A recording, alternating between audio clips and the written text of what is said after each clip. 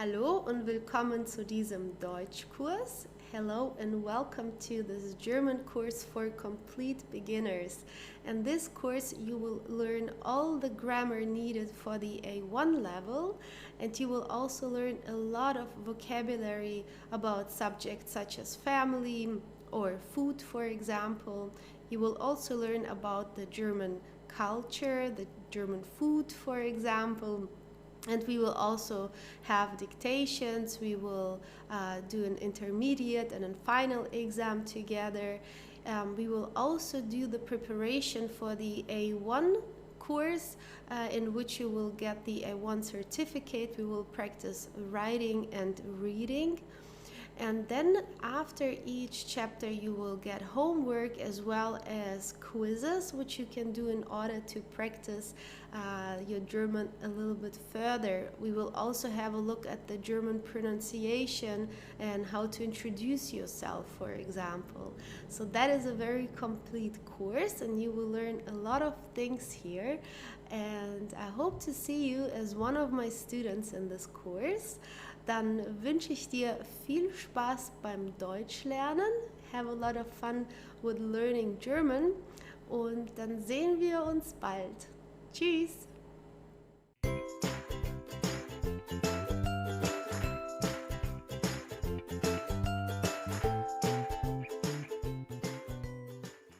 Hello, my name is Julia and I'm the instructor of this German course. Just to give you some information about me as a German teacher, I've been teaching German for 10 years now, and here on Udemy I have 22 German courses by now, and I have more than 47,000 students.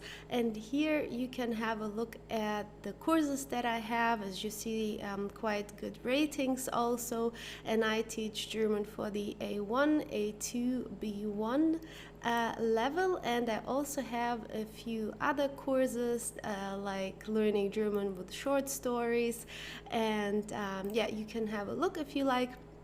And before teaching German on Udemy, I was also teaching German in language schools and also as an online tutor on the website verbling.com.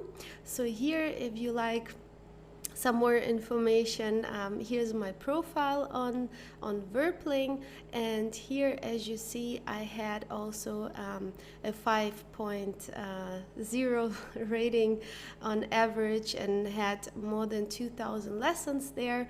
So that was just some information about me, so that you know that you can trust me as your future German teacher. Mach's gut, tschüss! Hello, in this short video I would like to show you how this platform Udemy works in case that you don't have experience here yet.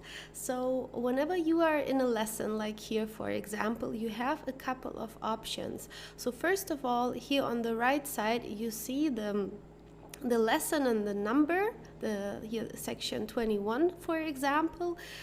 Whenever you are in a lesson, you have the option to go to resources, like here. So usually I've added, or in all courses actually, I have added a PDF file, which is the presentation of this entire video. So you have it on a PDF. And then in quite many courses that I have also added homework, like here Hausaufgaben, that means homework. So I will just click it, just show you real quick what it looks like. So here we have this PDF file with the homework. Usually you will see there are two links which would lead you to a website where you can practice German with different exercises. Then you have some more options here. You can either slow down the speed of the video or make it faster, okay, as you like. You can go to 1.25 and so on, as you like. You can make it slower or faster. Here you can go backwards, it's always 5 seconds, or you can go forward.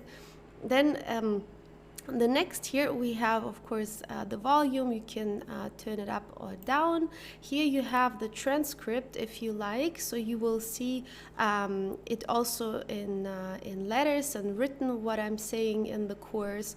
Then you have captions here, so there are subtitles in some courses. In this case here they are English. I have other courses in Portuguese and Spanish, Turkish and Russian also, where you will see also subtitles in these languages. Here we have further settings. So whenever you see the picture a little bit blurry, you should go to this symbol here and make sure that it's on 720 pixels, okay? Then it's not blurry, because sometimes depending on the internet connection and how good your signal is, sometimes it changes automatically to 144 and then it's very blurry, okay? So here you can go on full screen, you can go back again and expand the view, so you have a few options here. Then you can go to Q&A, questions and answers, and here you can see all questions and answers which were put in this course. You can search for them here if there is a certain subject, maybe the accusative or dative and so on, and you might find something here already. If not, you have the option to ask a new question down here. So you just follow the steps here and ask the question, and I will answer as soon as possible. Then you can take notes for yourself if you like. So here in minute 13 and 55 seconds, you can add a note which would be for yourself. And then we have announcements here. So sometimes I'm sending out announcements if there are any changes in the course, or maybe I have uploaded some new material, you will find it here. Okay, so I hope it was understandable, and I wish you a lot of fun learning German. Tschüss! Hallo und willkommen zum ersten Kapitel dieses Kurses. Welcome to the very first chapter of this course. And since we are at the beginner's level, we are really going to start from zero. So we are going to look at the German alphabet today. So as you see here, it's called das Alphabet. Okay, this is the neutral article, which is the English the. The difference in German is just that we have three different articles, thus three different genders for nouns, okay, and das is the neutral one. So it's good to get used to that right from the beginning, and also learn the articles that belong to each noun, because later on you will see how important that is in the German grammar to know the gender of each noun. Okay, so das Alphabet. So here on the first slide you see a few words. I will explain, or maybe even you can try to repeat the words that I will read right now. That would be a great exercise for you to practice the pronunciation. Okay, so Großbuchstabe, as you see, is a capital letter. Kleinbuchstabe, lowercase. IPA, this is the International Phonetic Alphabet. So here you see how the letters are pronounced. Deutsch means German. Okay, don't confuse it with Dutch. This is not Dutch, it's Deutsch. Okay, and English is English. So you see it's written almost the same, just the pronunciation is a little bit different. Okay, it's English. So let's have a look at the letters. The first one is A. Okay, so here we have an example for a word with A. It's die Antwort, which means the answer. Die Antwort. So this is not die like in English. Okay, this is the female article in the German language. Die Antwort. Okay, B. Would be great if you also repeat. B. Der Bär. You see here the bear. Der Bär. Der. This is the masculine article in the German language. Der Bär. C. Here, der Clown. Just like in English, the clown. Der Clown. D. Das Dach. Okay, the roof, das Dach. So das Dach, the roof, is neutral in German, and maybe it, or probably it's a little bit confusing right now for you, because then maybe you ask yourself, why is the answer feminine and the bear is masculine and the roof is neutral? Later on, you will see a few rules on how to recognize whether a word is neutral, feminine, or masculine. However, there are a lot of words which you just would have to learn by heart and their gender. Okay, like das Dach, you just would have to learn it by heart, unfortunately. Okay, so there are not always rules to every word. E, das Essen, the food. F, das Ferkel, okay, das Ferkel. G, das Glück, okay, das Glück. H, der Hunger. As you see in English, the hunger. There are a lot of words that are very similar, like many German words that are very similar, or even the same as in the English language. Just the pronunciation is different. Like here, as you see with the Hunger in German, Hunger and hunger. I, der Igel, der Igel. J, okay, this is called J, der Juni. K, die Kugel. L, die Liebe, die Liebe. M, das Meer, das Meer. N, die Nase.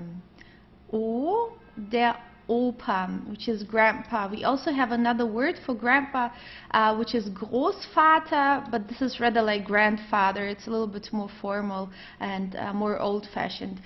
Today we rather say Opa, and Oma for grandma. Okay, dann die nächste Seite, the next page. So here, let's see. P, okay, P, die Perle. Q, die Qualität, die Qualität. R, der Rotwein. Okay, you will see in one of the next chapters, I will teach you some pronunciation rules. Why an R here is pronounced as R, which comes from the throat, and maybe in with words like Ufer, here it's just pronounced like an A. Okay, you will learn it all in this course. So for now, maybe we just focus on getting used on the pronunciation of the words. Okay, so S, die Sonne, S, die Sonne. T, der Tee. Okay, it's pronounced basically the same as the letter T, T. Okay. U, das Ufer. V, der Vogel. W, okay, we pronounce it as V, die Wand, die Wand. Okay, so we don't have something like in English like w, like wall. We don't have this. We say Wand, v, okay, Wand. X, das Xylophon, das Xylophon. Y, okay, we call it Y, die Yacht, die Yacht.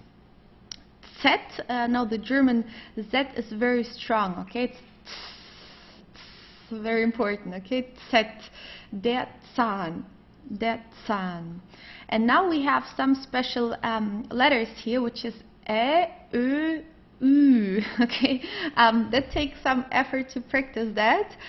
Well, not for everybody, but this is usually something that gives the German students some trouble, okay? But it's everything. It's possible you can learn it, but you just have to practice a little bit, okay? So we either call it E or we call it A umlaut. You can also call it A umlaut or E.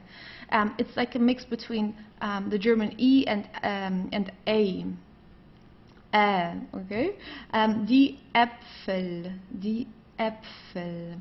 Ö, das Öl, das Öl. So Ö, or you can also say O umlaut or Ö. When you have to, if you write it, for example, like just the name of the letter, okay, Ö, or you can call it O umlaut. Ü, so you can also call it U umlaut. Ü, die Übung, die Übung. Okay, so Äpfel, Öl, Übung. Okay, so Ü goes a little bit more down, it goes Übung, and Ö goes more up, so it's Öl. Okay, so it takes some practice. Okay, so, and then the last one here is SZ, which looks like a B. We call it SZ, it's actually just an S. Okay, like here, der Fuß. The only function that it has, this SZ, and we don't use it too often, the function here is just to stretch the vowel right before this SZ. So if you have an SZ here, you pronounce the U, the vowel, right before that. A vowel, the letters A, E, I, O, and U, they are called vowels. The rest of the letters are called consonants. Okay, so the vowel here right before the SZ is stretched, so it's Fuß. Okay, it's not Fuss, it's Fuß. Okay, a little bit longer. That's the function of this SZ. Okay, good. So that was the very first chapter. I hope you enjoyed it, and this is still quite easy, I think. Just focus on the pronunciation a little bit. Maybe you repeat the words, and yeah, and then we continue in the next chapter. Tschüss und bis zum nächsten Video. Tschüss. Hallo und willkommen zu diesem Kapitel. Welcome to this chapter. Here we are going to talk about Aussprache. Aussprache means pronunciation in English. So obviously the German pronunciation, as you have already seen in the alphabet, is very different from the English pronunciation, and we have quite many pronunciation rules which will help you to recognize how to pronounce a word. So in this chapter, you will see like one of the most important pronunciation rules, okay? And please try to repeat the words also that I'm saying, so you get used to the right pronunciation right from the beginning, okay? Because once you adapt to the wrong pronunciation or learn it the wrong way, later on it will be very difficult to get rid of this accent. Okay, so I've always had quite many students who were very advanced in the German language, who could understand basically everything, but the pronunciation was a little bit off because they learned it the wrong way right from the beginning, and it was so difficult for them to get rid of this accent that they had. Okay, so if you learn it the right way right from the beginning, later on you will have less trouble. Okay. So let's have a look at yeah, one of the most important pronunciation rules.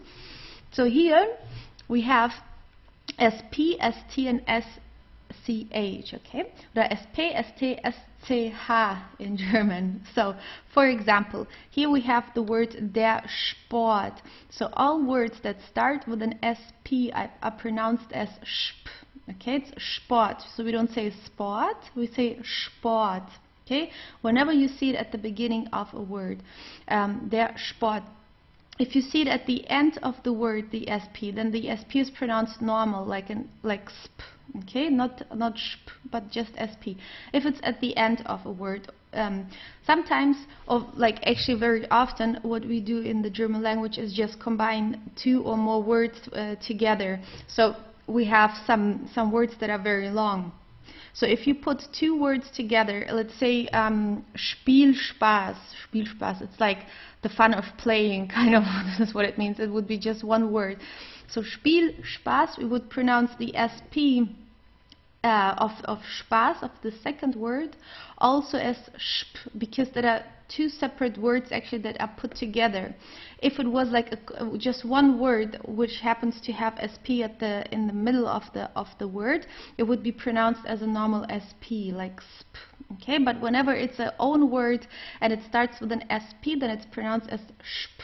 Okay, der Sport. So as you see here, it's a masculine word. This is a masculine article. So don't worry, we will focus on that later on in this course. But just for you to get rid of, to get used, can't get rid of those those genders in the German language, in the German grammar. But so der Sport, it's masculine, okay, der Sport. Spielen, which means to play, spielen, okay, so no matter whether it's a noun, a verb, or whatever, what kind of a word it is, you always pronounce it as sp if it's at the beginning of the word. Der Spaß is the fun, der Spaß.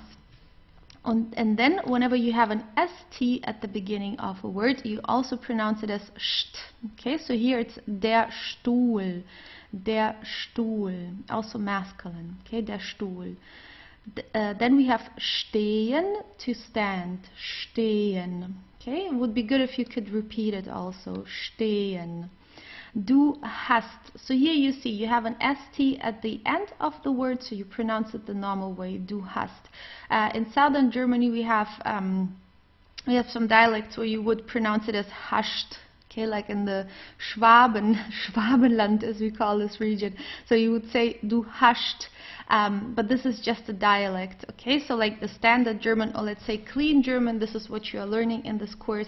You just pronounce it as du hast. Okay, because we have many dialects in Germany. Like some of even natives don't understand. If you go to, let's say, I'm from Hessen, and if I go to Bavaria and to a little village in Bavaria, I would hardly understand them actually, because they use their own words. The pronunciation is very different.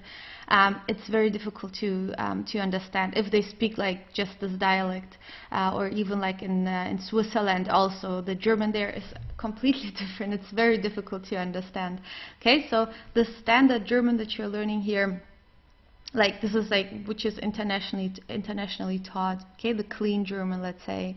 So that's why you just pronounce it as in this case du hast. Okay, no hast or anything like that. Okay, so schön is nice or beautiful. Schön. Here you have an sch. It's pronounced exactly the same way as the sh in English. Okay, like to shine or so. So it's schön. Schön.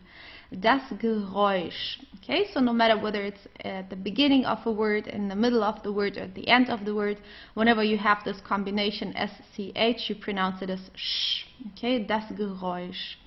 Die Hausschuhe. So here you have an example of what we like to do in the German language, is putting two or more words together. So die Hausschuhe.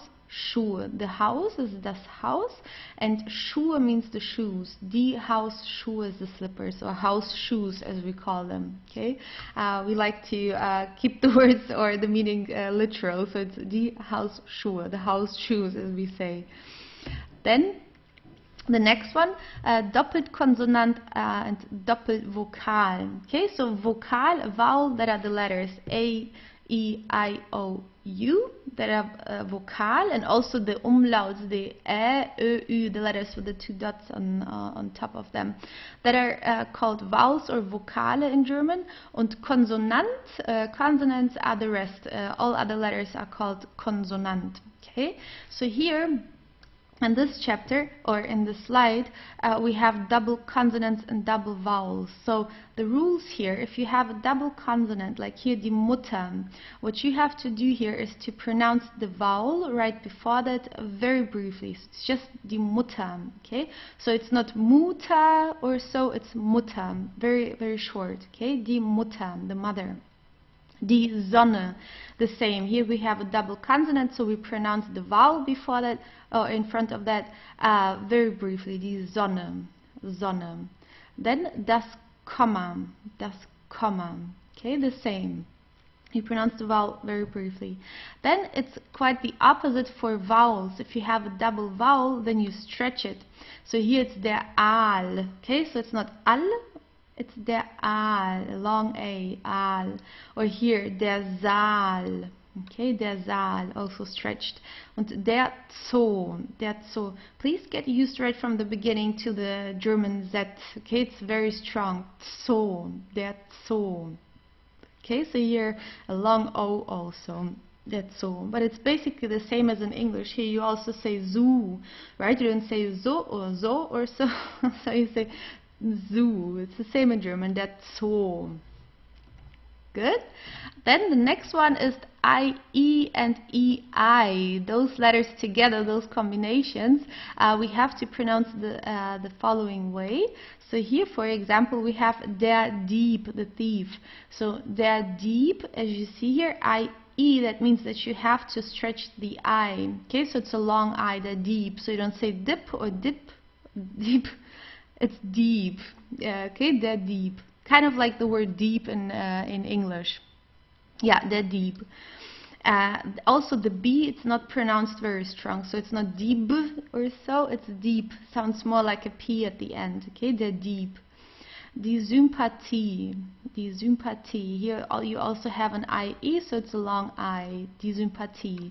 Lieben, to love, lieben. Okay, so you don't say lieben or so, it's lieben. The German L is also very soft, right? We have just L. So it's in some languages, like in Russian, it's like very strong, it's a L. In German, it's L, it's very soft, lieben.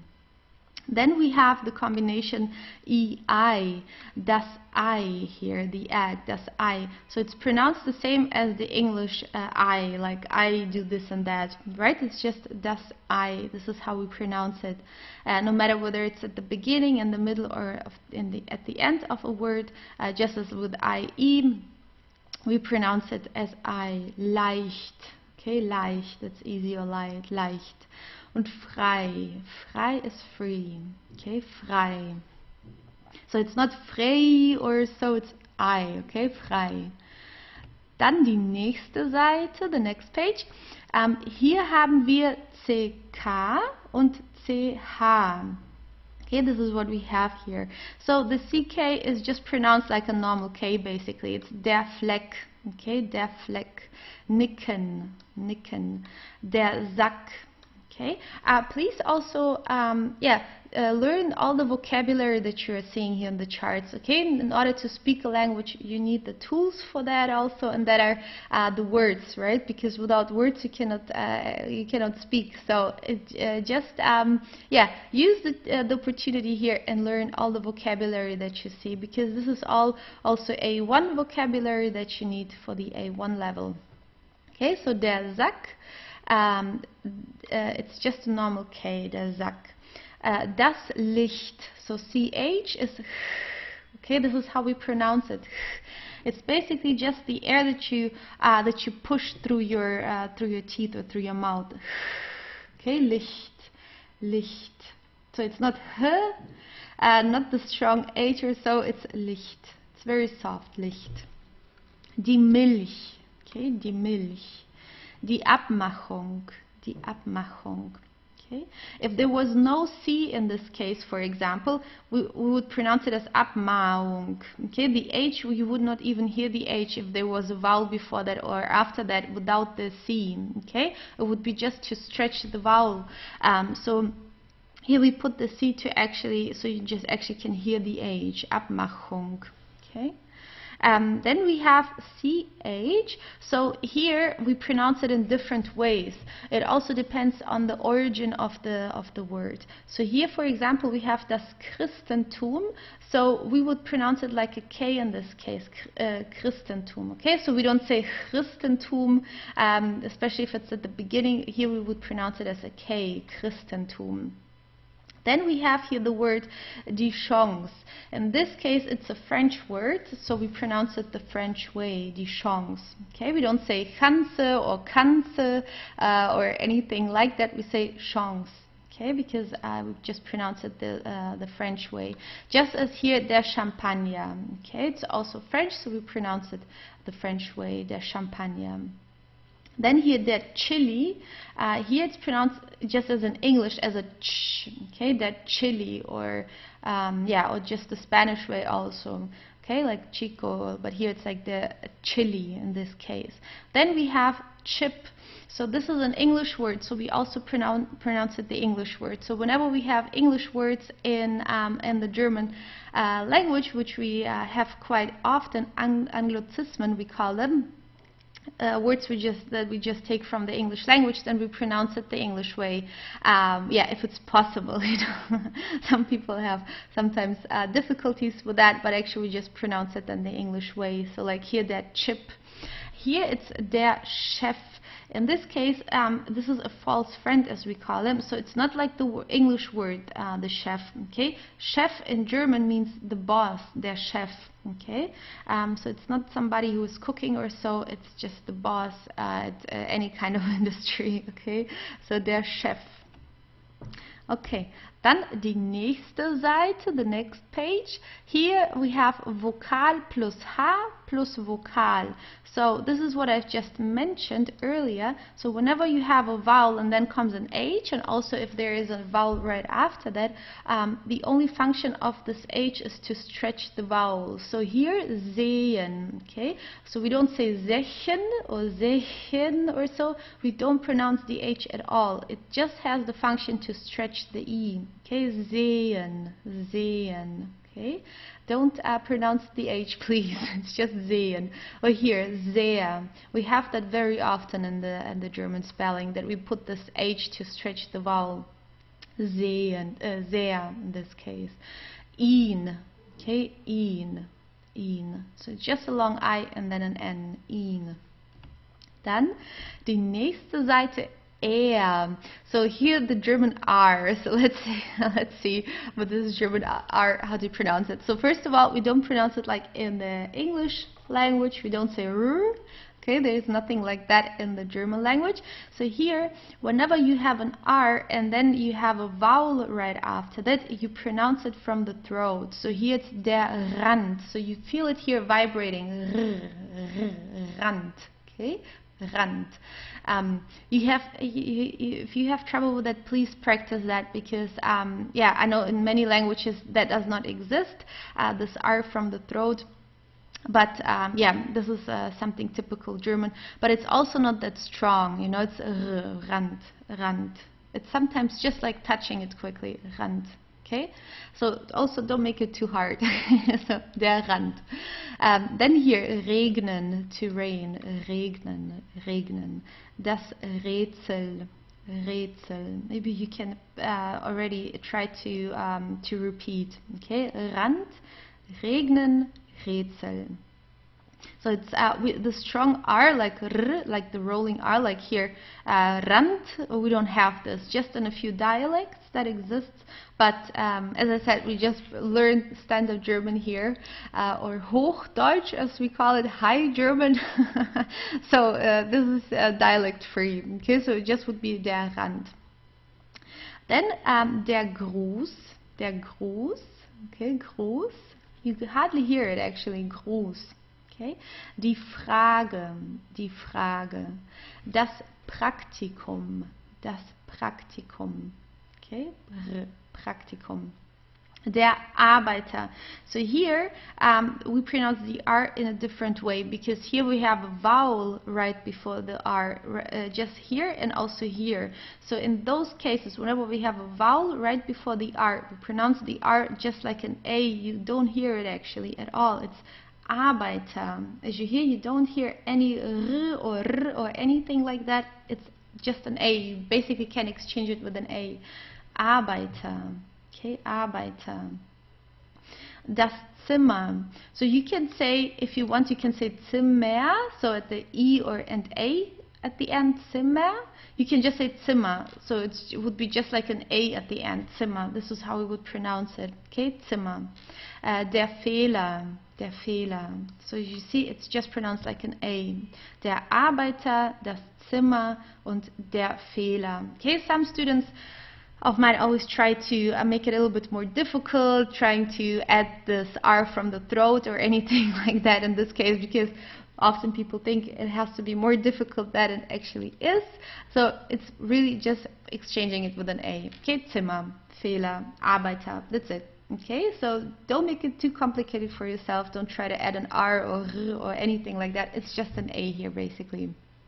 Dann auf der nächsten Seite die Umlauts, okay? Ä, Ö, Ü.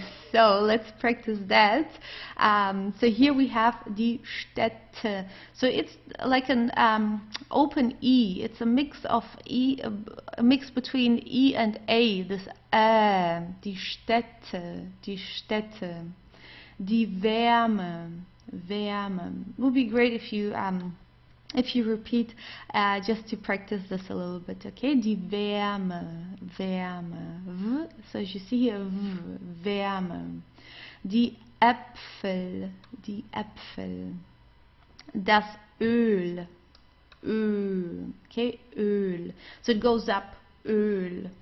Die Lösung, böse, Okay, böse. And here, Lüge. So this goes a little bit more down. It's Lüge. Okay, it's not Ö, it's Ü. Goes a little bit down. Maybe that helps. Okay, so die Lüge. Die Füllung. Okay, here, Füllung.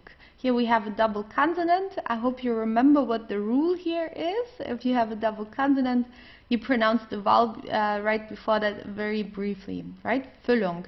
And ä, ö, ü, they also count as vowels. Okay? Die Füllung. Über, über. So here you see you have an R at the end. Right before that you have a vowel. Do you remember what you have to do here? Just pronounce it like an A. Über. Okay? So not über, über or anything. It's über. Okay? Good.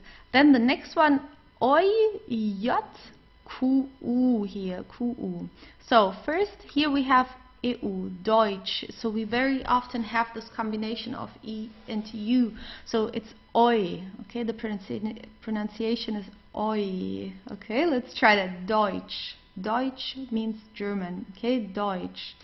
Here, die Freude, die Freude. Die Leute. Okay, Leute. Heute, heute. And then we have the J, which is pronounced like the English Y. So it's not Julia like in English, it's Julia. Julia. Okay, Julia. Der Januar, here also I. Okay, der Januar. We never pronounce it as the English J, not Julia or so. Der Januar. Or here, Jung. Jung. Okay. As you see, also the words, many words are very similar, so which makes it easier for you to study the German vocabulary. Then we have QU, die Quelle. Whenever you have a Q and U together, you pronounce it as Kv, like a K and W together, like German W. Kv. Okay, die Quelle. Die Quelle. So we don't say Quelle because many people say Quelle, but it's not Quelle, it's Quelle, Quelle, okay? Die Qualität, so like in English it's quality, but we don't have this in German, okay? It's Qualität, Qualität and Quantität, die Quantität, the quantity. Quelle, Qualität, Quantität, okay? Please keep this in mind. And also, as I said before, also it would be great if you could learn the articles and the gender, okay? To each word. So der, do you remember which gender is der? The article der. This is masculine. Die is feminine. Okay, die feminine, der masculine, das would be neutral. And die we also use as a plural article. So any words that we have in the plural, so more than just one, no matter whether they are people, objects, no matter which gender this word actually has, whenever you use a plural article, it's always die, the same as the feminine article. Okay, but no worries, we will learn that all in this course.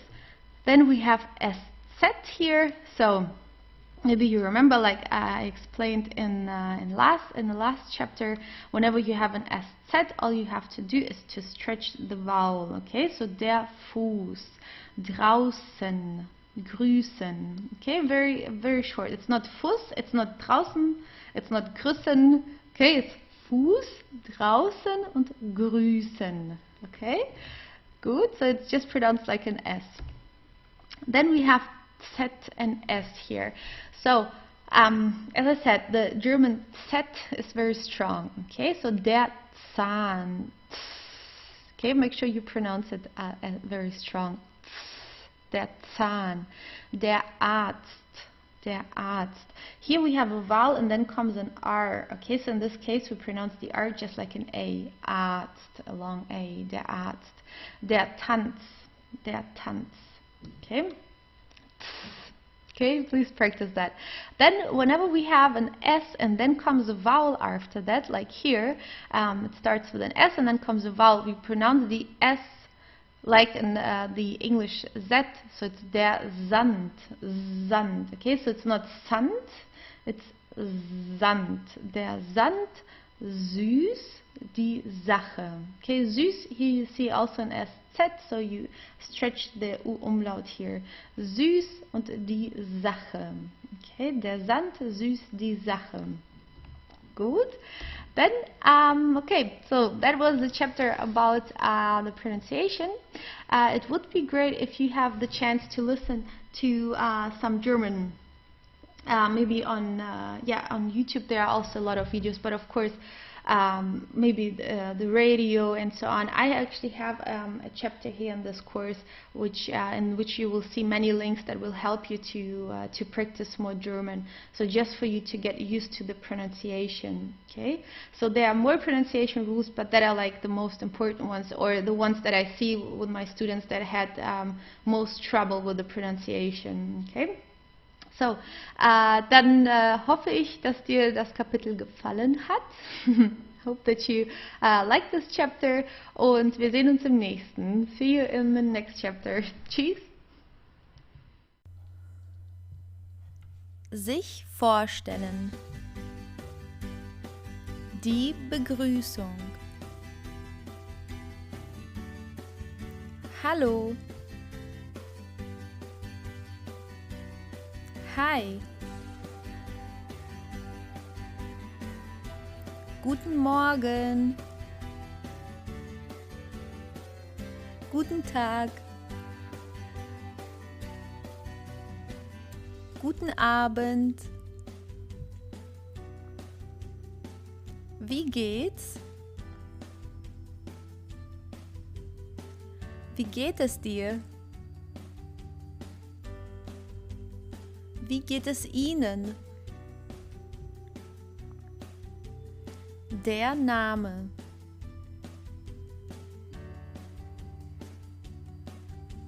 Ich bin Julia. Ich heiße Julia. Mein Name ist Julia. Das Alter. Ich bin 30 Jahre alt. Die Herkunft. Ich komme aus Deutschland. Der Wohnort. Ich wohne in Frankfurt. Der Beruf.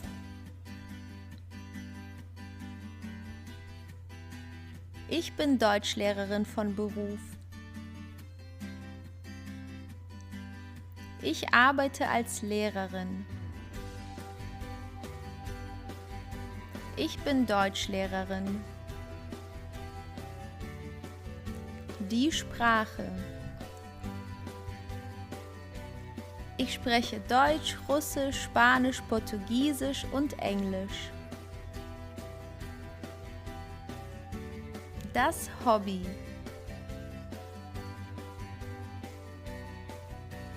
Meine Hobbys sind Reisen, Sport und Neues lernen.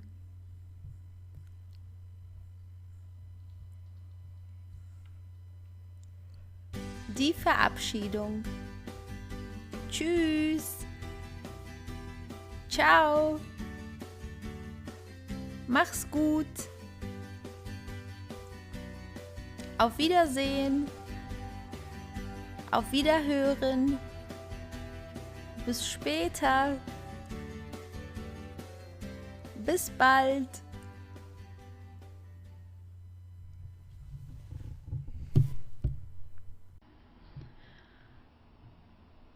Welcome to this chapter, and in this chapter you will learn a few things about the German culture, about a few German sites, and about the German food.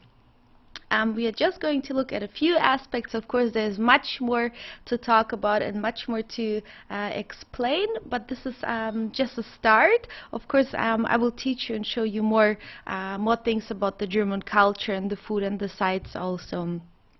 But, well, first here, as you see the background, that's winter in Germany. So depending on from which country you come from originally, maybe you do not have those the 4 seasons. In Germany we do. So we have the 4 seasons, spring, summer, fall, and winter. And the winter can be quite cold in Germany. And of course it's snowing. Every time or every year it snows like in a different amount, let's say. Sometimes it snows very little, sometimes quite a lot. It also depends on which region. In Germany there are also big differences, and yeah, and as you see here, that's a cozy little town or a village in Germany with those houses. They are called Fachwerkhäuser. The style of houses is called Fachwerkhäuser. There's a little bit snow and everybody is at home, or most of the people, and yeah. So this is what Germany often looks like in winter. Now let's start with the first part, and that are the sites. If just 2 sites that I'm going to introduce to you in this chapter, in the 2 sites in Germany, then a little bit about the culture, and at the end we are going to talk about some German dishes. So let's start with the first one. So touristic sites, that is called Sehenswürdigkeiten in German. As you see, a long word, Sehenswürdigkeiten. So let's start with the first one, which is the Kölner Dom. You've probably heard about it already. This dome, or we call or cathedral, as it is called in English. In German, it's called der Dom, or you can also say die Kathedrale, the cathedral, and it's a Gothic cathedral. Gotisch is Gothic, and as you see, it's here in Cologne. At night, this is the cathedral, the Kölner Dom. Here we have a bridge. I'm going to talk a little bit about this bridge also later on. And as you see, Cologne is a beautiful city. You should see it. The people are very laid back. Like if you compare that city with many other German cities, this city is particularly famous for its carnival, Fasching, as we call it in German. There is the biggest carnival in Germany. You will find it in Cologne, and yeah, it's a lot of fun there, and I like this city actually quite a lot. So let's have a look at where that is. So Cologne, Köln, we call it in German. It's the federal state, as we call it, das Bundesland. Das Bundesland is the German federal state. We have 16 different federal states in Germany, and Cologne or Köln is in Nordrhein-Westfalen, as you see here, and Cologne is about here. So Nordrhein-Westfalen, and here you can see all the other federal states in Germany. Bavaria, Bayern, you surely have heard about that also. Here's Berlin, and yeah, you can have a look at that. And then every federal state has its own emblem, and this is the emblem of Nordrhein-Westfalen. Even from the past, even towns or cities often have own emblems in Germany. So Einwohnerzahl is this is population in English. So the population in Cologne is 1,075,935 people, about, more or less. I'll just tell you the number in German: 1,075,935. There is a chapter about the German numbers, so you will learn how to say that. Difference between, especially as it is written in the United States. Usually we have a comma here in between. In Germany we put a dot here. Comma we just put if there are like smaller numbers. If we talk, if it's a price, for example, if you talk about the cents, then it would be separated with a comma. Here we put points. It's the other way around than in the United States. But of course, maybe in your home country, it's maybe the same case that we put dots here, just for you to know that. So das Bundesland, just the word, federal state in Germany, this is how we call them. If it's a state in a different country, it does not have to be called Bundesland. Maybe it's called different. Maybe it's just der Staat, which means the state. So it depends. But in Germany we call them Bundesländer or das Bundesland if it's just one. And das Wappen is the emblem. This is just a vocabulary for you to know. Okay, so here we see the Kölner Dom again during the day. This you see how it looks during the day here. Very famous cathedral in Germany, and and then you have a river here where many ferries are. You can always go on a ferry, on a ship, and just drive around. So the words here, die Fähre is the ferry, das Schiff is the ship, und das Boot is the boat. Just a few words here for you. And then we have stairs in front of the cathedral, in front of the Kölner Dom, and there are many people, especially during summer, gathering there just to socialize, to sit.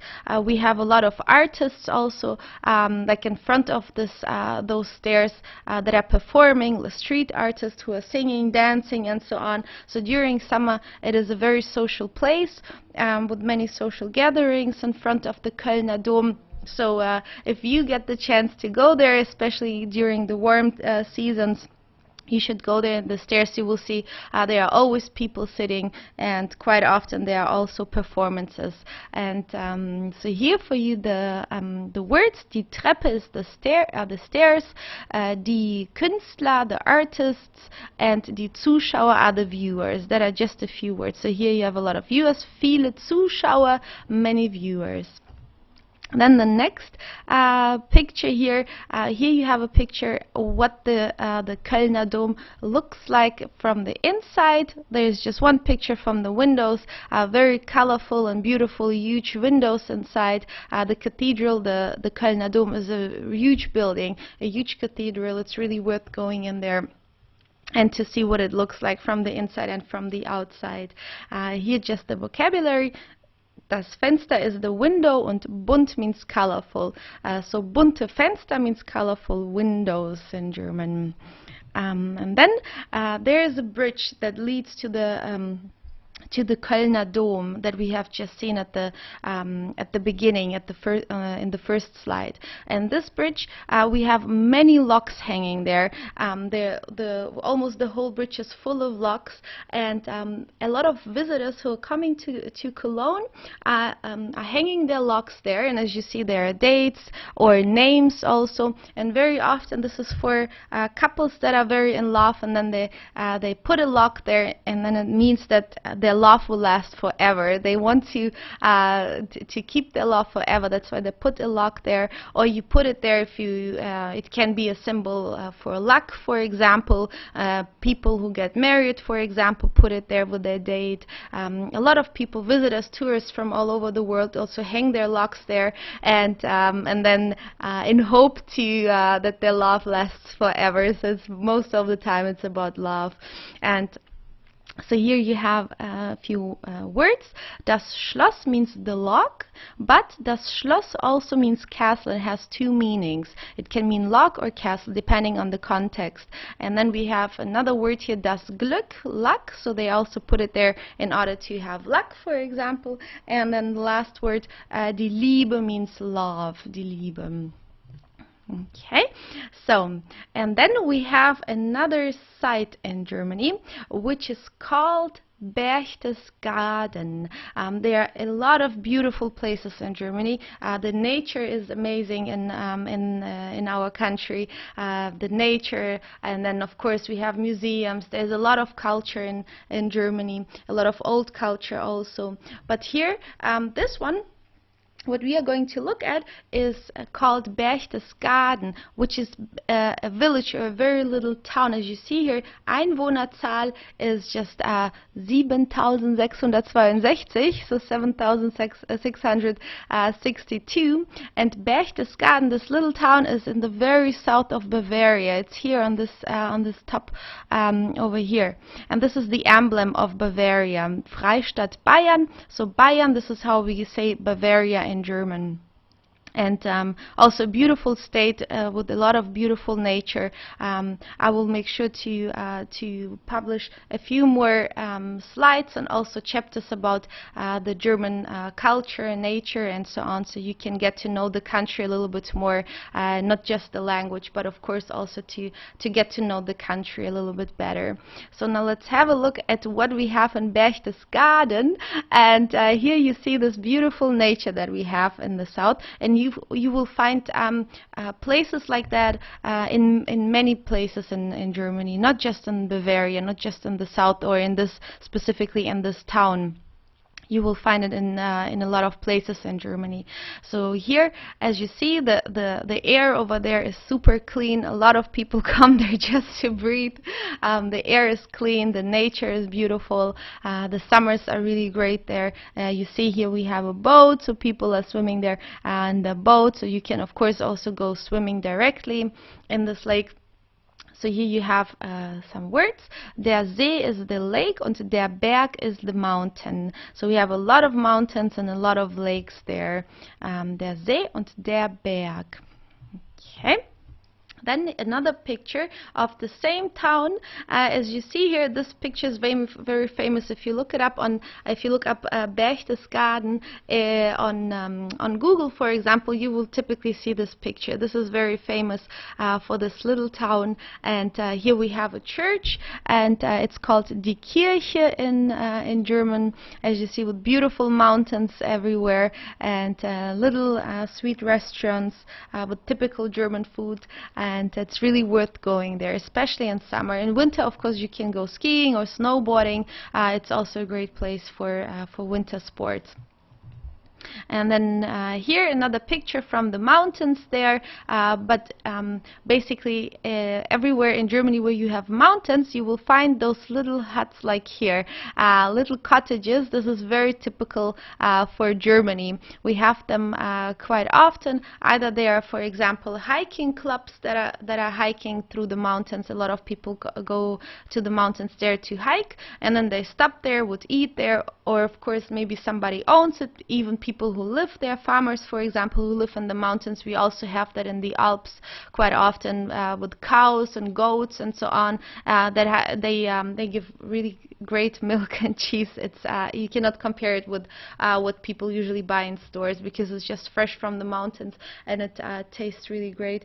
And yeah, so you can find those huts quite often in the mountains where people would stop and eat or live, for example.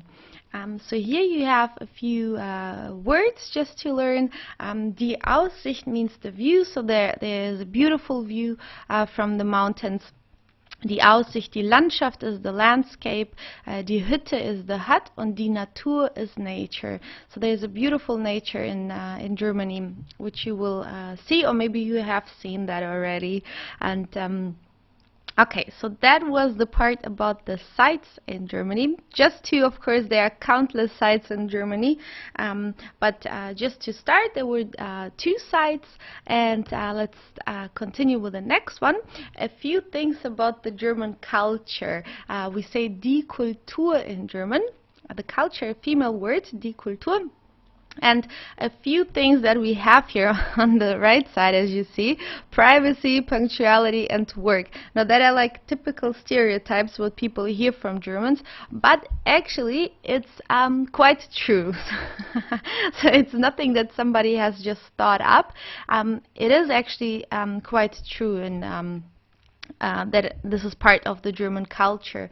So here we have the Privatsphäre, which means privacy in English. And Germans, they cherish their privacy quite a lot. And it depends on from which country you are originally. Maybe you come from a northern country, maybe from Northern Europe, or maybe from another place in Europe, which is like more in the north.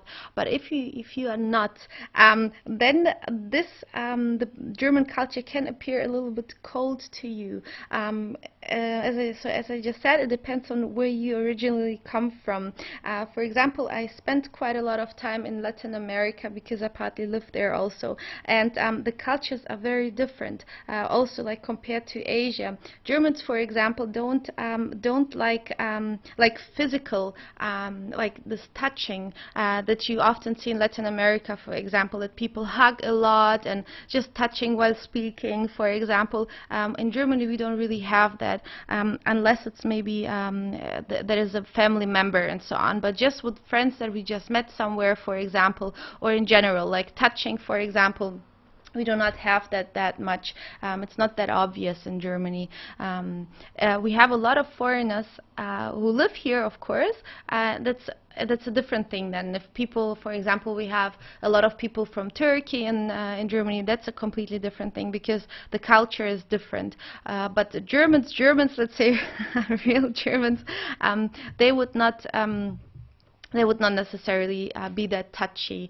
So privacy, also in the evenings, for example, this is what a lot of tourists see, that if you are in the smaller towns or villages, or not big cities like Berlin, for example, but the smaller towns that are typical German, around 5 o'clock, if it's maybe fall, when it gets darker earlier, then around 5, 6 in the evening, people will not be on the streets anymore. For example, they're sitting at home, they close the curtains, and then they just enjoy their privacy with the family, just do their things, like reading books and so on and so forth. So privacy is quite important to Germans. Also, coming very close. There are cultures where people, when they meet, they get very close and speak to each other, like face to face, very close. In Germany, we don't really have that. There's always like some private space that people need. So it's better not to come too close, because some people could feel offended then in their privacy. So it's always, when you meet Germans, yeah, maybe you should first like get to know the culture slowly, because the culture here is quite different. But as I said, depending on where you originally come from, maybe your culture is actually very similar to the German one. Okay, so the next part, here we have the Pünktlichkeit, which is the punctuality. And yeah, this is another typical stereotype, what people think of Germans, but this is actually really true.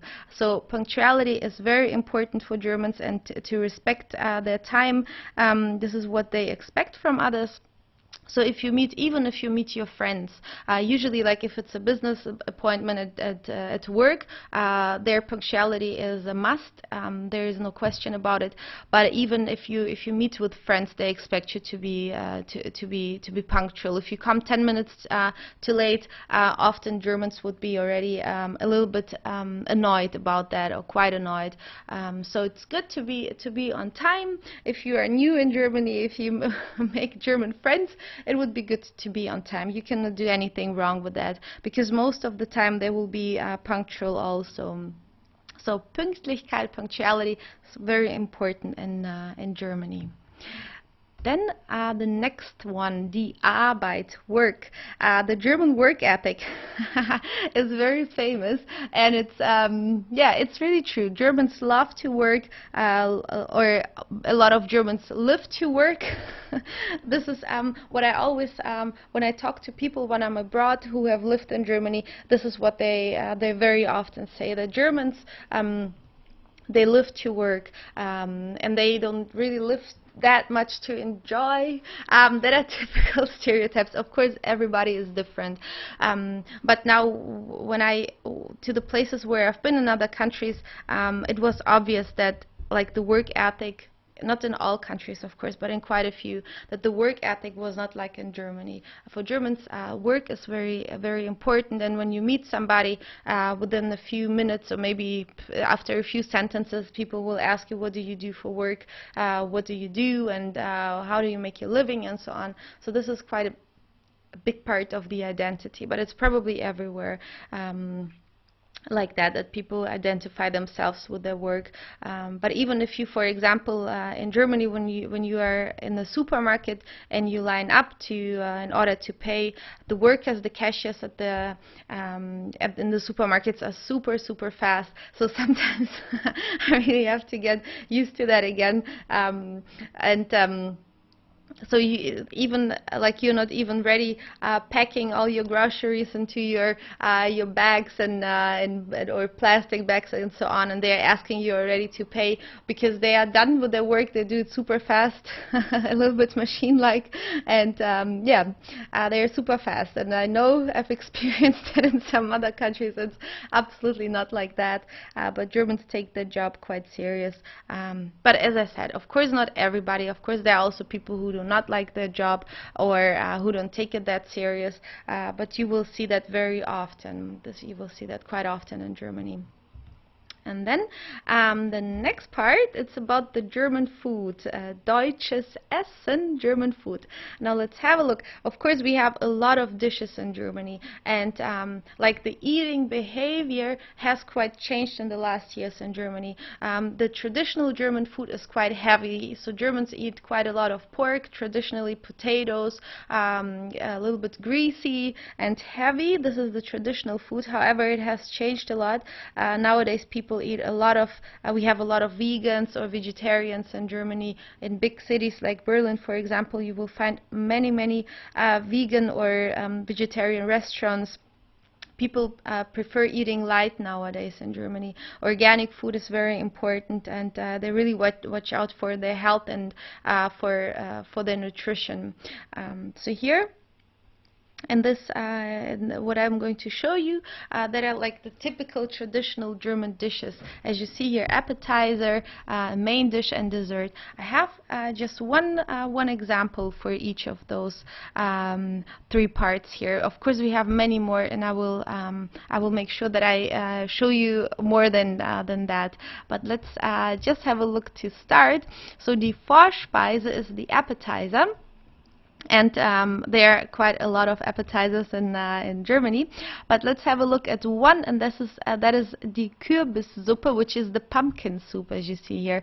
Germans like soups, especially in winter when it's cold. We have a lot of soups like chicken soup, tomato soup, which are internationally known everywhere. So that doesn't mean that they were invented or cooked for the first time in Germany, but this is what Germans like quite a lot. Pumpkin soup with oranges, sometimes also just pure pumpkin soup, and then we have quite many soups in in the German kitchen. So der Kürbis means the pumpkin, and die Suppe means the soup. As you see here, a pumpkin soup as an appetizer. Then the next part, it's the Hauptspeise, the main dish, and I've chosen one that I like a lot. Maybe you know this one already. It's called Knödel, and Knödel are most of the time made of potatoes or of bread. It depends on, we have different types of Knödel. And as you see, there are little balls here, and usually we eat them with a special sauce. We have different sauces, Jägersoße and Pilzsoße and so on. And so here you have a few words. So die Soße, you can write it either this way or that way, and it means sauce. Die Kartoffel is the potato, and das Brot is the bread. So sometimes it's made of bread, sometimes it's made of potatoes. These ones here are definitely made of potatoes. Going to look at some that are made of bread. So this is a typical German dish. Here we also have Knödel, but these ones are with Gulasch, as we say in German, das Gulasch, or Gulasch here in English. So here with meat. These ones here are made with bread, and then some herbs also in them. They are very good and tasty. You should definitely try them when you come to Germany. Maybe you are here already. And here another one that are also Knödel, but these ones are with the meat filling. So we have meat in here, and then the famous Sauerkraut. That's Sauerkraut. maybe you have heard of that already. And here, just a few words. Das Fleisch is the meat and die Füllung is the filling. So we have them either with filling. Most of the time they do not have a filling, and either they are made of bread or they are made of potatoes. These ones are kind of dumpling here actually, because they have filling inside. Okay. So that was just one German main dish. Here we have, we're going to have a look at the dessert. Schwarzwälder Kirschtorte. Schwarzwald, this is the Black Forest in Bavaria. Kirschtorte is the cherry cream cake, as you see here. Very German and very famous here. Everybody knows it, and it's really tasty, but a little bit heavy. It has a lot of calories, but it's really worth eating it. And so here we have three different words for the English word dessert. Either you say der Nachtisch, you can say die Nachspeise, or das Dessert. We have those three words for that. Nach means after, Tisch means table, so after table, if you want to translate that. Nachspeise is like the after meal, and das Dessert as in English the dessert. So we have three different words. We use all three equally. And then here you have a piece of Schwarzwälder Kirschtorte. So here you see it is made of chocolate and cream and cherries in here. And so here we have the word die Torte. This is the cream cake. We have many different cream cakes in Germany, and so not just this one. And we make a big difference between Torte and Kuchen. So Torte is always with cream, and Kuchen is just the dry cake. Well, what means dry cake? But without cream. It's der Kuchen und die Torte is with cream. Die Sahne is the cream. Die Kirsche is the cherry. I hope you remember the word that we looked at in before. There was a word that is Kirche, die Kirche without an S. Kirche means church, and Kirsche means cherry. So there's a difference. Please don't confuse them. They sound almost the same. And then ein Stück Torte means a piece of cream cake. Ein Stück Torte, ein Stück means a piece, and then you have Torte, which is the cream cake. So that was the chapter about the German sights, culture, and food. I hope you enjoyed it and learned a little bit more about Germany and its culture. And by the way, Deutschland means Germany, in case that you don't know. And yeah, I hope you enjoyed this chapter. And yeah, then let's continue with the grammar. Cheers! Hallo und willkommen zu diesem Kapitel. Hier geht es die Konjugation von regelmäßigen Verben. So this chapter is about the conjugation of regular verbs. So the conjugation of the German verbs are quite different than in the English grammar. So there are certain rules to that. Okay, so here we are going to look at the first example. So as you see here, Konjugation von regelmäßigen Verben. And so how we do this in the German language is we take the verb stem, or just the stem also called, and then we add the ending of the conjugation. So let's have a look at how we do this. So here we have the verb lernen, which means to learn here, as you see in English. So the stem of the verb, it goes the following way. So usually most of the German verbs end with an en. So you have to take away this en, and what is left is called the stem of the verb, or in German Verbstamm. So the Verbstamm in this case is lernen, and en is the ending. So in here you have the endings of the regular verbs. So you have the stem, and then you add an I. Ich means I. Ich lerne, it means I learn. Ich is I, okay? Du lernst, so you have the stem and then st. Du means you, okay? But you just when you talk to one person, not like you all, or if you talk to a group, then we have another word. So du is you, just talking to one person. Du lernst, you add an st. Lernt, you add a t at the end, okay? Means he. Then you have sie. Sie means she. Okay, sie lernt. You also have a T here. Sie lernt. es lernt, it learns, okay, es lernt with a T also. Wir lernen, wir is we. You have an en at the end. Ihr lernt, so here it's in the plural if you talk to a group of people like you all, it's the word ihr, okay? Ihr lernt, you learn, or you all learn, for example. And then sie lernen, they learn, sie lernen. So as you see here, sie, we have twice sie. One, here it's sie when we talk about her, like if it's she, sie lernt, and sie lernen, it also means they, okay? We also have a formal way of addressing people, and for this case we also use sie in the singular. So if you talk to one person, let's say in the formal way, let's say you talk to let's say to an unknown person, to the police, or let's say to a doctor or so, we would usually talk to them and address them with sie. If you write a letter, you have to capitalize the sie, okay? If you write it in small letters, it means either she or they. If you capitalize it, it's the formal way of addressing people in a letter, no matter whether it's just one person or a group of people to whom you are talking in the formal way. But there is also a chapter in this course about the formal way of talking to people, okay? Because in German we have the informal and the formal way of addressing somebody. So here you have the regular conjugation of verbs, okay? You have to keep this, those conjugation endings in mind. Please memorize that, it's very important. It's maybe a little bit more difficult than in English, where you actually have like except of he, she, it. In German we have the rule he, she, it, es muss mit. When we learn English, this is what they teach us. So you have to add an s here. In German it's a little bit different, okay? So this is the first slide about the conjugation of regular verbs. There is also a chapter on irregular verbs, but let's have a look at the next slide. So here we have, as written here, Konjugation von regelmäßigen Verben mit der Verbstammendung T, D, M und N. So here we have verbs that end with T, D, M, or N at the end of their stem. In these cases you have to add an extra E at the conjugation. So let's have a look, okay?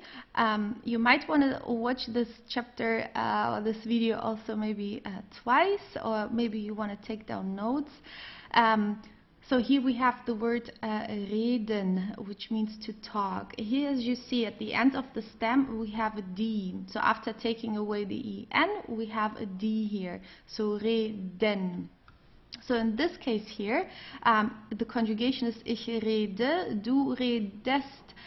Usually, let's look at the page right before, du lernst, usually we would just add an ST, okay, the stem and then ST. As you see, there's no additional E here, it's just the stem, ST, then T, EN, and so on. Now here, in this case, you add an additional E everywhere here, okay? We do that for the pronunciation, because otherwise it would be very difficult to pronounce it. Otherwise the pronunciation would be du redst or ritt, which is would sound maybe a little bit weird. So we add an E. It's just to easier pronounce those words. Okay, so if you like, you can repeat.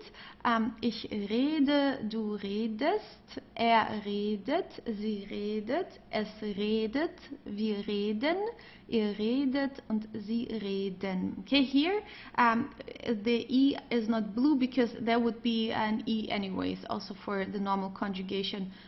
Without the D at the end of the stem, okay? But here you have to add this E. So if there is a D at the end of the stem, you add an additional E here. Then we have antworten, which means to answer. Here it's the same rule. If you have a T at the end of the stem, you also have to add an E here for the conjugation. It's again just for the pronunciation. Okay? So ich antworte, du antwortest. If there wasn't an E, you would say du antwortst. Okay, which would be a little bit difficult to pronounce. So we have du antwortest, antwortet. Sie antwortet, es antwortet, wir antworten, ihr antwortet und sie antworten. Okay, that's the conjugation. Then we have an M at the end of the stem. So this is the only verb in this group. For all other words that end with an M at the stem, you pronounce them the normal way without this additional E. But with the word atmen, it's an exception, so here you have to add an additional E. Okay? So ich atme, du atmest, atmet, sie atmet, es atmet, wir atmen, ihr atmet, und sie atmen. Okay? It means to breathe. That's the only one in this group. Then there is still N missing, which is on the next slide. So here we have zeichnen. Here you have an N at the end of the stem. Okay, so here we have those verbs in this group where you have to add an additional E. It's not always the case. Okay, you don't with in this case here with the N at the end of the stem. It's not with all verbs that you have to add this E, but in this case with the verbs that you see here, you have to do this. Okay, that are just exceptions, and we have quite many exceptions in the German grammar. So yeah, so let's have a look at the conjugation. So ich zeichne, du zeichnest, sie, es zeichnet, wir zeichnen, ihr zeichnet, und sie zeichnen. So as you see here, we have, just for you to see, sie we have capitalized here. So that means that it's the formal way of addressing somebody. And so you have to capitalize that. So no matter whether you talk to just one person in the formal way or to several people, the conjugation in this case would be the same as when you talk about them. If you say, like here, they draw, zeichnen. So if I talked, for example, and ask a question to just one person in the formal way, I would say, zeichnen Sie, like, do you draw? So in this case, it could mean that I'm addressing one person or several people in the formal way. You just have to, you can just figure that out from the context, okay? Because the conjugation is exactly the same. But I don't want to confuse you too much with that, okay? There's a whole chapter just on the formal way of addressing people. So here we have a few more that belong to this group where you have to add an E. For verbs with an N at the end of the stem. Rechnen, to calculate. Ordnen, to order. Öffnen, to open. Regnen, to rain. Okay. Please learn the vocabulary also, very important.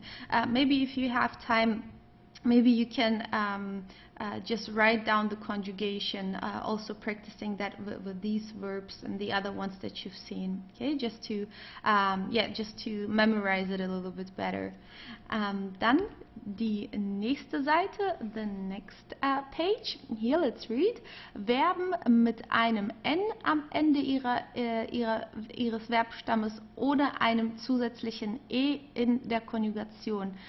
Yeah, here, sorry, it would be an S hier, ihres Verbstammes ohne einem zusätzlichen E in der Konjugation. So here, we do not add an E, an additional E, although you have an N at the end of the stem. So let's have a look at the roots, you can call it also stem. So let's have a look at here. Beginnen, to begin. Ich beginne, du beginnst, sie, es beginnt, wir beginnen, ihr beginnt, und sie beginnen. Okay, so you see here we don't add an additional E. So it's not es beginnet, for example, it's just es beginnt. Okay, so here we don't have this E, and here again you see the formal way of addressing somebody with capital S. Okay, so here we have a few more verbs in this group just for you to learn some vocabulary also. So dienen, to serve, planen, to plan, kennen, to know, scheinen, to shine, wohnen, to live or to reside. Okay, good. So then a little bit more. Okay, so here you see Konjugation von regelmäßigen Verben mit der Verbstammendung S, Doppel-S, SZ, XZ. Here kein S by do, so that means no S when you use the conjugation do, which is you in the singular if you just talk to one person. Okay, so here, whenever the stem ends with these letters, you don't add an additional S for the conjugation of du. So here, reisen, to travel, ich reise, du reist. So usually you would have to add an ST here at the end. But in this case, here we have again some exceptions, some special rules. Since the stem ends with an S, you don't add an additional S here. Okay, so it's just one S, which is here from the stem. Ich reise, du reist, reist, sie reist, es reist, wir reisen, ihr reist und sie reisen. So here the R here comes from the throat. R, reise. Okay, du reist, reist, sie reist. Okay, so then let's have a look. Here a few more verbs. Regelmäßige Verben mit der Verbstammendung S, SZ, S, Doppel S, SZ, X und Z. This is just for you to to see a few more verbs which have those endings at the end of their stem. Okay, it's also just to learn some vocabulary. Beweisen, heißen, heizen, mixen, reißen, reizen. Okay, just make sure that the difference here, reißen und reizen. Okay, sounds very similar, but every German would hear the difference. Dann sich setzen.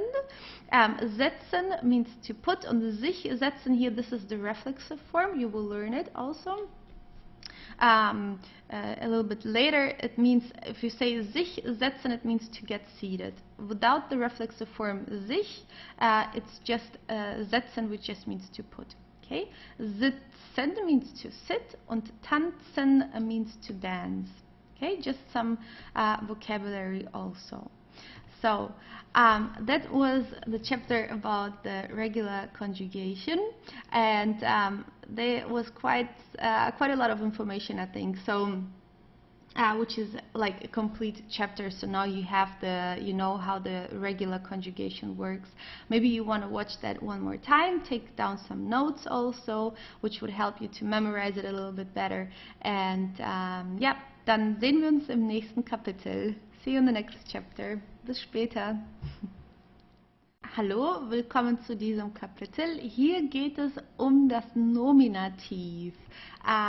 So nominative, this is a grammatical case. Okay, now it's getting a little bit more interesting maybe. So a grammatical case or grammatical cases also exist in the English language, and the difference is that in German we have 4 different grammatical cases. In English there are 3, but nominative or nominative in English, it also exists. Okay, this is the first grammatical case, and it's actually quite easy. Okay, because up till now it's just the first one that that you are learning. Later on, it will be a little bit more complex. Okay, but here we have die Einführung, which is the introduction. Okay, so as I said, erster grammatikalischer Fall. It's the first grammatical case, and let's have a look at what it consists of. So here we have Personalpronomen, personal pronouns. So the personal pronouns are, as we have looked at that before already in the last chapter, it's ich, it's I. This is a personal pronoun, or that are personal pronouns. Okay, ich, du, sie, es, wir, ihr, sie, and that are the personal pronouns in the nominative case, in the first grammatical case, because in the other grammatical cases they change. But in English it happens also. For example, in the accusative case, or accusative in German, ich would change to mich. It's exactly the same as in English. In English, I changes to me in the accusative, or you changes to, well, it will be the same, but let's say he would change to him in English, and in German it would change to ihn. Okay, so this is so just for you to understand more or less how that works, or what it is about. Okay, so it depends on whether the personal pronoun is the object that I'm talking about, or whether it is for example, me, or who the main character, let's say, in the sentence is. Okay, so if I say ich, let's say in English, for example, if you say I see him, right? I would be the nominative case. Okay, or would be the subject, also called then ich, and or I, and I see him. He would change to him because he is now the object in the sentence. He is the object that I see, so he changes to him, to the accusative case. I see him. It would be the same in German. Ich sehe ihn. Okay, so this is more or less that you know what it is about. Okay, but this is more for later.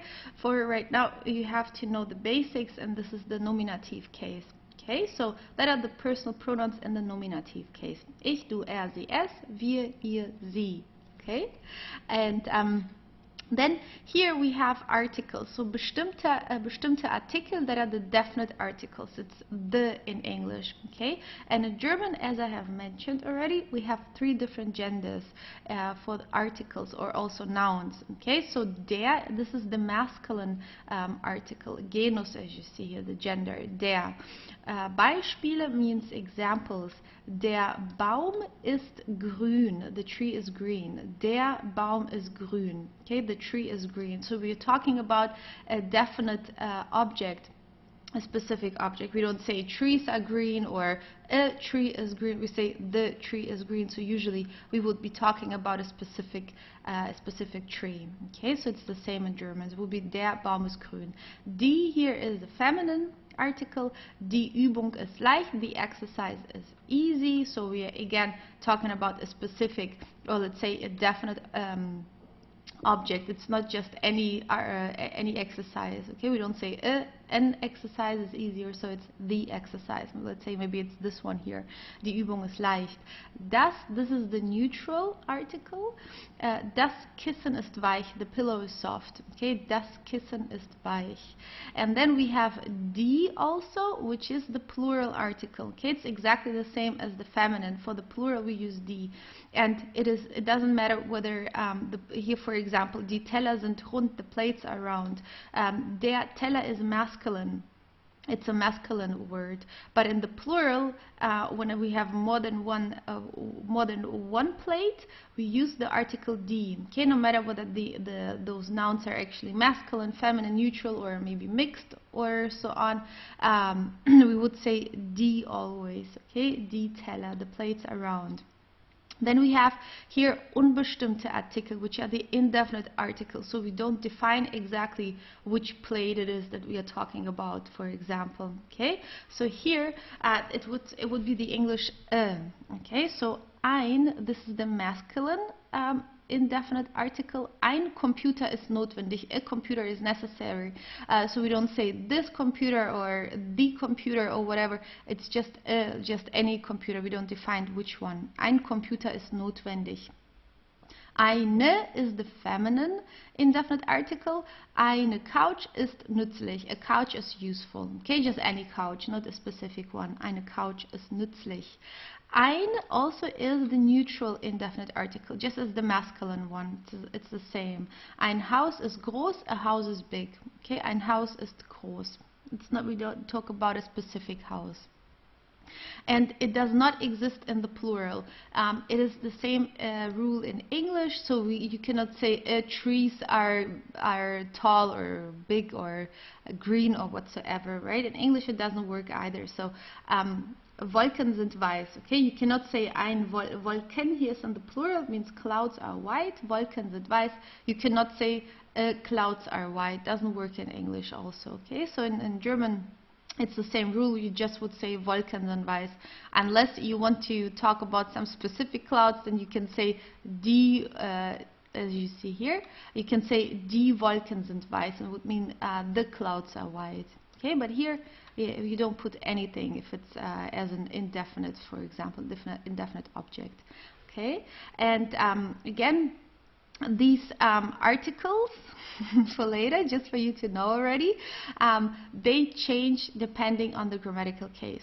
Okay, so it's very important to really be sure with the nominative before you move on to the next grammatical cases. Okay, so just to make sure, because this is the base, the foundation before you start building the house, or let's say building up with the German language.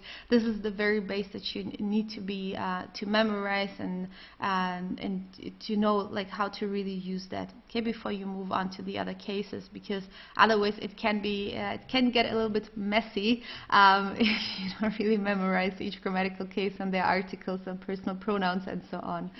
Okay, so ja, dann das war das Kapitel über das Nominativ, und wir sehen uns im nächsten Video. See you in the next video. Tschüss. Hallo und willkommen zu diesem Kapitel. Hier geht es um die Farben. So this chapter is about colors, so just for you to learn the vocabulary and the names of each color in German. So I will just read them a lot. Maybe you can repeat just to practice the pronunciation and also to better memorize the colors. So weiß, weiß. Rosa, rosa, here from the throat, don't forget, rosa. Pink, lila, or we also say violet, but lila is a little bit more common nowadays. Okay, lila. Blau, blau. Grün, grün, comes from the throat, grün.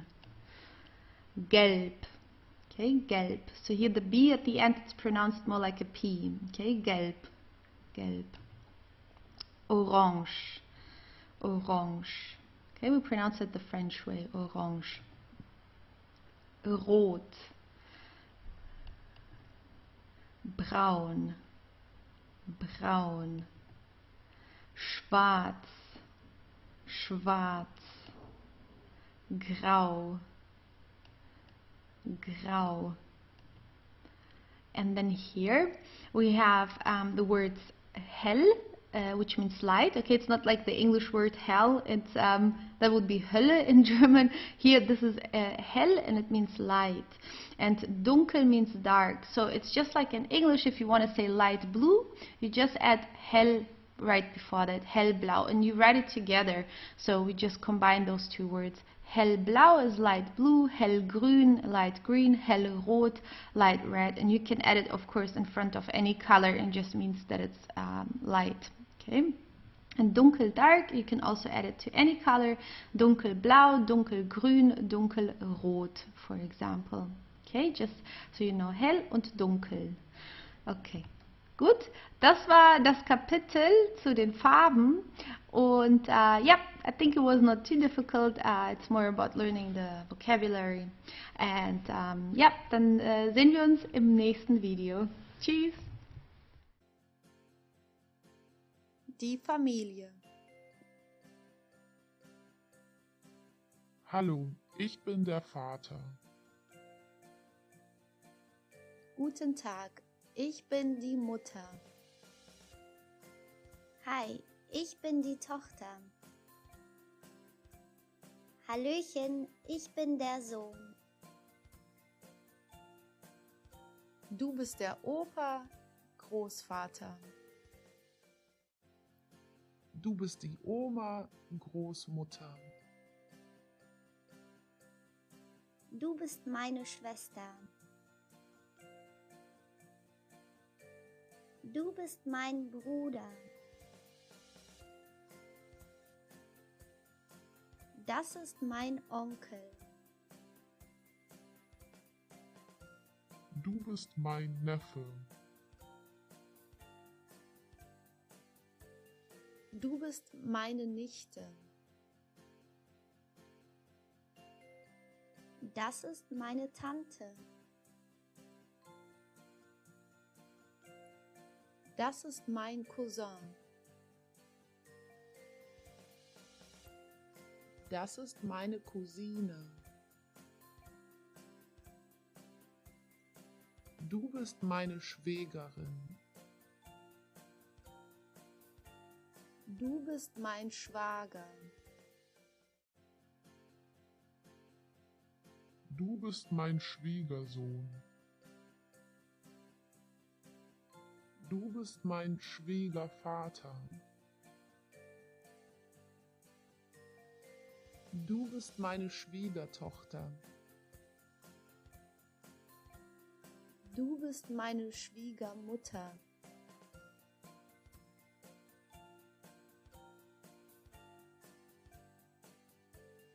Hallo und willkommen zu diesem Kapitel. Hier geht es um Zahlen. So this chapter is about numbers, okay? And you will not see me here in this chapter because there are a lot of charts and I don't want to cover them up, okay? So whenever there is an a video with a lot of charts, I will just I will just disappear, okay? At least my my picture. So let's start here with the first slide. So this chapter, to be honest, is quite complex, or let's say it is. You will learn here more than you actually need for the A1 level. But at least after that, you have covered basically everything concerning numbers. Okay, and so I'm going to show you how that works in German. So here you see die Zahl, which means the number. Do you remember die? Is it masculine, female, or neutral? In this case here, it's female. Okay. Zahlen is the plural. It would be also die Zahlen, like the article here. But for singular female, it's also die. Und das Wort. Here it's neutral and it means the word. Okay, so let's count until 20 and you can repeat. Okay, that would be good if you just repeat to practice the pronunciation. So 1, 2, 3, 4, 5, 6, 7, 8, 9, 10, 11, 12, 13, 14, 15, 16, 17, 18, 19, 20. Okay, this is very important. This is what you definitely need for the A1 level. And of course, like here, at least until, let's say, at least until 100 or 1000. But so here, as you see, you just say the number, like here, 3 means 3, and 13 is 13, so you just put the first number, 3, and then you add 10, okay, this is 13. And then 20, okay, so you can practice that.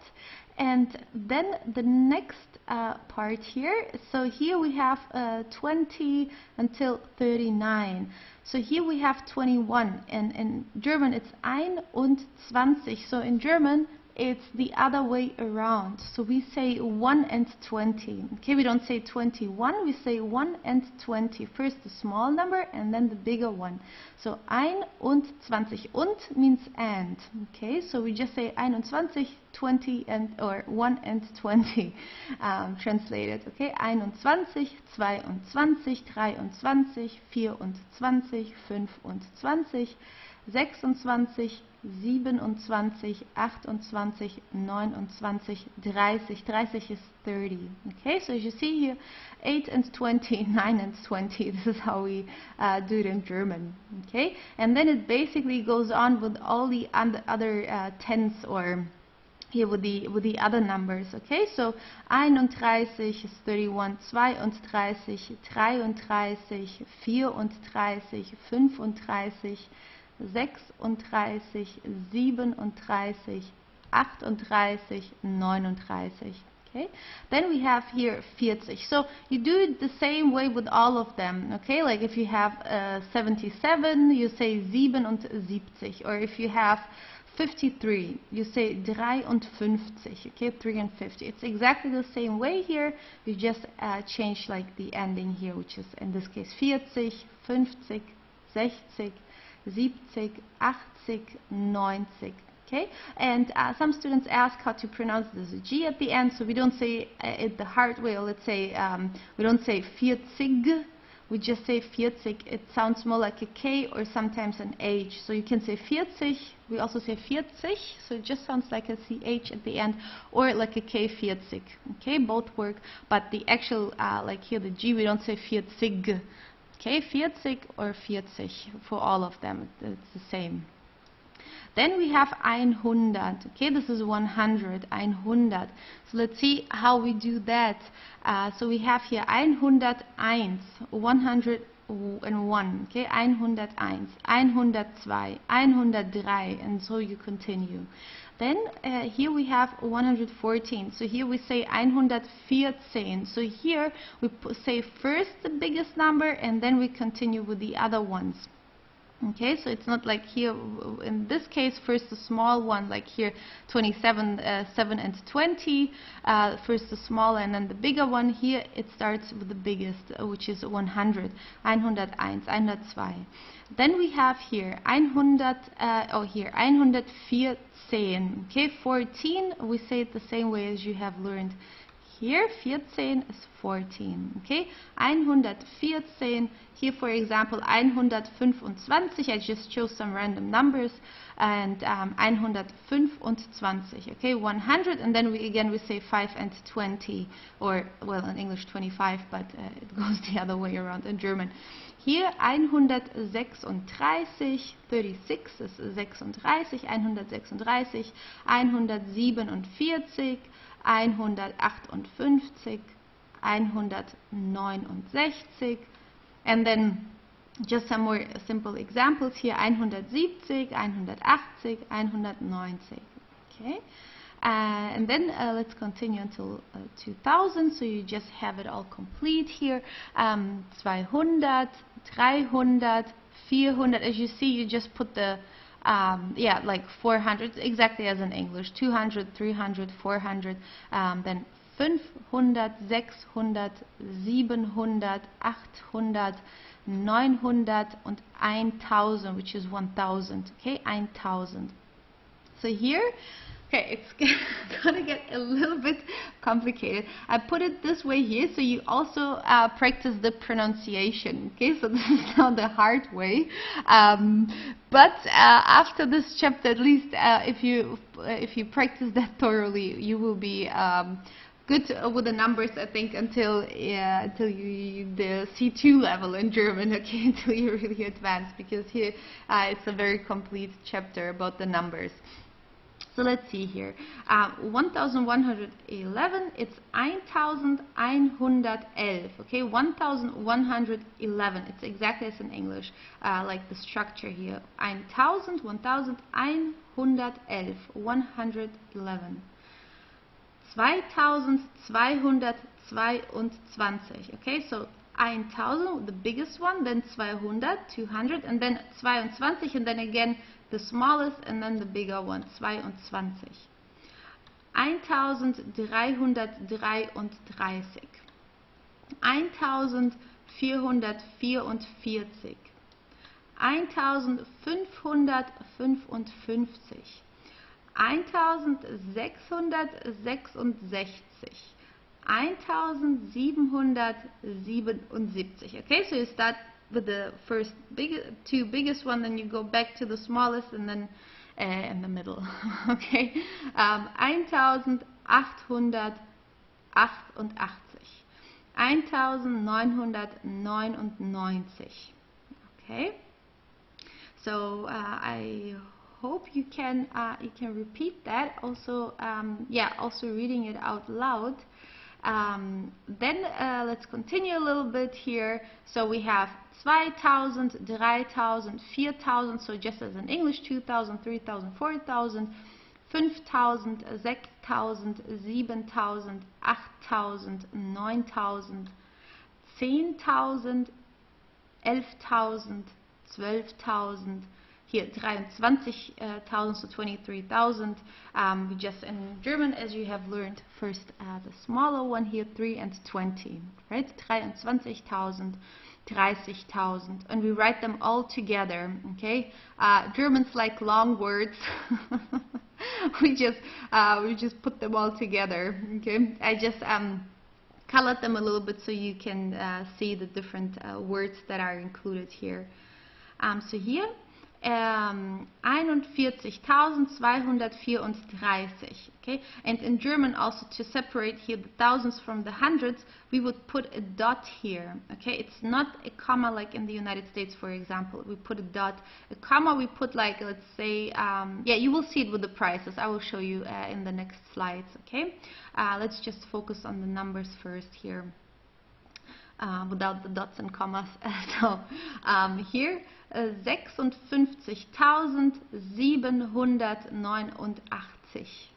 Okay, maybe you can also repeat 60.000, 70.000, 80.000, 90.000.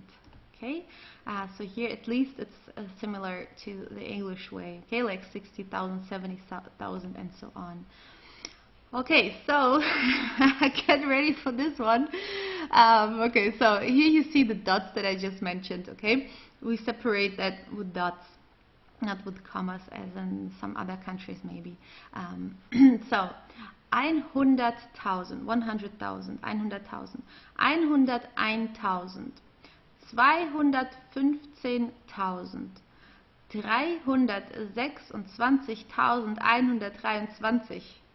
Okay, maybe you can write down some numbers and practice that also, and separate the words, and yeah, and practice that a little bit. Okay, then this number here, that are all random numbers. Okay, just to practice. 435.456. First you mentioned the biggest one, 435.456. Okay, then the next one here, it's 541.567.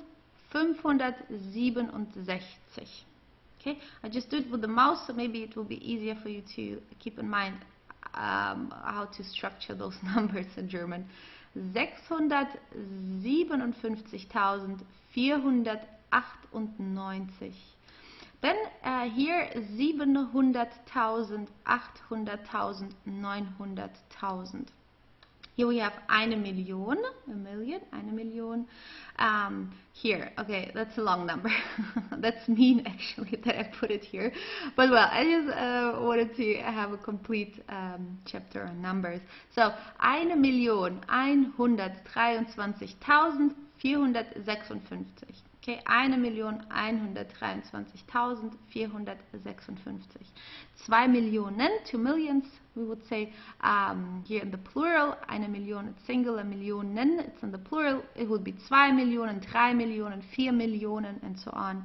So here we have 3.459.876. Here 9.650.010. Okay, you just put 10. Here we have 1 Milliarde. Okay, this is 1 Milliarde. And okay, now this is definitely not what you need to know for the A1 level. Okay, it's yeah, a little bit too much, but at least you will be prepared for the rest of your German journey with this chapter. So let's just read this just for fun, let's say. Okay, I don't know how much fun that is to you, but okay, so we are ending the torture almost. So 285.384.589.132. Okay, a long number. We write it all together. If you write it out. Then we have here eine Billiarde. Okay, in German it's called Billiarde. So here 974 Billiarden, 300 Milliarden, 5 Millionen, 111.070. Okay, so So you don't worry about it. You don't have to know this for now, just for you to see how the numbers work in German. And so here, the next slide, here it's about prices. Okay, Preise means prices. So in German we do it this way here with the comma. Okay, we separated the euros from the cents with the comma. 1,99 €, we say €1.99, right? Exactly as in English. 1,99 €. 5,50 €. Okay, 5,50 €, as you see. €5.50. 19,95 €. 19,95 €. 200 €. Okay, just 200 euros here. Okay, and we don't say euros with an S at the end as it would be in English. We just say euro. So we don't say 200 euros. We just say 200 euro. No matter whether it's singular or plural, we just say euro. Good. Then the next one is percent. Okay, so here 12%. 12%. 3,52%. 3,52%. So we don't say 3,52. We say 3,52%. 3,52%. 99,99%. And here it's just 1%. Okay, 1%. So the next one is Bruchzahlen, fraction numbers. So let's see how we do this. So ein halb is a half. Ein Drittel is 1/3. Okay, ein Drittel, you could say 2/3 if it was 2/3, for example. Ein Viertel, 1/4 or quarter. Here ein Viertel, it would be 2 Viertel, 3 Viertel, for example. So you see 4 and then you add tel. Viertel. 5tel. Drittel is irregular because 3 is 3, so we don't say Dreitel, we say Drittel. Ein Viertel, ein Fünftel, ein Sechstel, we just add this tel at the end. Here for example, 2 Siebtel, it would be 7, we don't say the whole word, we don't say Siebentel, we say just Siebtel. Okay, 2 Siebtel. 3 Achtel, 4 Neuntel. Okay, 4 Neuntel. 4 ninths, 4 Neuntel, 4 Neuntel, 6 Zehntel. Okay, you just say 10 and then you add tel, 6 Zehntel. And here we have a 27stel. From the 20th on, you add stel, S-T-E-L. Okay, not just tel, but stel. It would be 1 21stel, 2 22stel, 3 23stel, for example, and so on. But yeah, the most important ones are here until the 9 because, or like ein halb, Drittel, Viertel, this is what we use the most. Okay, so that are the most important ones that you see here. Also the ones that you need for the A1 level. Okay, so I hope you don't have a headache.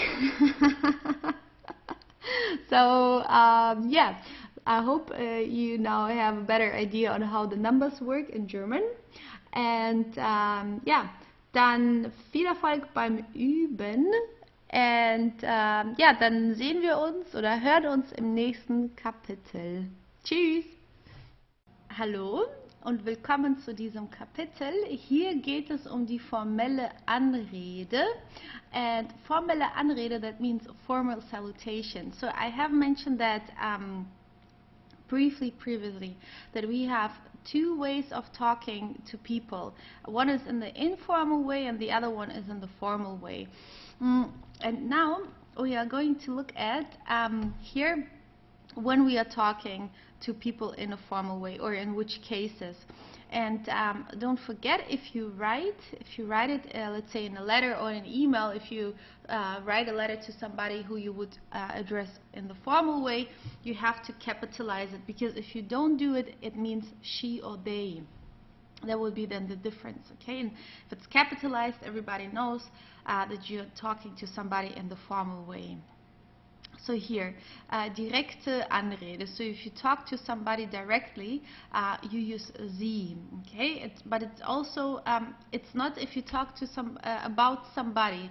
Let's say you're talking about a person who you would usually talk to in the formal way. Let's say a professor at university, right? So if you talk about this person, this rule does not apply. It's just if you talk to somebody directly.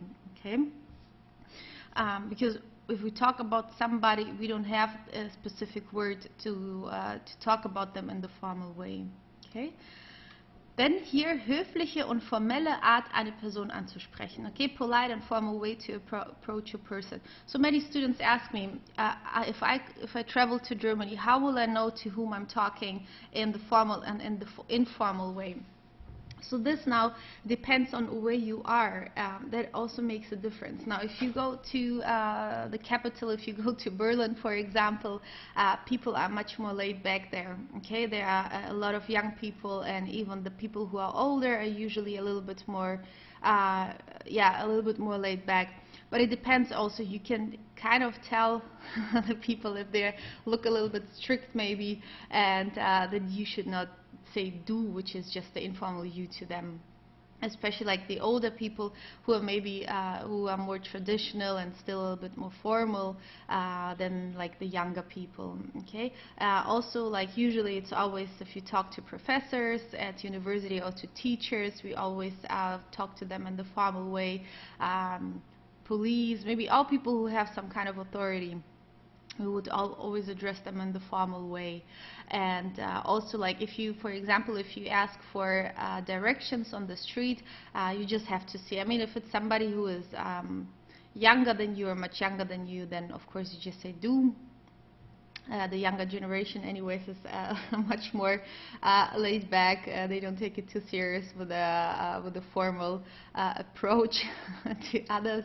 But yeah, so then you will you gotta yeah, if you spend some time in Germany, you will get a feeling for that. It's very difficult to say right now, like every person who has brown hair and short hair needs to be addressed in the formal way or so.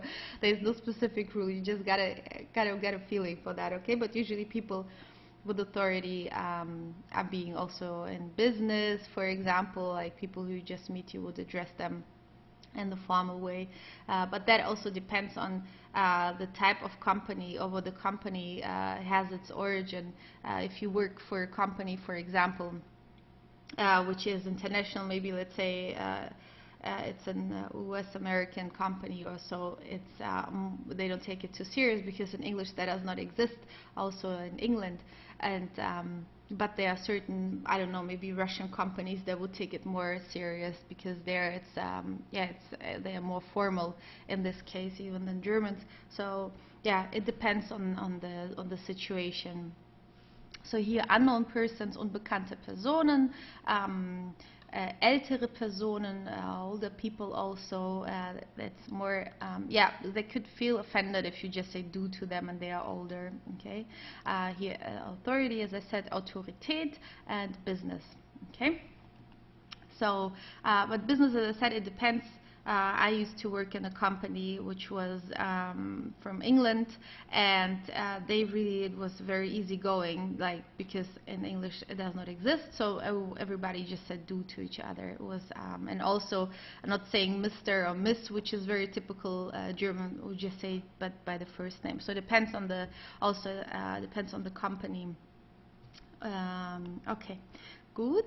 Dann das nächste, die Bildung, the construction. So how do we do this? So as you see here, Singular und Plural haben dieselbe Konjugation. So single and plural have the same conjugation. So it's just out of the context that you will actually know whether somebody is talking to just one person or to several people in the formal way, because the conjugation is the same, the way you spell it is the same. So let's see here again, the conjugation, just to repeat, if you want, you can also read it again or repeat. Ich schreibe ein Buch, which means I'm writing a book.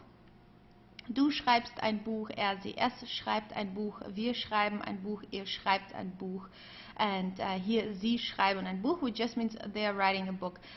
Just for you to know, like the English present progressive and simple present, the grammar is different in German. Like this ing form, like I'm writing a book with an ing, we don't have this in German. We just say I write a book, ich schreibe ein Buch, even if it's just right now that you are doing, or if you are just like in this period or at the moment are working on that for several weeks, we just say ich schreibe ein Buch. If you want to specify that it's exactly just right now that you're writing the book, then you would say ich schreibe gerade ein Buch. I'm just writing a book like right now. Okay. This would be a way if you want to emphasize. Otherwise, we don't have this like in the English grammar. Okay.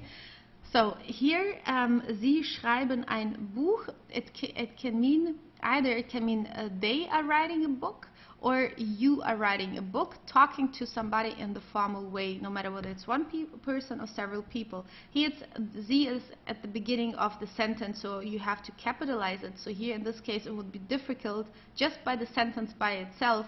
Would be difficult whether it means they are writing a book or you are writing a book talking to one person in the formal way or talking to several people in the formal way. So that could mean those three. Could be those three cases here. And here we have schreiben Sie ein Buch. Are you writing a book? So here it's capitalized in the middle of the sentence, not at the beginning. So here it's obvious that this is the formal way of addressing somebody. Schreiben Sie ein Buch.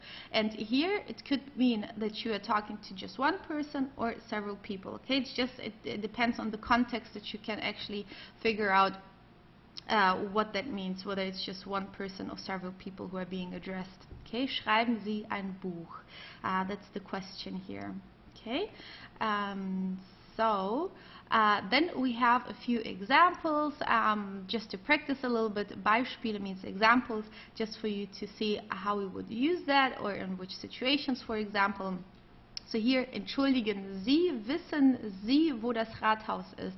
Excuse me, do you know where the city hall is? Entschuldigen Sie, excuse me. Okay, we would say entschuldigen Sie like, yeah, it would be excuse you translated into English, but yeah, you cannot always translate it word by word because it would be very difficult, I think. But this is how we do it in German, entschuldigen Sie. You can also just say Entschuldigung without anything else, and then it doesn't matter whether it's formal or informal, it works for both. But here, just to emphasize for you, just to see how that works, in the formal way, entschuldigen Sie, wissen Sie, wo das Rathaus ist? Later on, you will also see how we structure questions, okay? Just in case you're wondering. So, sind Sie an diesem Angebot interessiert? Sind Sie an diesem Angebot interessiert? Are you interested in this offer? So this could be in a business situation, for example, okay? Here, obviously, it's like asking for directions on the streets, for example. Then, Herr Müller, haben Sie schon meine Hausaufgaben korrigiert? So, Mr. Müller, have you already corrected my homework? Herr is Mr. Okay, just for you to know, if you talk to somebody, you want to say Mr. Müller, Mr. Schmidt, or whatever, it's Herr in German. Herr Müller, haben Sie schon meine Hausaufgaben korrigiert? So that would be like talking to a teacher, for example. Okay. Yeah, if you would meet each other and you talk to me, so I personally don't like to be addressed this way. It's a little bit too formal, but this is maybe my personality, so you don't have to talk to me this way. Okay, just gonna say Julia. So. Frau Schulz, könnten Sie mir weitere Dokumente zusenden? Miss Schulz, could you send me further documents? So, Frau, that means Miss, if you talk to somebody in the formal way. Frau also means woman, okay? It's the same word for woman, so it would be woman Schulz or Miss Schulz. Frau also means wife, so if you say, das ist meine Frau, this is my wife, or this is my woman, it would also mean, okay, so Frau has several, we use it in different situations, but always referring to a female person. So, Frau Schulz, Miss Schulz, okay? As you see, let's say somebody is writing an email or so, and they would have to capitalize it, okay, just to show respect and to be polite, okay. Good. So that was the chapter about formelle Anrede. I hope now you have a better idea on how we use formelle Anrede, or the formal way of talking to people. And Okay, so just keep in mind that you have to capitalize it if you write emails or letters or so, like let's say in an official way or in a business context. Okay, gut, dann, ja, dann sehen wir uns im nächsten Video. Tschüss! Hello and welcome to chapter 10. In this chapter you will learn the gender rules in German. This will help you a lot in order to find out whether a noun is female, masculine or neutral. So this chapter will help you a lot if you have troubles with defining the gender of nouns in German, which is very possible. Okay, so this chapter is called Genusregeln, which are the gender rules. So let's start with the feminine articles. Okay, which is the feminine article die, and here you have the feminine endings. So how to define whether a noun is female, for example, a hint are the endings of the nouns. So whenever you see certain endings, you know it must be female. You will always find exceptions, but here the endings that you will learn on this slide, they are most of the time they are female. Okay, so if you study them, this will help you a lot in order to define the gender. And it is very important to know the gender of the nouns in German grammar. You will see how important it is later on when you start learning the grammatical cases and the adjective declination and so forth and so on. Okay, so let's have a look at the first ending here, which is I. The ending I is the typical female ending. Die Bäckerei, which means the bakery. Die Bücherei, the library. We have many more words. Die Metzgerei, for example, and so on. Okay, I is a typical ending. This is the female version of let's say of a person, because while in English you always say, for example, teacher, and then just by teacher, by the word itself, you don't know whether the person is female or masculine. In German, it is very important to define whether the person is female or masculine. If you talk about a professor, teacher, neighbor, and so on and so forth, you have to add the ending IN. Okay, most of the time this IN means that the person you talk about is female. So Lehrerin, for example, is a female teacher. If you just say Lehrer without the ending IN, it means that the teacher is masculine. Okay, this is a typical female ending. Schülerin is a female student. If you just say Schüler, then it's a male student. We use that very often. Okay, we also have, of course, a few exceptions, but the ending IN is typical for a female noun or female person also. And then we have Kite. Kite is a typical female ending. Ähnlichkeit, similarity. Möglichkeit, possibility. Heit, okay. Gesundheit, Freiheit. Schaft, Wirtschaft, Landschaft. Like Heizung, Meinung. Okay. A at the end, or A, Kamera, Liga, Ade, Parade, Schokolade, for example. All typical female endings. Then we have ette, like die Toilette, die Zigarette, for example. IE at the end, which is pronounced like a long I, right? So it's I, die Theorie, die Serie. This is pronounced a little bit different, but the IE at the end is typical for female nouns. Ich, like Musik oder Physik. Then Ine, Maschine, Blondine. Okay, Blondine is the blonde woman, die Blondine. Ion, Kommunikation, Produktion. Tät, Spezialität, Qualität. Ive, Alternative, Perspektive. Then we have this, Dosis, Skepsis, for example, und Ur, Natur, Kultur. So basically what you would have to do here is to learn those endings by heart, which will help you really a lot to define the articles. If you want to train them, there are also different applications that you can find in the App Store. You can put in Artikeltraining or der, die, das. There are different apps in the Play Store, and then you can. They are also for free. They don't cost anything, most of them. And then you can just train the articles and the nouns and their articles. Okay, this is a big help. You can try that out. But learning those endings would be also a great help for you. Okay, so let's have a look at the next slide. This slide is about the masculine endings. It's about the masculine article der. So here, let's have at the masculine endings, ich, for example, like der Honig, der König, Ling, der Zwilling, der Frühling, and der Student, der Agent. Okay, if you want to say a female student, Student is a student who goes to university. In the last slide we looked at Schüler oder Schülerin. This is the student who goes to school, let's say high school, primary school, and so on. Student is just for students at university. And if you want to say that this student is female, you would have to say Studentin, ending the IN. Okay, and then Agentin would be the female agent. Here it's the masculine agent, or Agent in German. Then ihr at the end, Indonesia, Juwelier. Okay, Ismus, Kapitalismus, Optimismus. Ist is a typical masculine ending. Buddhist, pianist. Here again you can add an IN and then it's the female version. So here Buddhist, that's the masculine Buddhist.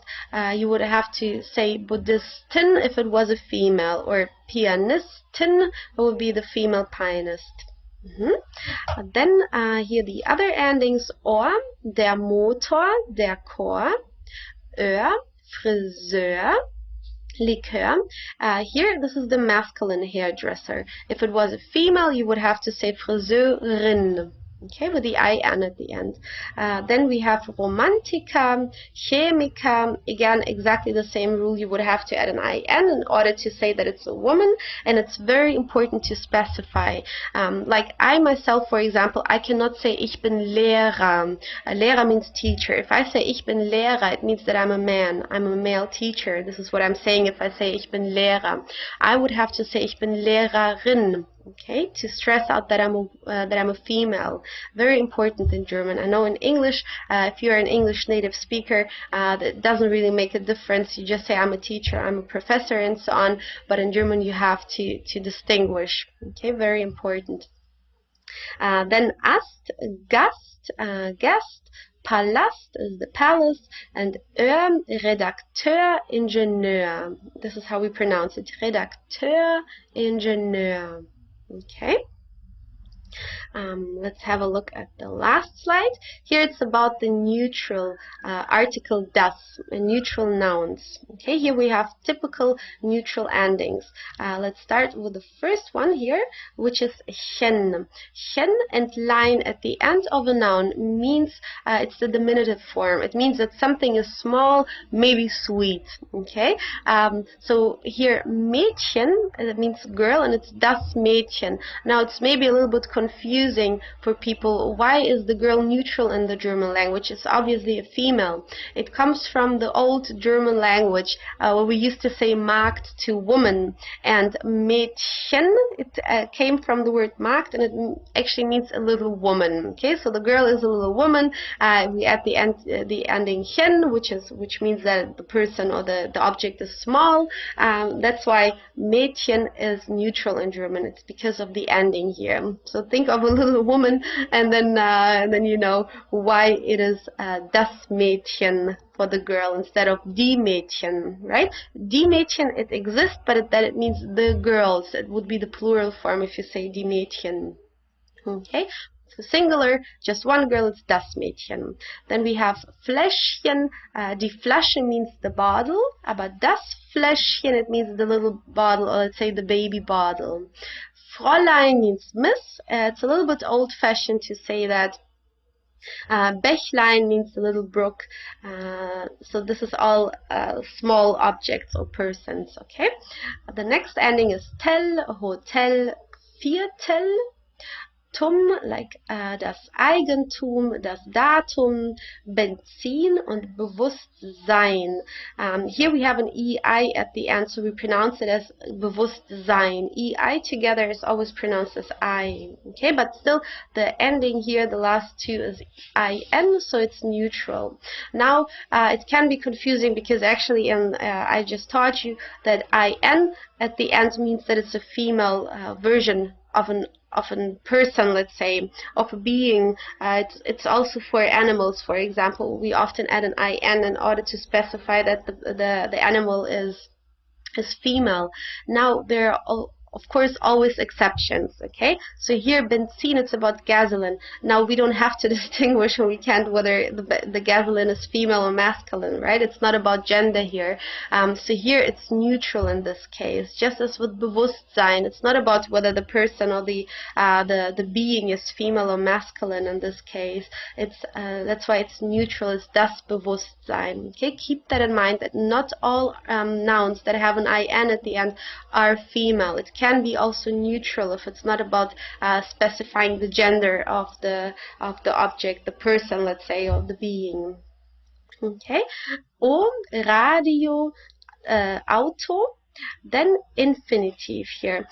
We can take any verb in German, like here lernen actually means to learn, but we can form a noun of every verb that we have. So we can say das Lernen macht mir Spaß, which would mean the learning is fun to me.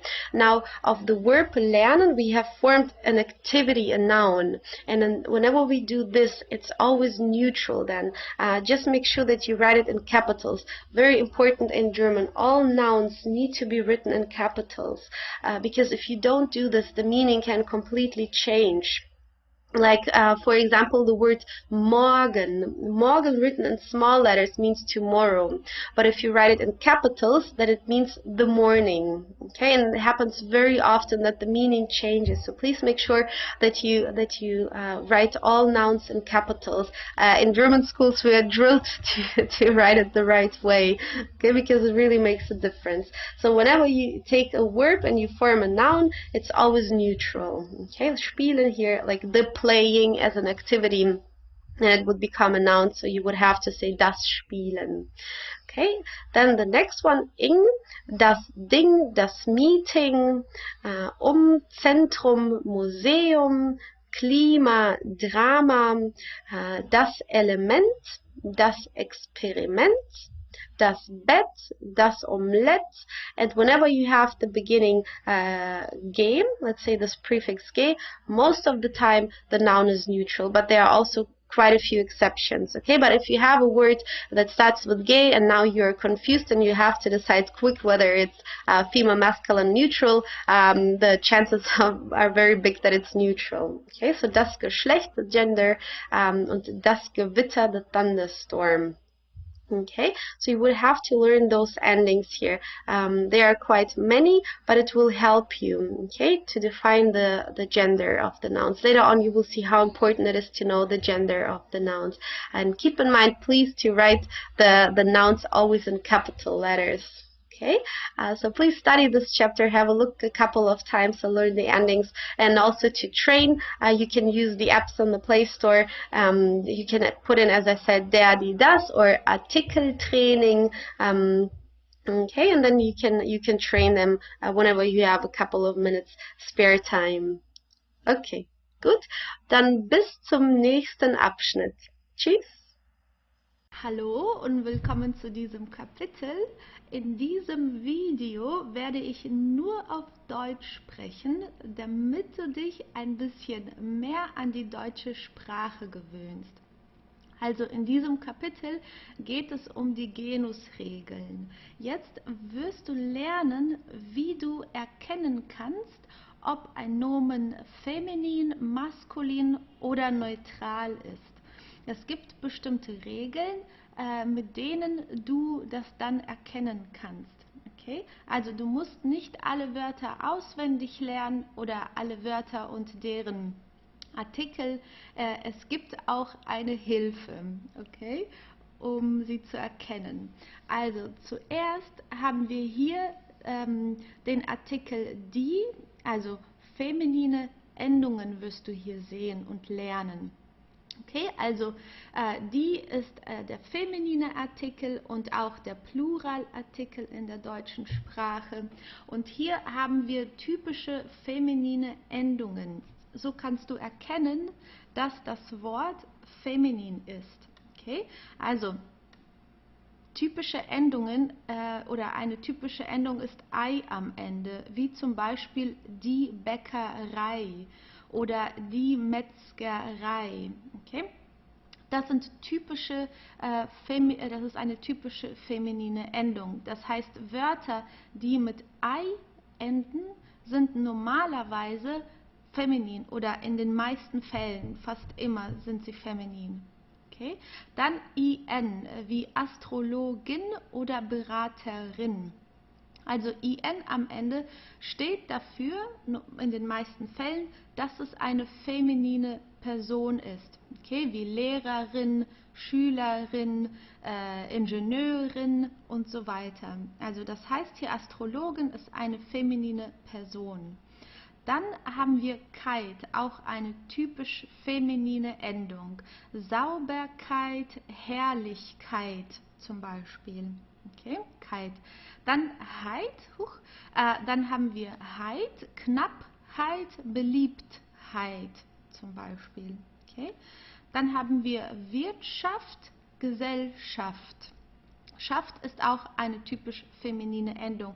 Das heißt, wenn du ein Wort siehst, das diese Endungen hat, weißt du automatisch, dass sie feminin sind. Dann Änderung, Abkühlung zum Beispiel. A am Ende wie Firma oder Liga. Es gibt allerdings auch neutrale Nomen, die auf A enden, manchmal auch maskuline. Okay? Aber sehr, sehr oft, wenn du nicht sicher bist, sehr oft sind sie dann feminin, falls du dann entscheiden musst. Okay? Ade am Ende, wie hier Maskerade oder Marmelade. Okay? Ade ist auch typisch feminin. Dann das nächste, hier ist ette am Ende, wie die Kette oder die Klette, typisch feminin.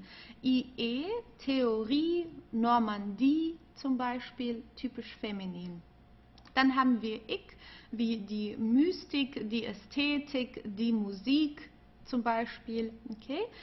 Die Physik, das ist typisch feminin. Dann ine, wie Maschine oder Kabine, okay? Auch eine typisch feminine Endung. Ion, wie Information, Adoption, okay? Ion am Ende ist typisch feminin. Tät wie Identität, Autorität zum Beispiel.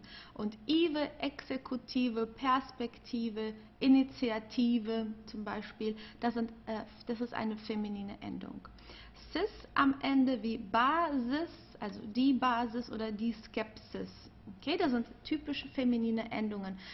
Und Uhr haben wir hier noch am Ende, ja, wie die Agentur oder die Kur, die Uhr haben wir auch, die Kultur zum Beispiel, das sind alles sind feminine Wörter.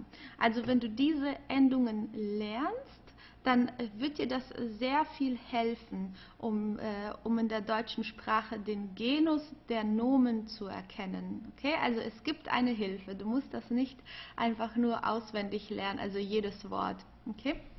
Dann auf der nächsten Seite haben wir männliche Endungen. Okay? Also der Artikel der hier, der maskuline Artikel und die männlichen Endungen. Also hier haben wir ik, Essig, König. Okay? Also hier am Ende, das wird eher wie ein K ausgesprochen oder manchmal wie ein H, also wie du möchtest. Essig, ja, Essig oder König. Okay? Aber nicht Essig oder König, so nicht. Okay? Also, das ist eine maskuline Endung. Dann Ling, Drilling, Abkömmling, maskulin. Okay? Dirigent, Dozent, auch eine maskuline Endung. Wenn das eine Frau hier wäre, also das ist hier der Dirigent, eine maskuline Person, wenn das eine Frau wäre, müsstest du einfach ein IN dranhängen, genau wie hier bei Dozent, einfach ein IN, okay? Also der Dirigent oder die Dirigentin oder der Dozent und die Dozentin. Ihr, zum Beispiel Magier, Algerier. Okay, in den meisten Fällen ist das maskulin, okay, aber nicht immer. Zum Beispiel Gier, die Gier ist feminin. Aber wie gesagt, es gibt immer Ausnahmen, aber in den meisten Fällen ist das hier maskulin. Ismus wie Sozialismus, Alkoholismus, Kapitalismus, der Kommunismus und so weiter, das ist maskulin, immer maskulin. Ist der Komponist oder der Pianist. Das sind hier männliche Personen. Wenn das Frauen wären, würde man hier auch einfach ein IN noch dranhängen. Dann das nächste Ohr wie der Senator oder Chlor, okay, auch der Chor, okay. Dann Öhr, Friseur, Likör, okay, der Friseur, der Likör. Iker am Ende, der Asthmatiker und der Fanatiker, das sind hier maskuline Personen. Das wäre wieder der gleiche Fall, wenn das eine Frau wäre, dann musst du nur ein IN ans Ende dranhängen. Ast, zum Beispiel der Ast, der Ballast. Öhr, Akteur, Hypnotiseur. Also das sind französische Wörter. Okay, deswegen sprechen wir sie dann auch auf Französisch aus, also Akteur. Das sind beides hier maskuline Personen. Wenn das Frauen wären, wäre da wieder ein IN am Ende. Okay? Und außerdem auch eine gute Hilfe ist zu wissen, dass alle Wochentage und alle Monate, alle Jahreszeiten, alle Alkoholsorten außer Bier, alles, das ist maskulin, okay, das ist das Bier. Aber sonst ist es der Wein oder der Rotwein und so weiter, ist immer maskulin. Alle Wochentage, der Montag, der Dienstag, der Mittwoch und so weiter, alle Monate sind maskulin, also der Januar, der Februar, der März und so weiter. Jahreszeiten auch, ja, also der Frühling, der Sommer, der Herbst und der Winter. Okay, vielleicht können wir kurz die Wochentage wiederholen. Kannst du dich erinnern, wie die Wochentage auf Deutsch heißen? Vielleicht kannst du überlegen, also zuerst Montag, Dienstag, Mittwoch, Donnerstag, Freitag, Samstag und Sonntag, okay? Gut, dann gehen wir auf die nächste Seite und hier geht es um neutrale Nomen, um den Artikel das und um neutrale Endungen. Also zum Beispiel haben wir hier chen. Chen am Ende ist eine diminutive Form oder eine Verniedlichung. Du kannst jedes Nomen nehmen und chen dranhängen und dann bedeutet es, dass es klein und süß ist. Das gleiche gilt für Lein am Ende. Also zum Beispiel Bettchen bedeutet, dass es ein kleines Bett ist. Okay, das ist das Bett, ein normales Bett und Bettchen ein kleines Bett, vielleicht für Kinder. Zum Beispiel. Dann Mädchen, das Mädchen, das ist eine feminine Person, aber es ist neutral in der deutschen Sprache. Okay, weil das kommt aus dem alten Deutsch, wo wir zu Frauen wurde Magd gesagt und dann, ja, die Magd ist halt eine große Frau und das Mädchen eine kleine Frau. Das haben wir noch aus dem alten Deutsch einfach übernommen, das Mädchen.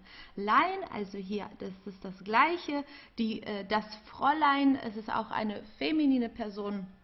Aber ja, das ist dann quasi eine kleine Frau. Es kommt von Frau, Fräulein, das Fräulein.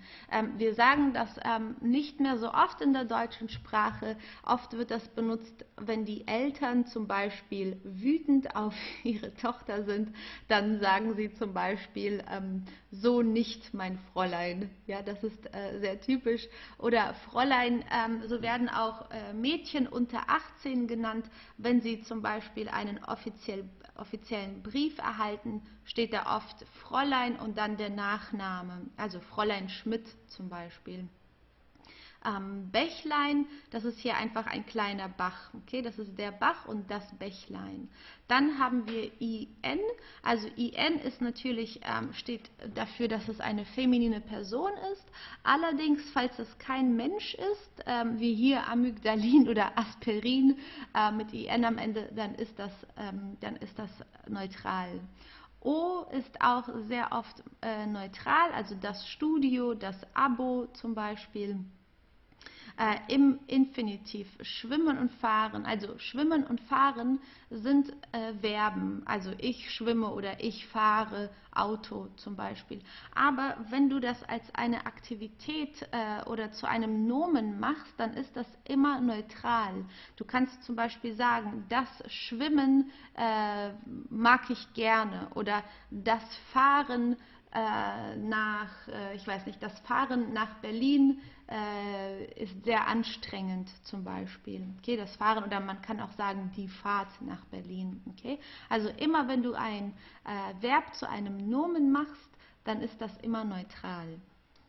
Dann haben wir ing am Ende, also das wäre dann hier das Babysitting, das Briefing, das Meeting, das ist dann immer neutral. Okay? Du kannst sagen, ich habe heute früh ein Meeting.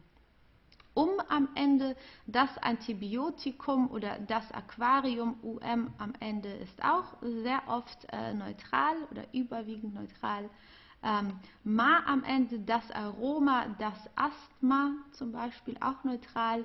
Ment am Ende, Apartment oder Element, okay, das ist das Apartment und das Element. Et am Ende wie das Bett oder das Brett, das ist typisch neutral, okay, aber es gibt immer Ausnahmen, das musst du dir im Kopf behalten, okay. Dann Wörter, die mit G beginnen, sind auch sehr oft neutral, also wie das Gebiet oder das Genick zum Beispiel, okay, das ist hier der Präfix, okay, das ist G, das ist dann sehr oft neutral. Okay, dann habe ich auf der nächsten Seite ein paar Übungen für dich.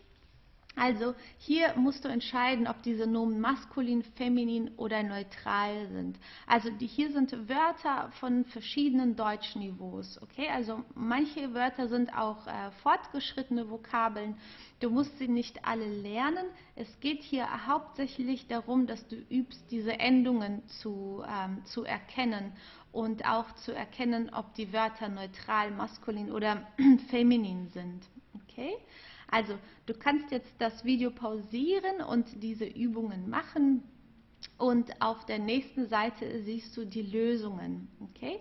Also, ich zeige dir auf der nächsten Seite die Lösungen an und dann kannst du schauen, ob du das richtig hast oder nicht. Es könnte auch Ausnahmen geben. Okay?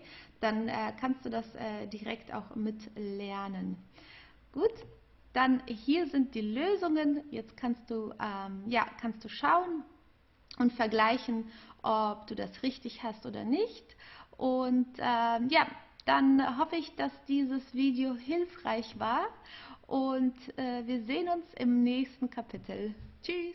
Hallo und willkommen zu diesem Kapitel. Hier geht es um die Pluralregeln. So now you're going to learn the rules on how to form the plural in German, in the German language.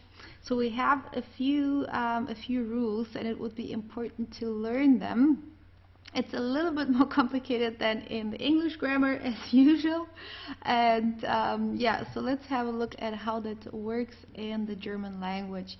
So here we have the plural ending n or en. Okay, so masculine nouns that have these endings here, and, ist, and or, for example, okay, those that are most of the time masculine endings and masculine nouns with those endings, they have the plural form en. Okay, so for example here, der Praktikant, and the plural is die Praktikanten. Okay, so as you remember, die is the female article, but for the plural form we also use die. Okay, no matter whether the noun is masculine or neutral, or mixed, or female, feminine, it's die always. Der Kollege, for example, here an E at the end, die Kollegen.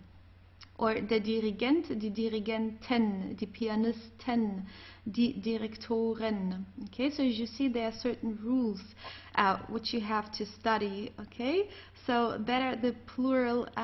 We form the plural of those nouns with an en at the end. Okay, just an n if it has an e at the end. Anyways, like der Kollege, then we just add an n at the end. But in the end, you always have an en. Okay. So then the next one here, it's also with the plural with the ending n or en. It's for feminine nouns that have these endings. Okay. So of course there are always exceptions. There are masculine as well as female nouns that can have an e. Okay. There are always exceptions. But if that is, for example, a female person that ends with an e, like here, die Tante, which is an aunt, is the aunt. It's obviously it's a feminine person, so that's why it is part of these rules here. Okay, or it is that's why it is also feminine, has a feminine article. Okay, so all female persons have the article die, except of das Fräulein and das Mädchen. Okay, or also all masculine persons have the article der.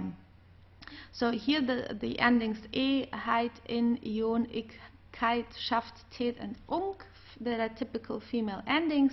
So here the plural is also en or n, like in here in this case it's just adding an additional n at the end. So die Tanten, die Wahrheiten, die Patientinnen. So here you have to watch out. If you have a female word like die Patientin, could be also die Schülerin, die Studentin, for example. Here you have to put a double n for the plural form. So it's die Patientinnen with a double n. It would be die Studentinnen also with a double n. Okay, die Schülerinnen also double n. Okay, please remember that.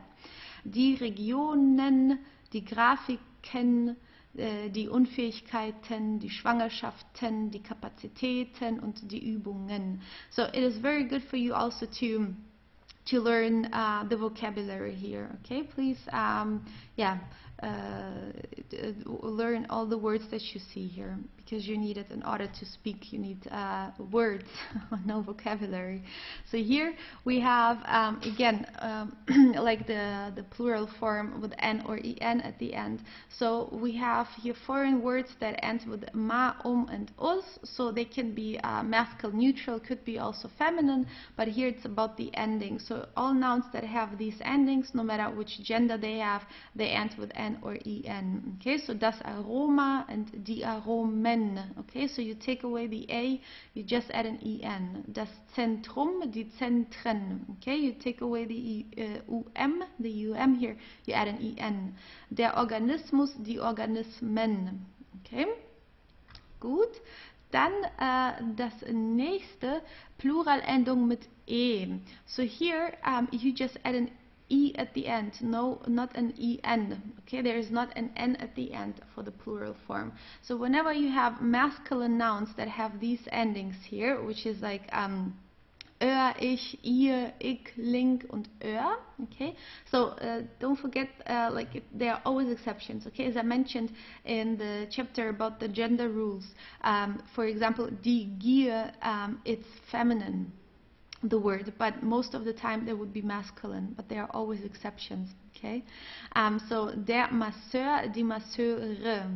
Okay, oder der Wellensittich, die Wellensittiche, die Pioniere, die Könige, die Ringe, die Liköre. Okay, if you learn these, this rule here with the endings, first of all, it's good because you just repeat the gender rules, and also you know the plural rules here. Okay, there are quite some, but you also need to be a little bit patient. It takes time to really learn a language. Okay, it does not come from one day to the next, and but if you really practice and listen to a lot of German, also you will get a feeling for that. Also, it takes, but it takes a little bit of time. Okay, so Pluralendung mit e also here. So we have viele einsilbige feminine Nomen mit Umlaut. So many monosyllabic nouns, they need an umlaut for the plural form. Monosyllabic are very short words that have just one syllable. So like mouse, Hand,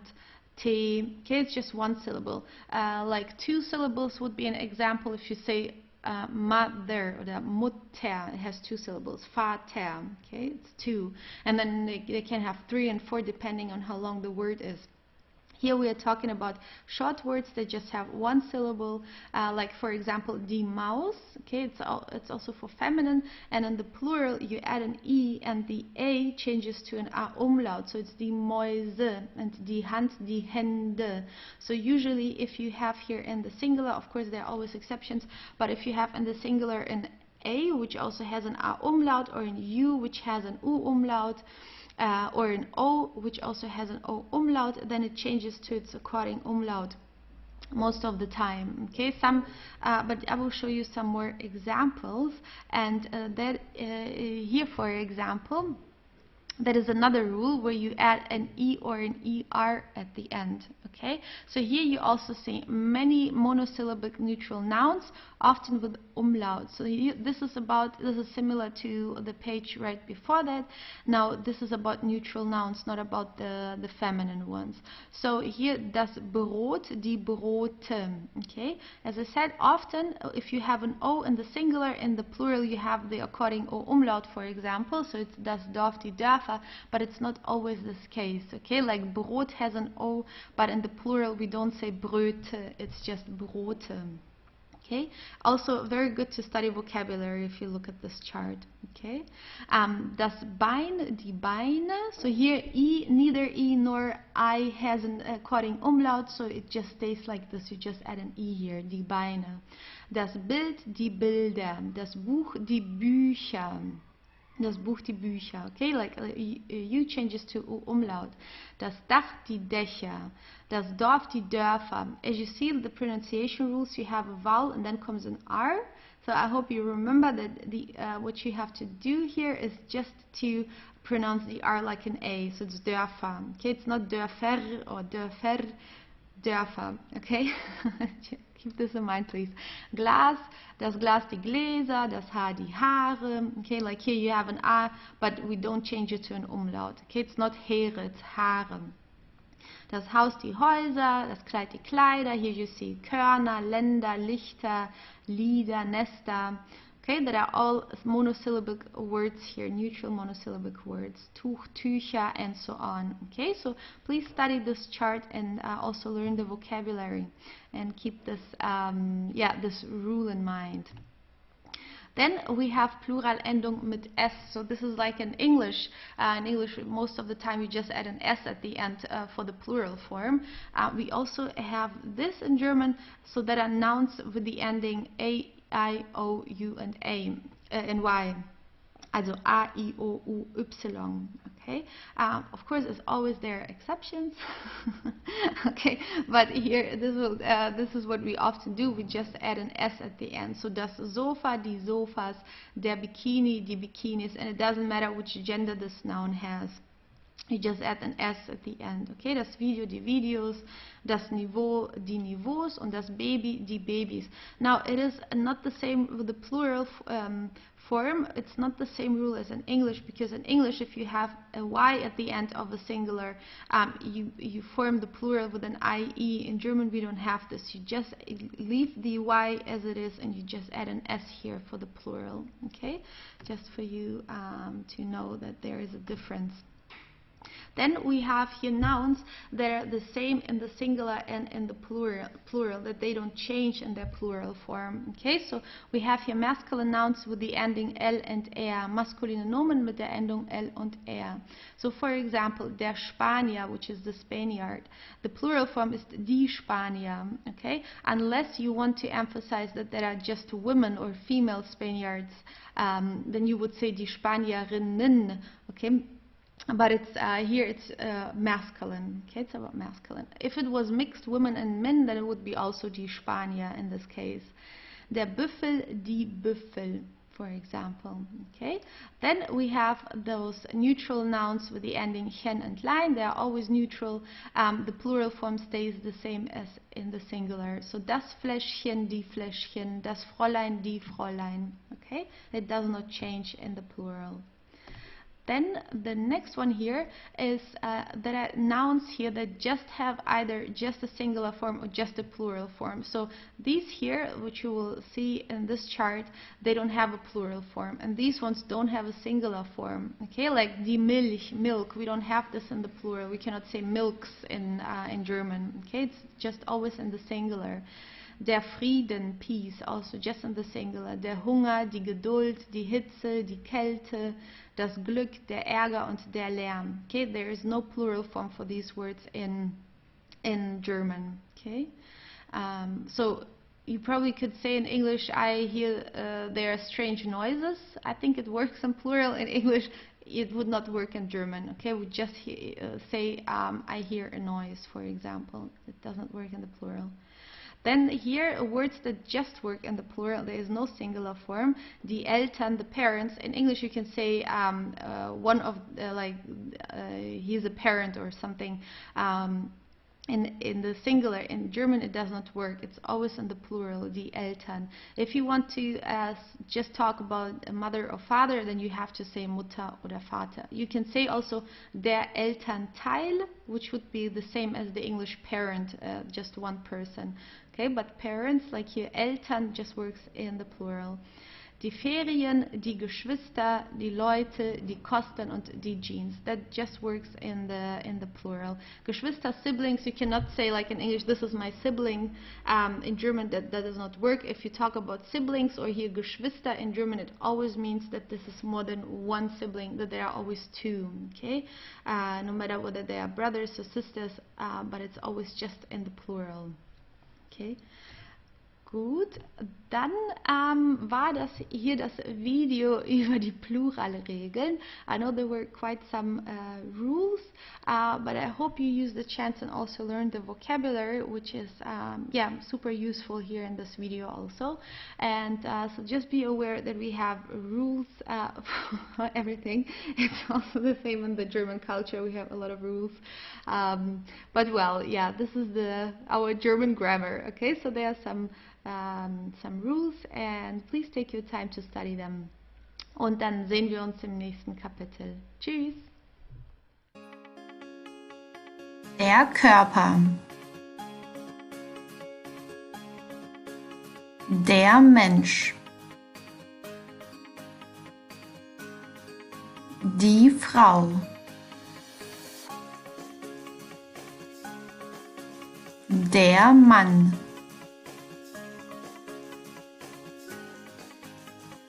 Das Kind. Der Junge. Das Mädchen. Das Baby, der Säugling.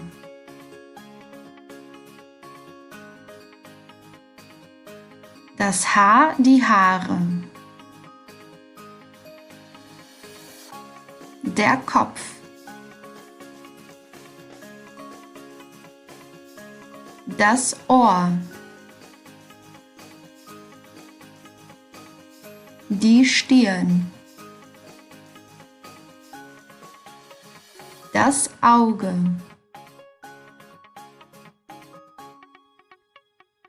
Die Augenbraue. Die Nase.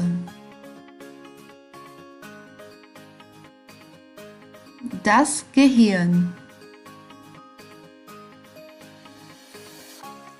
Die Lippe. Der Mund.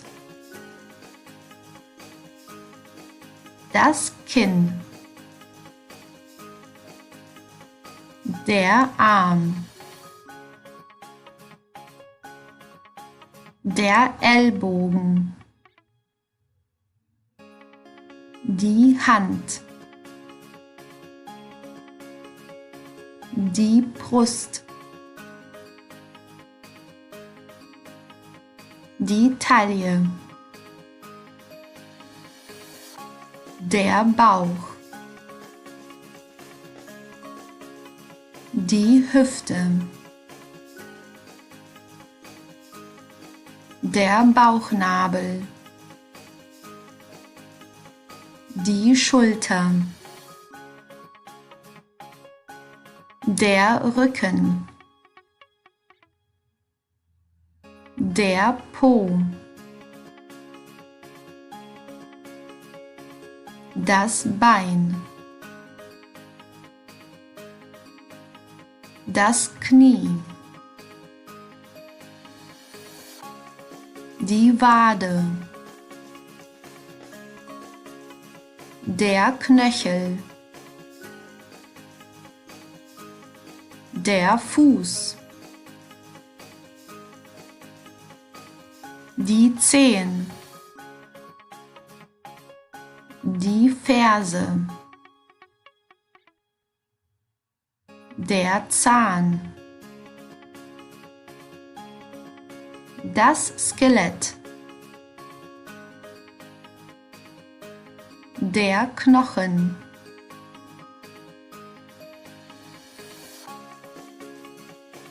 Hallo, willkommen zu diesem Kapitel. Hier geht es um unregelmäßige Verben. So this chapter is about irregular verbs.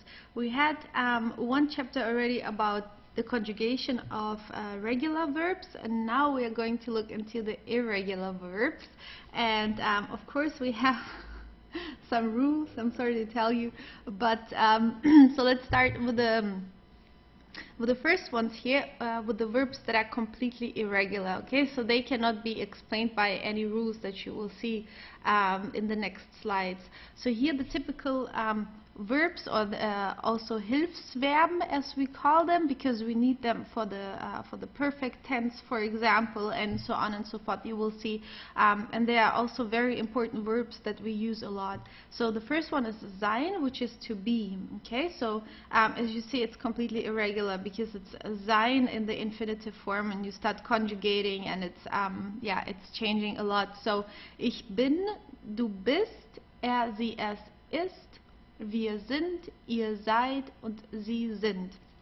Okay, this is the conjugation. Please learn it. It's very important. And then we have haben, which means to have. Okay, if you like, you can repeat. Ich habe, du hast, sie, es hat, wir haben, ihr habt und sie haben. Okay, so this is the conjugation of those two verbs, and you really need those two. Okay, so please learn them. Then on the next page, here we have irregular verbs with d or t at the end of the stem. Okay, unregelmäßige Verben mit dt am Ende des Verbstammes. So let's have a look at the beginning. At this one here, which is kochen, I just put it like this. So kochen, this is just a normal regular verb, right? Ich koche, du kochst, sie, es kocht. It's just for repetition, so you see the ending of the conjugation. Okay, that are just regelmäßige Verben, okay, regular verbs. Then we have, as you hopefully remember, at the beginning you learned the conjugation of regular verbs that have a dt, d or t at the end of their stem. So as you see here, regelmäßige Verben mit dt. Okay, so you have, I hope you remember that, you have to add an extra e for the conjugation of du, sie, es, and ihr. Okay, it's just for the pronunciation, otherwise you would have to say du redst. And yeah, it's easier to say du redest. Okay, so we add an e. It does not mean that it's irregular. This verb is regular. You just need to add this e here for the pronunciation. But then we have also a group of irregular verbs. There are not too many that are part of this group. What you need for now for the A1 level is just this verb halten here, but it's just for you to know that this exists. So here we have halten, which is an irregular verb, but it also has a t at the end of its stem. Okay, so let's see how to conjugate this verb. It is ich halte und du hältst. So here you see the a is changing to an a umlaut. Okay, and at the end here we do not add an e. Okay, du hältst. I know it's difficult to pronounce, but yeah, sometimes the grammar rules are just yeah, not explainable, let's say it this way. There are always some exceptions. So although of course it would be easier to pronounce it if there was an e here, but in this case there isn't. Okay, so du hältst, and there is no explanation for that either. Okay, so because sometimes my students ask, so why is that? There's just no explanation. It's just the way it is. Sorry to tell you that. Okay, so ich halte, du hältst, sie, es hält. Wir halten, ihr haltet und sie halten. So as you see, for do and sie, es, you add an a umlaut here without an e, but for ihr, you again have to add an e here without the a umlaut. Okay, so the a umlaut is just put here for do and sie, es without an e, and for ihr, you have to put an e, ihr haltet. Okay. This is just this one word that we are going to look at in this group. This is what you need for now. Okay, so please keep that in mind. Halten, to hold, also probably a word that you will use often. Then the next one now we have some rules. So here are verbs, irregular verbs that change their e to an ie, but it just happens for do and sie, es. Okay, for no other cases that happens. So as you see here, ich sehe, sehen means to see. Ich sehe und du siehst. So as you see here, the E is changing to an IE for the conjugation. Okay, ich sehe, du siehst, sie, es sieht, the rest stays the same. Okay, it does not change here in the stem. And then we have a few more verbs here that are in this group. And as you see here, befehlen, to command, for example. So I just added here the conjugation for do and sie, es because it just applies, the change just applies for do and sie, es. Okay, it's not for the other personal pronouns. For the other ones, it just stays the same, exactly as you have seen here under sehen. So befehlen, du befiehlst und sie, es befiehlt. Okay, it's not du befehlst oder sie, es befehlt. Okay, it's befiehlst. Empfehlen, to recommend, du empfiehlst und sie, es empfiehlt. Okay, so we have an IE, which is already a long I, and then we also add an H here, which stretches it even more. Okay, so du empfiehlst. Okay, we don't pronounce the H, don't forget about that. Okay. And geschehen, nur mit s möglich. It's just happening with. It's just possible to use it with s, which is it. To happen, it's sie, es. So it would be s in this case. Geschieht. Es geschieht schnell, like it happens faster. So I cannot say he happens or she happens. It does not work in German. Okay. And then lesen, du liest und sie, es liest. Sehen, du siehst und sie, es sieht. Stehlen, du stiehlst und sie, es stiehlt. Okay, so for the A1 level, this is that are the verbs that you need to learn here for the A1 level. Okay, and this here in this group. So E changes to IE. Then we have another group of irregular verbs, and here the A changes to an A umlaut, and here the list is a little bit longer, as you see. So here we have fahren, which means to drive. So it is ich fahre, du fährst, sie, es fährt. Again, just do and sie, es changes. Okay, the rest stays the same. You just have to, you would just have to learn it a little bit by heart, unfortunately.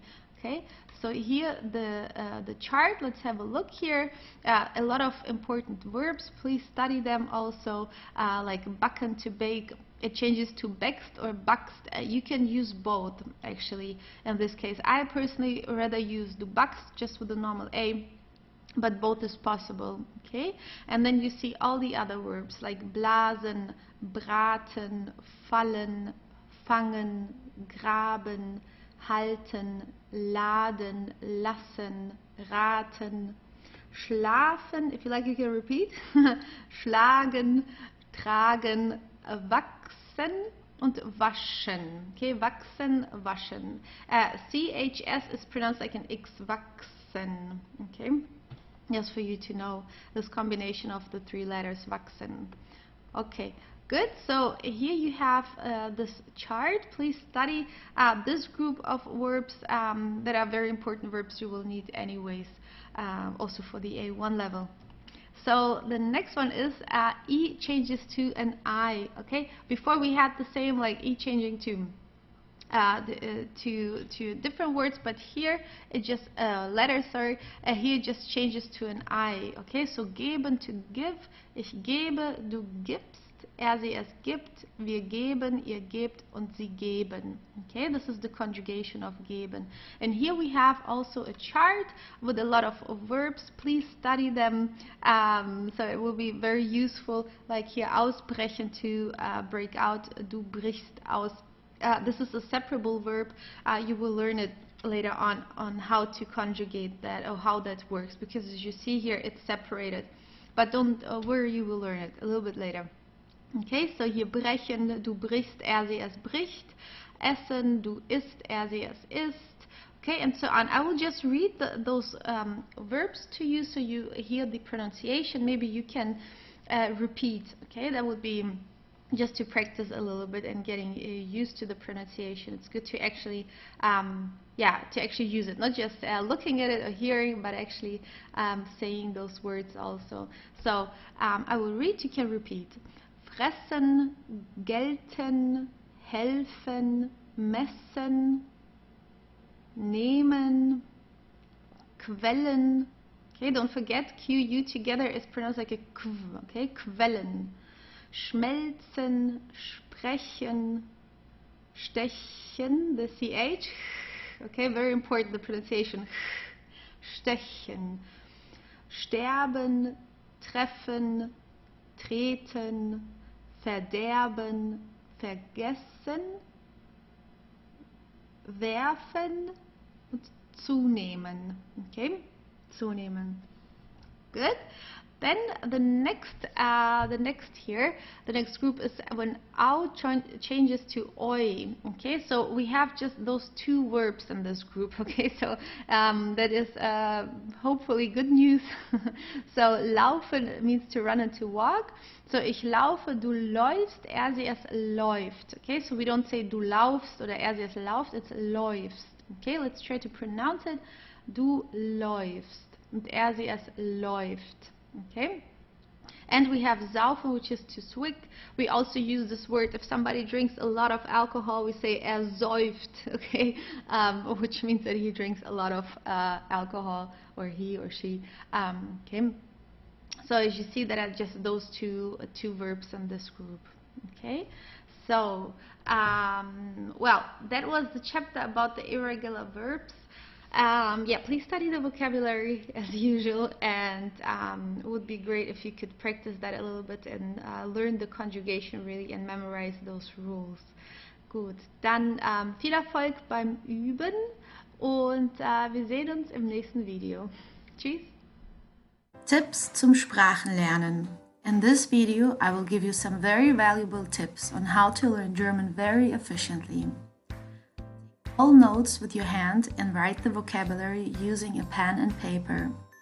Just by sitting in silence and focusing on what you are writing with the pen, you will be able to memorize about 70% of the vocabulary or the notes that you are taking.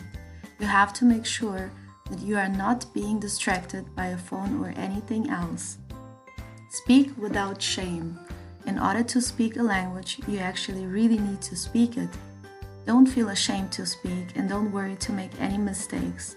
Don't forget that you are still learning. Nobody expects you to speak German perfectly. Many people block themselves by feeling ashamed of not pronouncing things right or of making errors. Through that, the learning process takes much longer.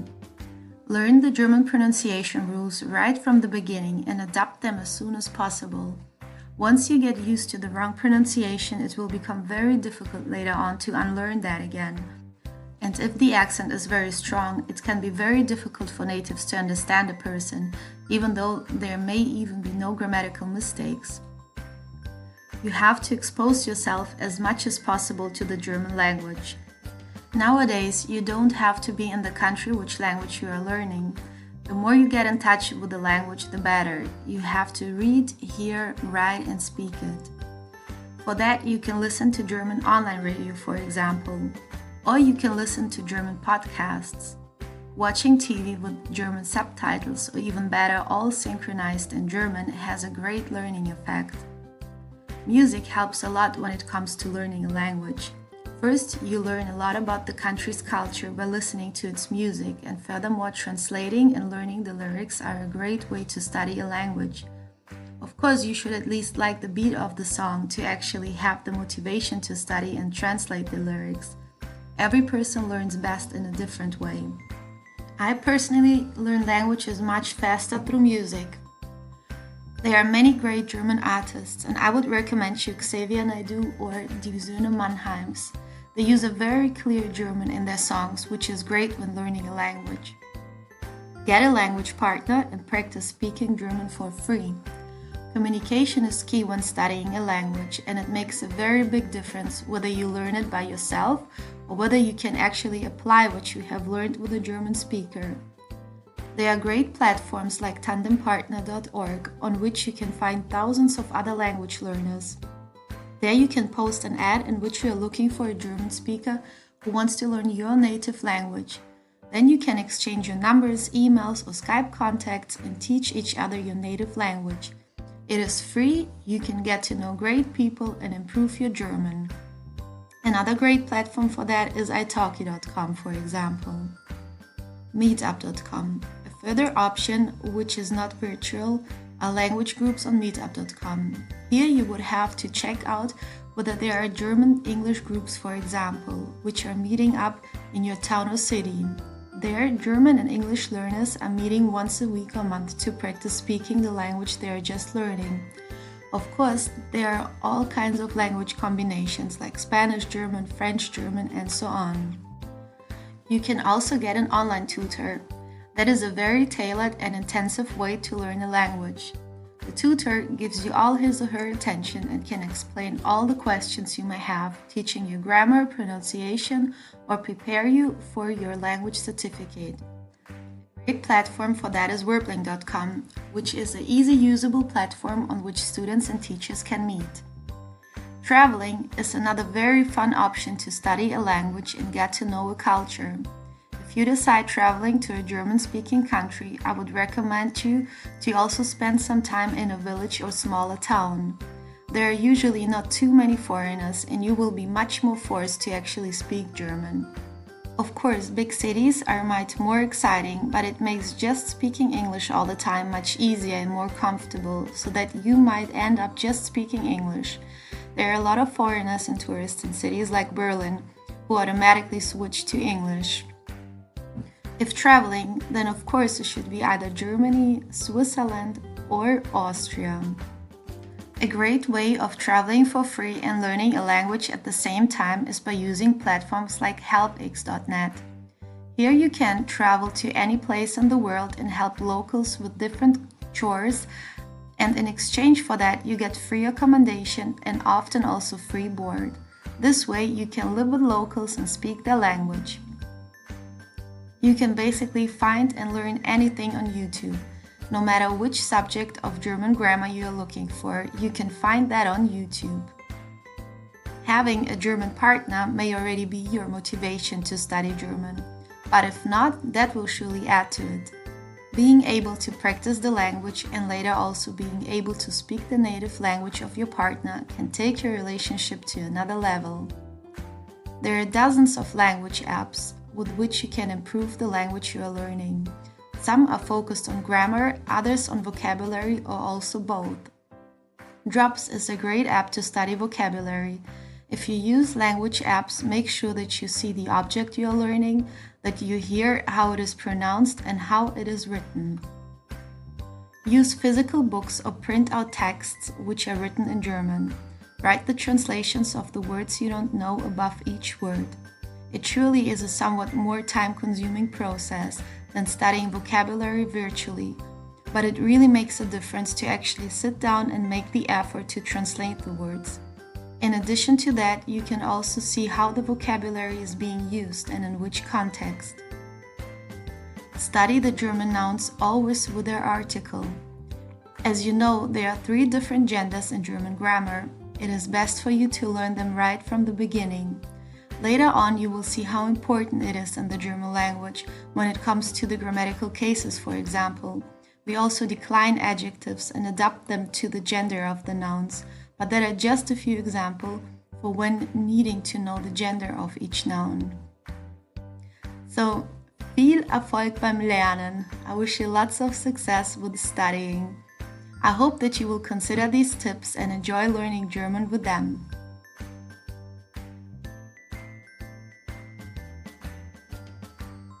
Hallo, in diesem Kapitel geht es um Komposita.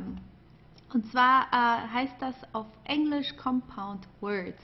So what we like to do in German is putting or combining several words together and then create new words. You will see this very often in German. So here we have the Einleitung, which is the introduction. And let's see what the compound words actually are. Okay, so as you see here, neue Wortkreation aus mindestens 2 Wörtern. Okay, new word creation of at least 2 words. Fugenzeichen ungefähr bei 30% der Komposita. So with about 30% of those compound words, of those word combinations, we use linking letters, which can be E, S, E, S, N, E-N or E-R. It depends on, we will look at some rules in this chapter, okay? So often we have those linking letters that connect those 2 words. And then keine feste Regel, welches Fugenzeichen und wann ein Fugenzeichen eingesetzt werden muss. So there is no fixed rule which linking letter and when a linking letter has to be applied. There are some little rules that you will see, but usually there is not a specific rule for all words and for all endings and so on, okay? So, just for you to, I just wanted to show you what that is about. Here I have an extremely long word for you. I will try to read it. Even as a German, this is very difficult because this is extreme, okay? So don't think that now this is a typical German word that you will see anywhere, but this word actually exists, okay? So we have several words here put together, and this is just one word that we have created. And Germans are very literal. So just, I think I mentioned it in one of the videos before, like Hausschuhe, like slippers, house shoes, right? Hausschuhe, like the shoes that we wear in the house. Inside, right? So this is what we like to do, like actually like being very literal. But let's try to read this word. Will be an exercise for me too. So, Grundstücksverkehrsgenehmigungszuständigkeitsübertragungsverordnung. Okay, this is one word. We have like one word together, but we have like 1, 2, 3, wow, 4, 5, 6 words just put together. Okay, so this is a kind of official rule about Grundstück, which is like how's it called in English? Like the place where you build a house on. Okay, so this is a rule regarding that. Okay, so just for you to understand what we actually mean with those compound words. So let's have a look here at compound words. So we can put together nouns with nouns, nouns with verbs, nouns with adjectives, and so on. This slide here is about putting nouns together, or a noun together with another noun. So this is, here in this chapter you will just learn about how to put 2 words together, but of course it is possible to put more than just 2 words together in the German language. But for the A1 level, this is what you need. This is like the most important right now, and also the most common actually. We just put 2 words together. So here, Zusammensetzung ohne Änderung. Okay, so compound without changes. So there are just 2 words put together without any linking letter. Okay, so there is nothing to connect them. We just put them one word next to the other. So here we have das Auto und die Tür. It becomes die Autotür, the car door, die Autotür. So now in this case, for example, we have a neutral word, das Auto, and we have a feminine word, die Tür. So what we do, because now for the new created word we need a gender, or we need an article also. So you take you take the gender of the last word, which is here Tür, die Tür. So the new created word has the same gender as the last word in this compound word. Okay, so it's die Autotür. So it's about whatever comes last. It's about about this object, so it's about the door, it's a car door. If you would put, for example, das Türauto, it would be the door car. We will put auto, which is car, at the end, so it would be about the car, not about the door. And then it would be neutral, because auto is neutral, so it would be das Türauto. Actually, this word does not exist, but you can create it in the German language. It's possible to do that, although it has no official meaning. Autotür, we use that quite often, so that exists. Then we have here a rule, Fugenzeichen es or just as häufiger anzutreffen, oft bei Zusammensetzungen mit Wörtern auf tum, link, ion, tät, heit, keit, schaft, sicht und ung. So whenever the first word of the compound word, the first word has those endings, like tum, link, and so on, and height, kite, and so on, we put the linking letter s or es there. Okay, depends on which word it is. Sometimes it's es, sometimes it's s. So here Gesundheit, which means health. Okay, Gesundheit, it ends with heit, as you see here also, and then we add minister, which is minister, right? And then the new word is der Gesundheitsminister, which is the health minister. Okay. So you see again, Gesundheit is feminine, heit is a typical feminine ending in the German grammar, and der Minister, it's a masculine person, and the new created word is Gesundheitsminister, and it's masculine because we have to use the same gender as the last word here. Okay, good, because here it's about the minister, not about the health. It's not a minister health, it's a health minister. Okay, so hier Fugenzeichen en, meist die entsprechende Pluralform, so the linking letter en or just n is most of the time it's the equivalent plural form. So here, for example, we have die Straße, it means the street, und die Bahn, we use it for train, for example. Okay, then it's die Straßenbahn, it's the tram. Die Straßenbahn, like the street train kind of tram. We also say tram in German, like tram in English, I guess. So it's die Tram, we also say that. Die Straßenbahn, yeah, that's another word for that. So here you see die Straßen, this is the plural form of Straße.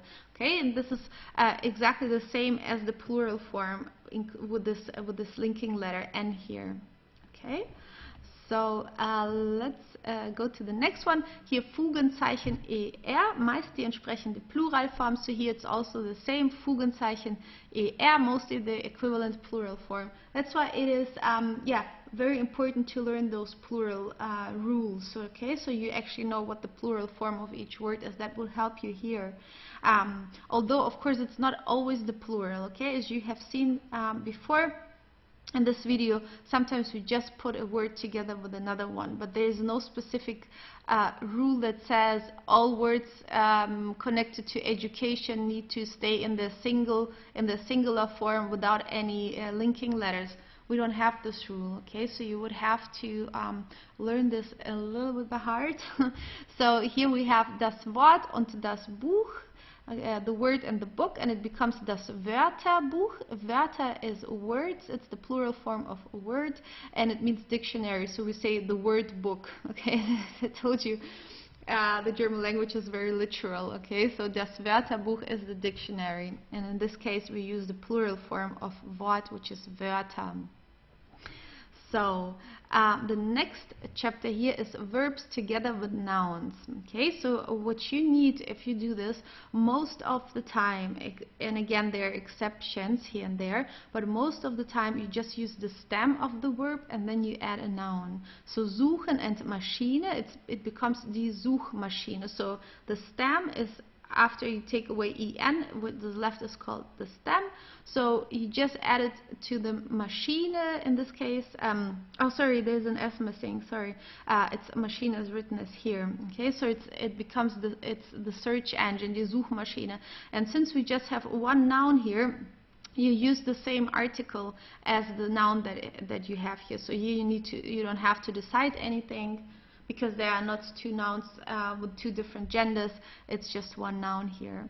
Then we have laufen und die Schuhe, that are die Laufschuhe, okay, the runner, the sports shoes, or running shoes, die Laufschuhe. Again, just the stem here. Fahren and das Rad, it's das Fahrrad, the bicycle, okay? So, yeah, the driving wheel or riding wheel, this is what it means actually translated, das Fahrrad, okay? So, this is how we do it whenever you put a verb together with a noun, okay? Then the next one, verb and verb and noun. Also, one more rule here with the linking letter E. Or E, Fugenelement E. So here, most of the time, it's just the stem, and then you add the noun as you've seen in the slide before.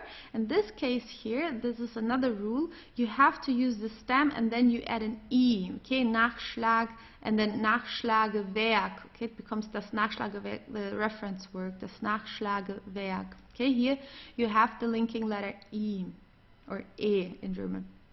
Warten means to wait. Wartezimmer. Okay, das Wartezimmer is the waiting room. Das Wartezimmer.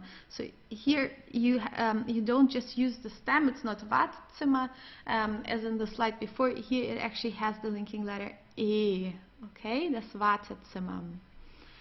Also good vocabulary for you to learn. Then we have another possibility, which is adjective with noun, Adjektiv mit Nomen. So as you see here, an adjective, you have rot, which is the color red, and then der Wein, it becomes der Rotwein. Okay, and here you don't have any linking letters. You just put it together as it is. There are no changes. Alt and Papier, das Altpapier, the waste paper. Okay, das Altpapier. Groß and die Stadt, die Großstadt, the big town or city town, die Großstadt. You see, yeah, this is how Kleinstadt also exists, which is a small city or small town. Okay, we actually use those words. Okay, good. So this is quite simple. There is no linking letter.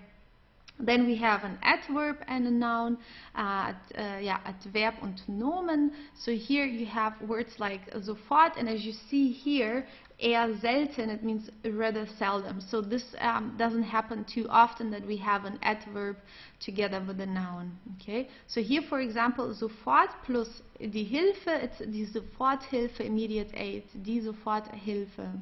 Nicht and der Raucher is der Nichtraucher, the non-smoker. Okay, der Nichtraucher. Links plus Kurve, die Linkskurve. Okay, the left turn. So a curve also could be the left curve. I'm not sure whether you can say it like this in English, but well, just for those symbols, this is plus in German, this is gleich. You would say links plus die Kurve ist gleich die Linkskurve. Okay, like just for math, for example, just for you to know how they are called here. And minus is minus. Okay. And okay, so this is how that works. There are no linking letters in this case. And okay, so that was the chapter about the compositor. And please learn the words that you have seen here. They are very important for the A1 level. And yeah, you can actually create any words you like in German. You can be creative. The question is whether people would understand that, but since we are very, very literal, you just put them together and then people will figure it out. Yeah, maybe just not to take it too far with the creation of your own words, but yeah, people would understand if you use like really the literal words that you want to express or say. But well, we have a lot of compositor which are commonly used. Okay, you also don't have to invent anything. Okay, dann dann sehen wir uns im nächsten Kapitel. Bis zum nächsten Mal. Hallo, in diesem Kapitel geht es um das Wort es. Ich werde in diesem Video nur auf Deutsch sprechen, damit du dich an die deutsche Sprache gewöhnst. Und aber du siehst immer die englische Übersetzung. Okay? Also hier haben wir ein paar Beispiele. wann wir das Wort es benutzen. Also es ist sehr ähnlich wie in der englischen Sprache. Das Wort es ist nicht nur ein Personalpronomen, also wir benutzen es nicht nur, wenn wir über etwas sprechen, über zum Beispiel über ein Tier oder so etwas, sondern wir benutzen das auch als feste Ausdrücke. Also zum Beispiel hier, wenn wir fragen, wie viel Uhr ist es? Okay, du siehst auch auf Englisch benutzen wir das gleiche Wort. Okay, also wie viel Uhr ist es? Es ist 12 Uhr. Auf Englisch benutzt man das auch. Also immer wenn du sagen möchtest, wie spät es ist, sagst du, es ist 12 Uhr, es ist 13 Uhr, es ist 15 Uhr und so weiter. Wie geht es dir? Okay? In der englischen Sprache wird das nicht so verwendet, aber wir machen das auf Deutsch so. Wir benutzen immer das Es hier. Also wie geht es dir? Du kannst auch einfach sagen, wie geht's? Das ist auch möglich. Das ist aber hier die komplette und ausgeschriebene Form. Okay, wie geht es dir? Dann, mir geht es fantastisch. Okay, auf Englisch wird das nicht so ausgedrückt. Wenn du sagen möchtest, wie es dir geht, sagst du, mir geht es gut, mir geht es sehr gut, mir geht es nicht so gut oder mir geht es schlecht. Wie auch immer, wir sagen, mir geht es und dann sagst du, wie es dir geht. Dann haben wir, es macht Spaß, deutsche Gerichte zu kochen. Okay? Also in der englischen Sprache benutzt man hier auch das gleiche Wort und es macht Spaß. Dann sagen wir immer, es macht Spaß, genau wie in der englischen Sprache. Dann, es ist schön, dass du hier bist. Okay? Auf Englisch siehst du hier auch, benutzen wir auch es. Okay, oder das englische it. Also es ist schön, dass du hier bist, es ist schlecht, es ist wunderbar, es ist toll, es ist super. Okay, da sagen wir es ist.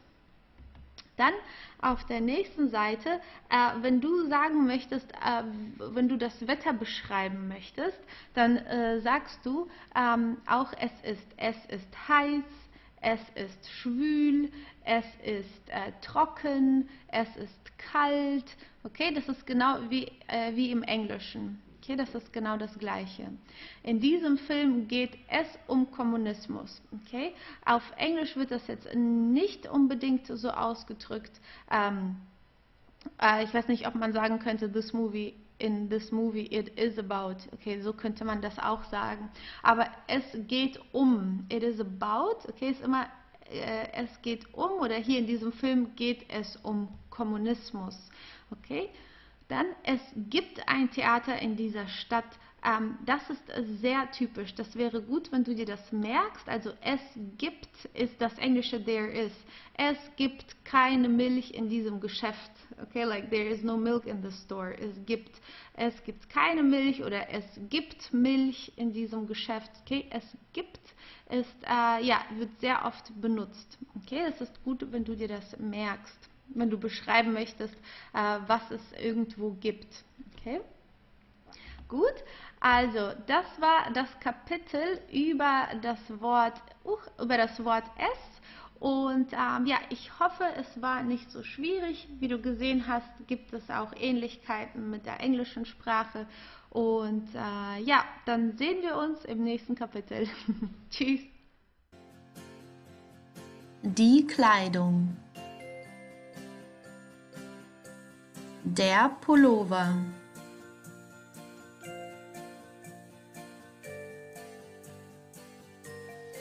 Das Kleid.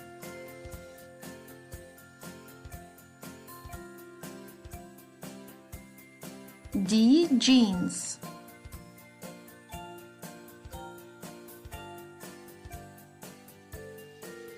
Das Hemd für Männer, die Bluse für Frauen. Der Gürtel.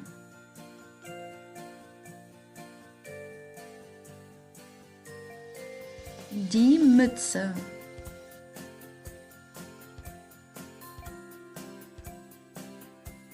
Die Socke.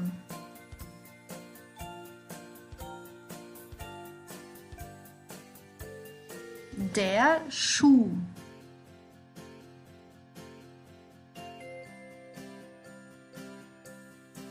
Der Regenschirm.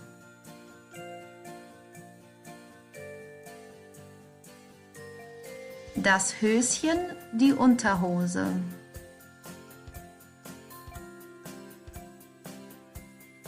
Das T-Shirt.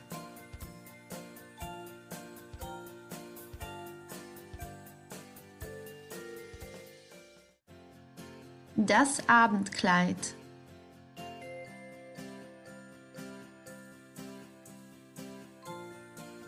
Die Hose.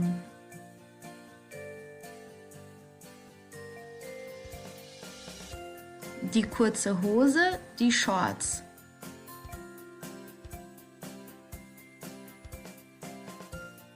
Der Hut.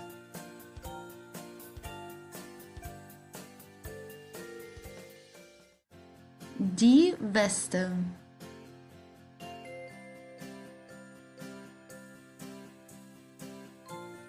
Das Cappy.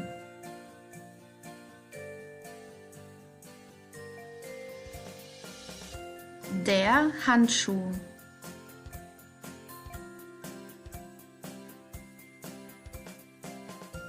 Der Mantel.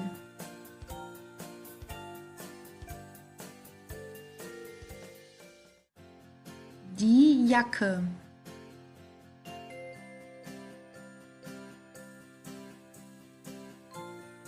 Die High Heels, die Pumps.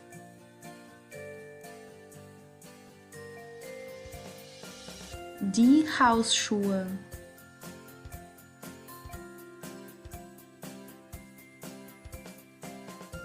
Der Blazer.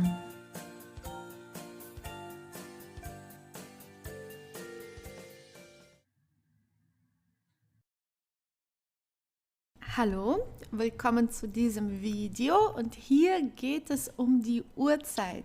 So, this video is about the time and how to say the time in German. So, let's start here with this page. So first, how do we actually ask for time? Here, as you see, you can say, for example, sorry, wie spät ist es? And that means, sorry, how late is it? Okay, wie spät ist es? Entschuldigung, entschuldige, entschuldigen Sie, wie viel Uhr ist es? That means, excuse me, what time is it? So either you can say Entschuldigung, and this is, let's say, neutral, so it's neither formal nor informal. Okay, so it does here we cannot see from this whether you're talking to several people or just one person. So maybe this would be the easiest way of saying that for now, since you're at the beginner's level. Okay, so you don't have to think too much about whether you need the formal, informal way, whether you talk to several people or just to one person. So you just can say Entschuldigung. You can say Entschuldige. So this is the informal way if you talk to just one person. Okay, that would be Entschuldige. Or you can say Entschuldigen Sie, and this is the formal way. Okay, so that could include here talking to several people or just one person in the formal way. So you can use one of those three. And then wie viel Uhr ist es? Okay, so excuse me, what time is it? You can, of course, just say wie viel Uhr ist es if you don't want to be like very polite, for example. And then we have here, es ist 14:15 Uhr. So we write it 14:15 Uhr. You write Uhr always after that. Okay, Uhr in English means clock actually. So you can say Armbanduhr, which would be the clock for your wrist. Wanduhr, which would be a clock for the wall, for example. Okay, but if you indicate the time, if you say the time, you have to write Uhr after that. If you say it, it would be es ist 14:15 Uhr.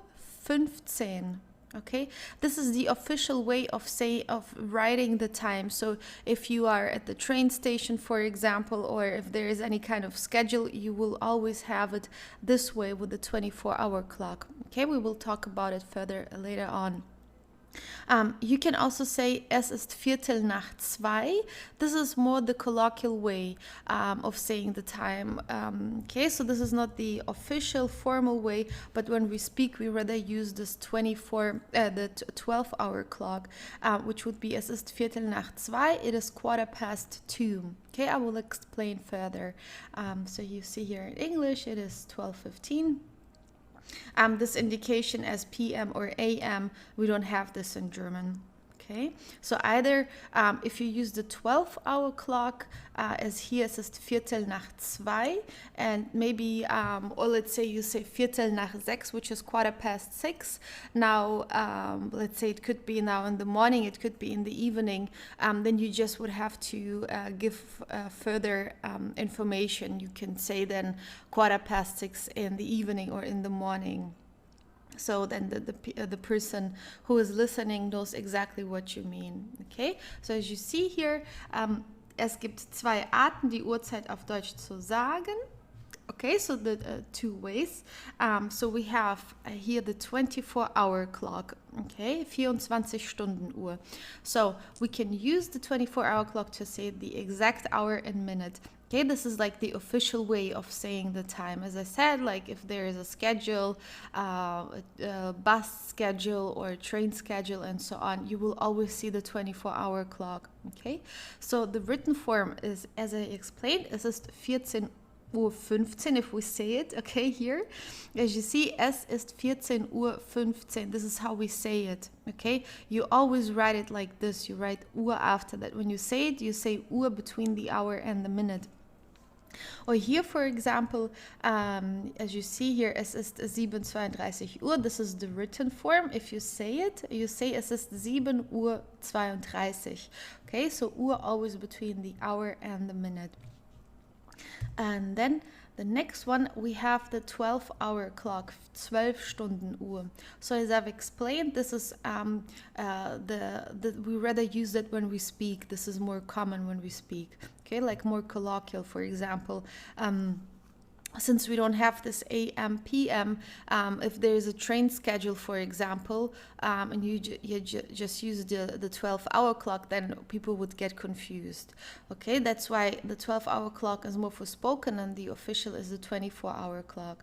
So here, the 12-hour clock we use with the following words, like nach means past. Okay, so all these words here that you see, like the German nach, which is past, halb, half past, vor means two, Viertel, quarter. You cannot use these words with the 24-hour clock. Okay, please keep this in mind. So you cannot say 15 nach 14 Uhr. Okay, like 2:15. You cannot say 15 nach 14. Okay, you would have to say 15 nach 2, for example, or Viertel nach 2, which would be then 2:15, for example. Okay, this just works with the 12-hour clock. So halb is half past, as I said, 4:02, so let's say 5:05, 5:45, we would say. Okay, and quarter, you can say es ist Viertel, zum Beispiel Viertel vor 3, 2:45, okay, or Viertel nach 2, Viertel nach 3, 3:15, okay, Viertel nach 3. Then let's go to the next page, and here you have a few examples. So as you see here, spoken, es ist Viertel nach 12, yeah, as you see, it means it is 12:15. In English, so the word order is exactly the same as in English. Okay, it is 12:15. When we write it, it still stays exactly the same way. Okay, es ist 12:15. So when we just have the spoken way of indicating the 12-hour clock. Okay, since we don't have AM and PM like in English, for example. So here the written form does not change. No matter whether you say it with a 12 or 24-hour clock. Then es ist, here as you see, 13:20 Uhr. This would be the 24-hour clock. And the written way and spoken with a 12-hour clock, it would be es ist 20 nach 1. Okay, so of course you can also say es ist 13:20 Uhr, even if you speak, it doesn't have to be like an official schedule or so. It is up to you, okay? But we have those two forms with this 12-hour clock with quarter past or quarter to, half past, and so on. We just have it when we speak. Okay, so you can choose one of both. Maybe it's easier to stick with the 24-hour clock at the beginning and just say es ist 13:20 Uhr if you don't want to learn for now the expressions like past and to and half past and so on. Okay, but with the time you will have to learn it because we use that very often when we speak and using those expressions like es ist 1:20. If you want to indicate that it is, if there could be a confusion, maybe one person could understand it that it's at night or it's in the afternoon here, 1:20, you can add some information. You can say es ist 1:20 am Nachmittag, like in the afternoon, for example. Okay, if you want to exclude any kind of confusion. Then here, the next one, es ist 16:30 Uhr. So here, this is the written way, and you can say with the spoken form, es ist 4:30, okay? So it is a little bit different than in English. In English, you would say it is 4:30. In German, what you have to do is saying the hour which comes next. So es ist 4:30. This means it is 4:15. It is 4:30. Okay, but we are saying the next hour that is coming. Es ist 4:30. Or here es ist 20:45. You can also say es ist 9:15, which means it is 8:45. Okay, es ist 8:45. Then the next one here, just to practice this with the halb. Okay, so here 5:30, es ist 5:30, which means it is 5:30. Okay, so it's different than in English. You just have to keep this in mind. 6:30, you can also say es ist 6:30, 6:30. In German is es ist 6:30. Or here 19:30, you can also say es ist 7:30, 7:15. Okay, 19:30, or you say es ist 7:30, as you like.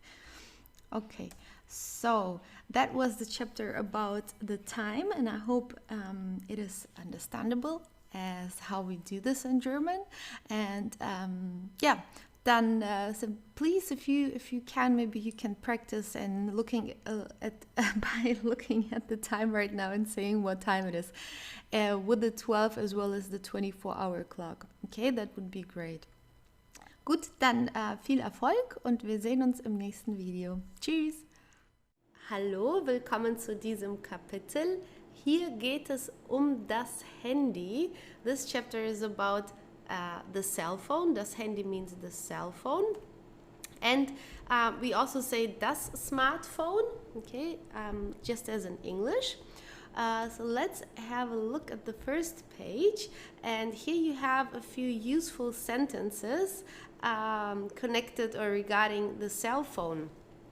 So the first one, mein Akku ist leer, my battery is dead. Der Akku, okay, is the battery. We also say die Batterie for the battery, but this is rather like the battery for a remote control, for example. If it's about the battery of a laptop or of a phone, for example, we say der Akku. Und leer means empty, so it actually means my battery is empty. Hast du ein Ladekabel? Do you have a charging cable? Das Ladekabel ist the charging cable. Hast du ein Aufladegerät? Do you have a charger? Das Aufladegerät ist the charger. And to charge something means etwas aufladen or just laden. Ich muss mein Handy laden. I need to charge my cell phone. So here again we have a modal verb. This is müssen, just conjugated. Whenever we use a modal verb, the second verb comes at the end in the infinitive form. Tragbare Ladegeräte sind super. Hier ist ein tragbares Ladegerät, a portable charger. So portable chargers are great. Ja? Tragbare Ladegeräte. It's das Ladegerät, the charger. Was ist das WLAN-Passwort? What is the Wi-Fi password? Okay. Wie heißt das Netzwerk? What is the name of the network? Das Netzwerk is the network. Das Netz is the net. So also when we talk about spiders, for example, we also use das Netz. Dann auf der nächsten Seite, das Handy funktioniert nicht mehr. The cell phone doesn't work anymore. Okay, funktionieren. You can also say, das Handy geht nicht mehr, which we also use for like it doesn't function or it doesn't work anymore. Das Handy geht nicht mehr. Geht is the verb gehen. So we say actually the phone doesn't go anymore. This is how we say it in German. Also, but here we have funktionieren, which is just another possibility. Das ist ein sehr altes Modell. That is a very old model. Das Modell with a double S. If you have a model like a female model, for example, or a male model, it's das Model with just one L. So das Modell in this case, and the other one is das Model. Das ist das neueste Modell. This is the newest model. Viele Menschen sind süchtig nach ihren Handys. Many people are addicted to their cell phones. Süchtig sein means to be addicted und die Sucht ist the addiction. Süchtig nach etwas sein, to be addicted to. Okay, you can say, ich bin süchtig nach Schokolade. Like I'm addicted to chocolate, for example.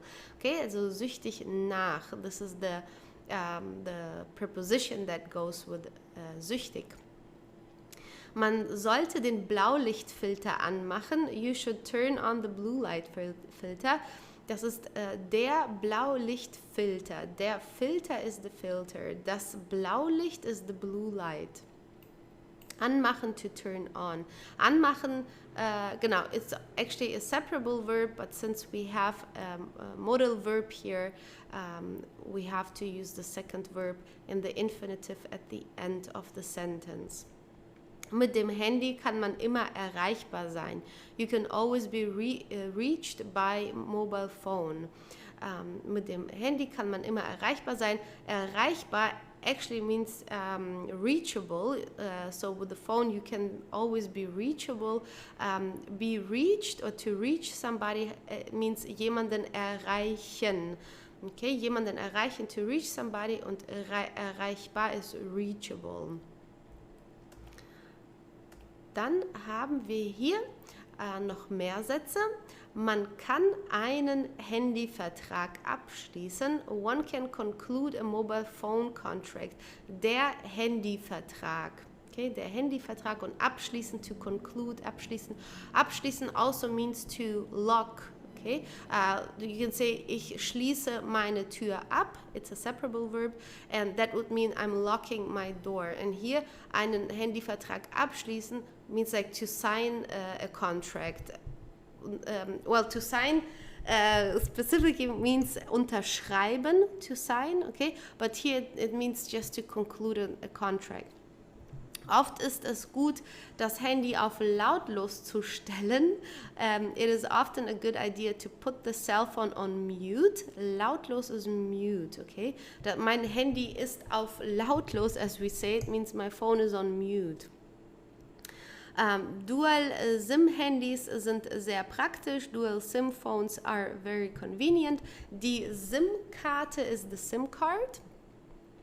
Moderne Handys haben eine tolle Kameraauflösung. Modern cell phones have a great camera resolution. Die Auflösung is the resolution. Und toll means great. We have different words for great. Toll, super, wunderbar, and so on. Okay, toll is one of them. Mit Roaming kann man auch im Ausland kommunizieren. You can also communicate abroad with roaming. Roaming is an English word, and for this reason we have to pronounce it the English way, okay, roaming. So we don't say it as it would be in German like roaming or so, it's roaming, okay. Im Ausland means abroad, in Ausland, in a foreign country. Mit Handys kann man auch Videocalls machen. with cell phones, yes, there was missing with cell phones. Oh, cell phones can also be used to make video calls. Okay, so or it actually could mean like with cell phones, you can also make video calls. This is just another way to structure it. Also der Videocall is the video call. You can also say der Videoanruf if you want to say it just with German words, but it's actually very common just to say der Videocall. Dann WhatsApp ist auch in Deutschland sehr beliebt. WhatsApp is also very popular in Germany. Man kann sich alle möglichen Apps herunterladen. You can download all kinds of apps. Alle möglichen apps means like all possible apps or any possible app. For example, herunterladen means to download, and it's a separable verb. So you would say, ich lade eine App herunter. Here it stays together in the infinitive because we have the modal verb können here on the second position. Möglich means possible. Okay? Man kann Benachrichtigungen stumm schalten. You can mute notifications. Die Benachrichtigung is the notification. And here we have it in the plural, Benachrichtigungen. And the singular, it's die Benachrichtigung. It ends with an UNG here, which means that it's a female word, that's a female ending. Was ist deine Nummer? What is your number? Die Nummer, okay, it's female.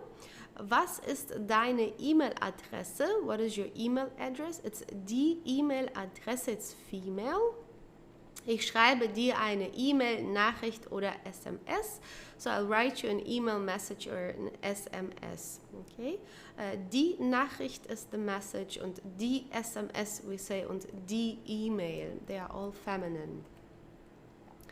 Dann, ich kann mich nicht melden, ich habe keinen Empfang. Maybe that's a useful phrase. It means I cannot answer or I cannot communicate with you or contact you. I have no signal. Der Empfang is the signal in this case. Und sich melden means like to contact somebody or here to answer, to contact. Ich habe ein neues Handy. I have a new mobile phone. Ich habe ein neues Handy. Ich schalte mein Handy ein or ich schalte mein Handy aus. I turn my cell phone on or off. Einschalten und ausschalten, that are both separable verbs. Okay, the infinitive ist einschalten oder ausschalten. Here it's separated because it's conjugated in the sentence. Mein Bildschirm ist kaputt. My screen is broken. Der Bildschirm is the screen und kaputt is broken. Then the next sentence is ich brauche eine deutsche SIM-Karte. So SIM card is SIM-Karte. And you can buy it in supermarkets such as Aldi or Lidl, for example, which you will find in any town in Germany. And of course in stores for cell phones. Okay, ich brauche eine deutsche SIM-Karte. Then we have the country codes for German-speaking countries. Die deutsche Ländervorwahl ist +49. Die österreichische Ländervorwahl ist +43. Und die Schweizer Ländervorwahl ist +41. Die Ländervorwahl ist the country code. And here just the flags. This is the German flag, the Austrian flag, and the flag of Switzerland. Okay, just to repeat that. Das war's auch schon zum Thema Handy. I hope you liked this chapter, and if you want to learn more about computer language or IT language in German, I have an entire course about the subject. I will add a link to that in the PDF file attached to this video. And please study the vocabulary that you have seen here and also do the quiz. Und dann wünsche ich dir viel Erfolg dabei und wir sehen uns im nächsten Kapitel. Tschüss! Hallo und willkommen zu diesem Kapitel. Hier geht es um den Satzbau von Hauptsätzen. So video here is about the sentence structure of main clauses. So of, yeah, let's say normal and not complicated sentences, because some or many sentences actually have subclauses or even several subclauses. But this is for later. Since we are on the A1 level right now, we are just going to look at the main clauses and how to structure them. Okay, so here let's have a look at some very basic sentences. Okay, here we have just the subject. This is the person who is actively doing something. It can also be an object. It doesn't have to be a person always. Okay, and then we have the verb. The verb is the words with which you express what you are doing. Okay, so for example, ich esse. Okay, it means I'm eating. So here you see you start with the subject and the verb comes in the second position. So in general, even if you added more information here, the verb is always in the second position of a main clause. Okay, and okay, so for example, the subject here, we say first position. It could be, it could also consist of 2 or 3 words, but it still would count as position 1, as we say. If you said, for example, mein Bruder isst, like my brother is eating. Mein Bruder, which is my brother, it would be position 1. It would count as a subject because it's about the brother, and then comes the verb. Okay, so just keep this in mind. And then here we have du liest. Liest, that comes from lesen. It's irregular. That's why the E is changing to an IE. Und du liest, you are reading. Kerstin tanzt. Kerstin is dancing. Okay.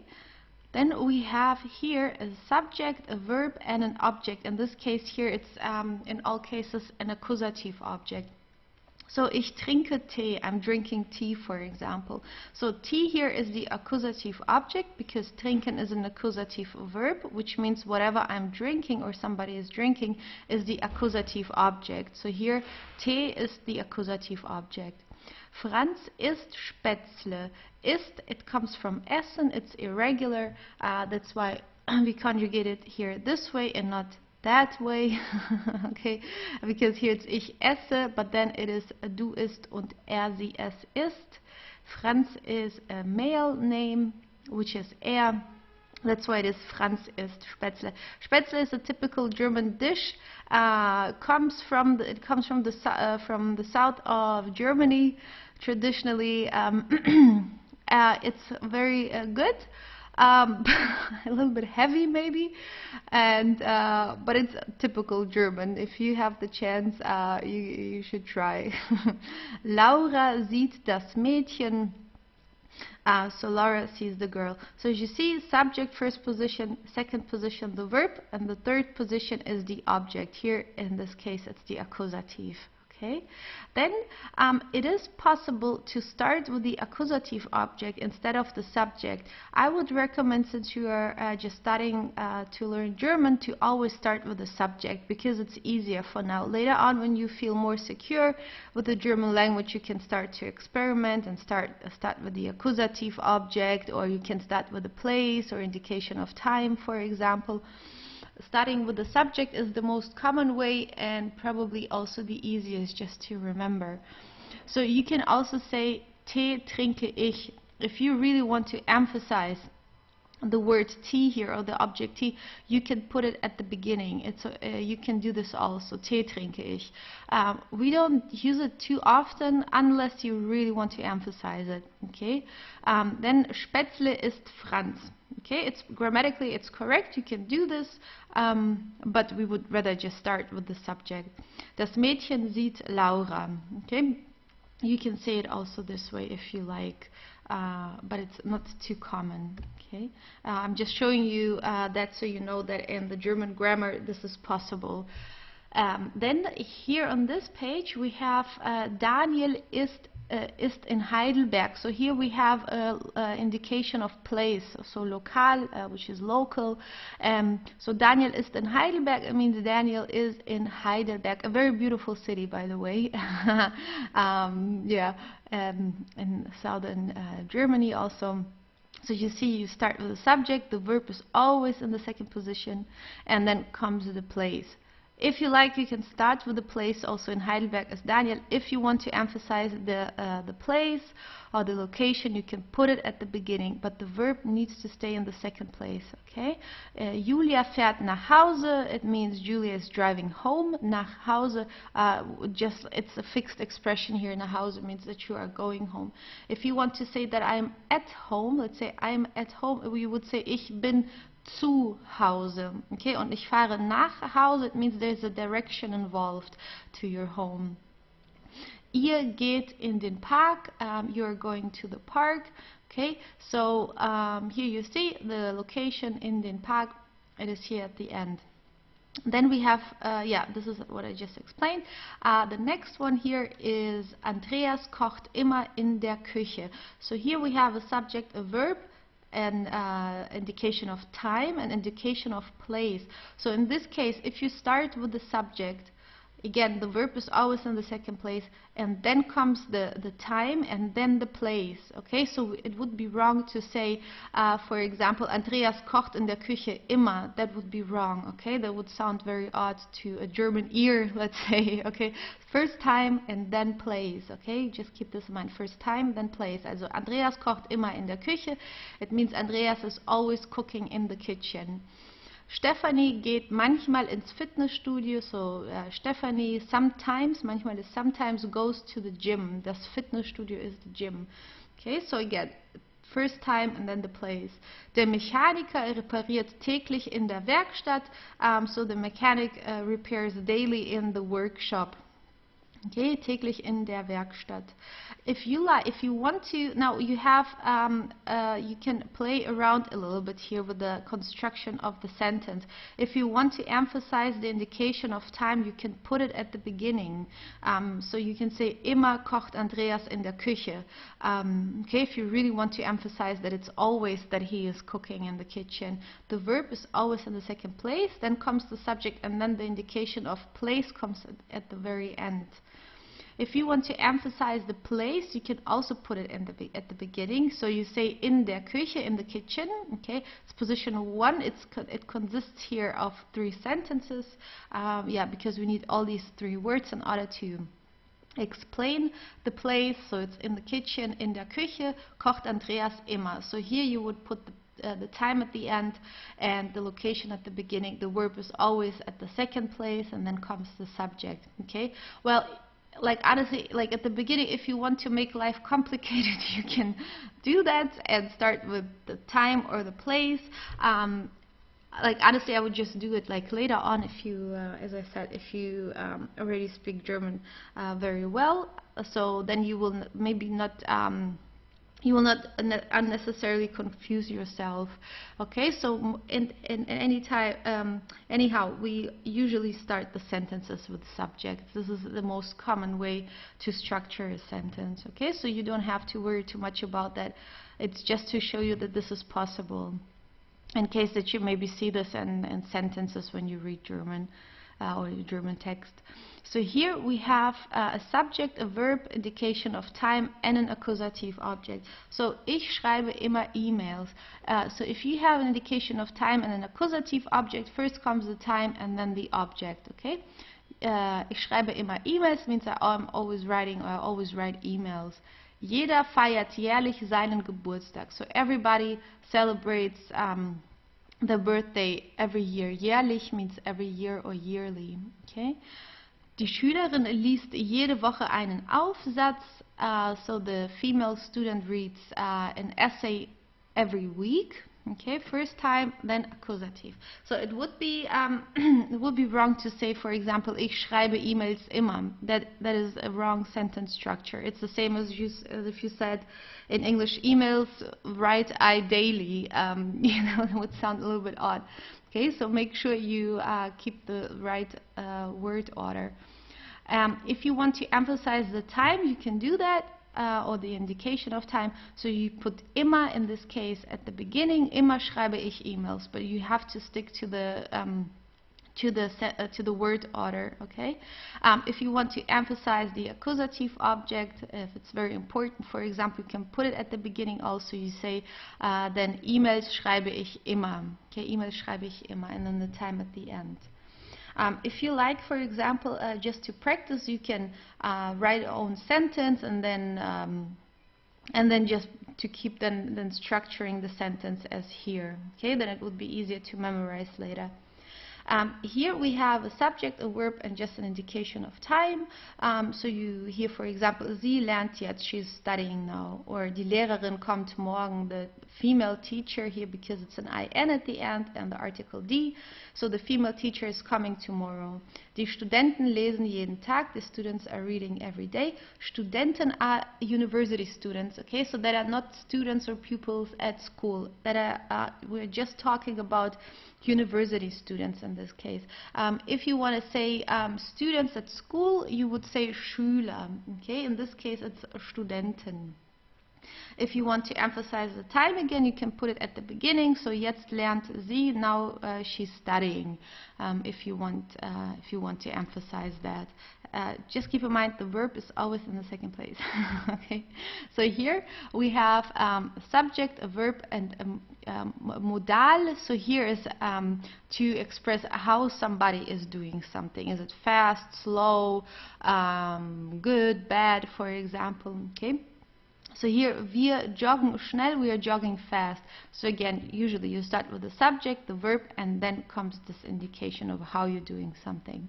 Hans ist langsam, so here it's an adverb, would be called also in the grammatical way adverb, because we are explaining a verb here, how somebody is doing something. Die Nachbarin spricht leise, the female neighbor here is speaking in a low voice. Okay, und Hans ist langsam, it means Hans is slow. And here, schnell joggen wir, if you want to emphasize the adverb, you can put it at the beginning, then comes the verb and then the subject. Schnell joggen wir. Then here, this is a little bit more complicated, a more complete sentence, let's say. So here we have a subject, a verb, an indication of time, an object here, okay, and then you have here an indication of place. So for example, Väter spielen häufig mit ihren Kindern auf der Wiese. So here we have the indication mit. Okay, and that's why we have this in the dative case. This is a dative preposition. So mit ihren Kindern, die Kinder in the plural, in the dative plural you add an additional n here. Okay, so first subject, verb, indication of time, the dative object, and then the indication of place. Väter spielen häufig mit ihren Kindern auf der Wiese. It means fathers often play with their children on the like on the field where you have grass and so on. If you want to emphasize the dative object, you can put it at the beginning also. Mit ihren Kindern spielen Väter häufig auf der Wiese. Then the structure would be like this. But really, as I said, I mean, in the German grammar this would be correct, but hardly anybody would speak this way. Okay. Just for you to know, if you want to emphasize the place, here auf der Wiese spielen Väter häufig mit ihren Kindern. Okay, auf der Wiese spielen Väter häufig mit ihren Kindern. Then we have the indication of time emphasized here. Häufig spielen Väter mit ihren Kindern auf der Wiese. Okay, so for example, if you have the here the preposition auf, which means on, we call it a Wechselpräposition. You will learn it in the A2 level. So auf can be used either as an accusative or a dative preposition. It depends on the situation. You will learn it in the A2 level. For now, you don't need that. In this case here, it is used as a dative preposition. That's why die Wiese, it's female. It changes to der Wiese because here it's used in the dative. Okay, in the dative, the female article die changes to der. Okay, it does not mean here that it's masculine. It's just in the dative case. It's a female word here. Okay, good. So that was the chapter about Satzbau von Hauptsätzen. It would be great if you practice and write own sentences with the vocabulary that you have learned so far. And the best way would be just to make sure first that you know the structure when starting with the subject, and the second position always the verb.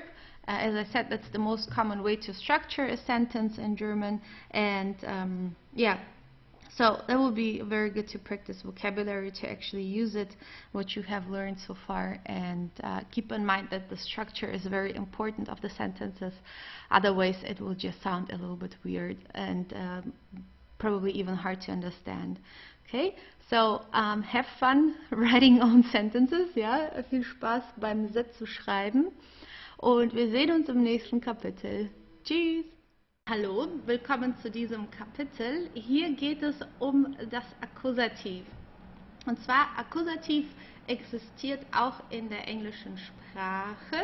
Okay, the accusative also exists in the English language, and it is a grammatical case.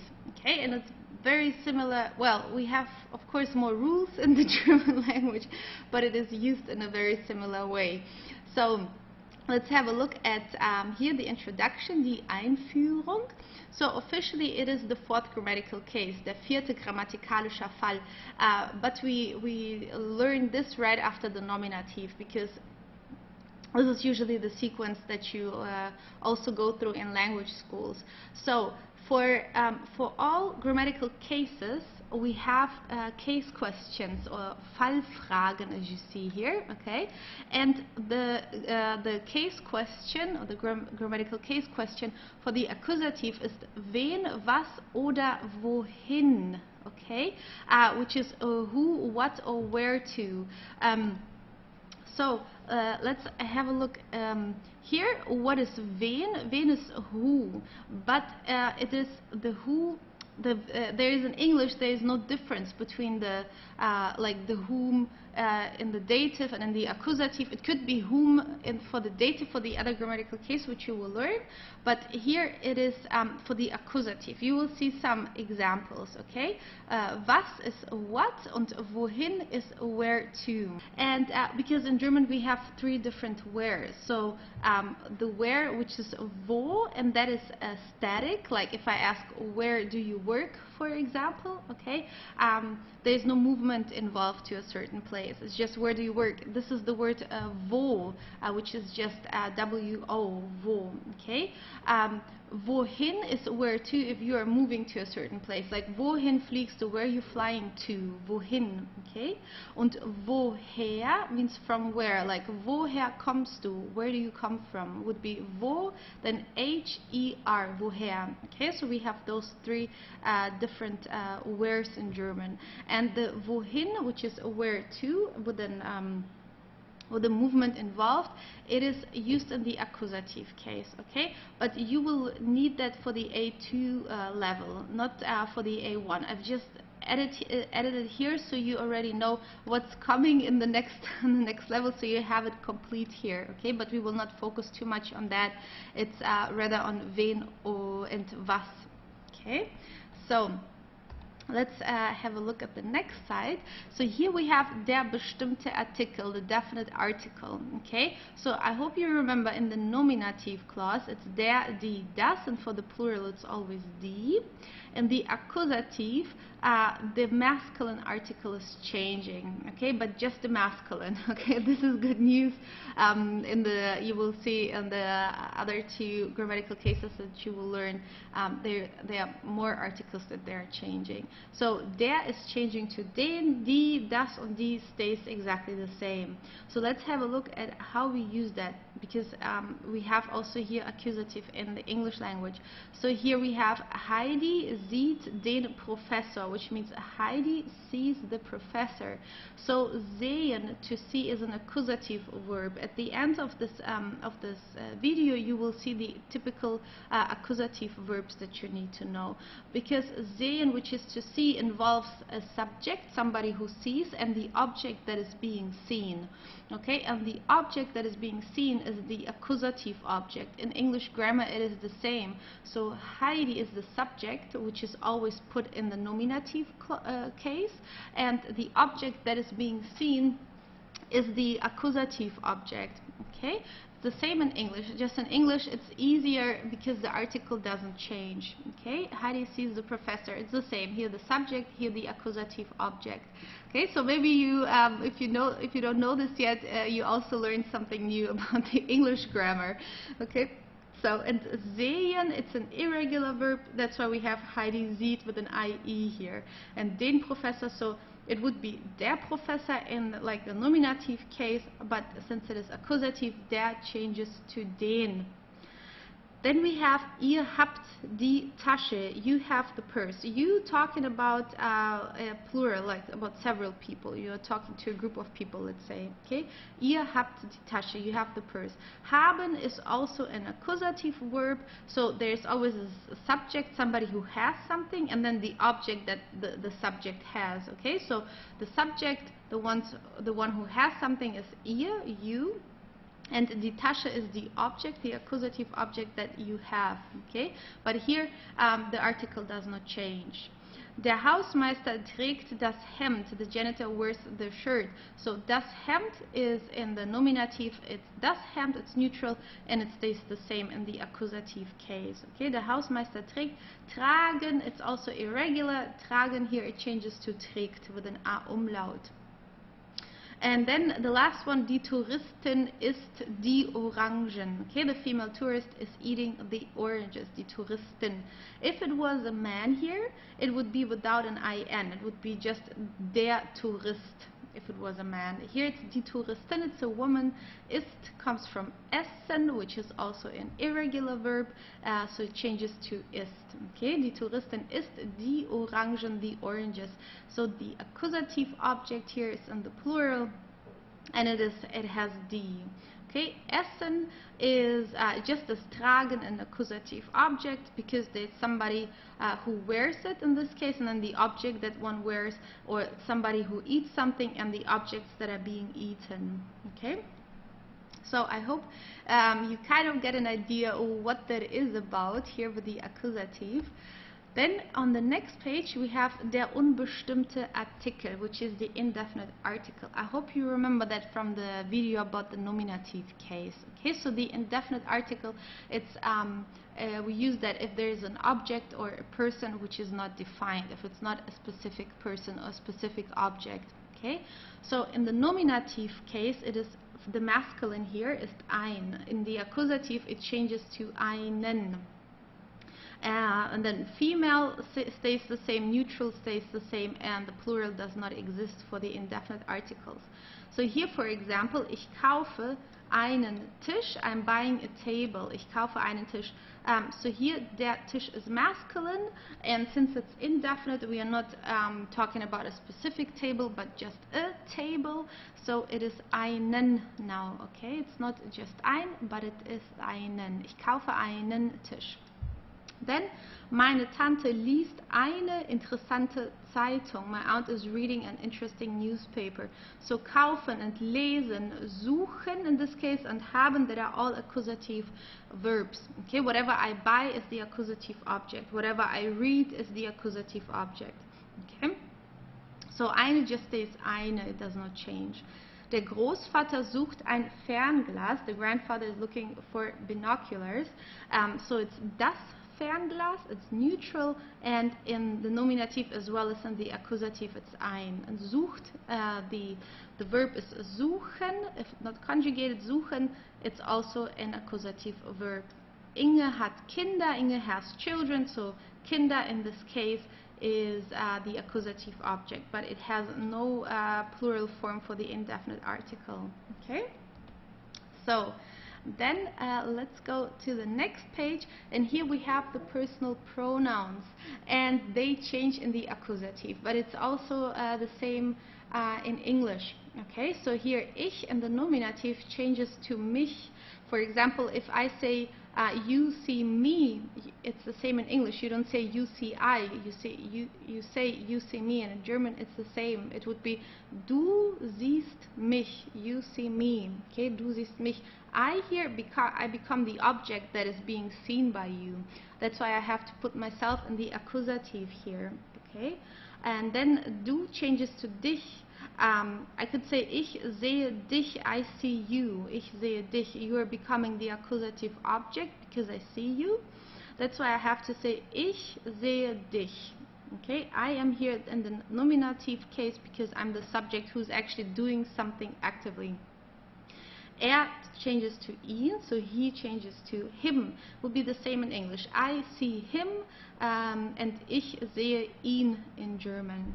Sie stays sie and s also. I could say ich sehe sie, I see her. In English it changes. So it's in English it's not I see she.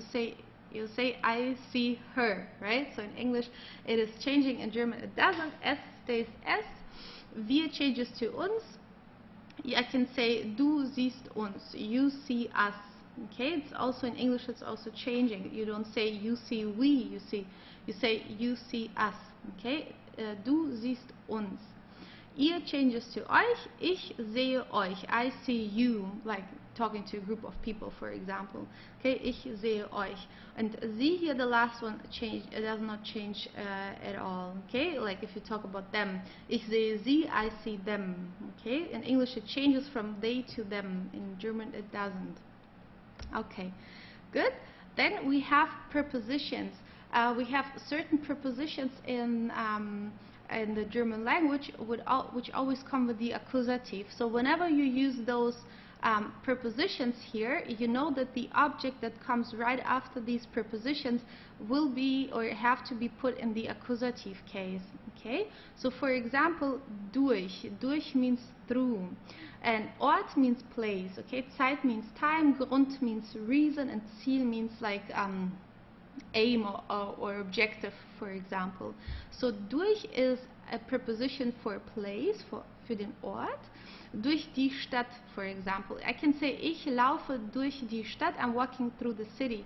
I could say ich laufe durch den Park, I'm walking through the park. Der Park is masculine, so in the accusative it has to change to den. So I would say ich laufe durch den Park. Okay, just because it's masculine. Grund is a reason. So we use that also to give a reason. Durch seine Hilfe, which is through his help. So let's say I made it through his help, or with his help, or because of his help, for example. Okay. For this we also use durch. Okay. Then bis means until, for time, Zeit, bis nächste Woche, until next week. We also just use this bis nächste Woche just to say see you next week. Okay, so here Woche, just as here Stadt und Hilfe, that are all accusative objects because they come right after those accusative prepositions here. And Ort, which is place, is bis Berlin. Ich fahre bis Berlin. I'm driving until Berlin, for example. Für means for. Für ein Jahr, which is for a year. Jahr is neutral, it's the year, and it's das Jahr, that's why ein just stays ein. Okay? If it was month, which is Monat, I would say für einen Monat, for a month. Ein would change to einen because it's masculine and in the accusative. Means around, or at also. So when we talk about time, if we want to indicate the time, we say 15 Uhr bin ich dort. Like I will be there at 3 p.m. in this case here. Okay, to give a time. And it means around, like here for a place, den Tisch, around the table. So here you see der Tisch is masculine actually, but since it is now an accusative object because it comes right after you have to change the article from der to den, den Tisch. Okay? So ohne means without. Art und Weise is like the way you do something. Ohne Grund, without a reason. Okay, you could say ohne einen Grund, which is then without a reason, or without reason you can also just say ohne Grund, without an article. If you would have to put an article here, it would be ohne einen Grund, because Grund is masculine, der Grund, which means reason. Then we have gegen, which means against. Ort, gegen die Wand. Yeah, in English it would mean like he drove into the wall. right? In German, like if you hit the wall, in German we use the word against, like he drove against the wall. This is how we say it in German, okay? A little bit different than in English. So here we have gegen, so the word right after that here, die Wand. It's feminine and it's the accusative object here, but nothing changes, okay? Because just the masculine article changes in the accusative case. And here we have gegen den Plan. I could say ich bin gegen den Plan, which means I'm against the plan, okay? So der Plan, it's masculine, so it changes to den Plan. Then we have some abbreviations. If you have the preposition für and the article das together, we just combine it and say fürs. Okay? You can say für das, but it's very common, especially in spoken language, but very often also in written language, just to put it together. So here, dieses Geschenk ist fürs Kind, which means dieses Geschenk ist für das Kind. Okay? This present is for the child. And das becomes ums. Läuft ums Haus. He is running around the house. Okay. You can also say läuft das Haus, but you can just make it shorter and just say ums. Durch and das means durch. Ich gehe durchs Zimmer. I walk through the room. Okay. Durch das Zimmer. So just these three combinations are possible. It's not like you can use any preposition with any article and put it together. This is not the case, okay? So you cannot take ohne and combine it with das and then say ohnes or so. That does not work. It's just these three cases, okay?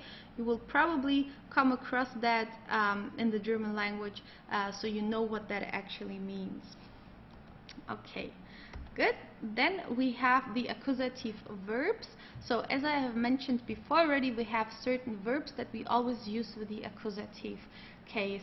And we also have verbs later on you will learn that we use with the dative case also. So this is for the accusative. Bestellen means to order. Ich bestelle ein Wasser, I'm ordering a water. So bestellen, okay, there's always a subject who is ordering something. In this case it's ich, and the object that I order is the accusative object. So here it's ein Wasser. It's ein Wasser because Wasser is neutral, it's das Wasser. So here the indefinite article is ein. Brauchen, to need, Stefan braucht Geduld. Stefan needs patience. Okay? Brauchen, whatever you need is the accusative object. Essen, to eat. Kinder essen gerne Süßigkeiten. Okay, even if you don't have an article here or no preposition or so, it's still an accusative object because essen is an accusative verb. Haben, Laura hat Kopfschmerzen, Laura has a headache. So whenever you talk about physical ache or pain, we don't put an article before that. It's not like in English that we would say Laura has a headache here with an indefinite article. We don't do this in German, okay? Laura hat Kopfschmerzen. We don't say Laura hat ein Kopfschmerzen or so, and we usually use it in the plural form. Laura hat Bauchschmerzen, like let's say her belly hurts, Halsschmerzen, like throat pain, we say, but we always use it in the plural because Schmerzen is in the plural, it's pains. She has head pains. Okay, this is how we say that. Hören, to hear. Wir hören gerne Musik. Kaufen. Der Vater kauft ein neues Auto. Du liest eine Zeitschrift. Wir nehmen diesen Fall ernst. We take this case seriously. So nehmen is an accusative verb, just as all these verbs here on this page. Whatever we take is the accusative case. Der Fall is the case and it's masculine. That's why it changes to diesen Fall. Okay, this is a demonstrative article. You will learn it later on. Okay, so it's this, and you have also an N here. Okay, just as if there was a normal article here. So suchen, ich suche ein passendes Geschenk, okay, a suitable present. Das Mädchen trinkt Apfelsaft. Ich habe den Termin nicht vergessen. Der Termin is the appointment, it's masculine. That's why we have to say den Termin here. Then, hast du deinen Schlüssel verloren? Have you lost your keys? Deinen Schlüssel also. You will also learn this with those possessive pronouns, which is here your. But since Schlüssel is masculine, you have to add an en here at the end also. Okay, you will learn it, but here you can already kind of get used to that. Then we have ich, versteht mich, he understands me. So here it's ich changing to mich, because I am here the accusative object. Okay, so I don't say versteht ich, which would be he understands I. In English you also say he understands me. So in German we also say versteht mich. Okay, good. So that was the chapter about the accusative case. Please learn that and study that thoroughly before you move to the next grammatical cases, okay? Because with each grammatical case, I'm just going to be honest, it will get more and more, I don't want to talk in a negative way, but a little bit more complex, let's say, okay? So make sure you have really understood this accusative and learned the verbs and the prepositions, because later on for the dative, for example, and also for the genitive case, which you're going to learn later, you will have, they all have their own verbs and their own prepositions and so on. Okay, so ja, dann viel Erfolg und viel Geduld und wir sehen uns im nächsten Kapitel. Tschüss. Zu Hause. Der Flur, der Korridor. Der Eingangsbereich. Die Treppe.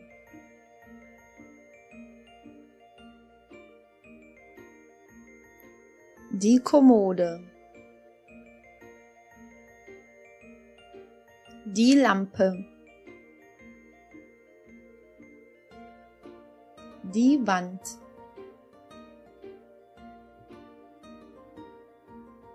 Die Küche. Der Kühlschrank. Der Gefrierschrank. Der Ofen. Der Herd. Die Pfanne. Der Besen. Der Teller. Die Schüssel. Der Wasserhahn. Der Topfhandschuh. Das Waschbecken. Das Goldfischglas. Das Glas, der Becher. Die Tasse. Die Untertasse. Die Kaffeemaschine. Die Steckdose. Die Wasserflasche. Der Standmixer. Der Honig. Das Besteck. Der Löffel. Der Schöpflöffel, die Suppenkelle. Die Gabel. Das Messer. Das Geschirr.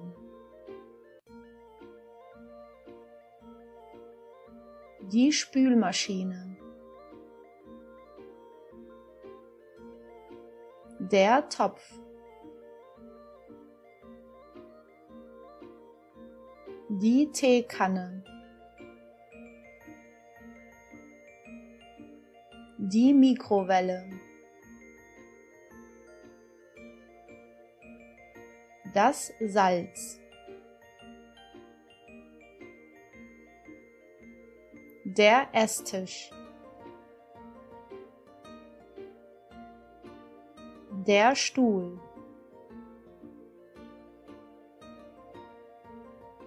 Das Wohnzimmer.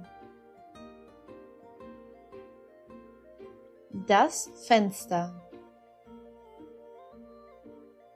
Die Couch, das Sofa.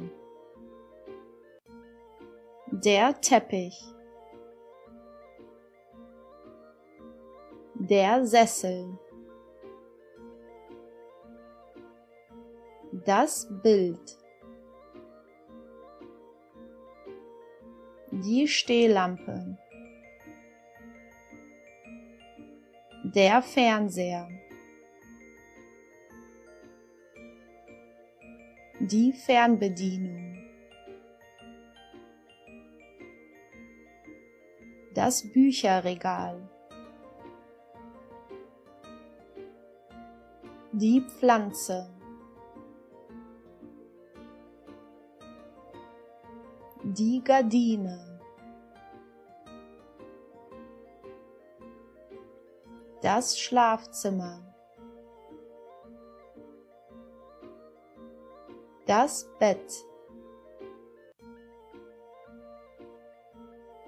Das Kissen.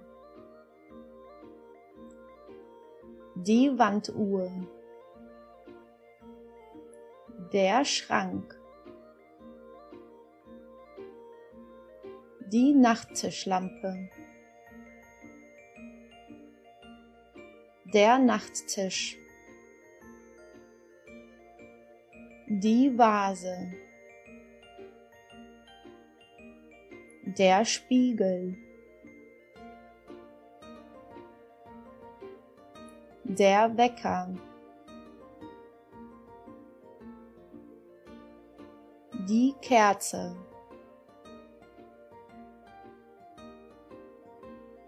Das Badezimmer.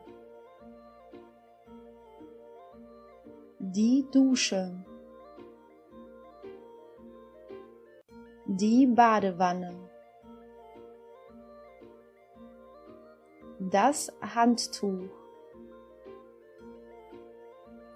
Die Toilette, das Klo. Das Klopapier, das Toilettenpapier. Die Zahnbürste. Die Zahnpaste. Der Kamm. Der Föhn.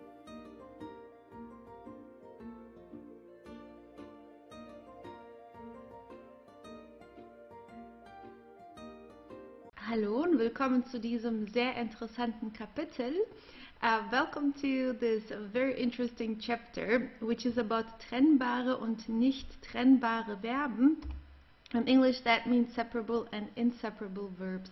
There is something similar like that in English. I will show you the similarities, but we are going to start first with the nicht trennbare Verben, which is a little bit easier than the other group. So here you have a certain rule. Verben mit folgenden Präfixen sind nicht trennbar. Okay? So whenever you have a verb which has these prefixes, prefixes are short words, usually 2 or 3 letters. Okay, in this case there are 4, usually 2 or 3 letters that we add in front of a word, and then, or a verb, or a word, could be a noun also, and then it changes its meaning. It could change completely the meaning, it could stay, the meaning could stay similar but still mean something different. That are called prefixes, also called Vorsilbe in German. Then we also have suffixes oder Nachsilben, also called in German, that are exactly, that is also the same, but just adding at the end of a word, or well, a verb not, but a noun, for example. Okay, here it's just about verbs in this case, with the separable and inseparable verbs. So for example, here, so you would have to study this by heart, because later on in the German grammar you will need that, knowing when the verbs are separable and inseparable. Later on, for the perfect tense, for example, this will be very important. Okay. And we have a lot of verbs that are separable or inseparable. So here, for example, we have bezahlen. Okay, zahlen by itself is a verb, but bezahlen, it has a slightly different meaning. It means to pay for something, and zahlen by itself just means to pay. Okay, so here the actual verb is zahlen, and then adding the be at the beginning slightly changes the meaning. Sometimes it changes the meaning completely. So here we have, ich bezahle das Buch, I pay for the book. So here you see it just stays together. It's not separate. So you will see in the next part for the separable verbs that it's you actually need to separate the verb, the prefix from the actual verb. Here it is a little bit easier, it just stays together, okay? But you need to know which verb is separable, which is not separable, or which verb does not belong to this group at all. You will need it later on, as I've told you, later on in the German grammar. So here, for example, empfangen, to receive. Fangen by itself, this is the actual verb, is fangen without the prefix, it means to catch. Empfangen means to receive, so you see the meaning changes basically completely. Ich empfange meine Gäste, I'm receiving my guests. Entscheiden, okay?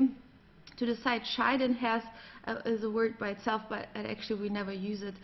So entscheiden, to decide. Okay, Karen entscheidet schnell. Here we have a D at the end of the stem. Okay, that's why we have for the conjugation of he, she, it, you have to add an additional E here for the, this is for the pronunciation. I hope you remember this rule, okay, just to repeat.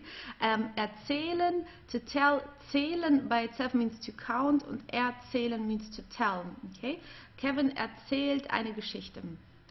Genießen, to enjoy. Niesen by itself means to sneeze. So you see the meaning changes completely. Also, yeah, although sneezing also sometimes can be a kind of enjoyment sometimes. But well, but you know, it actually changes a lot. So missverstehen, to misunderstand, verstehen, to understand, and missverstehen, to misunderstand. Actually the same as in English, understand and then misunderstand with this prefix here. Okay? Also sie missverstehen sich ständig. Okay? Verlieren, to lose. Fair is the prefix. In this case, for example, lieren doesn't have a meaning by itself. This verb here doesn't mean anything without the prefix. Okay? This also happens. With the time you will figure out, you will see which verb has a meaning without a prefix or not. Okay? Zerbrechen, to break glass. For example, if something is fragile, we say zerbrechen. Brechen by itself is to break, like to break bones, for example. Okay?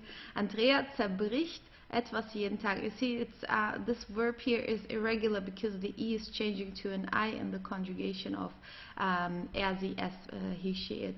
Okay, so that are the inseparable verbs. I hope it's understandable. I think it's not too difficult. You just have to. It would be great if you take your time to study these verbs here also. Okay, they are very important. This is for the A1 level. The verbs that you need. Okay, some of them. So that are the inseparable verbs. Now on the next page we have the separable verbs. Okay, so this is something you have to pay attention to. So here, trennbare Verben, it's called in German. So as you see here, Verben mit folgenden Präfixen sind trennbar. So whenever you have a verb which has one of these prefixes, okay, ab, an, auf, aus, bei, ein, los, mit, nach, her, hin, vor, weg, zu und zurück. If they have these prefixes, then these verbs are separable. Now, how you maybe it will be a help for you to know that the prefixes of the separable verbs are actually all have a meaning. They are all prepositions. Okay, almost all of them are prepositions. So even without a verb, even without being attached to a verb, they actually have a meaning. Okay, ab, an, auf, aus. You will see later on in this in this course also, that are all prepositions and they all have a meaning, except of ein. Ein is not a preposition, for example, and los isn't either, but they all have a meaning. Okay, while here with the inseparable verbs, they don't have a meaning. Like all these prefixes, except of er, which means he, by themselves they would not mean anything. If they were just somewhere like all by themselves in a sentence, wouldn't mean absolutely anything, okay, or nothing.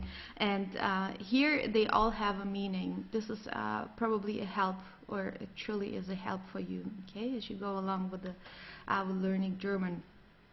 So, Bildung von Sätzen mit trennbaren Verben, okay, the construction of sentences with separable verbs. So here we have the verb aufstehen, which means to get up, okay, aufstehen.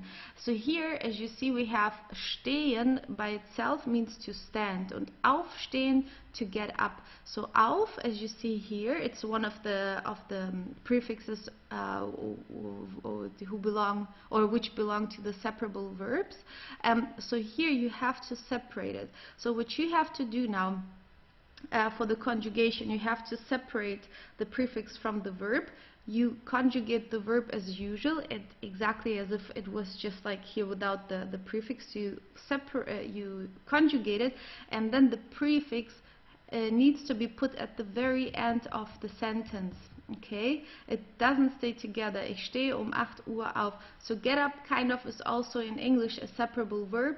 Well, you would never put it together, but there are two parts that belong together in order to express what you want to express here. Like I get up at 8 a.m. The only thing is that in English you keep them right together. You don't separate them like one at the end of the sentence, for example, as we do it in German. That's the difference. Okay, so you don't say I get at 8 a.m. up as it is in English. We just, but this is how we say it in German. Ich stehe 8 Uhr auf. Okay, on the second position comes the verb. At the very end of the sentence comes the prefix. Okay, if you have, for example, a sentence which is in which you have a main clause and a subclause, so you have a comma, for example, which separates the sentence in two parts, you have to keep the separable verb in the same part of the sentence together. Okay, like usually it is the main clause. It has to stay in this part. Okay. So you have to put the prefix before the comma. Okay, but here, this is for later. Right now we just work with main clauses, just one normal complete sentence without any subclauses or anything like that. Okay, also ich stehe 8 Uhr auf, for the indication of time. Ich stehe 8 Uhr auf. So, let's have a look at some more examples here. I hope I'm not covering the chart. I just keep it like this. So abnehmen, for example, means to decrease or to lose weight. Die Verspannung nimmt ab, or Paul nimmt sehr langsam ab. Okay, as you see, you have ab at the end. Die Verspannung nimmt ab. Here it stays together because there is no other information in between. Okay, it's just as here the tension decreases. We don't say the tension increases more and more, or every day or so. We have no other information, so it just stays right next to each other. Okay, but in this case, just because there is no other information. So it's basically just the subject and the verb. Paul nimmt sehr langsam ab. Nehmen here, the verb is irregular. I hope you remember that. Okay, we had it in one of the charts for the irregular verbs. That's why we conjugate it with nimmt here, and at the end comes the prefix ab. Paul nimmt sehr langsam ab. Sich anziehen, the sich here is, it means that it's reflexive. Okay, so in German we say, as you see here, du ziehst dich jeden Morgen an. It means you. We say in German, like if you would say it in English, I dress myself. This is how we say it. If you get dressed, we say I dress myself. That's why it's reflexive here. Okay, you will learn it later on. Sich anziehen. Du ziehst dich an. This is the reflexive form for du. If it was sie, es, for example, he, she, it would be sich also. Zieht sich an. Okay, but for now we're just going to focus on the separable verbs. Okay, du ziehst dich jeden Morgen an. Aufstehen, to get up. Steht gerne spät auf. Ausgehen, to go out. Hannah geht oft aus. Okay, if you like, you can also repeat the words or the verbs here and the sentences. Okay, beibringen. Eltern bringen ihren Kindern Disziplin bei. Parents teach their children discipline. Beibringen, to teach. Usually it is something more like learning by doing, or something that parents, for example, teach, or like family members teach their children. Not like really hard subjects, let's say like math or so. It would rather like teaching how to behave and so on. This beibringen. Okay, so if you are in a school and in, let's say, an official class or so, we would not necessarily say der Lehrer bringt den Kindern die Grammatik bei. You could say it like the official word for teaching is unterrichten. Okay, but unterrichten we would not use when you teach children like how to behave, for example. So unterrichten is really like for school. Then loslassen, to let go or lose. Der Matrose lässt das Seil los. Okay, lassen, it's also an irregular verb. That's why we have here an A umlaut and the prefix at the end. Mitmachen, Stefan macht überall mit. Okay, nachprüfen, der Techniker prüft die Temperatur nach. Vorwerfen, ich werfe dir nichts vor. Weglaufen, die Teenagerin läuft regelmäßig weg. Die Teenagerin, so it means it's a girl. If it was a boy, it would be der Teenager. The article would be der for the masculine form and without the in at the end. Zusagen, ich sage der Einladung zu, oder diese Farbe sagt mir sehr zu. You can use it in like those both in both situations. Okay, diese Farbe sagt mir sehr zu. Zurückkommen, to come back. Mein Mann kommt bald zurück. Okay, good.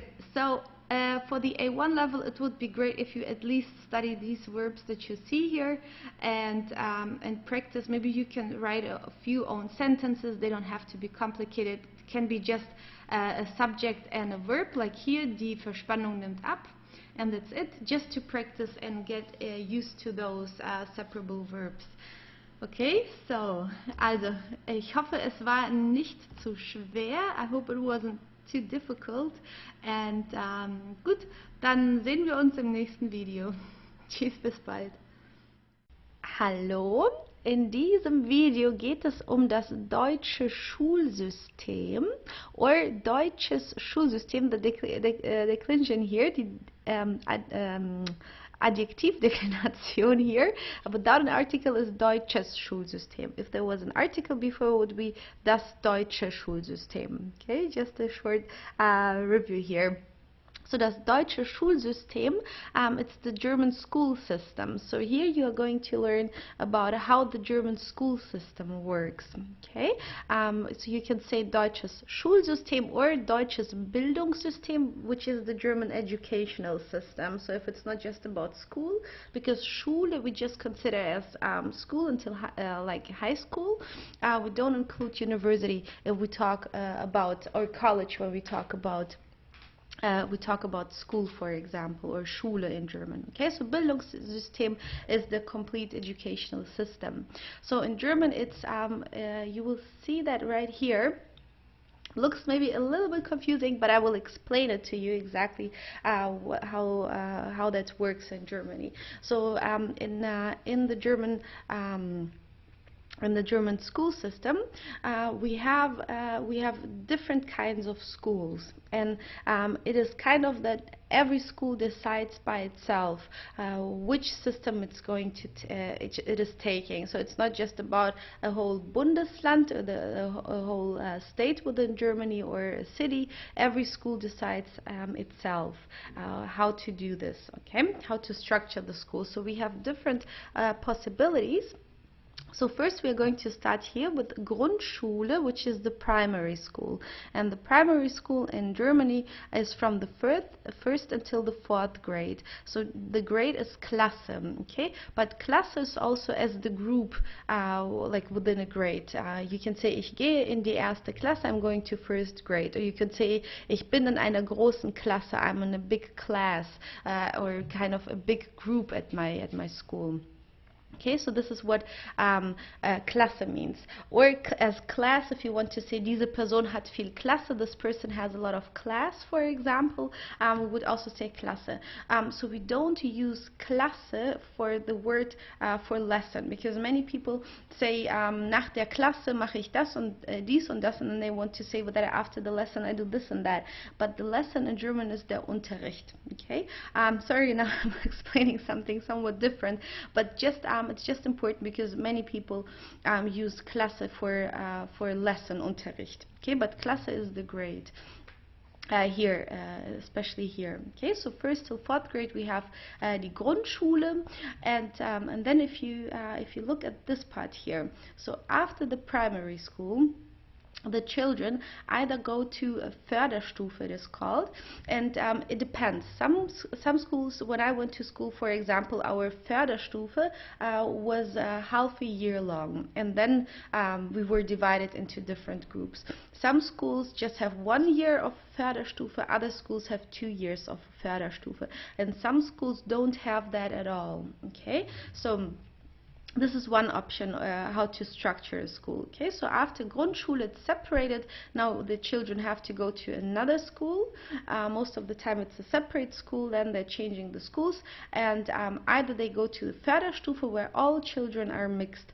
So no matter whether they are weak students or very good and strong students, well, strong, but I mean like whether they're students who are motivated, because often they are also divided in Germany. But Förderstufe, everybody is together, and then the teachers kind of look how the students study and learn, and then they are being divided. I will tell you about the division of the students. Okay, so Förderstufe, they are all mixed. Okay, first they give them some time kind of to figure out like in which group to divide the students. Then we have also something similar, which is Gesamtschule. So Gesamtschule goes from the 5th until the 9th or 10th grade. Depends on which certificate or school leaving certificate the students want to get afterwards. So Gesamtschule, here all students are mixed. And then there are certain, like we say Hauptfächer, like the main subjects at school, like math, German, English, for example, science. So with those Hauptfächer or main subjects, the students are divided into A, B, C courses usually. Okay, so A courses are like the best students, let's say.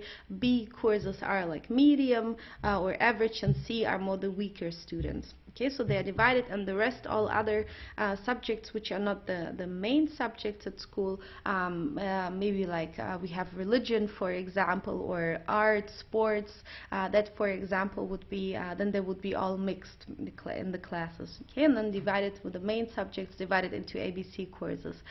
So this is another way to structure that. Then, very typical in German, what happens in German schools is that the students are divided. Like the weak, the average, and the very good students are divided from each other. They are going to 3 different either schools that we have just completely separated schools, or we have a school which has like those 3 parts within the school. Okay. So here the first one is das Gymnasium. Das Gymnasium, it is like the, let's say you get the A levels in English, you say A levels. So you have to go to the Gymnasium and get the Abitur, das Abitur, that are the A levels. It's the school leaving certificate that you get at the end after the 12th grade, and with that certificate you have the possibility to go to university. So either we say Universität or we say Hochschule. Okay, so with those A levels, after completing the Gymnasium, you can go to university. You need Abitur for that. Okay. You also have, after the Gymnasium, you have also the possibility to go to a Fachhochschule, which is a University of Applied Science, which is like a little bit more practical, but those typical studies like medicine and law and so on, this is taught at university. Okay, Fachhochschule, usually like engineering, for example, and so on, would be taught here at Fachhochschule. But for both, you get a bachelor's and master's degree. Okay, for both of them. So after the gymnasium, you can either go to university or Fach or University of Applied Sciences, which is Fachhochschule, or you can do an Ausbildung. Okay, eine Ausbildung, it's an apprenticeship, and it takes in Germany usually 3 years. Sometimes it takes 2 years if you already, for example, if you have das Abitur, the A levels. Sometimes you can shorten the apprenticeship, the Ausbildung. Okay. Usually it takes 3 years. So Ausbildung and apprenticeship, maybe if you want to become a hairdresser or like all those professions for which you do not need a university, secretary, mechanic, salesperson, for example, all those, even maid, for example, we have apprenticeships for that, and it takes 3 years. Okay, so it's very profound and very deeply taught in Germany. Okay, or later on I will tell you something more about Ausbildung. So this is the gymnasium. Then so in some schools the children are divided right after the primary school. So they are just pure Gymnasien, in the plural is Gymnasien. So that are just schools which are just which prepare the children or the students for the A levels. So it's just a pure Gymnasium without Realschule and Hauptschule. As you see here, I will explain it right afterwards. Okay, and then so it's from the 5th till 12th grade. Then we have Realschule, which is, let's say, for average students. Okay, so with an Realschulabschluss, this is how this school leaving certificate is called after you finish the 10th grades at the Realschule. With that, you get like average profession. Let's say, well, what means average? That are jobs that are neither like where you have a high position, but also it's not like like jobs or profession that you get for which you need very low education, maybe like construction worker and so on. So Realschule, maybe you work then in an office as a secretary, for example. That would be a typical profession, for example, that people have after the Realschule. Okay, so after the Realschule, you either can do again an apprenticeship, okay, which takes 2 or 3 years. And the German apprenticeship, it's a dual system. So about half of those 3 years, the students work at a company, and half of the year they go, half of the whole apprenticeship they go to school. So they learn the theoretical as well as the practical part of a profession, which is a really profound education or apprenticeship in Germany. Okay, for some people it's a little bit too much, I think, because if you want to become a maid, for example, yeah, but well, I don't know whether it's really necessary to study 3 years for that. But of course, people also like for jobs like maid or construction workers, for example, or working in a factory. Many people work that without even having an apprenticeship. That is, of course, also possible. But you have better chances to get that job if you have an apprenticeship, actually. Okay, so Realschule is from 5th till 10th grade. And then either you can do an apprenticeship, eine Ausbildung, you can go to work directly, of course, if you just want to go working, or maybe grow your own business and whatsoever. Of course, you can do this, but this is like the typical educational way that people go in Germany. And if those people who now finish with the Realschule, if they think, no, I want to do something better, I want to go to university later on, they have the chance to change to a berufliches Gymnasium. Berufliches Gymnasium is like a professional gymnasium here. Okay, so here it takes, it's from the 11th till the 13th grade. And here it's also a gymnasium with which you get an Fachabitur, we call it. So it's not the normal Abitur, because with the normal Abitur you have the possibility to study whatever you want at university. But with the Fachabitur, you actually just can go to a Fachhochschule, to your University of Applied Sciences, with which you still get a bachelor's or a master's degree, if you like, right? You get it for both. But this is now more practical university studies. So you can you can do that. You can go to Fachhochschule afterwards, or maybe you still want to do eine Ausbildung, an apprenticeship, but then you get the higher quality apprenticeships, let's say. Okay, if you have AA levels, because people have, of course, to apply for those apprenticeships in order to get a placement, and depending on which kind of profession they want, some are very difficult to get, and the higher your education is, then the easier, of course, it is to get this apprenticeship. So many people go to a berufliches Gymnasium right after the Realschule in order to get a better apprenticeship. Okay, if they decide they can go to a Fachhochschule, now those professional Gymnasium oder berufliches Gymnasium, it depends on which type of professional gymnasium you go. For example, we have different kind of berufliche Gymnasien. So it can be, for example, a business school here, and berufliches Gymnasium für Wirtschaft, for economy. If you get an A levels at an berufliches Gymnasium, which is focused on the economy, then you can get, with this A levels that you get here, you can still go to university, but then you just can study management, administration, anything that is connected to those A levels that you got here. Or maybe you went to berufliches Gymnasium, which was focused on nutrition, for example.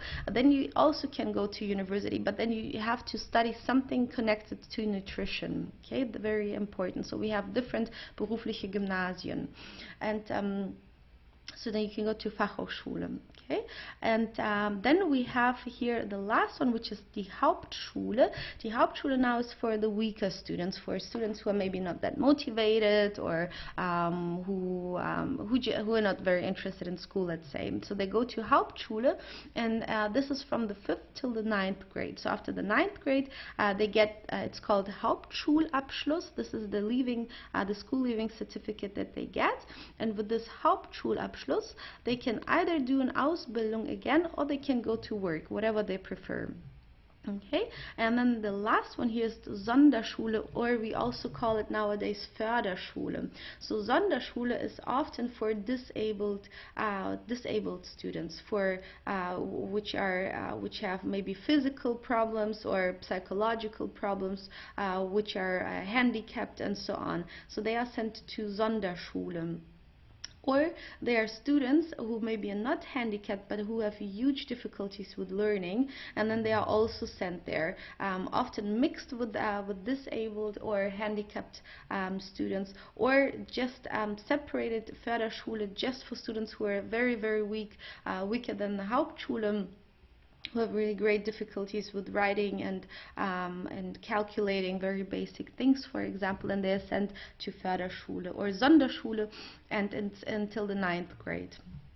Okay, so in Germany, no matter to which school you go, you can always switch to a higher or to a lower level. So for example, if you are sent to the gymnasium right after the primary school, and then the child maybe thinks, okay, it's way too difficult for me, they can always switch to the Realschule. Okay, so usually in Germany we do it like that. If a student gets really bad grades, they either say you will either go to a lower level, so maybe switching from gymnasium to Realschule, or you repeat this grade and you do it again. This is the option that the students have.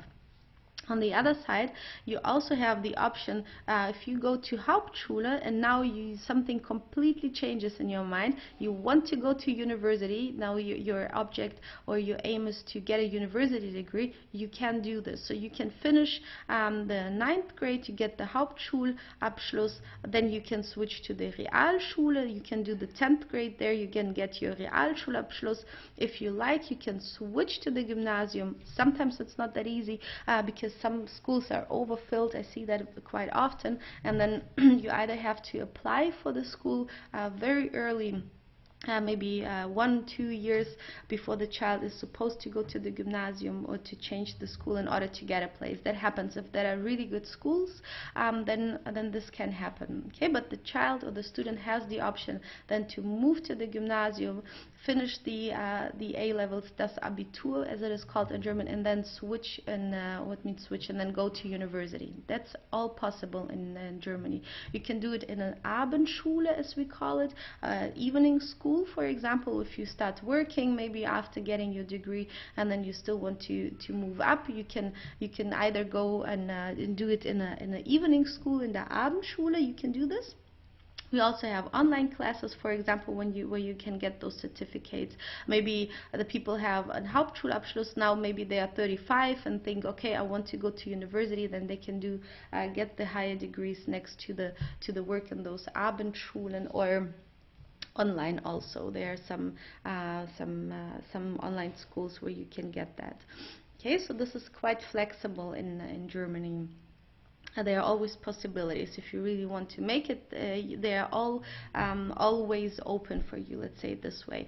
And in Germany we also have BAföG. It's called BAföG, and this is something for people who want to go to university. It's 50% of that is a credit without any interest, and you have about 30 years of time to pay that back. 50% is a credit, and 50% of that is a scholarship. So it's just for free, and everybody every German citizen or who can live or who have the permit to live in Germany can get this BAföG. Everybody has the right to get it and to go to university. So everybody who really wants to study in Germany can do this and is really supported by the state. And this is a really great thing about the German educational system, because not too many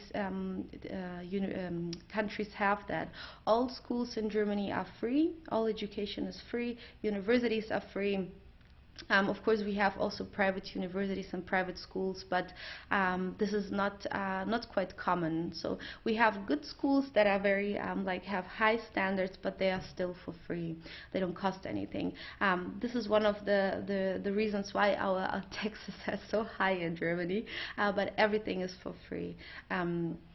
Even kindergartens now, where I come from in Germany, in Gießen, at least like in our region now, even kindergartens are for free.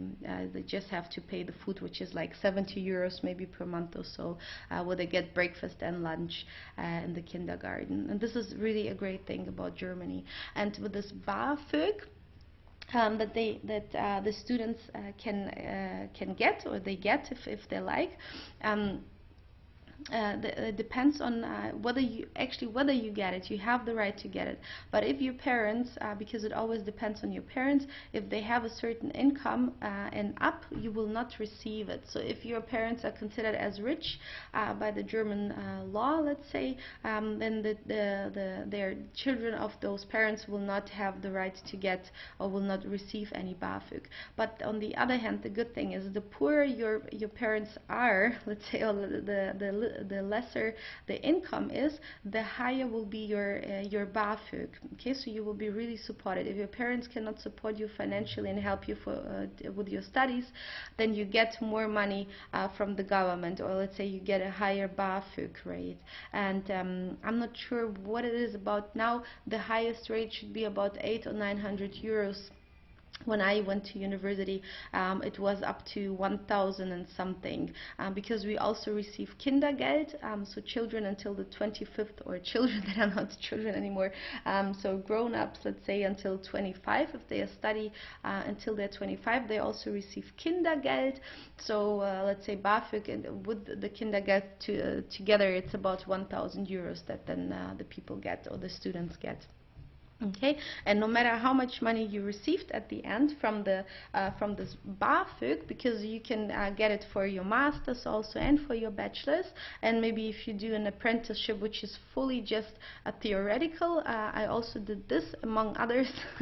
Well, I just did 2 university. I have a university degree and an apprenticeship which was fully theoretical.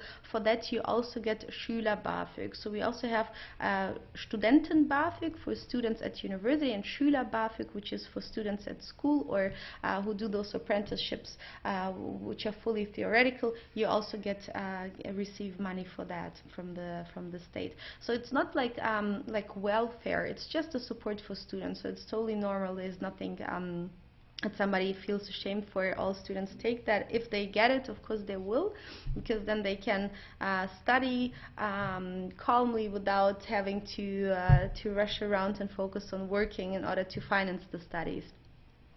So yeah, this is the German educational system, and I hope it is now a little bit more clear and how that actually works in Germany.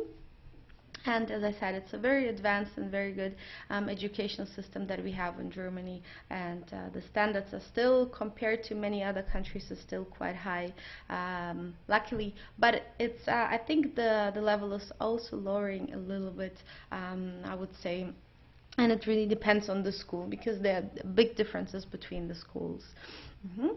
Okay, so I hope you enjoyed this video about the German educational system.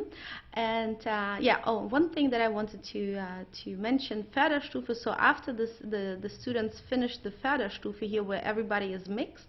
After that, they are divided into Gymnasium, Realschule, Hauptschule, Sonderschule. Usually doesn't take 2 years in order to divide the students into Sonderschule.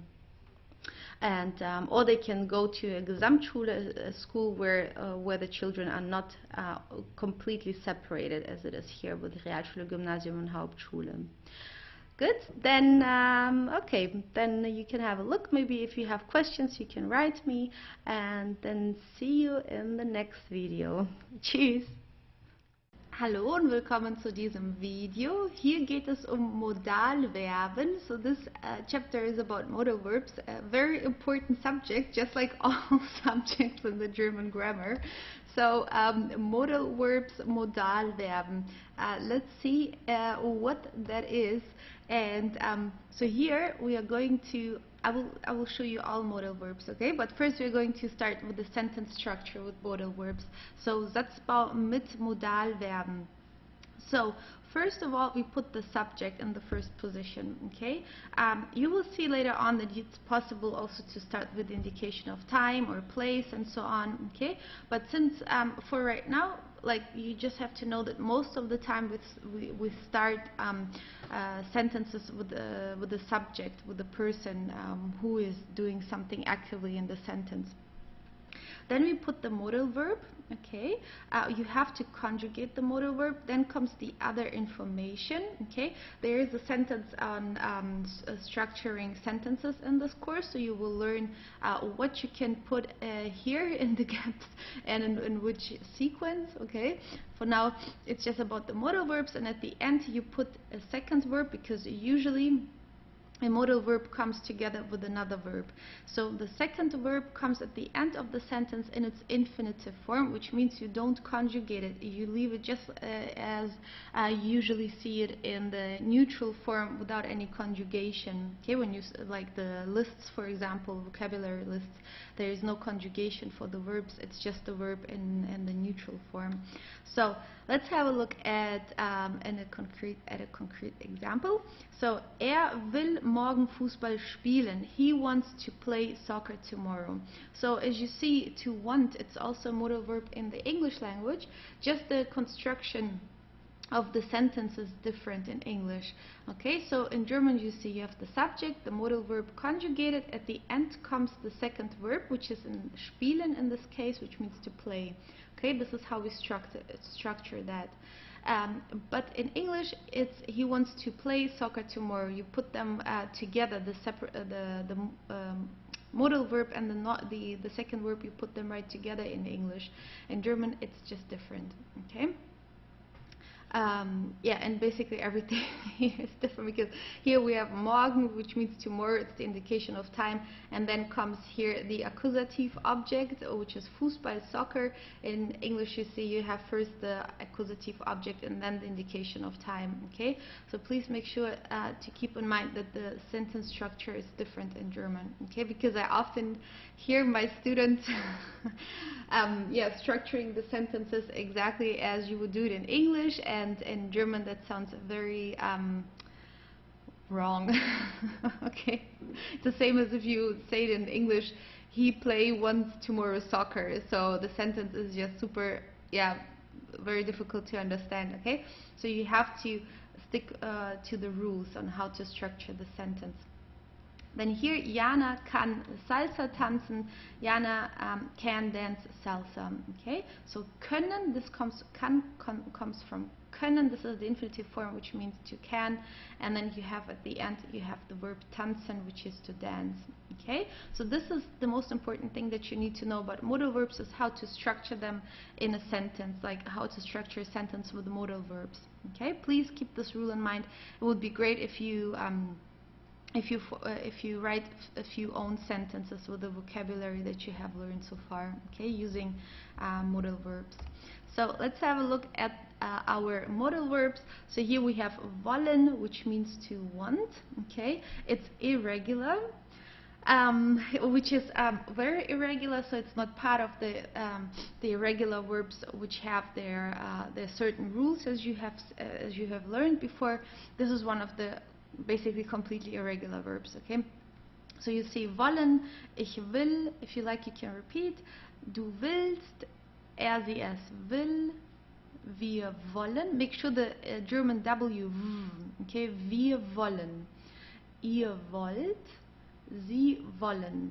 That's the conjugation of wollen. Of course, you have to study that. Jenny will essen. Okay, wir wollen nach Berlin fliegen. See the second verb always at the end, and it stays in the neutral form without any conjugation. Der Arzt will Urlaub machen. Okay, to go on vacation is Urlaub machen. We say to make vacation in German. Okay, machen means to make. Okay, so this is wollen. So basically, I will just show you the conjugation of each modal verb and how to in a few examples how to use that. Möchten, would like to. This is the polite form. Okay, if you want to say I would like to, let's say you want to order something in a restaurant, or just want to say in a very polite way that you would like to have something, then we use möchten. Ich möchte, du möchtest, sie es möchte, wir möchten, ihr möchtet und sie möchten. Herr Berg möchte schlafen. Sie möchte ein Buch schreiben. Berg means mountain, translated to English, okay, Berg. Sie möchte ein Buch schreiben. Wir möchten morgen früh joggen, okay. Gut. So morgen means tomorrow, and der Morgen as a noun means the morning in capitals. Okay, here in small letters it means tomorrow. Just for you to know. Then sollen, shall. We use that usually in order, like when we give orders to somebody, like very hard orders, or if you make a suggestion, like shall we do this and that, sollen wir das und das machen. Okay, this is in the cases when we use sollen. Ich soll, du sollst, sie es soll, wir sollen, ihr sollt und sie sollen. Make sure to pronounce the S as like an English Z, okay? It's because here we have an S and then comes a vowel, so sie sollen, okay? Du sollst deine Hausaufgaben machen. Ihr sollt eure Zimmer aufräumen. Petra soll leiser sprechen. Okay, that I like. That sounds very very direct and a little bit harsh if you use this sollen. It's like a direct order. Sometimes we use that when people are a little bit pissed off, let's say. They would also say it.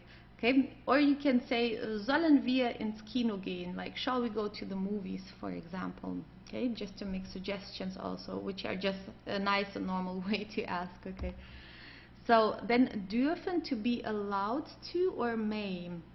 It's irregular again here. So ich darf, du darfst, sie es darf, wir dürfen, ihr dürft und sie dürfen. Okay, so ich darf das nicht machen. I'm not allowed to do that. Okay, du darfst jetzt gehen. You are allowed to go now, or you may go now. Ihr dürft jeden Tag Kuchen essen. Okay, good. So dürfen. Then the next one is müssen, must or have to.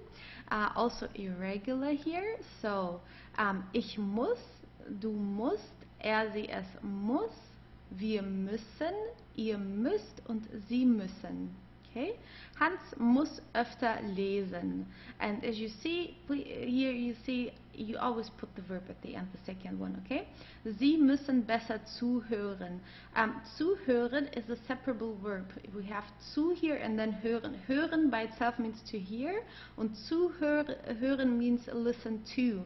If you have a separable verb, you keep it together, okay? You don't separate it because it has to stay in its infinitive form, the second verb here. Die Kinder müssen jetzt essen, okay?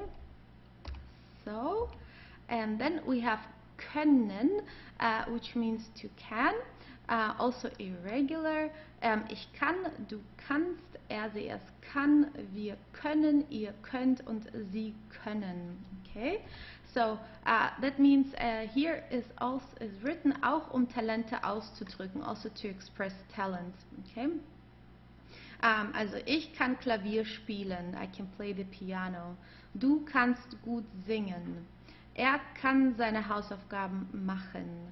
Andreas kann schon schreiben. Okay, here just a few examples. So that was the chapter about the modal verbs. So it's basically about learning the modal verbs and their conjugation, which is, as you have seen, sometimes irregular. Make sure you don't forget the sentence structure, and yeah, that should not be too complicated, I hope. Just put in some work and practice a little bit, write own sentences if you can, and ja, dann sehen wir uns im nächsten Video. Mach's gut. Hallo, willkommen zu diesem Kapitel. Hier geht es das Dativ. So this is also another very important chapter, and yeah, something really important in the German grammar.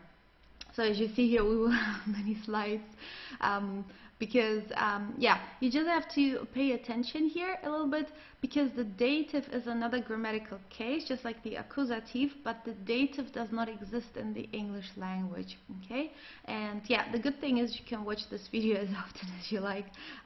Yeah, in case that maybe there will be a little bit maybe too much information right now, because this is a very complete chapter. So if you learn this the right way, right from the beginning, it will make your life much easier later on. So with this chapter, you are basically good for the A1, A2, and the B levels, and so on, because here you have like basically everything you need for the dative case. Okay. So let's start with the first one, the introduction here. Dritter grammatikalischer Fall. So this is the third grammatical case. This is like the sequence. It will be the third grammatical case. And let's have a look here at the dative questions, die Dativfragen. So these dative questions, or these grammatical case questions, help you in order to distinguish all grammatical cases from each other. The cage, grammatical cage. Okay, so in English here, that's a help actually, because this word kind of exists. You cannot always use that. It does not always apply, because the dative does not exist in the English language, but it is a help, okay, and a big help for you. It's better than having nothing. So the question is wem, to whom, okay? So usually in the dative case, somebody receives something. You will see that in the further explanations. It's not always the case, but very often, okay? So the English question would be to whom, what, or where. Here with the where, just as I explained in the accusative, which was wohin, which means where to. So where here is just static, the wo, there is no movement involved. So we would just say, zum Beispiel, wo lebst du, where do you live? Okay, so you live there, you may be moving around the house, but you are not moving from A to B, like flying or so, okay? So it's just where. You will need it for the A2 level with those. It's very important for the Wechselpräpositionen, but this is not for the A1 level. I just wanted to put all the needed information here, so you have it here complete in this chapter. So, so you have just to focus on to whom and what for now. Jürgen, just an example here. Jürgen is a typical German masculine name. It's a man. So Jürgen gibt seinem Nachbarn sein Werkzeug. So Jürgen gives his tool to his neighbor. So gibt the infinitive form is geben, and it means to give. Okay, it's irregular.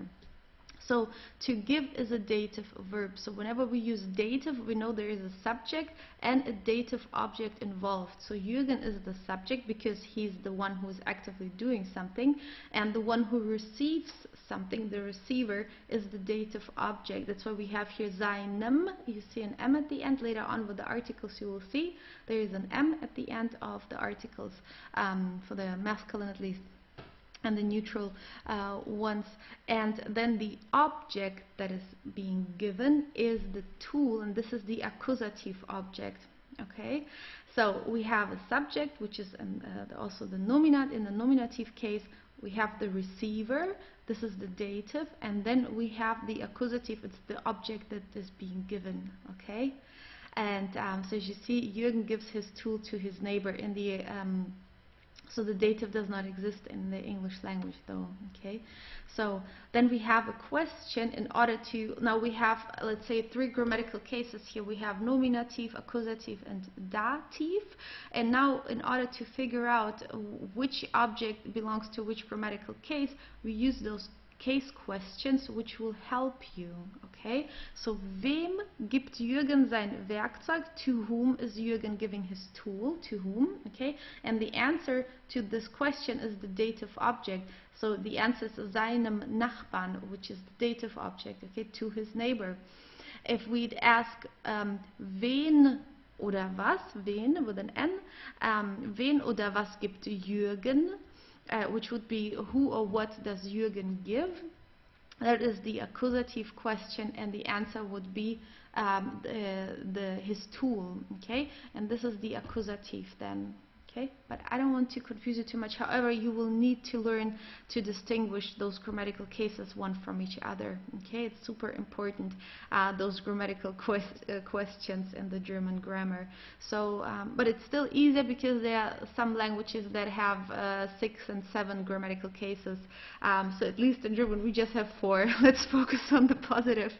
Okay, so so here, as you see, okay, I hope it's kind of course, it takes some time to really grasp that all. Maybe your native language also has more than these grammatical cases, more than 4, or maybe you are familiar with that already. Maybe it's easier. If not, you just can watch it a few times, and then you will understand it better. Okay. So here we have die bestimmten Artikel, so definite articles. So der, die, das, as you remember, and die for the plural. And the accusative, I hope you remember. What was the masculine article in the accusative? Do you remember? It was den with an N at the end. And the dative, der becomes dem. The feminine die becomes der. Okay, now this you have to watch out for that, because this could be a little bit confusing. As you see, der and the dative is the feminine article, der and the nominative case is the masculine article. Okay, be aware of that. So just not to confuse, that's why you have to watch out and figure out which word is in which grammatical case, so you can put the right article there. And das, the neutral article, is dem, also just as the masculine. Okay, and the plural is den. Okay, so as I just mentioned, in the accusative case, the masculine article is also den, just as the plural article and the dative. Okay, just it's good to write that down and to memorize that. Okay, because now you see they are the same articles, but they mean something different in each grammatical case. And then you see here in the dative, whenever you use the dative in the plural form, you have to add an additional N at the end of the noun. Okay, so but we will look at that. So let's start here. Ich gebe dem Mann einen Stift. I give the pencil, or here in this case it actually would be I give a pencil to the man. Einen is the indefinite article, but here the definite article is dem Mann, to the man. Okay, geben. To give is a dative verb. It means there is a dative object included. So the one to whom I give something, who receives something, is the dative object. So here der Mann, masculine, changes to dem. Okay. And then here the Stift, the pencil, is the accusative object because it's the object that I'm giving to somebody. So it's the accusative. Thus we have einen here, the indefinite article with an n at the end. Okay, so don't, I hope it's not too confusing. It just takes some time to really separate it. What I always recommend is to make like a sheet for the nominative, a sheet for the accusative, and a sheet for the dative later on for the a sheet for the genitive, where you write down everything. It's best to do it with your hands so you can memorize it better, but really separating it all from each other, because I have students who don't do that and they are completely confused, to be honest, because as you see here, they are the same articles meaning something different in each grammatical case. So if you separate it thoroughly, let's say the German way, right from the beginning from each other, you will learn it the right way and there will be no confusion. Okay, but it's important to do it right from the beginning before you start messing things up and confuse all those articles and cases and so on. Okay, if you do it the proper way right from the beginning, you have a good foundation, and you will have less struggle later on, because you will see in the next levels of, like, when you continue learning German, you will see how important those grammatical cases are, you know, because we need them for everything, for the possessive articles, for the demonstrative articles. They are changing in many ways, and you have to adapt that all. Okay, so let's see the next one here. Die Ärztin verschreibt dem Mädchen keine Medizin. The doctor, in this case Ärztin, die Ärztin, it's a feminine doctor. The doctor doesn't prescribe medicine to the girl. So verschreiben, to prescribe, is a dative verb. It means there is a dative object included. To whom we prescribe something is the dative object, the one who receives something. In this case it's the girl. Das Mädchen, it's neutral, although it's a female. In the German language it's neutral. I've explained you before why, I hope you remember. And so it's das Mädchen, das changes to dem in the dative, und keine Medizin, it's the accusative object here because it's the object that somebody prescribes. Die Medizin is female, so here we have just keine with an E at the end. And then here in the plural form, du redest mit den Kindern. So as I've mentioned, if you have the dative in the plural, you have to add an additional N at the end. Okay, it's just a random rule. Don't ask me why, but this is just how we do it. It's like, yeah, I used to ask my English teacher, why do we add an S at the end of the conjugation of the verbs for he, she, it in the simple present, like he walks or he cooks, and there is no explanation, it's just the way it is. I'm sorry, I cannot give you a logical reason for that. Some things are just the way they are. Okay, so, and this is yeah, the case here with the additional N.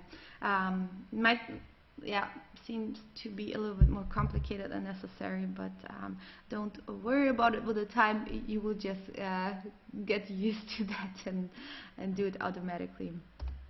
So then we have unbestimmte Artikel, indefinite articles. As you see here in the nominative ein, it changes to einem in the dative. Eine changes to einer with an R at the end. Ein und einem for the neutral form, and there is no plural. It's just in English, there is no plural form for the indefinite articles. So let's have a look at some examples. Das Haus gehört einem Lehrer. The house belongs to a teacher. Okay, gehören means to belong to, and in this case here, to whom something belongs is the dative object. So to whom, oder to whom does it belong? To the teacher. So the teacher here is the dative. Okay, with the verb gehören, it's a little bit specific because here we have das Haus, which is actually the object that belongs to somebody, but with this verb gehören, it is here the subject, although it's the object that belongs to the teacher. Okay, it's just yes, again, a special rule. So here that's the subject, das Haus, although it's just an object, it's not a person. However, it doesn't matter. It's the subject here, the nominative object. Let's say that's why das Haus, it's neutral. It just stays das, and then here we have the dative einem Lehrer.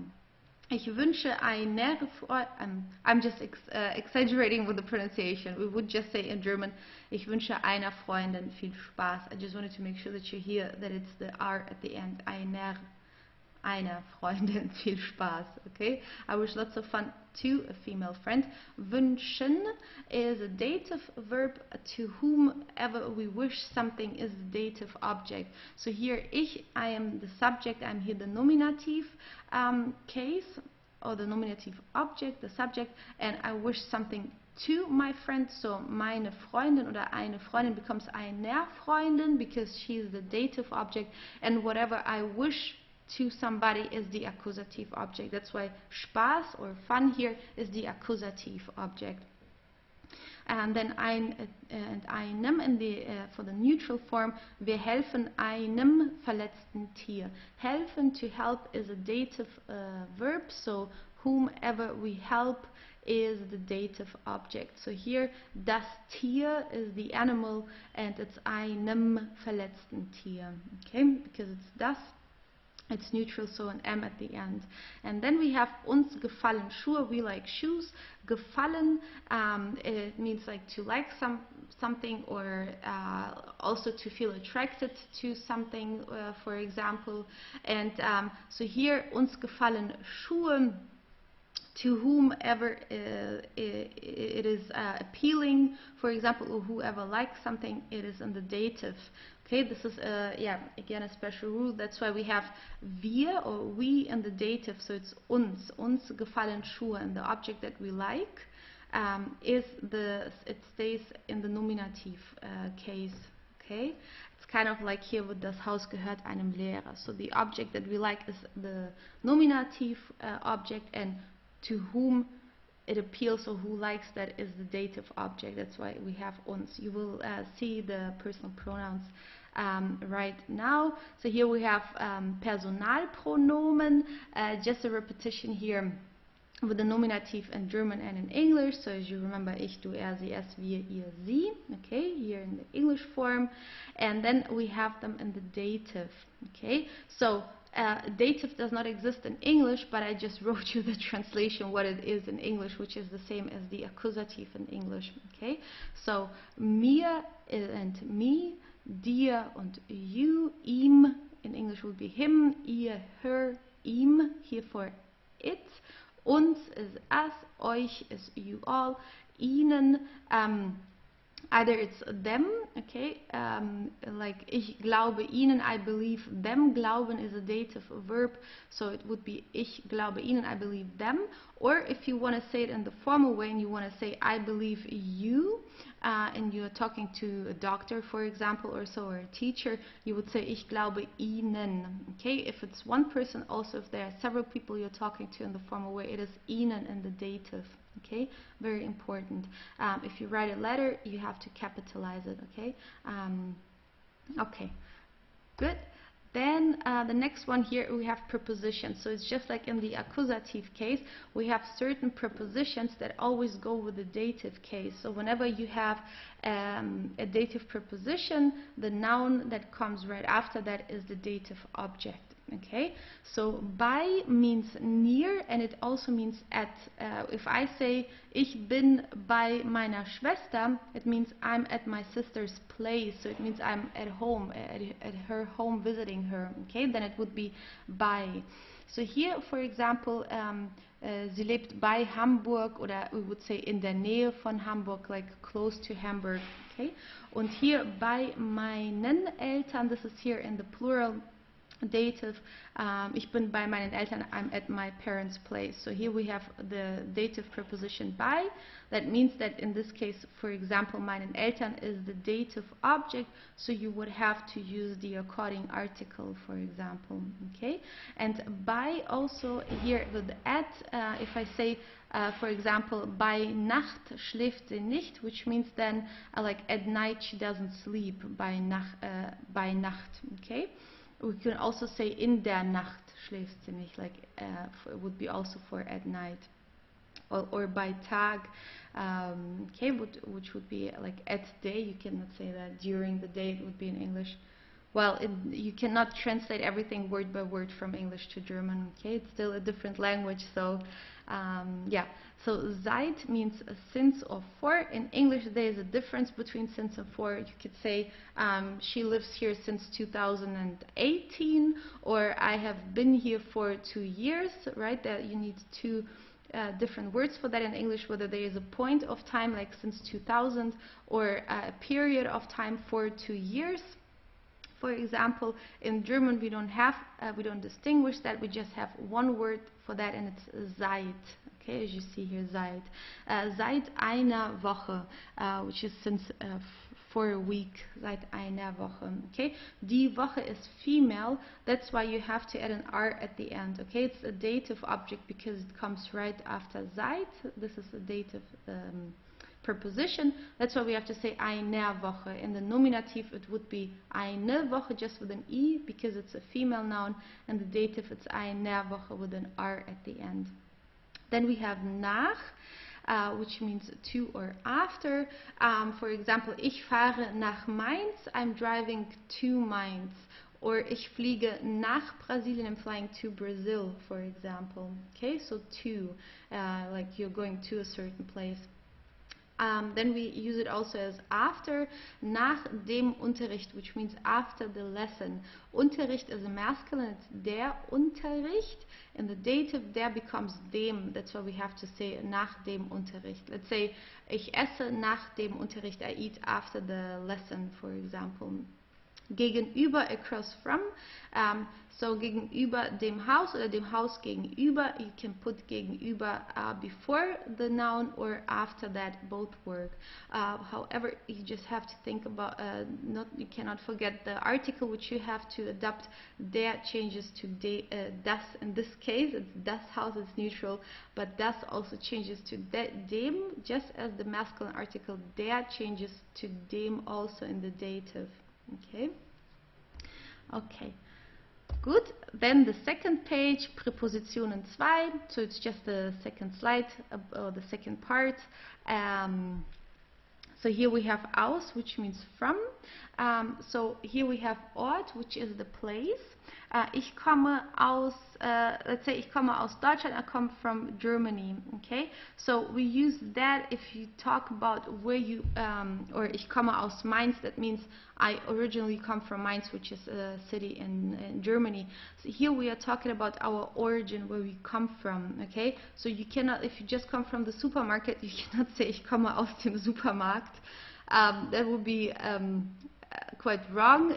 Grammatically, it would mean that you were born there. You just come from the supermarket. In German, we have two different froms. I will show you the other one right now.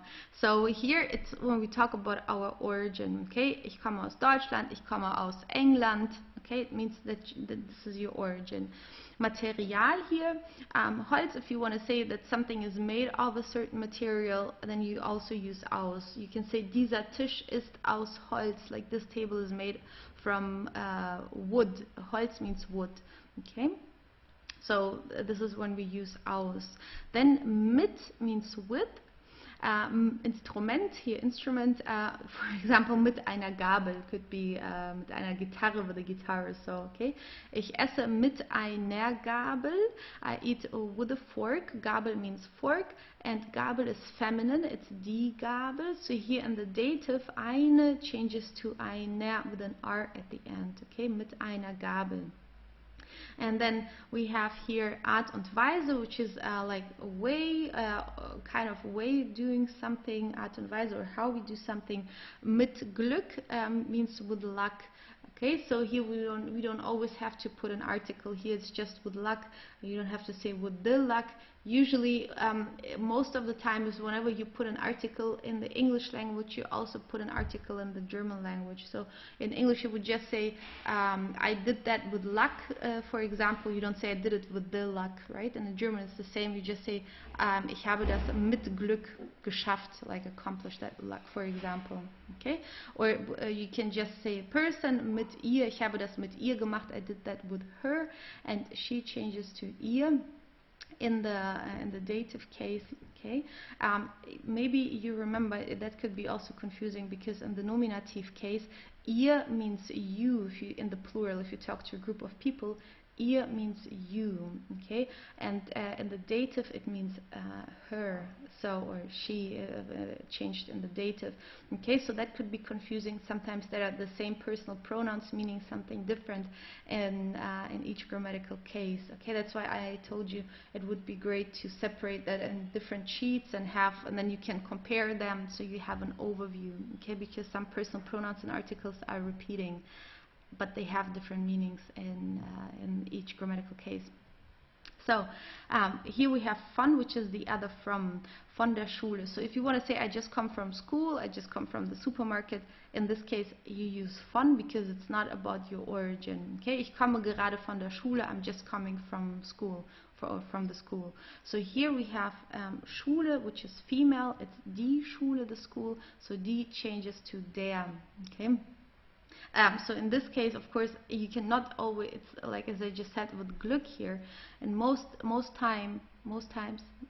the time, whenever you use an article in English, you also do in German, or if you don't use an article in English, you don't use an article in German most of the time. However, like here, in German you have to use an article. You would not say ich komme von Schule, like in English I come from school.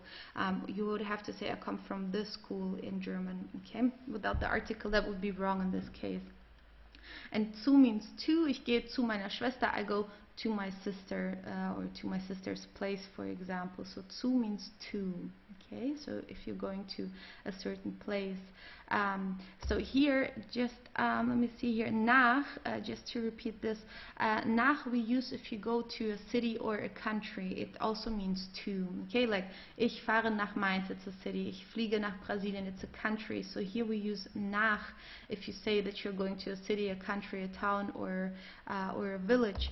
You use zu also as to if you're going to visit a person, if you go to an institution, to a certain building, to school, to the store, then you say zu. Okay, you would not say ich gehe nach dem Supermarkt, like I go to the supermarket. You have to say ich gehe zum Supermarkt. Okay. So here we have the verbs. We have more dative verbs, not just these actually, but that are like, let's say, the most important ones for the A1 level. Okay. So here we have antworten, which means to respond. Du antwortest mir, you are answering me. So du, you are the active person here who is doing something. You are the subject, the nominative object, and to whom you are responding or answering is the dative object. So here, mir, du antwortest mir, you're answering me. So mir is in the dative personal pronoun for ich, for I. Okay, danken, to thank. Ich danke dir, I thank you. Okay, danken, the person who is thanking is the subject in the nominative, and the one who is receiving the thanks, let's say, is the dative. So du is changing to dir in the dative, that's why ich danke dir. Gefallen, to appeal to somebody. Dieser Garten gefällt mir, this garden appeals to me, or just I like this garden. Okay, so dieser Garten, the object, this is what I mentioned before. Gefallen is a very special verb. So whatever you like or whatever is appealing to you, here is the subject, stays in the nominative clause, and to whom it is appealing is the dative object. That's why dieser Garten gefällt mir, this garden appeals to me. Gehören, to belong to. Dieses Buch gehört einer Frau. It is the same case with gehören, to belong to. So whatever belongs to somebody is the subject or the nominative object, and to whom it belongs is the dative. So here einer Frau, die Frau is feminine. That's why here the indefinite article has an R at the end. Okay, einer Frau. Glauben, to believe. Der Junge glaubt seiner Schwester. To whom you believe is the dative object. That's why it's seiner Schwester with an R here at the end. You will learn it later on with the possessive articles. Okay, so seiner, here it's his. Gratulieren, wir gratulieren dir zum Geburtstag. Okay, so to whom you congratulate, who is receiving the congratulation is the dative object. So here dir. Okay, so du changes to dir. helfen, to help, as I mentioned, it's also dative. Ihr helft allen Schülern, you help all students. Okay, so Schülern, the students, so it's a dative here. Who receives the help is the dative object, and die Schüler is the students. Since it's in the dative, you have to add an additional N at the end. Okay, please remember this rule. Passend to fit, die Jeans passt dir gut. Okay, here also the object that fits to somebody has to stay in the nominative, and to whom it is fitting is the dative object. Okay. Schmecken, to taste. Dieses Eis schmeckt mir. This ice cream tastes good to me. Okay, so also you see in the English grammar, it tastes good to me. So to whom it is tasting good is the dative object. So dieses Eis, this ice cream, it's das Eis, it's neutral, that's why we have dieses here. Okay, and to whom it tastes well is the dative object. Vertrauen, to trust. Wir vertrauen euch, we trust you. Okay, to whomever you trust is the dative object. That's why ihr changes to euch and the dative. Okay, so okay, so that was the chapter about the dative. Please study that thoroughly before you will learn the last grammatical case, which is the genitive, the genitive case. Okay, study all the verbs here, the articles, the prepositions. That is very important, and as I told you, it will be a great help if you learn everything right now before you move on with the next levels of the German language. Gut, dann viel Erfolg beim Lernen. Und wir sehen uns im nächsten Video. Tschüss. Hallo und willkommen zu diesem Video.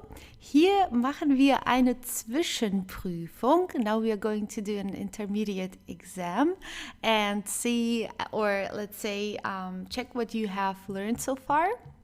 So this is going to be a little test, not about everything that you have learned until now, but a few mixed subjects, and let's start with the first one. So here we have trennbare und nicht trennbare Verben. I hope you remember what trennbare und nicht trennbare Verben, I hope you remember what that is. Maybe you can think about it and see whether you remember what those verbs are. And here you have a few different verbs, as you see here: genießen, ausgehen, erzählen, verlieren, zerbrechen, zurückkommen, bezahlen, loslassen. And here's written, wie konjugiert man diese Verben? So that means, how do you conjugate these verbs? Man here does not mean like the man, that would be capitalized with a double N. Man here is, if you want to say, for example, in English, how does one conjugate it? It's a general statement, how to conjugate these verbs here, okay?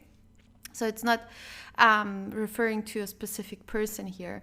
So now you have to conjugate these verbs, and you have to decide which verbs are separable and which are not. Okay, so I hope you remember that it depends on the prefix. Through the prefix, you can tell whether the verbs are separable or not separable. So please take your time right now to conjugate these verbs. What you can do is pause the video right now, because on the next page I will show you the results, okay, or the answers to those conjugations, like what you have to put in here in the gaps. So please pause the video right now and do this exercise, and I will move to the next page where you will see the answers. Okay, Lösungen means solutions or answers in this case. So here you see, ich genieße, du gehst aus. Ausgehen is separable because we have here the prefix aus, which is a separable prefix. Du gehst aus, erzählt, sie verliert, es zerbricht, wir kommen zurück. Okay, zurückkommen, this is a separable verb because it has zurück here. Ihr bezahlt und sie lassen los. Loslassen is also a separable verb. Okay, the others are not separable due to their prefixes. Okay. Good. In case that, I hope it was correct. If not, please repeat this chapter about the separable and not separable verbs, because we have a lot in German, okay? A lot of them. The next one is here Vokabeln, which means vocabulary, und der Körper. I hope you remember what this word means. It means the body. And here we are checking a few words from the video about the body. Okay, so it's just a little vocabulary test. About a few words that you saw in which you saw in this video. Okay, so here you have, if the word is English, you have to write the German translation. If the word is German, you have to write the English translation. Okay, so please pause this video and do this little vocabulary test. Okay, and when you are done, you can keep on watching the video, because on the next page, what I will show you right now are the solutions, okay, or the translations to these words. So I'm moving to the next page, and here you have Lösungen. So the boy is der Junge, the eye das Auge, die Hüfte the hip, der Rücken the back, the calf die Wade, die Zehen the toes, der Knochen the bones, the woman die Frau, the man der Mann, der Kopf the head, okay? It was a little vocabulary test.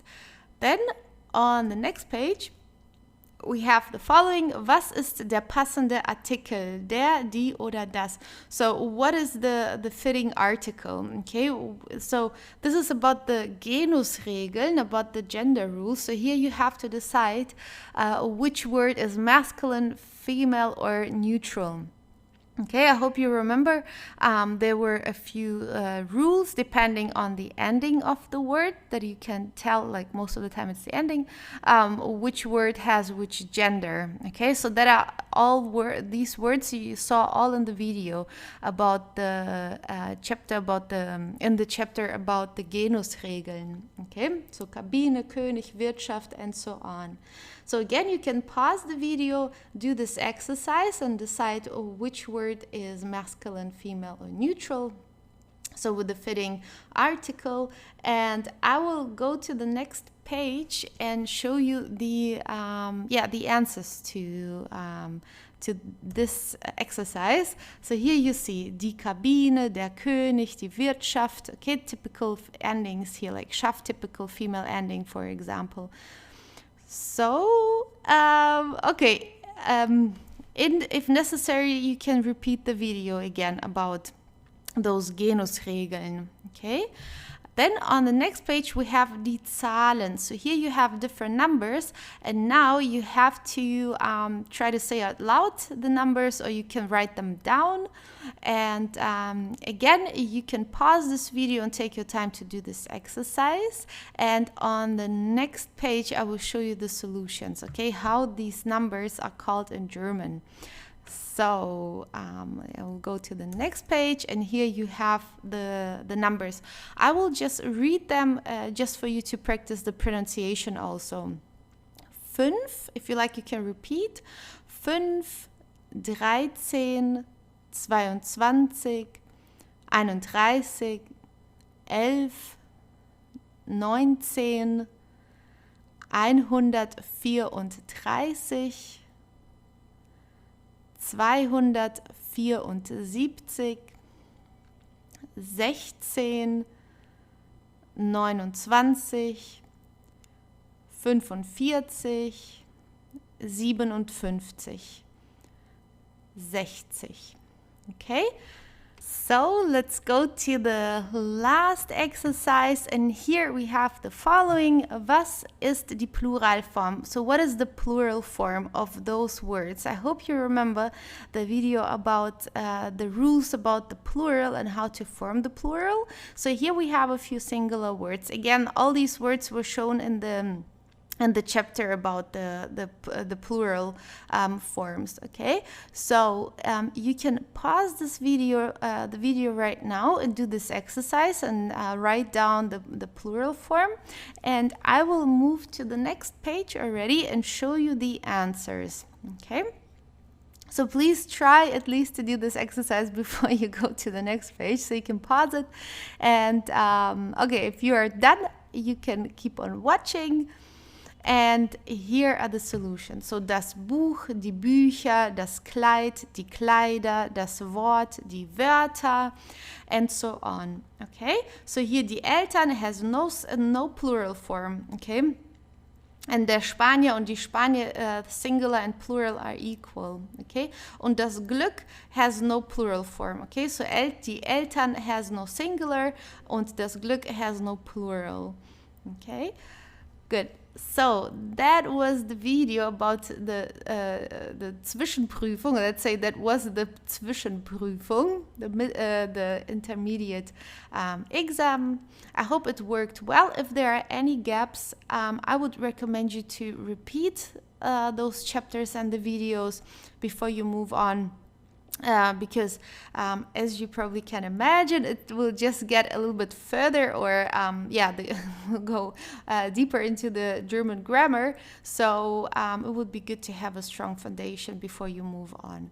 And otherwise, if it worked well, then I'm super happy. And then you can go ahead and watch the next chapters. Okay, dann viel Erfolg noch und bis zum nächsten Video. Tschüss! Essen und Getränke. Im Restaurant.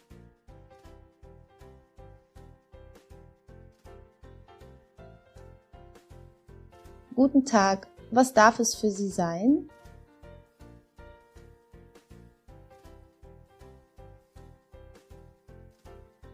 Guten Tag, was würden Sie uns denn empfehlen?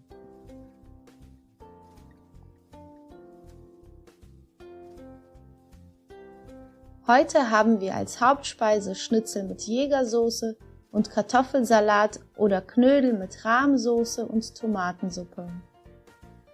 Das hört sich gut an. Haben Sie auch andere Salate?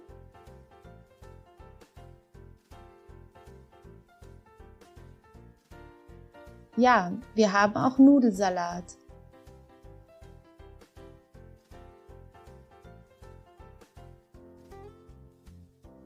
Okay, könnten wir dann bitte die Speisekarte haben?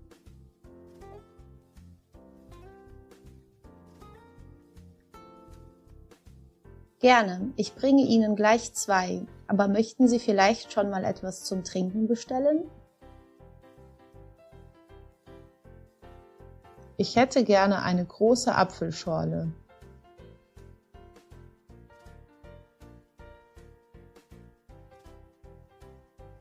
Und ich hätte gern ein kleines Mineralwasser.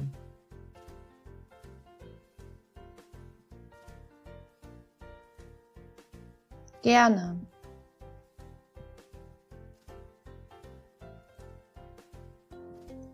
Haben Sie sich schon entschieden?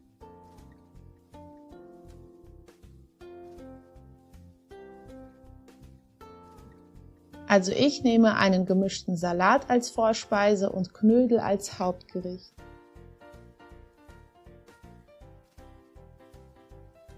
Und ich nehme den Kartoffelsalat und das Schnitzel.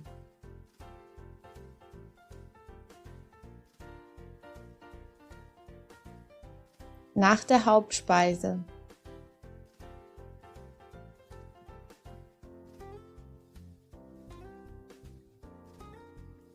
Hat es Ihnen geschmeckt?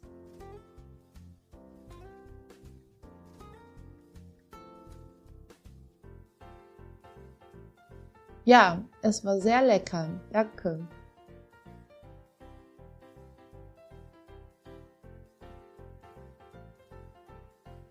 Das Schnitzel war köstlich.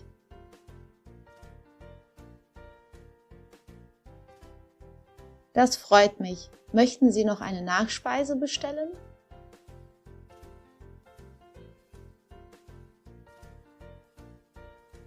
Ja, ich hätte gerne einen Apfelstrudel mit Vanillesoße, bitte.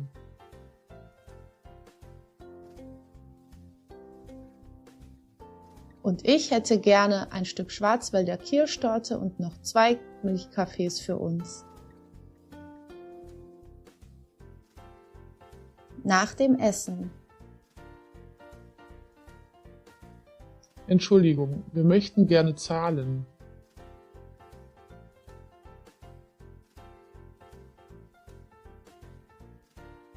Ich bringe sofort die Rechnung.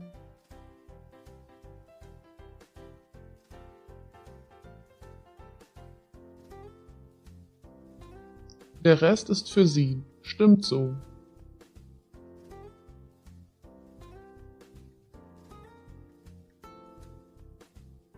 Vielen Dank. Ich wünsche Ihnen noch einen schönen Tag.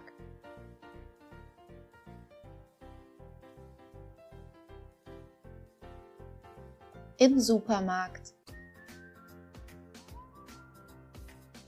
Verzeihung, wo finde ich hier das Gemüse?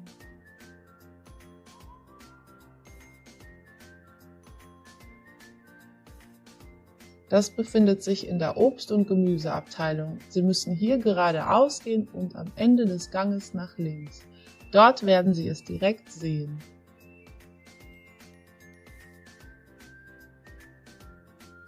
Vielen Dank.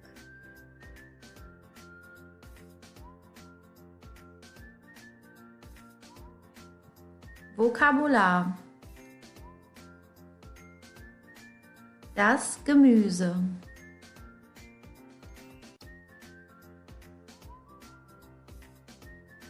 Die Aubergine.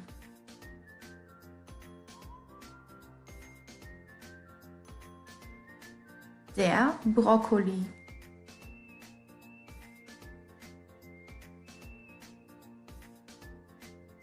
Die Bohne.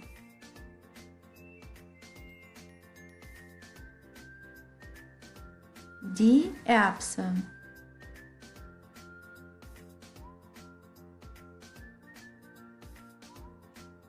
Die Gurke.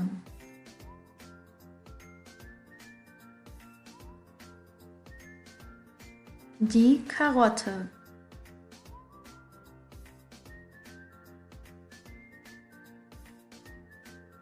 Die Kartoffel.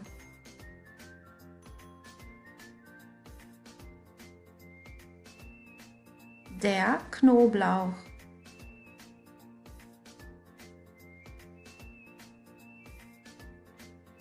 Der Kohl.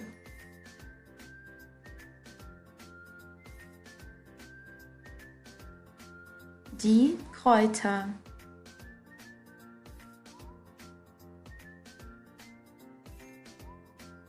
Die Paprika.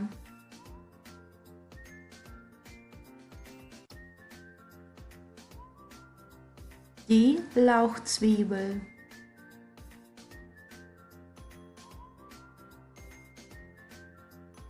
Der Kürbis.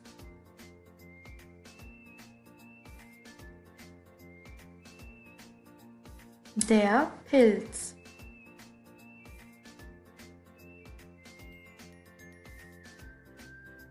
Das Radieschen.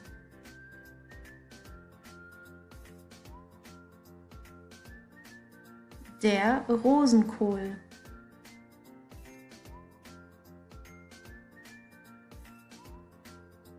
Die rote Beete.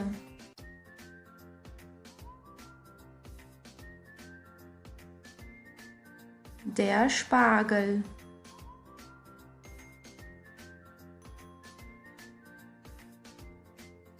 Der Spinat.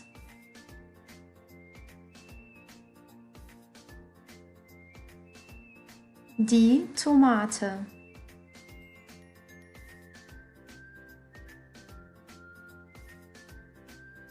Die Zucchini.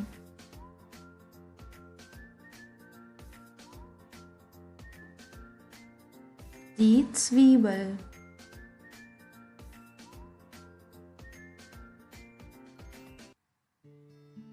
Die Frucht, das Obst.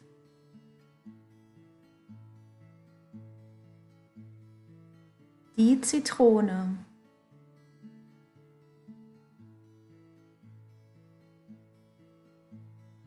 Die Weintraube.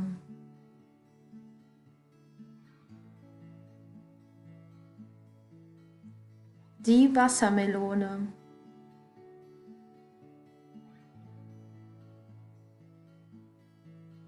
Die Pflaume.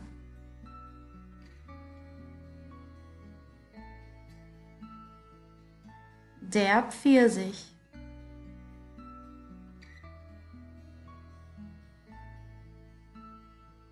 Die Aprikose.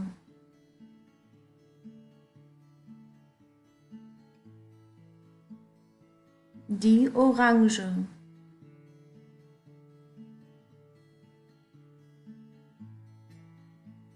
Die Mango.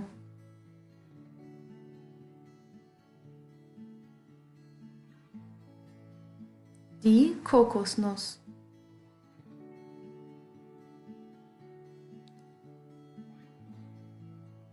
Die Kiwi.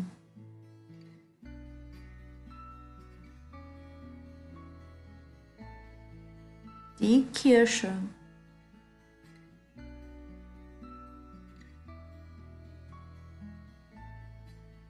Die Honigmelone.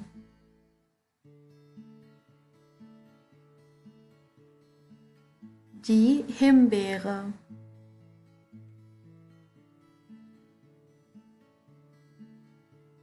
Der Granatapfel.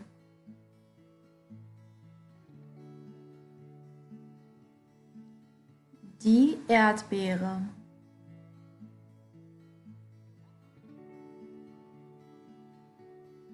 Die Birne.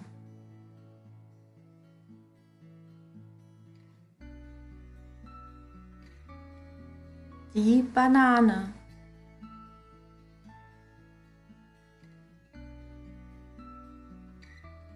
Die Avocado.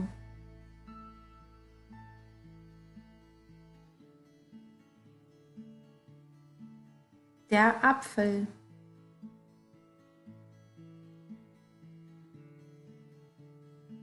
Die Ananas.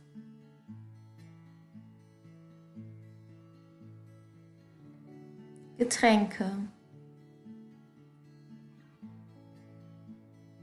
Das Wasser.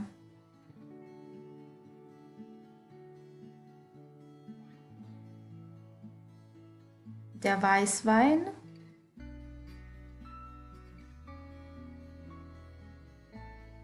Der Rotwein.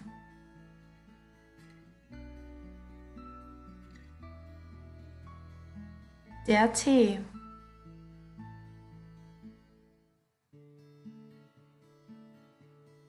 Der Orangensaft.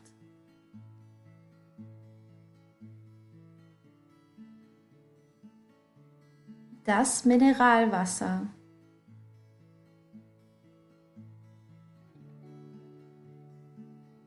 Die Milch.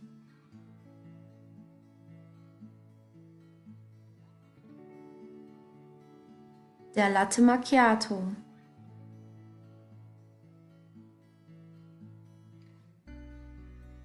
Der Kakao.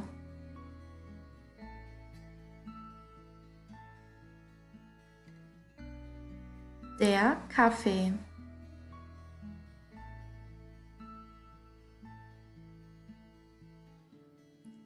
Der Cocktail.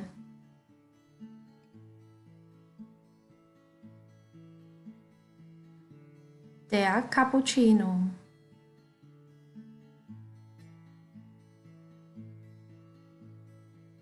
Das Bier.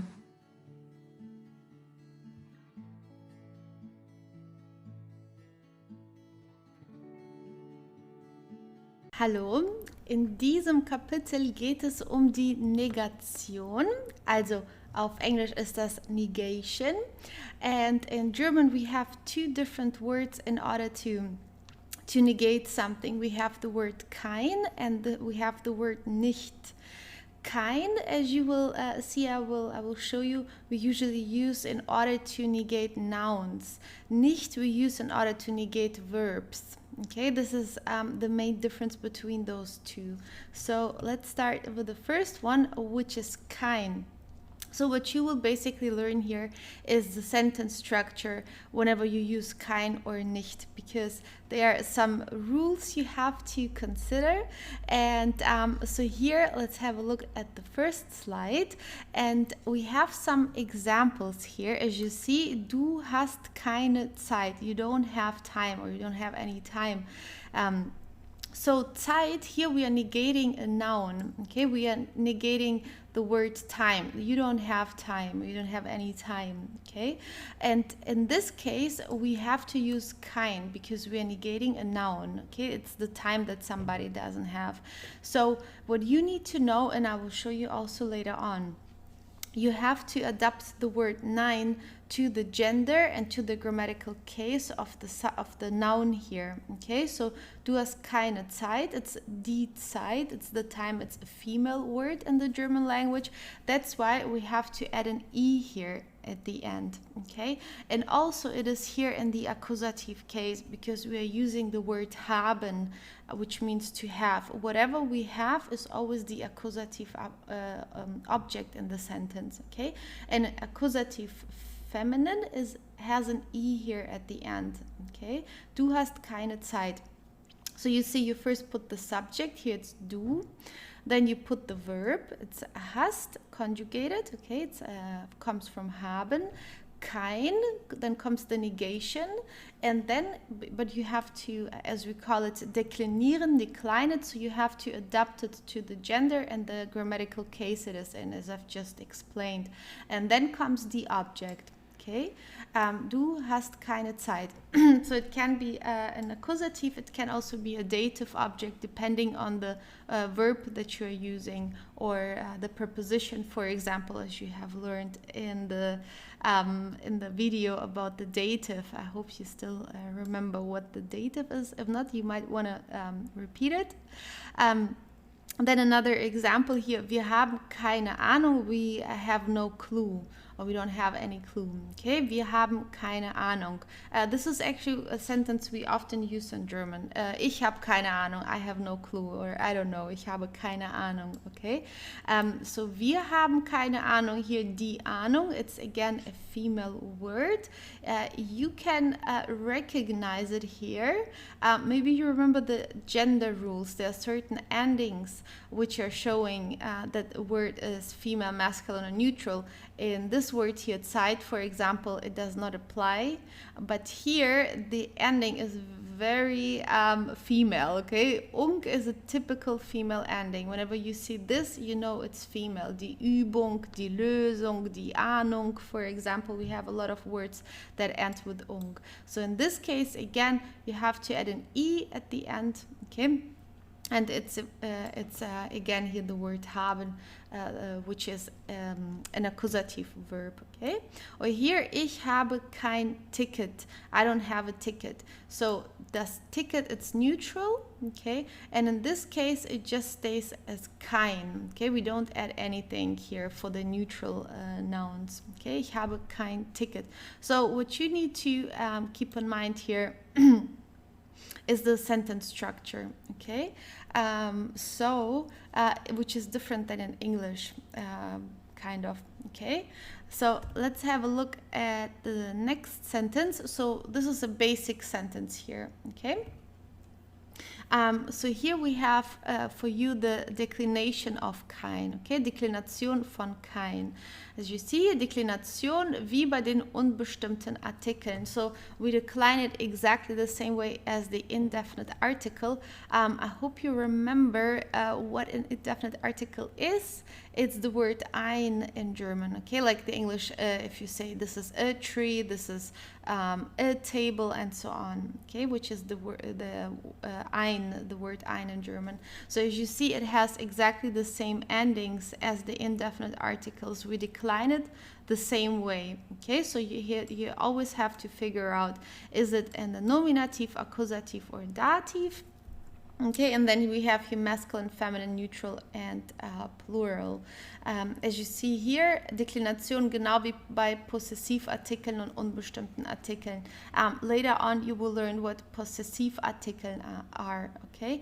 That are words like my or yours, for example, in order to explain what somebody possesses or owns. Okay, so you can study this chart. It will be very useful for you. Okay, in the German language, it's very important to decline like the articles here or the word kein. It's super important, okay, in order to speak a proper German.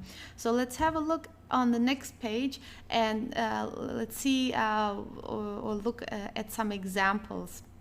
And we can also practice this at the same time, okay? So here you have the chart, just to have it here.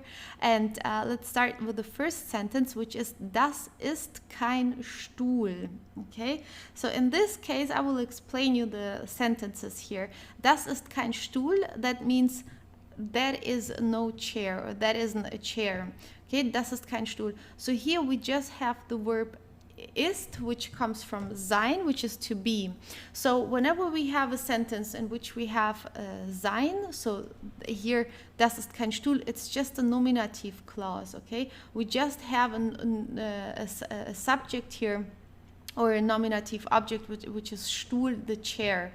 Okay, so this is then in the nominative clause, because here we are not explaining something like I'm buying a chair or I have a chair or whatever, right? It's just that is no chair. So there is no object that somebody does something to, like buying it or seeing it or hearing somebody, for example. Okay, so der Stuhl, it's a masculine word, so here you have to check nominative masculine, so you use kein. Okay, das ist kein Stuhl. Another example, ich kenne keine Sängerin. Kennen means to know, and maybe you can think which what kind of verb it could be. Accusative, dative, could it be here in the nominative? Okay, ich kenne keine Sängerin. Kennen is an accusative verb, so whatever or whoever you know is the accusative object in the sentence. Okay, ich here is the subject in the nominative. You can also tell because it's ich and it's not the word mich or mir, which would be in the other grammatical cases. So here, keine Sängerin. Sängerin is the female singer. If it was a man, it would just be Sänger with an I-N at the end. It's a female singer. So that's why it's accusative female. So you have to look in the chart, accusative and then female. So you use keine with an I at the end. Ich kenne keine Sängerin. Then, ich sehe keine Vögel. Sehe comes from sehen. It is an accusative verb, okay? And Vögel here, it means birds in the plural, okay? So it's again accusative plural. So let's check here in the chart. Accusative, you go here to plural, so it's keine, okay? Ich sehe keine Vögel. I don't see any birds. Ich glaube keinem Lügner. Glauben, I hope you remember, that's a dative verb. It means to believe somebody, okay? And der Lügner is the liar. In this case, it's masculine. If there was an IN at the end, it would be a female liar, Lügnerin. Here, it's Lügner. So you have to check here masculine dative in the chart. So we go to dative, masculine keinem, as you see. It's an M with an M at the end. Okay, it's exactly the same declination as the indefinite article. It would be einem as an indefinite article. Okay, so ich glaube keinem Lügen. I don't believe a liar. Then, das sind keine Kinder. Okay, so here you have again the sentence that are no children. So we have sind, which comes from sein, it's to be. So it means here it just stays in the nominative case. Das sind keine Kinder, that are no children. So again, we are not doing anything to the children, like we don't say that we are playing or speaking to them or whatever, talking to them. So that's why it's just sein, so it means it's in the nominative. Okay, so you have to check nominative plural because it's children. So it's keine. Okay, das sind keine Kinder. Let's say there are no children that are already grown-ups or so, okay? Then we have ich verstehe kein Chinesisch. Verstehen, it means to understand. okay?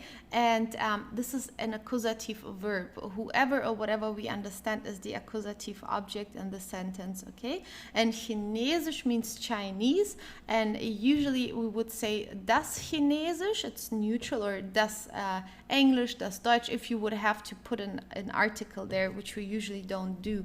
But it's neutral, the gender is neutral, okay? If we have to decide which gender it is, like the languages are neutral. So that's why we have to look at neutral accusative. So here accusative, and then we go to neutral. That's why we have kein here. Ich verstehe kein Chinesisch, which means I don't understand any Chinese, or I don't understand Chinese, okay? Since that are all nouns, we have to use the word kein, okay? Sie brauchen keinen Löffel, okay? Sie braucht keinen Löffel. So here, brauchen means to need, and it's an accusative object. Whatever we need is the accusative object in the sentence. And here, Löffel, der Löffel means the spoon, and it's masculine. So we have to go to accusative masculine, and it's keinen, okay? Sie braucht keinen Löffel. She doesn't need any spoon. Then, Sie wollen kein Wasser. So maybe, let's check whether you see the difference with the conjugation. Here it has Sie, both has Sie. Here it has a T at the end, and here an EN. So what does that mean? Okay, or who are we talking about here? So, sie braucht, it means she needs, and sie wollen, in this conjugation, it means they want. Okay, so here it is she, and here it is they, and you can tell it by the conjugation. Okay, also sie wollen kein Wasser, it means they don't want any water. Wasser is neutral, it's das Wasser. Okay, so wollen means to need, and it's also an accusative verb.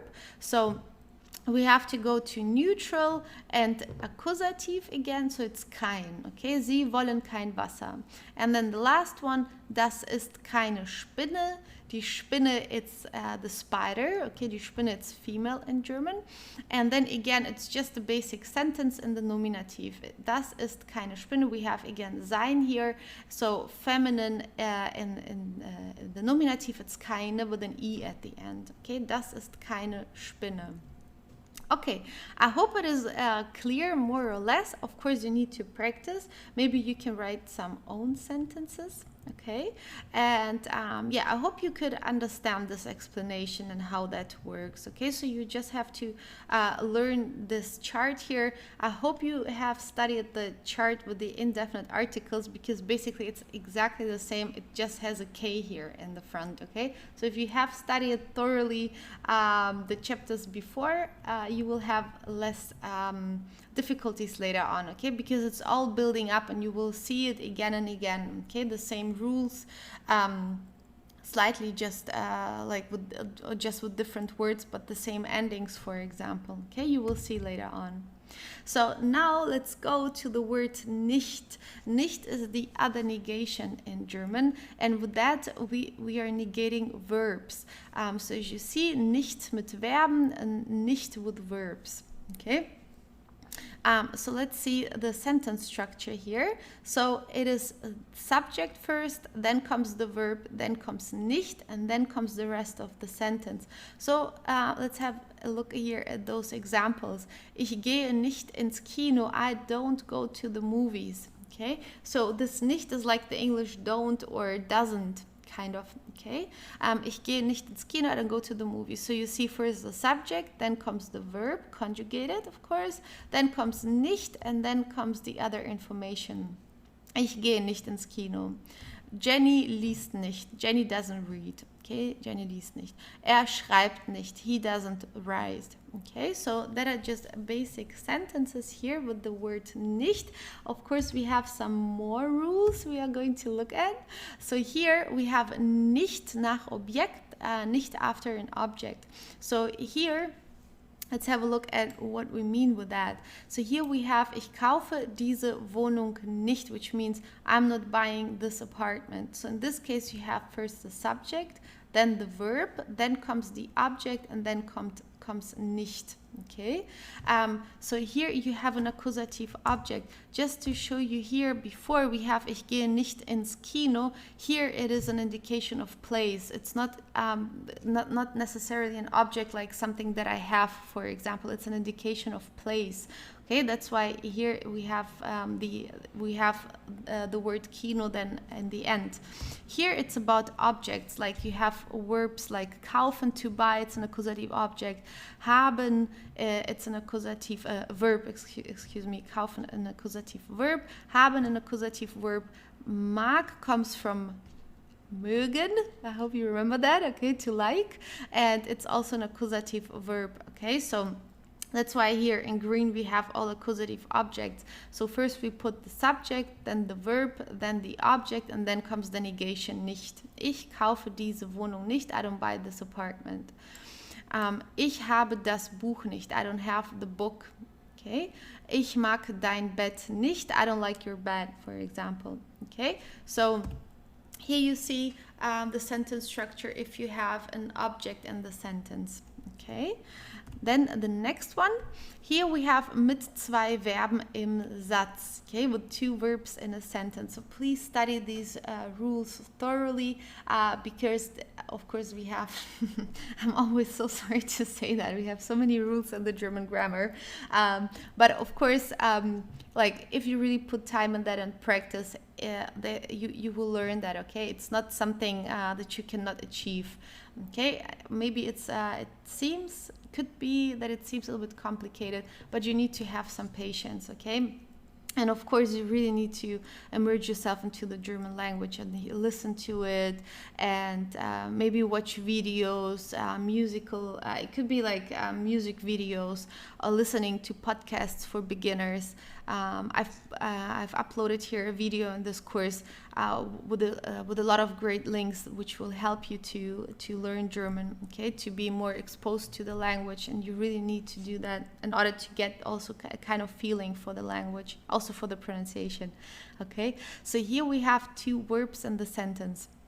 And maybe just to repeat, we have different cases in which we need two verbs. That would be, for example, if you use modal verbs, right? Usually modal verbs come with a second verb most of the time.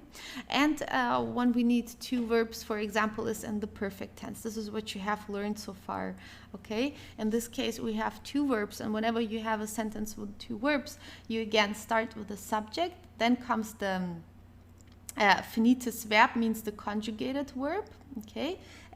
Then comes the object, then comes the negation nicht. This is all that you have learned in the previous slide, and then at the end comes the second verb, which is either in the infinitive if you use a modal verb, or the Partizip 2, the participle 2, if you use it in the perfect tense. Okay, so let's have a look here. Ich will dieses Gericht nicht bestellen. I don't want to order this meal. So you see here we have a modal verb, right? You have to conjugate it, and at the end comes the infinitive or infinitiv in German. Okay, ich will dieses Gericht nicht. Das Gericht, it's neutral, it means a meal. Okay, it also means the court, das Gericht. It has two meanings, okay? So in this case, it's the meal. Then, ich habe das Tier nicht gesehen. I haven't seen the animal. Ich habe das Tier nicht gesehen. Okay? It's in the perfect tense here. Here you have gesehen. The infinitive of this is sehen. Infinitive is the, let's say, the neutral verb without any conjugation. It's called infinitive. Okay? And it's sehen here of gesehen is the participle 2. Ich kann diese Schrift nicht lesen. I can't read this handwriting. Ich kann diese Schrift nicht lesen. Okay, here again we have a modal verb. Do you remember the infinitive form of kann? And yeah, this is können. Okay, können means to can. Okay, so this is one rule. Then we have more. Okay, Verneinung eines Adverbs, the negation of an adverb. Okay, an adverb is a a word that describes how we are doing something. Maybe we're doing something fast or slow, for example. Okay, this is an adverb. So here the sentence structure would be Subjekt, Verb, nicht, and then comes the adverb. So du joggst nicht schnell, you don't jog fast. Du joggst nicht schnell. So you see here the adverb comes at the end. Then Jens spricht nicht deutlich. Jens doesn't speak clearly. Deutlich means clearly. Okay, so it's an adverb. So you can always ask, how is he speaking? And then it would be not clearly. And then the answer to that, how does he speak or how is he speaking? The answer to that is the adverb. How is he jogging? And then here, not fast, for example. The answer to this question, how does he do something, is the adverb. Katja arbeitet nicht ordentlich. Katja doesn't work properly. Okay, ordentlich. Die Ordnung. Okay, this is that would be the noun. Okay, so Katja arbeitet nicht ordentlich, as you see. Okay, here you have the sentence structure. So then let's have a look at the next page, and here we have Verneinung eines Adjektivs, the negation of an adjective. Okay, so an adjective, this is usually then if we describe something with the verb sein. Okay, it's not how we are doing something, but how somebody is. So let's have a look at some examples, like du bist nicht langsam, you are not slow. Okay, so it's just with the verb sein, which means which is to be. So here we are not we don't specify how somebody is doing something. Okay, it's more like about characteristics of a person, for example. Okay, Bert ist nicht sauber. Bert is not clean. Bert is a masculine German name. Okay, Brigitte, a female German name. Brigitte ist nicht faul. Brigitte is not lazy. Okay, so it's not, we are not saying that she is not cleaning a certain way or that he is running a certain way. It's just rather about how a person is. Okay, and then you put the adjective at the end. Gut. Dann die nächste Seite, Verneinung von Personalpronomen, negation of personal pronouns. So here, a personal pronoun are the words you, him, he, she, her, and so on, okay?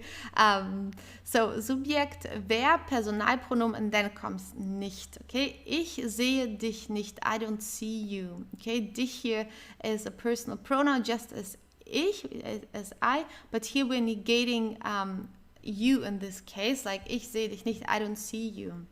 So here you see, you have to put the negation nicht right after the object, okay? Ich sehe dich nicht. So here we are negating the verb, like I'm not seeing you, okay?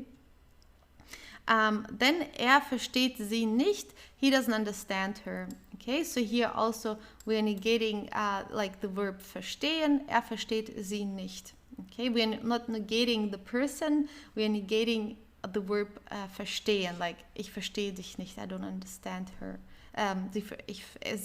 Versteht sie nicht. Oh my god, okay. He doesn't understand her. Okay, good. Here we have Verneinung von Namen, negation of names. So here if you have a name, or it could be also the name of an institution, not just a name of a person. Ich kenne Leon nicht, I don't know Leon in this case, okay? So nicht comes right after the name. Du kennst die Universität Köln nicht. So die Universität Köln, it's an institution, it has a name, it's called the University of Cologne. So we say it's a name, this whole thing together here. So we put nicht after that. Du kennst die Universität Köln nicht, okay? So, good. I hope it was clear. I know there are some rules. You would just have to practice that and and memorize also these rules and when to put nicht or kein in this case. Okay, so then enjoy practicing and studying. Don't forget with every rule that you are learning and memorizing, you're coming closer to speaking German fluently. Okay, also dann viel Erfolg, lots of success. und wir sehen uns im nächsten Kapitel. See you in the next chapter. Welcome to this chapter. Hier geht es Fragen. Here it is about questions. So in case you want to be a detective, maybe you are one, this chapter and also the next 2 ones will be very useful, because here it's all about asking questions. And we have a lot of question words, but it's exactly the same case in English. Question words are like how, when, where, and so on. And here in this and in the next 2 videos, you will learn basically all question words you need in German. So you can ask a lot of questions if you want to. So let's have a look here first at the sentence structure. So whenever you ask a question in the German language, we first put the verb conjugated and then comes the subject. So liest du is the same as the English do you read or are you reading. Okay, this is usually how we would start. First the verb and then the subject. It's right the other way around. Okay, in a normal sentence you first put the subject and then the verb. Here you in the question you first put a verb and then the subject. If you do not have a question word, if you just ask questions like in English, are you reading, are you cooking, are you studying, for example, okay, there is no question word. It's not, you're not asking how are you cooking or what are you reading or where are you working or when do you study, okay? There is no question word included. That's why you just have a verb and a subject here, liest du. Okay, I'm not asking anything else. I'm just asking, are you reading or do you read? Okay. It's also possible to put the subject first and then the question word and say du liest. But if you do it this way, it's more like a surprising question. With that, if you say du liest, it would be like you're surprised that you or the person in this case here is reading, because actually you don't expect the person to read. Okay, so it could come across a little bit, yeah, I don't know, rude or a little bit weird. It means like you actually don't think that this person is reading or doing whatever they are asking about.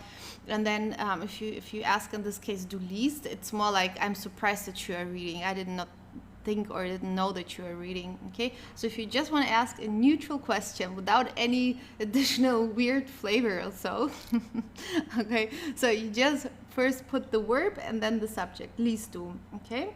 Unless you want to act like you want to show that you're surprised, then you put first the subject and the verb, okay? But make sure that it sounds like a question and not just like a simple statement or sentence, because du liest and then a dot right after that would just mean you are reading. Okay, it's actually the same as in English. You would say you are reading, right? It's different. It has a different kind of a different meaning than if you ask are you reading, which sounds more neutral. If you ask you are reading or you're doing this and that, you know, it's like you're surprised that the person is doing this. This is like the difference, and I would say it's the same as in English. Okay. If you have an object here, in this case it is an accusative, trinkst du Tee, are you drinking tea? Okay, because trinken, to drink, it's an accusative verb. Whatever we are drinking, it's always the accusative object, trinkst du Tee. Okay, this is how you would structure that verb, subject, and then the object. Okay, du trinkst Tee, you could also ask this way and asking starting with the subject. Again, it would be more of a surprising question. Okay. So now we are going to start with the question words. Okay, so here it's not just a question like do you do this and that. Here we're asking about when, how, where, and so on. Okay, so the first one here is was. Was means what. Okay, here you have a few sentences. If you like, you can study them. Maybe they will be useful for you, or I'm sure many of them will be in certain situations. So was machst du? What do you do? Like this English, what do you do? When do you do this? This additional do in English, we don't have this in German. Okay, so we just say was machst du? What you do, kind of in English. Okay, we should not translate it literally into English. That would just confuse everything. So was machst du? Okay, the question word, then comes the verb, and then comes the subject. This is how you have to structure that here. Was machst du? Okay. the answer, ich lerne Vokabeln, for example. Was hast du? What do you have? Was hast du? Ich habe ein Auto. Was willst du? Okay. Ich will Knödel bestellen. Knödel, a very good, delicious German dish. I like Knödel a lot. Was magst du? What do you like? Ich mag Süßigkeiten, for example. Okay. Was isst du? What do you eat? Was isst du? Okay. It comes from essen. Essen is irregular. Okay, ich esse, and then it's du isst with an I here. I hope you remember the irregular verbs. Here it's one of them. Good. So the word was. Then we have wie, which means how. Okay. Wie machst du das? How do you do this? Okay. So we also say wie geht es dir? How are you? Okay. This is also where we use wie. Wie findest du das? Wie funktioniert das? Okay. Wie heißt du? What is your name? Okay. So in German we say, how are you called? This is how we say it in German. Okay. So in English, what is your name? Wie heißt du? You could also say, was ist dein Name? It would be literally like, what is your name? But it's not so common to say it in German. We rather say, wie heißt du? Okay. So here you see the answers. I will just read them to you just to get used to the pronunciation. Ich mache das so. So means like that. Okay. Ich finde das toll. Toll is a word for great. We have a lot of words for great. Toll, super, klasse, spitze, you can say, okay. Du musst es zuerst einschalten. You have to switch it on first. Einschalten means to switch on. And it's a separable verb, okay? You have here ein, which is the prefix of the separable verbs, okay? So if you would have to conjugate it, in this case you don't have to. If you look at the sentence, I hope you can recognize why we don't have to conjugate this verb here. The reason is because we have a modal verb here. Muss comes from müssen. It's a modal verb. I hope you remember the rule. Whenever you use a modal verb, the second verb comes at the end and it stays not conjugated. We don't conjugate it. Okay, that's why it just stays here in the infinitive. If you would have to conjugate it, you would say ich schalte das ein, like I'm switching that on. Ich schalte das ein. Okay, the prefix comes at the end. Just a short repetition. If you want to say your name, you say ich heiße, then you say the name. Ich heiße Joachim. It's a masculine German name. Ich heiße Joachim. The next one, wer, which means who. Wer ist das? Who is that? Das ist Katja. This, oh, sorry, there's double this. This is Katja. Okay, this is how you would say that. Wer lernt Deutsch? Okay. Wer bist du? Who are you? Wer plant die Party? Who is planning the party? Wer plant die Party? Okay. Here the answer, meine Tante plant sie, which means, if you translate it into English, it means my aunt is planning her. We have to say sie because die Party, it's feminine. So here it's just a rule for you to know. It's different than in English. It's not a person here. Die Party is not a person, obviously, but we still, if we talk about the party, since it's a female word, we have to act or treat the party as if it was a woman. That's why we would have to say here, meine Tante plant sie, my aunt is planning her, because party is female. It's the same rule for neutral and for masculine words. Okay, let's say der Tisch, which means the table. I would ask, if I'm talking about the table and I want to ask what does it look like, and talking about the table in German you would have to say wie sieht aus, what does he look like, because the table is masculine. Okay, you just keep this in mind, please. In English, of course, since it is not a person, you would say it, my aunt is planning it, referring to the party. In German it's not the case. Okay, we would not say meine Tante plant es. That would be grammatically wrong because party is female. If something is not a person and it's neutral, okay, then you would say es, which is it. In this case, it's female, so you have to say sie. Okay, very important actually. Then the next wo, which means where. Make sure the pronunciation v in German, okay? Wo, wer, wie. Okay, it's not like the English where or so, okay? Wo wohnst du? Wo lebst du? Wohnen is rather about when we talk about an apartment or a house where you reside, maybe a city. Und leben, both in English means to live. Wohnen und leben. Leben is rather something which is for a long time. It's also more talking about a country. It's for something more permanent. Okay, wohnen can be more temporary, for example. Okay, and Leben is more if it's something for long term. Also, wo lebst du? Ich lebe in Spanien. Okay, make sure the pronunciation SP here, it's Spanien, Spanien. Okay. Then, wo arbeitest du? Ich arbeite in Dresden. Okay, Dresden, a very beautiful German city, by the way. If you have a chance, please go there. Wo bist du? Where are you? Okay, ich bin zu Hause. I'm at home. Zu Hause means at home. You can also write it all together and then the Z capitalized and here just together, so the H would be small. Or you can separate it and write it this way, zu Hause. Okay, both ways is possible.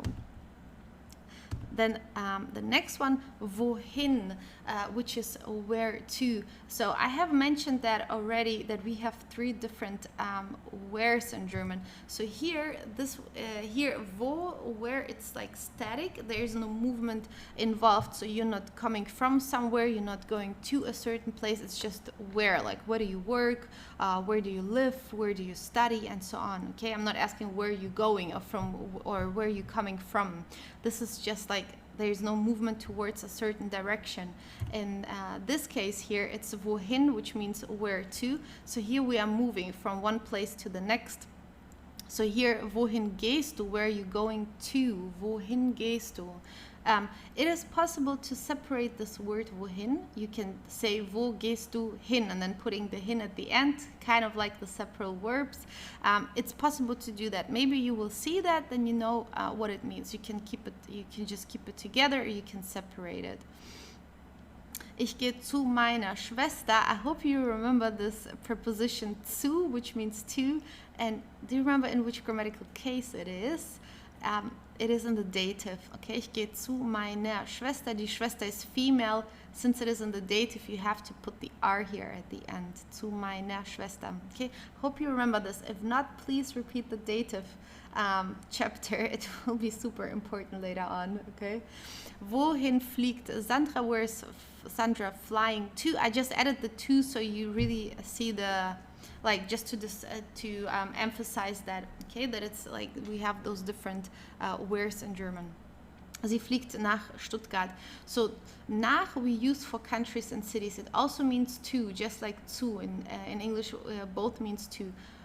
Both mean to. In German we have 2 different twos, let's say. I hope you remember that. I've also mentioned that in the in the part about the prepositions. Okay, so here nach, it means to if you talk about countries or cities. And Stuttgart, this is a German city, also very beautiful in the south of Germany. So here we would have to use nach. Wohin fährt er? Er fährt nach Österreich. Okay, where is he driving to? Nach Österreich. Österreich means Austria, so it's a country. That's why you have to use nach here too. Then we have woher. This is the third where. It means from where or where from. So woher kommst du? Where do you come from? You could also again separate this word. You can say wo kommst du her? We also use it like no matter whether it's with wohin, the slide right before, or woher, it's not like if you separate the word, it's like less formal or anything. We use both equally. It both has the same meaning, and none of both versions means that it's less educated or more street language or whatever. We use just both equally. Okay, I just put it together here just to make it a little bit more simple. but just for you to know, we also do separate it. And it doesn't matter. Like there's no specific rule in which situation we separate it or not. It's just like as you want. You can always just keep it together. It's perfectly fine. Okay, you don't have to make life more complicated and separate it unless you want to. Okay, so woher kommst du? Where do you come from? Ich komme aus den USA. I come from the United States. Okay, would I have to say aus den USA here? Woher weißt du das? Where do you know that from? Ich weiß das von Franz. Franz, a masculine German name, a very traditional, a little bit old name. Woher bestellst du das? Where do you order this from? Ich bestelle das aus Kanada. Okay, here you have an article because it's the USA. Usually the United States has an article. Okay, so here you have to say aus den USA here, but usually countries do not have an article. Okay, so it would be just here aus Canada in this case. There are just some exceptions, like the United States, for example, which have an article. So that was the first video about questions. Das war das erste Video über Fragen. There will be 2 more videos about questions where you will learn more question words. Okay, so see you in the next question video. Tschüss. Hallo, willkommen zum zweiten Video zu den Fragen. Okay, this is the second part of of the subject of questions, and so let's have a look for more specific questions. So wie lange means how long or for how long. Wie lange lernst du schon Deutsch? Schon means already. Make sure the pronunciation is schon. Schön with an O umlaut means beautiful or nice. Okay, schön und schon. Okay, wie lange lernst du schon Deutsch? Ich lerne seit einem Monat Deutsch. I'm studying German for 1 month. Okay, seit einem Monat. Seit is a dative preposition. That's why we have here einem with an M at the end. Okay, der Monat is masculine. Seit einem Monat. We always have to adapt all those articles and so on to the gender and the grammatical case of the noun which is following. Okay, very, very important in German. Wie lange brauchst du, nach Köln zu fahren? How long do you need to drive to Cologne? Or here, could also mean like in order to drive to Cologne. Well, in English you wouldn't say it this way, but in German we have to add this okay? Wie lange brauchst du, nach Köln zu fahren? Wie lange bleibst du im Fitnessstudio? Fitnessstudio with 3 S's here. That's not a mistake or error. It's how we write it, Fitnessstudio. Because there are 2 words put together, Composita. Okay, fitness and then studio. In this case, although you have ST in the middle of the sentence of the word, you still have to pronounce it as st. Fitness studio, because here we have put 2 words together and the second word starts with an ST. That's why we pronounce it as st. Okay, wie lange bleibst du im Fitnessstudio? Okay, so wie lange, how long, or for how long. Then the next one, seit wann, since when. Seit wann kennst du schon Claudia? Okay, seit wann arbeitest du in diesem Unternehmen? Seit wann interessierst du dich für Sport? So you see always seit wann, the question word, then comes the verb conjugated, and then comes the subject. Seit wann kennst du schon Claudia? And so on. Okay? So, seit wann. So basically it's just about studying and learning those question words here. Okay? Bis wann, until when. Bis wann bleibst du in China? Okay? Bis wann arbeitest du morgen? Bis wann spielst du heute Tennis? Okay, here we have an indication of time. Okay, heute, today. Bis wann spielst du heute Tennis? Make sure the pronunciation heute, oi. Okay, heute. Okay, so I hope the sentences here are also clear. Okay, bis wann? Then the next one here, wie viel Uhr? Okay, this is an entire question. At what time? Wie viel Uhr? This is how we ask it. So, wie viel Uhr frühstückst du normalerweise? Okay, wie viel Uhr frühstückst du normalerweise?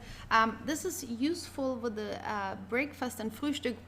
if you will do an A1 exam in an official institute, let's say the Goethe Institute, you will have to ask basic questions, okay? They will give you some cards, unless they will change it in the future. At the moment, it's for the speaking exercise, they give you little cards with a word on it, and then you have to ask something referring to this word. And often they would talk about breakfast, for example, das Frühstück, which means breakfast, and then you just have to ask anything referring to the breakfast. So like you could ask then wie viel Uhr, at what time do you have breakfast, for example. Here we have Frühstücken. This is also a verb, to have breakfast or to eat a breakfast.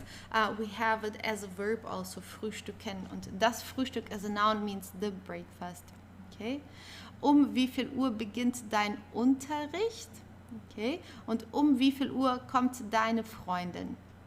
So, Freundin can mean girlfriend. It can also mean a female friend.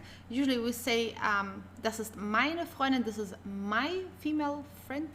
If we put this possessive article, mine, dein, like here, dein, we would usually talk about the girlfriend. Okay, if you would say, das ist eine Freundin, this is a friend, a female friend, then it's just a friend. If you say, das ist meine Freundin, then it would be actually mean, this is my girlfriend. Okay, this is how you would distinguish that. If you say, this is a friend or my girlfriend, then we have Ja und Nein Fragen, yes and no questions.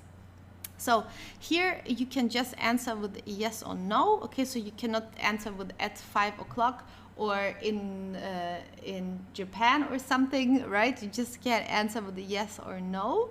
So let's have a look at this here. So as you remember in the last video I show you how to ask questions if there are no question words. So here, for example, lernst du Deutsch? Do you learn German?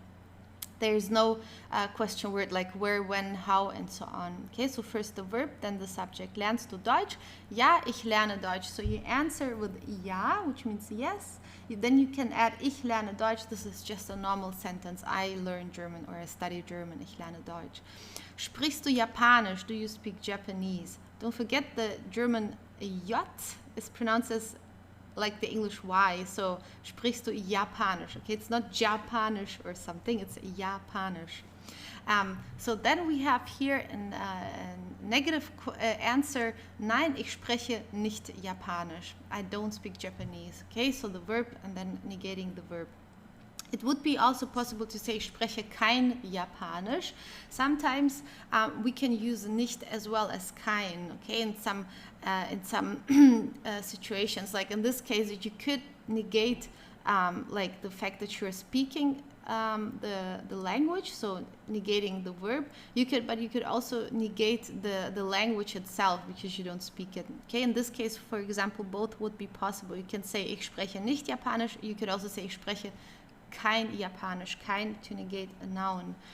Okay, and so then kannst du nicht schwimmen? So in this case here we have a negative question because we have the negation nicht here, which means can't you swim or don't you swim? Or here with können it's actually can't, yeah. So kannst du nicht schwimmen? Here we have a negative question. Whenever we have a negative question, okay, and here we have a negative answer also, we just say nein, ich kann nicht schwimmen. No, I can't swim. Okay, nein, ich kann nicht schwimmen. It could be also just a normal sentence. Ich kann nicht schwimmen. I can't swim. So now the important part here at the very end is kannst du nicht schreiben? Can't you write?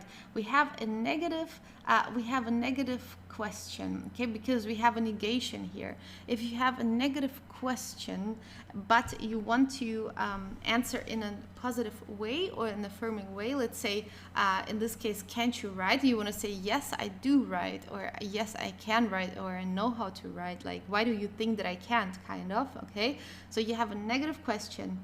You want to answer in a positive or affirmative way, like saying, yes, I do write, or yes, I can write. You have to use the word doch in this case. Very important, okay? So if somebody asks, can you write? And you cannot say in German, yes, I can write, or yes, I do write, or so. You cannot answer yes, you would have to use the word doch. It's a very special word. It has also more meanings later on. You will learn that also in the next levels of the German language. So just for you to know, the most important thing about this page is if you have a negative question with a negation in it and you want to answer in a positive way, you have to say doch. Doch, ich kann schreiben. It means yes, I can write. Like, why do you think I can't? Kind of, okay? It's just to make it stronger. Doch, ich kann schreiben. Okay, doch. Just make sure that you keep this rule here in mind, okay? It's important for the A1 level. Okay, good. So that was the second video about questions. There's one more video. You will see it right after this one. Dann bis gleich. Tschüss. Hallo und willkommen zum letzten Video zum Thema Fragen. Welcome to the last video about questions. So let's have a look at this here. It's quite short, like there are not so many slides this time. And here it's about Interrogativ-Artikel, okay, which means I cannot even pronounce that in English. Okay, so the German word is Interrogativ-Artikel. So here we have it in the, as you see here in the nominative case, in the first slide. So this is about when you ask in English which, okay? In English, of course, it's much more simple.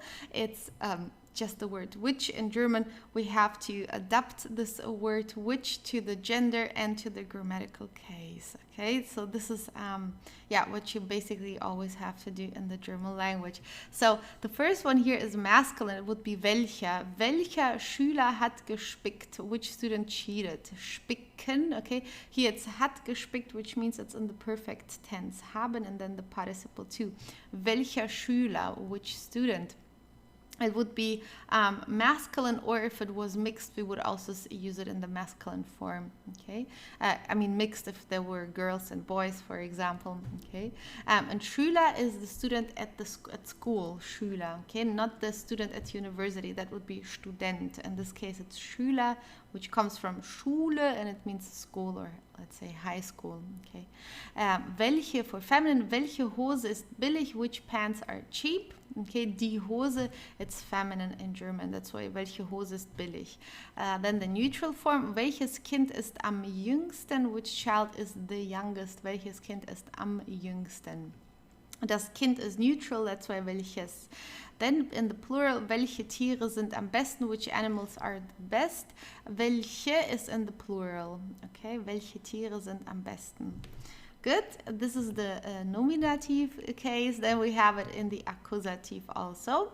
And here you see, for example, welchen Tee trinkst du? Which tea are you drinking? So here it's in the accusative because trinken, it's an accusative verb. So whatever we are drinking is an accusative object. So that's why here we have welchen Tee trinkst du? Which tea are you drinking?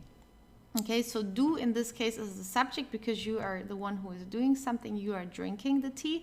The tea is the object, the accusative object, that's why, and it's masculine, that's why you have to say welchen Tee trinkst du. Then we have here, welche Tänzerin siehst du? Which female dancer are you seeing? And it's not like in English when you ask, I'm seeing this guy, for example, which means like I'm dating him. We don't have the second meaning for the word like I'm seeing some, or the expression I'm seeing somebody in German. It's just literal. When you say in German, ich sehe jemanden, I am seeing somebody, it just means that you literally see somebody with your eyes. It does not have a second meaning like you're dating someone, okay? So here in this question here, welche Tänzerin siehst du? It really just means like you're seeing somebody with your eyes, okay? So, and Tänzerin, it's a female dancer. If it was a man, it would be der Tänzer without the IN at the end. And welche Tänzerin siehst du? Okay, it's female, and the dancer is the object that you see. That's why it's in the accusative, and here it's just welche with an E at the end. Welches Gericht wählst du? Which dish are you choosing? Das Gericht, it's neutral, the dish. That's why we have welches Gericht. Wählen, or to choose something, is an accusative verb. Whatever we are choosing is an accusative object. welche Sportarten magst du? Which sports do you like? Sportart is this like the kinds of sports, let's say, or the sports. In the plural here, it's welche. Mögen means to like. It's an accusative verb. That's why here whatever you like is the accusative object, and here it's welche Sportart, and this is the accusative. Okay, please make sure that you keep the word order in mind. Good. Then the next one, Dativ. Okay, so here as you see, welchem Besucher zeigst du dieses Gemälde? Which visitor or to which visitor are you showing this painting, or which visitor are you showing this painting to? To show something is zeigen, it's a dative verb. Okay, to whom you are showing something is the dative object. That's why it is welchem Besucher. Der Besucher is the masculine visitor. If it was a woman, it would be Besucherin with an IN at the end. Here it's a masculine, obviously, because it doesn't have an IN. So that's why we say, welchem Besucher zeigst du dieses Gemälde? So du here, let's just break it down a little bit. Du, which is you are the active part here who is showing something. To whom you are showing something is the dative object who receives, let's say, what you are doing. And the object, the thing that you are showing, is the accusative object. Okay, so dieses Gemälde, the painting, is the accusative object because it's the object you are showing. To whom you are showing it is the dative, and who is showing it, the active part, is the subject or the in the nominative case. Okay, welchem Besucher zeigst du dieses Gemälde? Here it has an M at the end. Welcher Tante schenkst du das Haus? Which aunt do you give this house to as a present? Schenken means to give something as a present, to give something to somebody. It's schenken, so the one who receives something is the dative, because schenken is a dative verb. So Tante is the aunt, it's female, that's why we have welcher with an R at the end, welcher Tante. You see the R, but you don't pronounce it, because I hope you remember the pronunciation rules. Whenever you have a vowel and then comes an R, you pronounce the R like an A. So it actually would be like welcher with an A, welcher Tante schenkst du das Haus? Then welchem Mädchen schreibst du? Which girl are you writing to? Jemandem etwas schreiben, writing something to somebody. In this case, the receiver would be a dative object. If you just want to say that you are writing something, you don't mention to whom, then it would be in the accusative. If I say, for example, ich schreibe ein Buch, I'm writing a book, then the book is the accusative object. But if I'm saying that I'm writing something to somebody, like let's say ich schreibe dir eine E-Mail, I'm writing an email to you. So here you're writing something to somebody. There's a receiver, so the receiver would be in the dative in this case, okay? That's why here, das Mädchen, the girl, is the receiver of what you are writing. That's why she's in the dative case, and that's why she has an M at the end, because Mädchen is neutral, although it's a female person, okay? Welchem Mädchen schreibst du? Welchen Kunden schreibst du die E-Mail? Which clients are you writing this email to? There is an S here. Okay, so it's in the plural. You're writing an email to somebody. Okay, so here you see the email is the accusative object because it's the object that you're writing. You here do is the subject, and the receiver is the dative object. So welchen Kunden schreibst du? Die E-Mail. Okay, so welchen here, it's in the plural for the dative. Good, so that was it with the questions. Yeah, I hope you know very well how to ask questions now in German. Questions are very important, right, to make contacts and so on. And yeah, I hope you you enjoyed these videos about the questions, and see you in the next one. Tschüss, bis bald. Tiere. Das Haustier. Der Hase.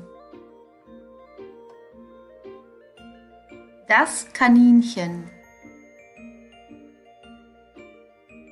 Der Hund. Der Schwanz. Die Zunge. Die Katze. Der Kater. Das Fell. Die Schildkröte. Der Panzer. Süß. Das Krokodil. Der Bär. Der Elefant.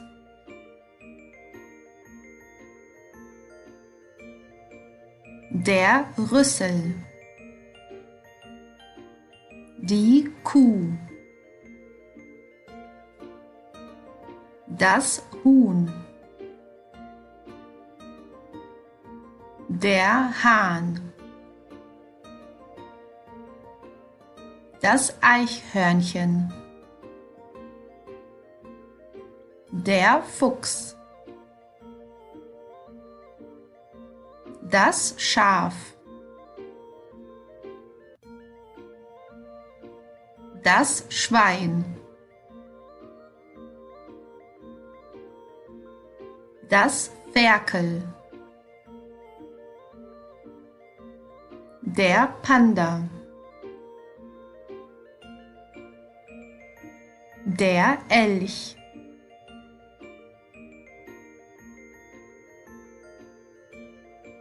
Die Hörner. Der Tiger. Der Affe. Das Känguru. Das Zebra.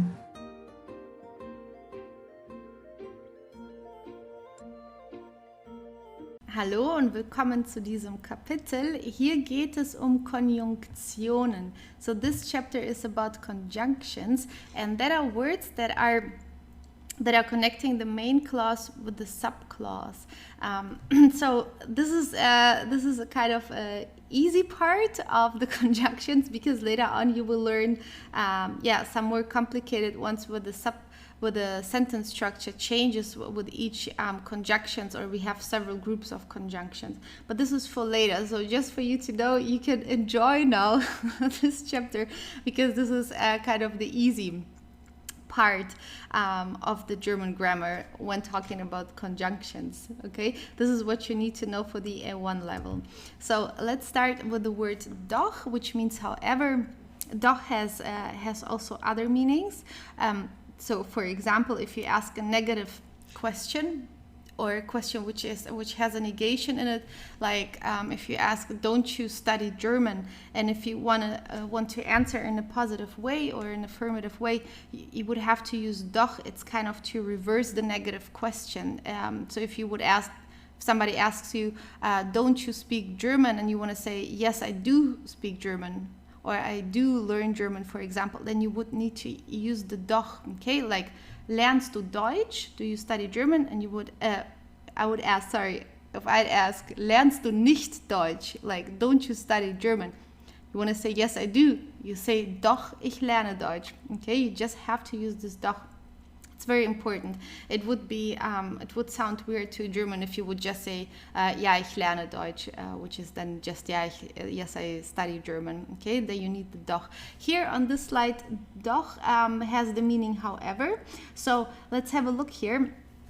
So the sentence structure, whenever you use doch, it's der Hauptsatz, the main clause, then comes the conjunction, in this case it would be doch, then comes the subject, then the conjugated verb, and then comes the other information. Could be an accusative object or a dative object, for example, and so on. Okay, these conjunctions that you will learn here are also called Hauptsatzkonjunktionen, main clause conjunctions, which means that the subclause here after the conjunction sounds or is used it's like position 0, so it actually doesn't count. It does not change the sentence structure. So you continue then like with the normal main clause. So here you have the subject and then the conjugated verb.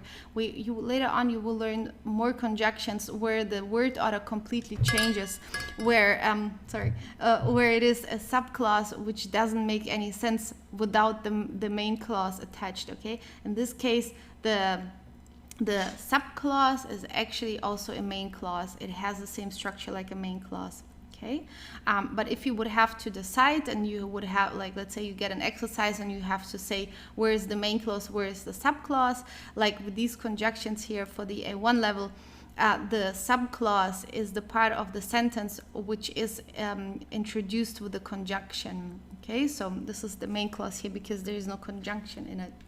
Let's have a look at some examples. So here we have Peter isst Pizza. Make sure the pronunciation is Pizza. Okay, this is the German pronunciation because there's a double consonant, so you have to pronounce the vowel before that very briefly. I hope you remember that. So Peter isst Pizza, doch isst lieber Knödel. Okay, so you see, however, he rather eats Knödel. Lieber means rather or preferring to do something, so it's a lieber, but let's say rather. So, the next one, ich lerne Italienisch, doch ich lerne auch Deutsch. Okay, so if you look here, if you take away the doch, you just have ich lerne auch Deutsch, which is a normal main clause, so it makes sense. You could actually just leave it there, starting with ich lerne auch Deutsch, dot, and that's it. Okay, that's why they're also called main clause conjunctions, because they have the same structure like a main clause. So this is the word doch. Okay, usually we separate the main clause from the subclause with a comma. Actually, we do it with some conjunctions. It's not necessary. You will see in the next pages. But usually we always separate them with a comma. Okay, this is quite important in German. Not so much in English, but in German it's important. Then we have the word sondern. It means but rather. So here you see the sentence structure is just like as what you saw on the previous page. So let's have a look here. Beispiele.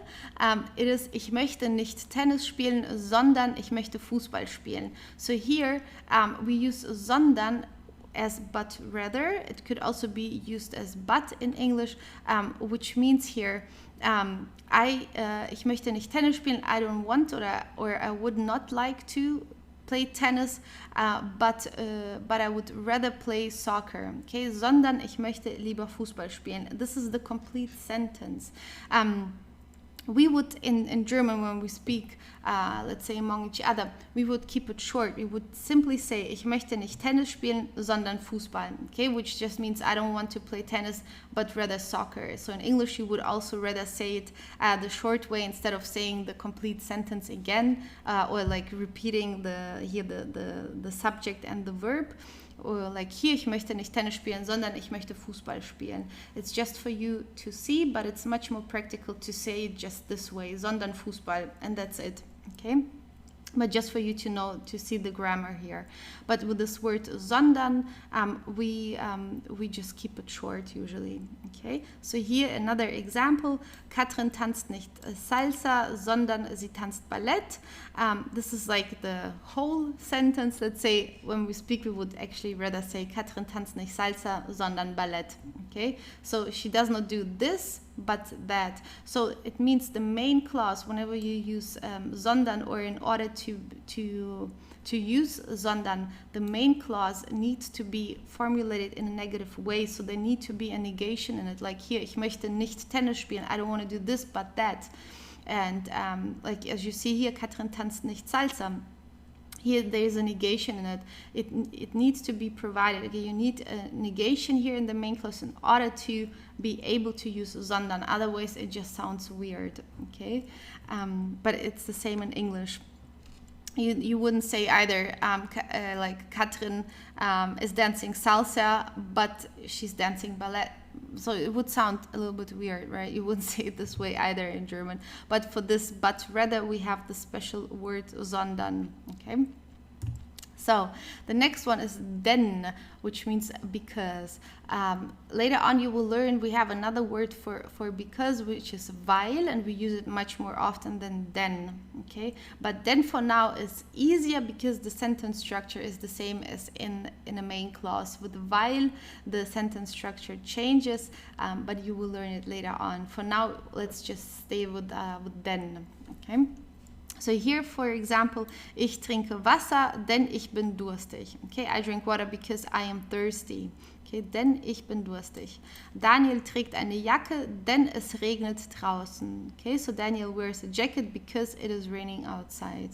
Okay, so this is the word then.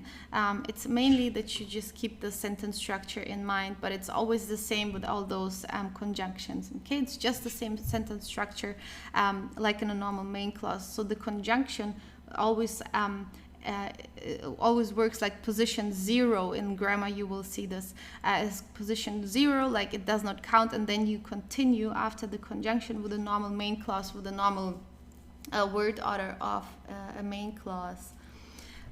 Good. The next one is oder, which means or.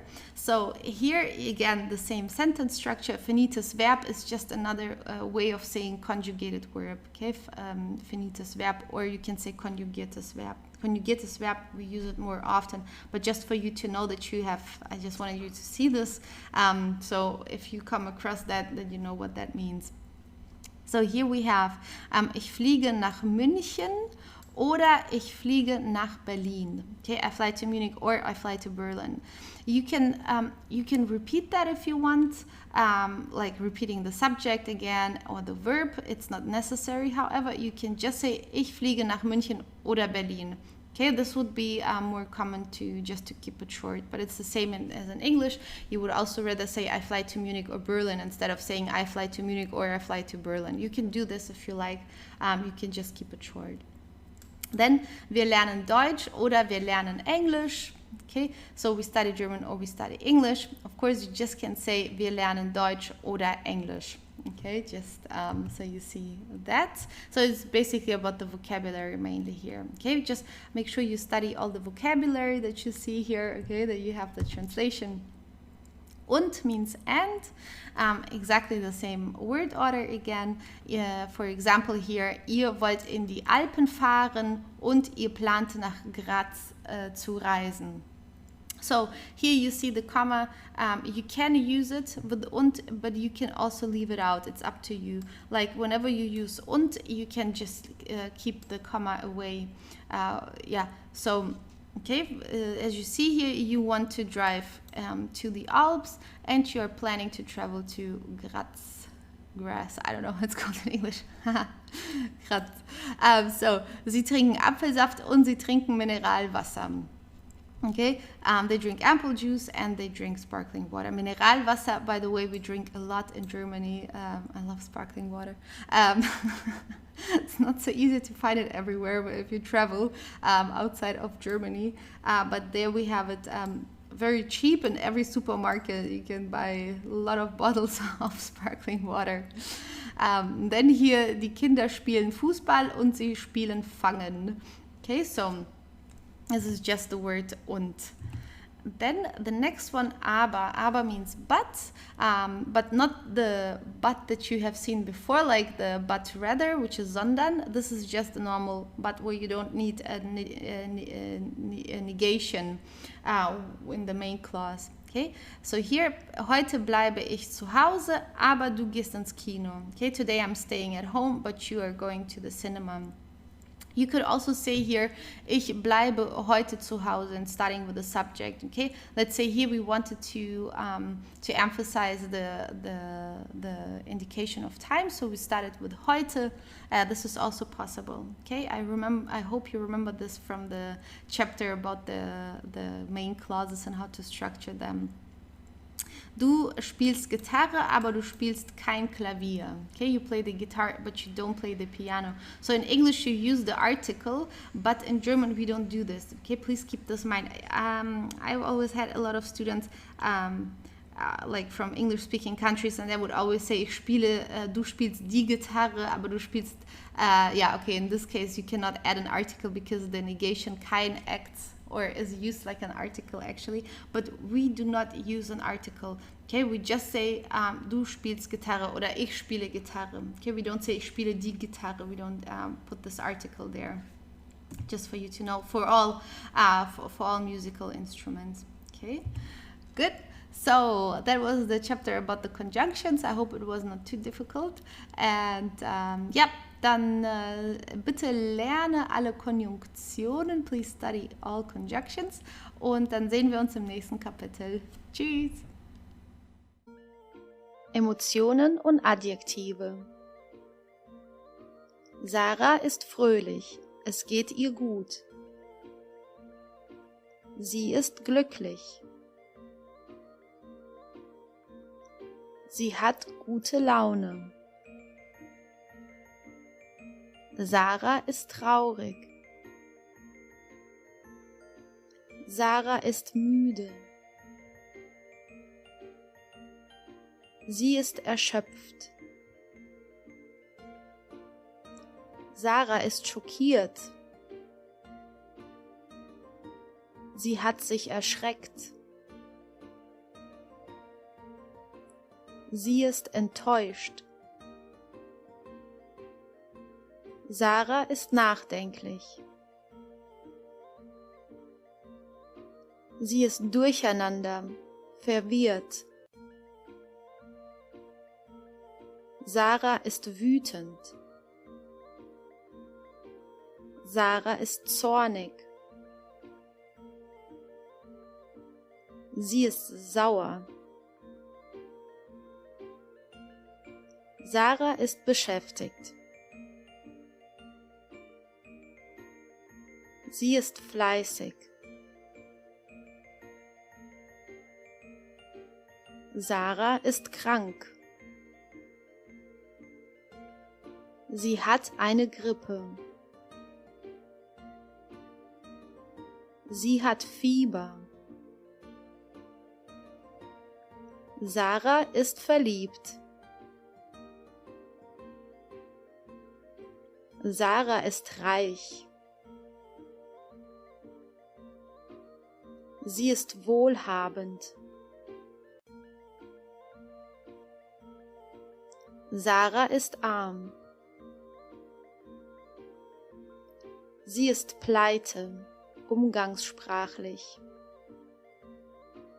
Sie hat schlechte Laune. Petra ist gesprächig.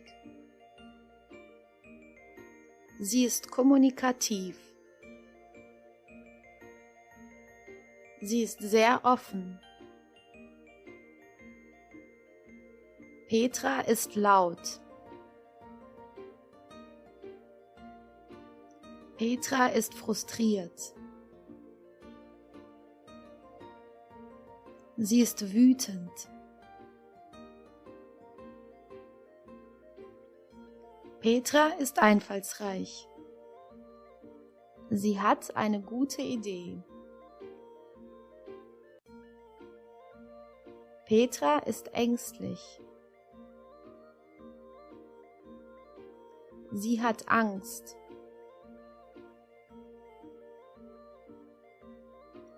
Ihr ist kalt.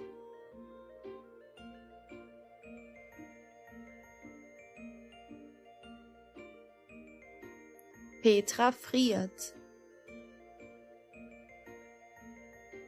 Petra ist entspannt. Petra ist süchtig.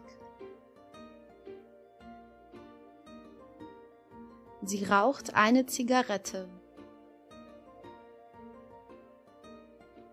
Petra ist betrunken. Petra ist angetrunken. Sie trinkt Alkohol. Petra ist hungrig. Sie hat Hunger. Sie ist satt. Petra ist traurig. Sie ist enttäuscht. Sie weint. Petra ist vorsichtig. Sie schleicht. Laura ist neugierig. Laura ist sauber. Laura badet sich. Sie duscht sich.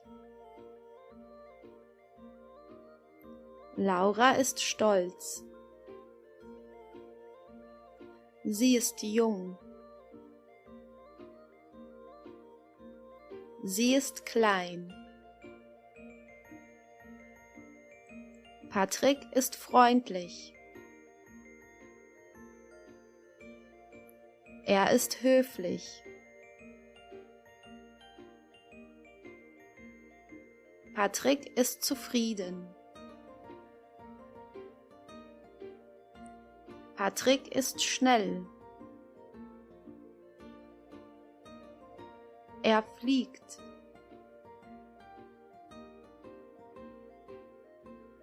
Patrick ist gastfreundlich. Er ist zuvorkommend. Jürgen ist eitel. Jürgen ist schlau. Er ist intelligent. Er ist klug. Matthias ist stark. Er zittert.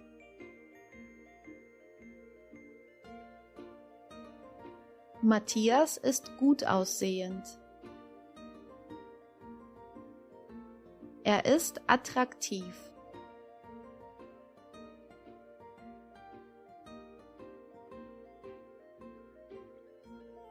Lars ist zuverlässig.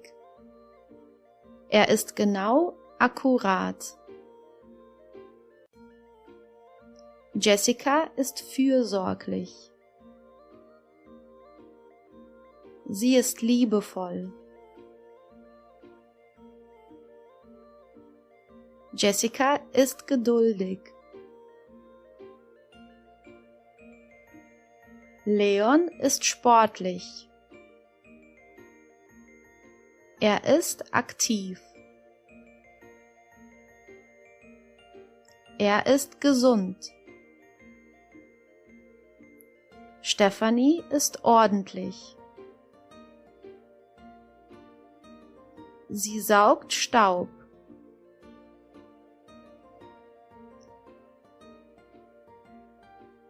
Stefanie ist gelangweilt. Sie ist deprimiert. Sie sieht fern. Die Hexe ist hässlich. Rainer ist dick. Er ist übergewichtig.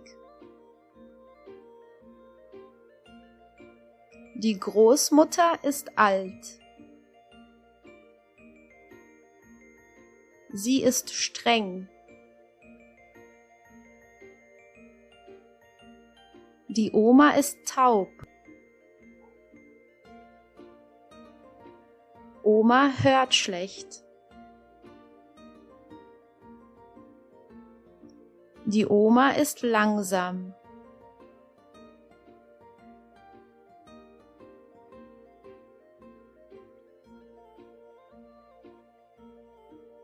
Der Großvater ist weise. Der Opa ist blind. Michael ist athletisch. Erik ist muskulös. Er ist groß.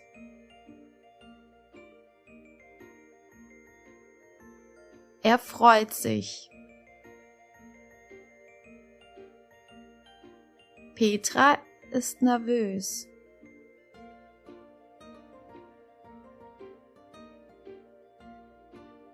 Der Komparativ. El comparativo. Viel significa mucho o mucha.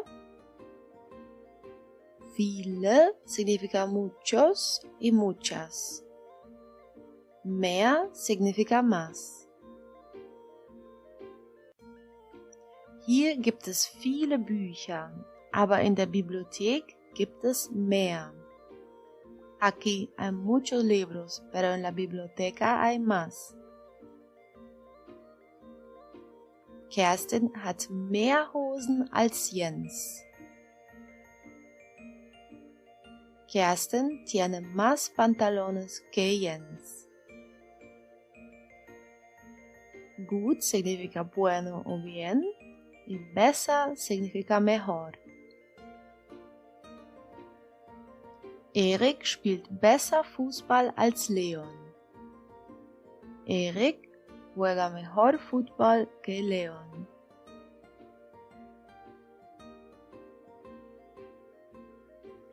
Gerne o gern significa con gusto y usamos esa palabra mucho en alemán.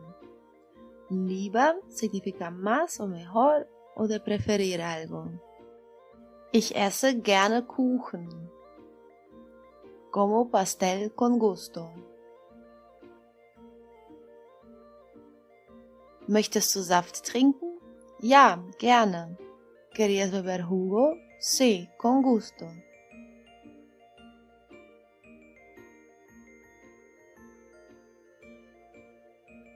Nina trinkt lieber Tee als Kaffee. Nina prefiere más beber té que café.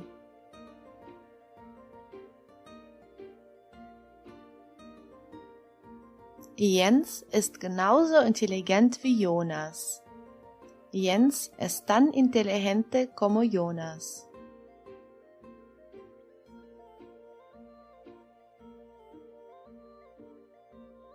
Hallo, in diesem Video geht es um den Imperativ. Auf Englisch ist das the imperative. And the imperative is about giving orders. Okay, so this is when we use den Imperativ. So let's have a look here. He has written Gebrauch, the usage. So in which situations do we use the imperative? So as you have seen, imperative, it also exists in the English grammar, which is the imperative.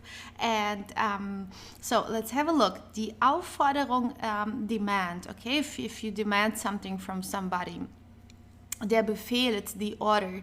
If you want to give orders, for example, you can use the imperative. Okay, so it's it can sound very strong depending, of course, on how you say it.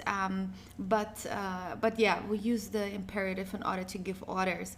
Die Bitte, requests. Okay. You can say it also in a nice way, right? Instead of saying open the door, you can say please open the door, or would you open the door, something like that, okay? So it always depends on how you say it, of course. Then die Mahnung, admonition, oh my god, I don't know how to pronounce this in English. So it's die Mahnung, okay? In this case, you would also use the imperative, und die Warnung, for the warning, okay? Then you would also use the imperative, okay? Like don't walk, don't cross the street when there's red light or so, for example, okay? So that would be also the imperative form. So we have just to prepare you already for this chapter, of course, there are again quite some rules, okay? And but we are going to start with the easiest one, okay? We are going to start now with the regular verbs first and the imperative and how that actually works. So we have here a word, a verb which is common, right? To come. It's a regular verb if you conjugate it. Ich komme, du kommst, sie, es kommt, wir kommen, ihr kommt und sie kommen. Okay, it's a regular conjugation, just as with fragen and kaufen. So if you want to make the imperative form, in the singular, let's say you talk to one person directly, then the imperative form is come, which means just like come or come here, okay?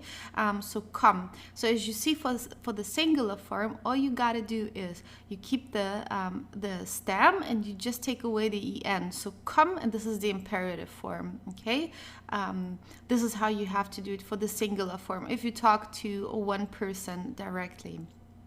In the plural, if you talk to a group of people, what you have to do is just to keep the normal conjugation, okay? So it would be, for example, ihr kommt, like you all are coming, or you all come, for example.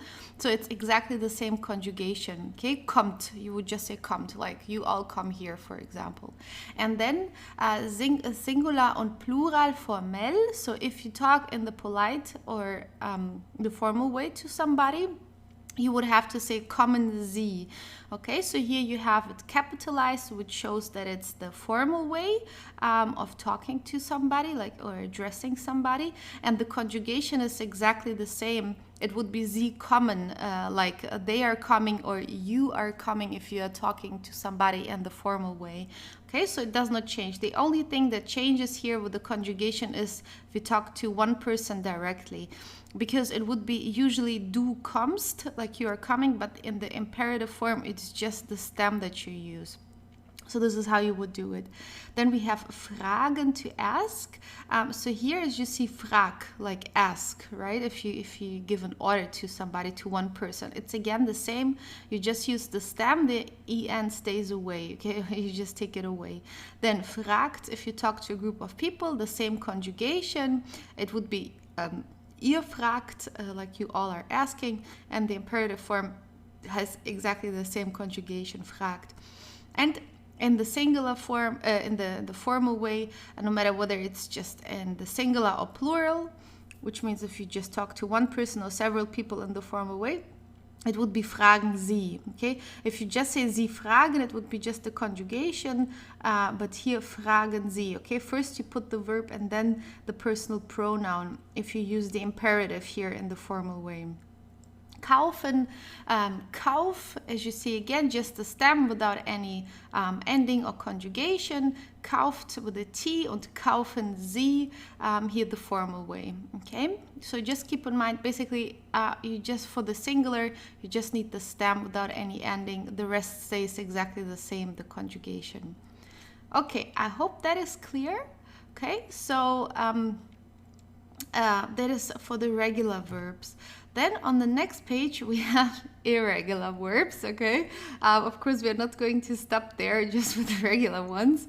So here we have unregelmäßige Verben, irregular verbs. So let's have a look here at geben. It's very good also to study the vocabulary here in those charts, okay?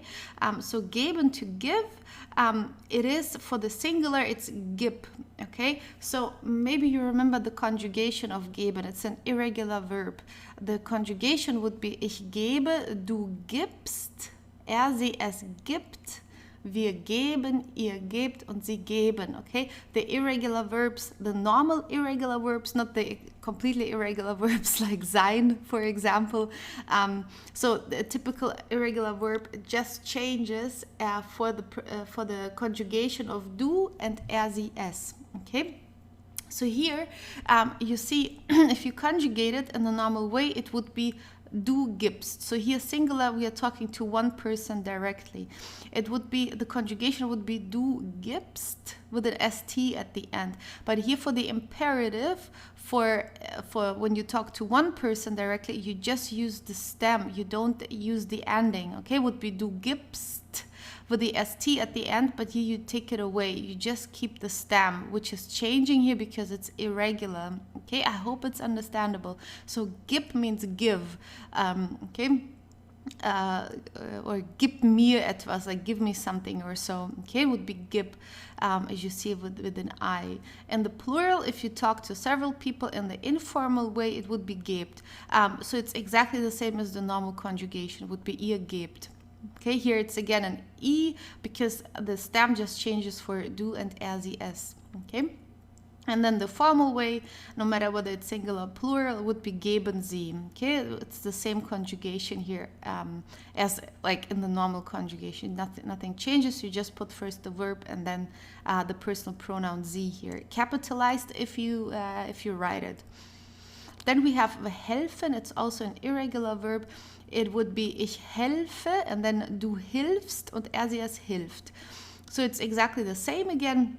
You just use the stem, and since it's irregular, the E changes to an I in this case, but you don't have any ending. So it's just the stem here. Helf changes to hilf, and then nothing else, okay? Helft in the plural, helfen Sie for the formal way. Lesen, to read, it's also irregular. So the normal conjugation would be ich lese, du liest, sie es liest. Okay, so here it les changes to lies, and then again no ending. Okay, usually would have to put a T here if it was du liest, like you are reading, but since it's in the imperative, you just use the stem, which is changed here without any ending of the conjugation. Then lest in the plural and lesen Sie. Messen, to measure, miss. Okay, it's also irregular. It would be ich messe, du misst, sie es misst. Okay, would be usually a T here, but in the imperative it's just the stem, as you see here, with a different vowel. E changes to I here. Messt und messen Sie. Nehmen, hier nimm. Okay, the normal conjugation would be ich nehme, du nimmst, sie es nimmt. Okay, so nimm here would be ST for the normal conjugation, du nimmst, but we take away the ST and then we just have nimm. Nehmt und nehmen Sie. Sprechen, also irregular, sprich. Okay, sprich, like speak.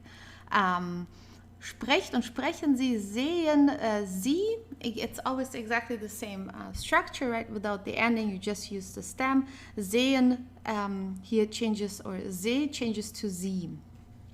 Okay, and seht und sehen Sie. And then the last one, this is very irregular in this case, sein, to be. In the imperative form, if you talk to one person directly in the informal way, it's just sei. Okay, let's go through the conjugation of sein, the normal conjugation. Well, there is no abnormal conjugation. Let's go just through the conjugation of sein. It would be, maybe you can also say it if you want, if you know it. Ich bin, du bist, sie es ist, wir sind, ihr seid und sie sind. For du, it is du bist, okay, but here it's completely different. It's just sei, like let's say be quiet, sei leise, okay, in this case for like could be of course anything else, but sei means be, and then you can add anything, but it's very irregular. It's sei, and the plural seid, in the formal way, in the singular and plural seien sie. Okay, also irregular because usually it would be sie sind if you want to say it in the conjugation, but here since it is let's say extra irregular with the verb sein, you would say seien sie. Okay, so that are irregular verbs that you need for the A1 level. Then on the next page we have unregelmäßige Verben ohne Umlaut. So you would have to learn these ones by heart. Okay, so let's have a look at schlafen, for example, so you will see what that actually is here. So schlafen means to sleep. The normal conjugation would be du schläfst. It's irregular, so here the A changes to an A umlaut. Right? It would be ich schlafe, du schläfst, sie es schläft. But now in the imperative, we take away the umlaut and we just put a normal A here, so it's schlaf. Okay, it does not change to schläf. It's just an A, schlaf. Okay, in the plural it's schlaft. That would be anyways the case for the conjugation of ihr schlaft, for example, und schlafen Sie. Okay, like the only thing that you have to watch out for is the singular form always. Okay, so fahren, to drive, fährt, it would be, for example, or du fährst. I just chose like randomly different personal pronouns with which these verbs are irregular. So it would be fährt or du fährst with an st at the end. But for the singular form, imperative is just fahr without the umlaut. Okay, fahr like drive. And in the plural, fahrt with a t, the normal conjugation, and fahren Sie. Then laufen, to walk or to run. Sie läuft, that would be the conjugation, or du läufst with an a umlaut. Here the a changes to an a umlaut. And then in the singular form, if you talk to one person directly in the informal way, it's lauf. Okay, it's not läuf, it's lauf. Then the umlaut changes to a normal a here in the imperative. Lauft und laufen Sie. Lassen, also irregular, would be es lässt oder lässt oder sie lässt oder du lässt, would be the same for du and sie es, would be exactly the same way. And then for the imperative, the a changes back to a normal a, so lass. Okay, lasst und lassen Sie. Halten, to hold or to stop. It has two meanings. Okay, like halten could be like I'm holding something in my hands, or it could also mean to stop. You would see this this word halt here, for example, like, which means stop.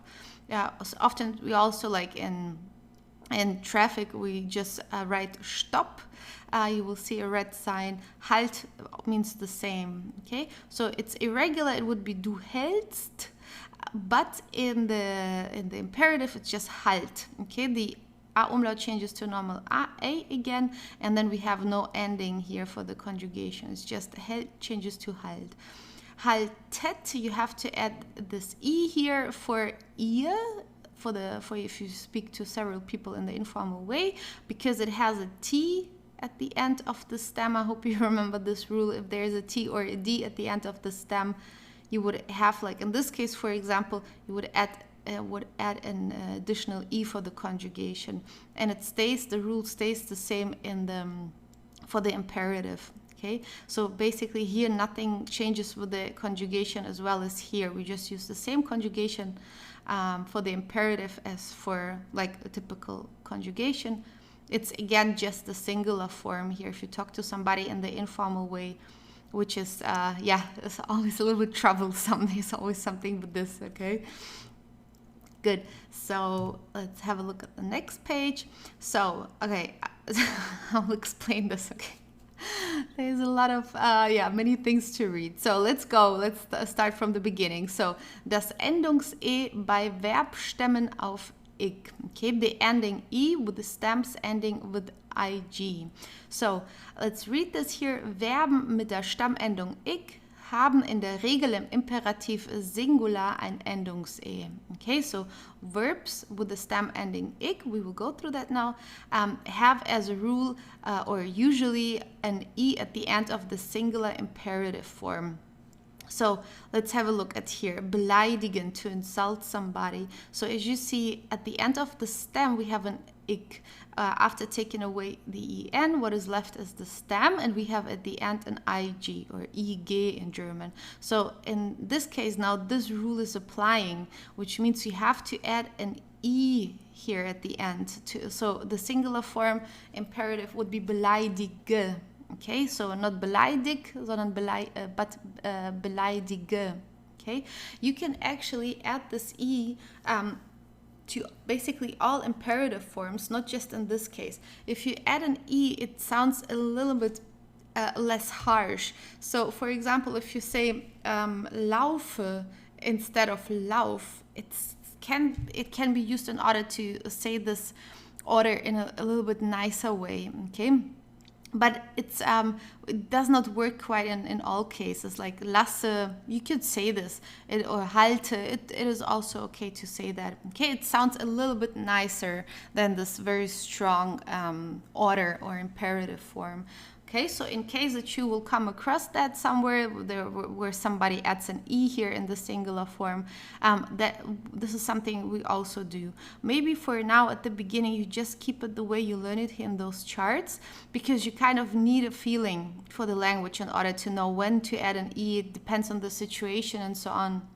Okay, so, but if you speak to a German, let's say you're still studying German on the beginner's level, and there is absolutely no problem at all if you use this form here instead of adding an E. Maybe a German would add an E, but we would completely understand, okay, that you are still studying or learning German, so don't worry too much about this. But I just wanted to have mentioned that so you know that if you will see that or hear it somewhere, it also works in the German language.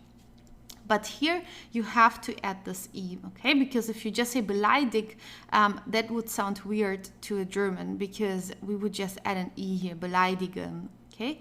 Beleidigt, this is just a normal conjugation. Ihr beleidigt, nothing changes here. Und beleidigen Sie, also the same, Sie beleidigen, it would be the conjugation. So again, it's just here the singular form that is changing a little bit. Berichtigen, to correct, berichtige, okay? Add an E here. Beschuldigen, to accuse somebody, beschuldige. Bestätigen, to confirm, bestätige, okay? Sich entschuldigen, to apologize, entschuldige dich. We have the sich here because it's a reflexive verb, okay? So sich entschuldigen, we say in German, I apologize myself. This is how we say it in German, okay? So here, that's why it would be entschuldige dich, because dich, this is the reflexive form for du, okay? Entschuldige dich, like apologize if you say to somebody that they should apologize. Entschuldigt, actually it would be entschuldigt euch, also in addition, okay? We haven't learned that yet with the reflexive form. It will be more important on in the other levels of the German language, but here entschuldigt or entschuldigt euch would actually be the complete form, okay? And then here, entschuldigen Sie sich, this is also the reflexive form for Sie. It means also apologize in the imperative form, entschuldigen Sie sich.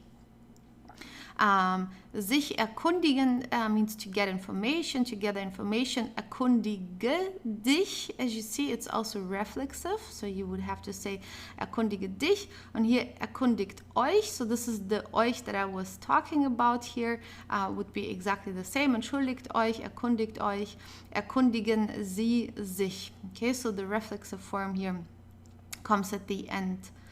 Reinigen, to clean, reinige, and then in the plural reinigt und reinigen Sie. Okay, so this is a special rule here with the IG. It's not necessarily for the A1 level, but here in this video you will basically know like the very important, most important things about the imperative. If you really study those rules here, you basically know everything that you need for the imperative. So you will not have to put too much effort in that on the next levels of German when you advance. So here another rule here, Verben mit dem Stammende td. So, so again, we have, you remember that it's always, it's coming up again and again. So again, verbs that end with a T or a D at the end of the stem. So you see already the red E. Here again, you have to add an E for the singular form. Okay, so antworten, to answer, to respond, antworte. Okay, if you just say Antwort, that would be wrong. And besides, Antwort means the response or the answer. So it would have a different meaning actually. So that's why you have to add an E, antworte. Okay, here it stays the same, antwortet, the normal conjugation is ihr antwortet, sie antworten. So here it's just the normal conjugation, nothing changes here. We just have to focus a little bit here on the singular form again. So arbeiten, arbeite means work, okay, arbeite. Arbeit by itself, the Arbeit means the work. Okay, but here it's arbeiten in imperative form.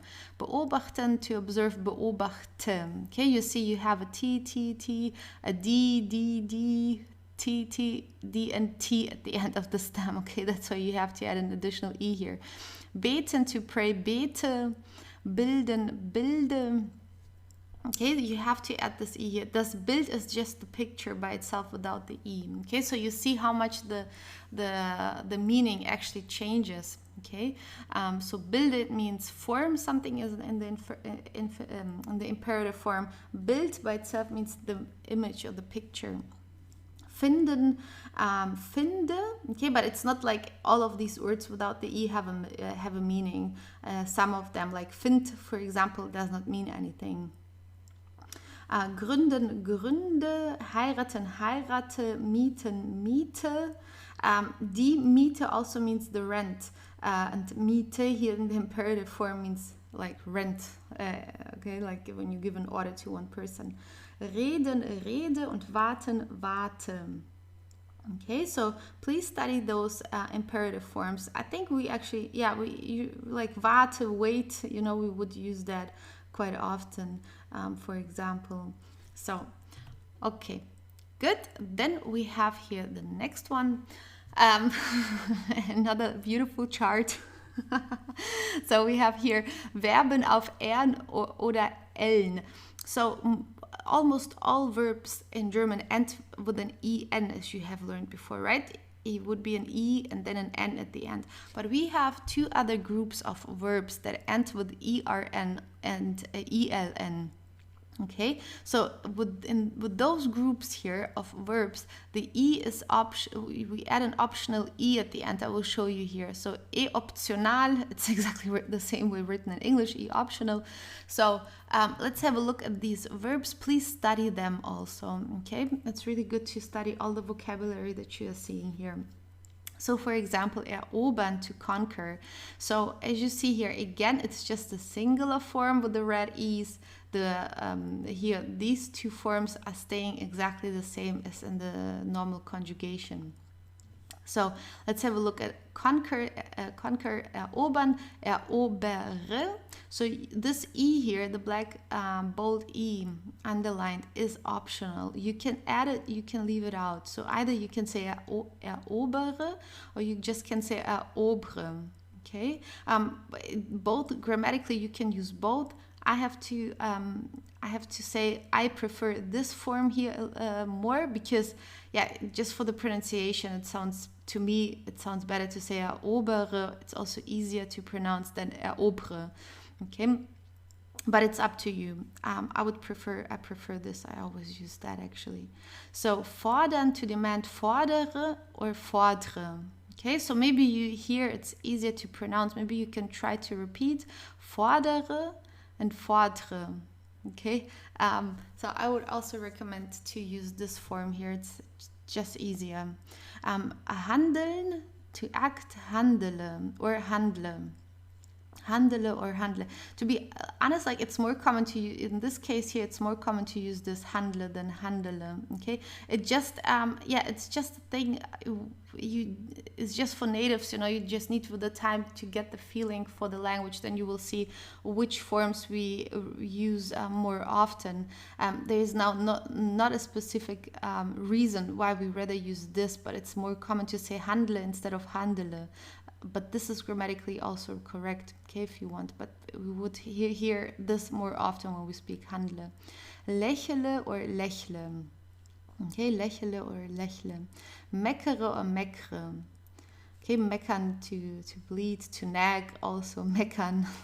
Trauere or traure. Okay, trauern, to mourn, trauere or traure. Verändere or verändere.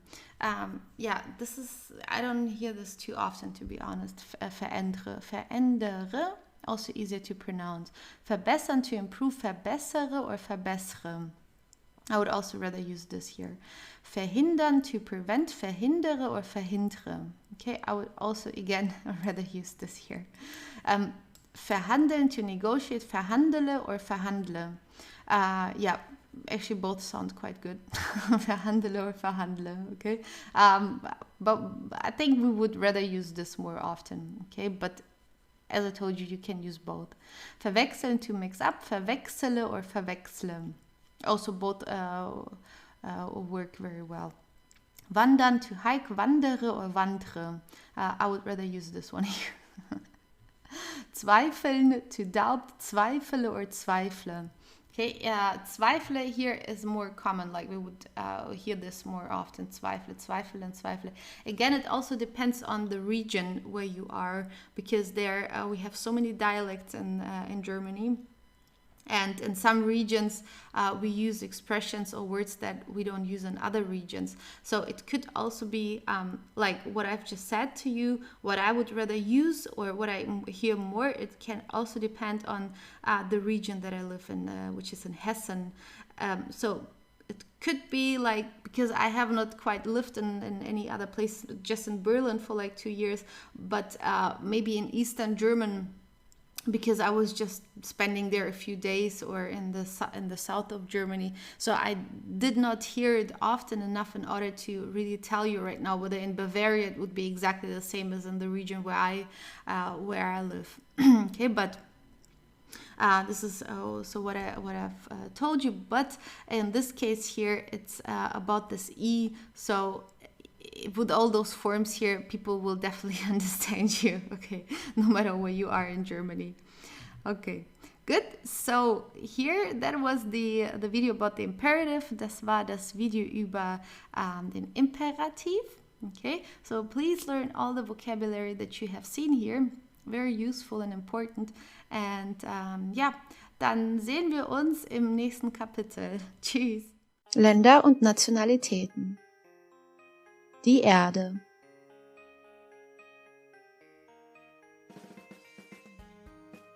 Der Kontinent. Die Weltkarte.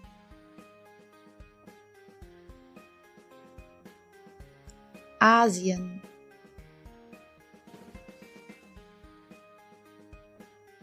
Europa.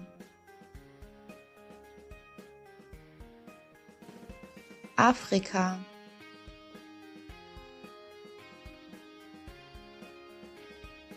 Nordamerika.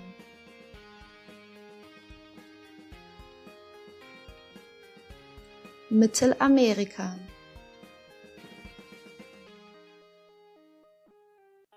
Südamerika.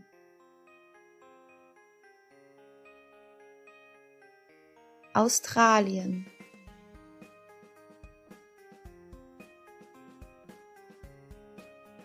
Das Land. Deutschland.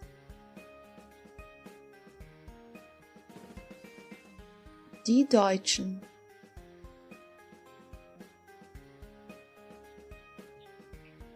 Der Deutsche. Die Deutsche.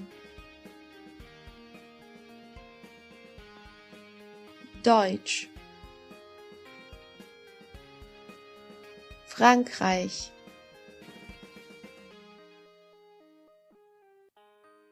Die Franzosen. Der Franzose. Die Französin. Französisch. Italien.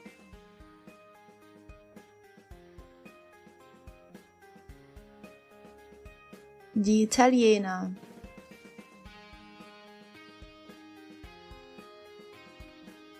Der Italiener.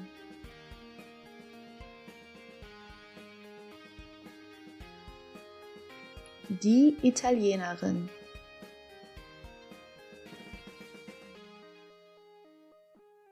Italienisch.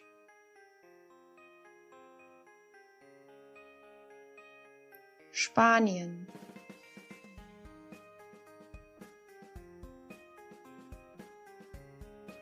Die Spanier.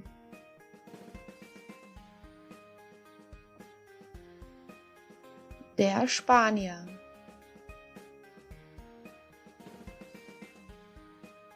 Die Spanierin. Spanisch.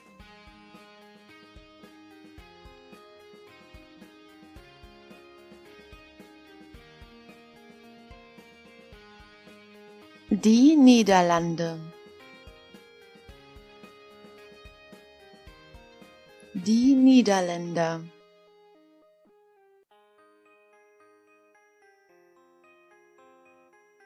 Der Niederländer.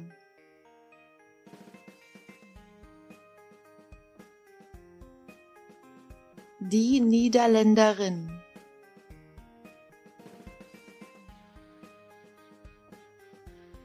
Niederländisch.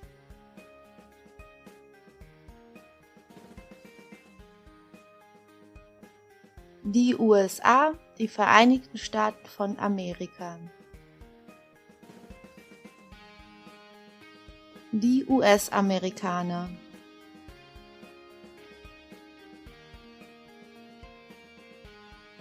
Der US-Amerikaner.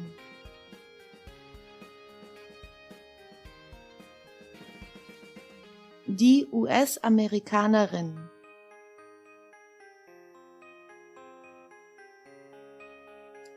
US-amerikanisch, Englisch.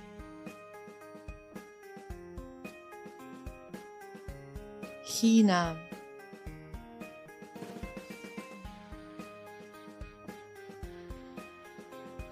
Die Chinesen.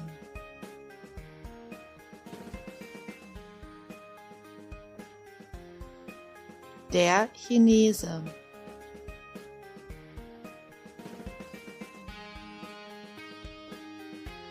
Die Chinesen.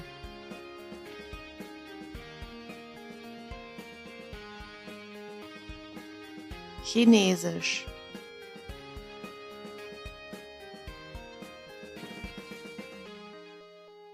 Japan.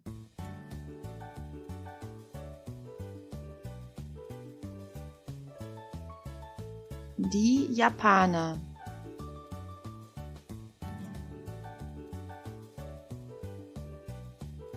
Der Japaner.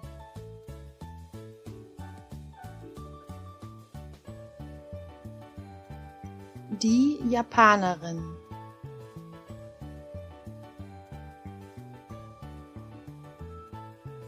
Japanisch.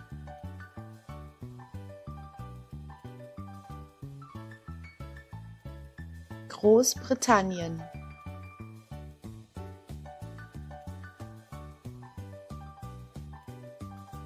Die Briten.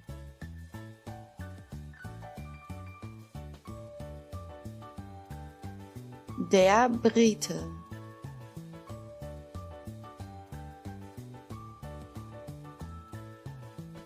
Die Briten.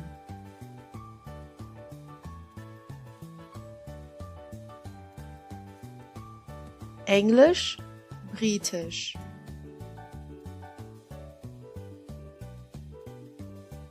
Brasilien.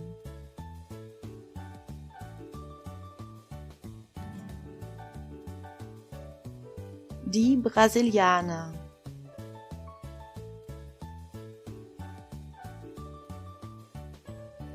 Der Brasilianer.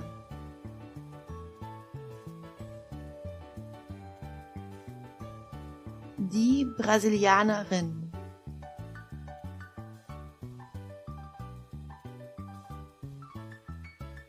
Portugiesisch, Brasilianisch. Russland.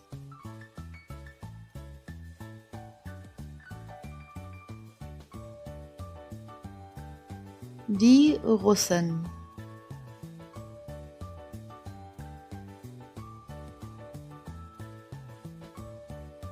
Der Russe.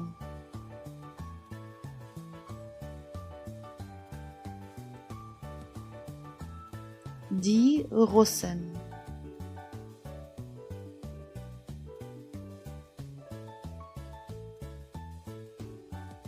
Russisch.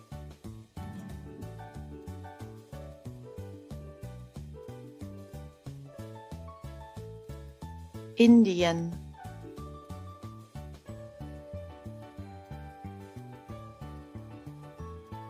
Die Inder.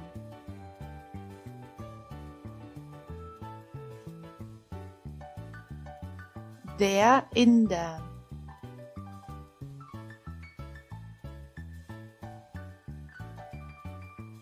Die Inderin.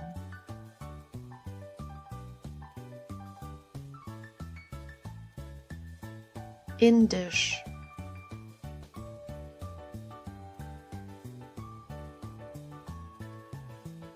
Kanada,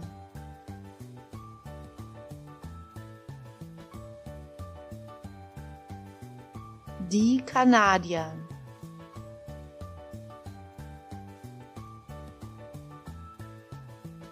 der Kanadier,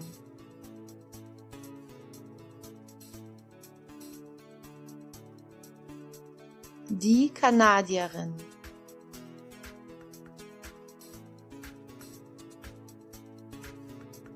kanadisch,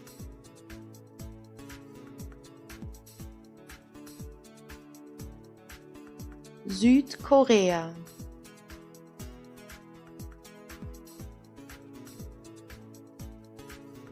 die Südkoreaner,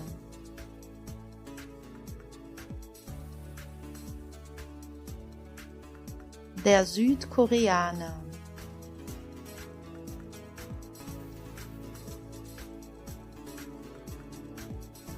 die Südkoreanerin,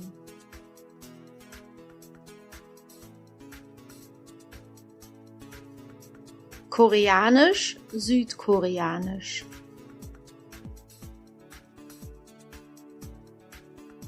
Mexiko,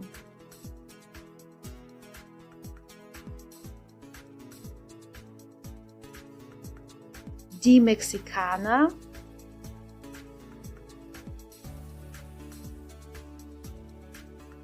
der Mexikaner,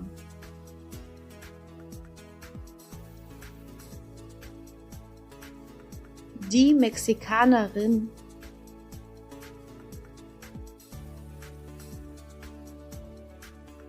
mexikanisch,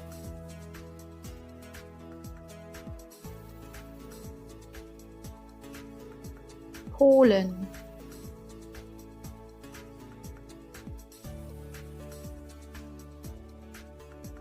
die Polen,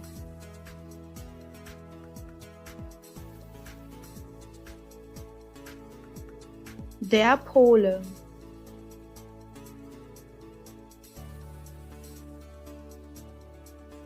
die Polen,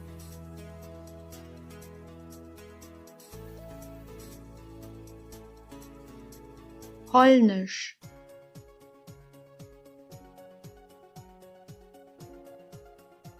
jetzt nur die Ländernamen.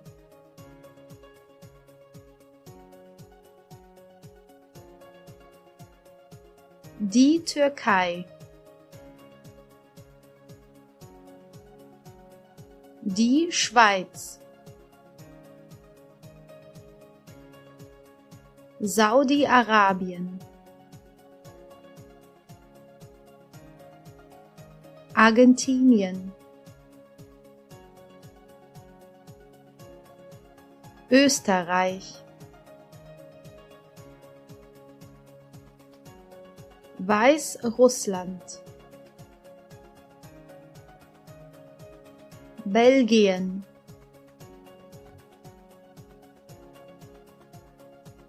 Bulgarien,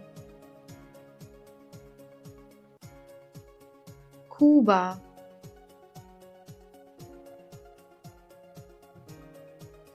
Tschechien, Dänemark,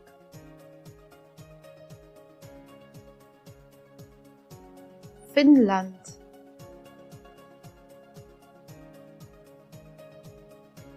Griechenland, Ungarn, der Iran,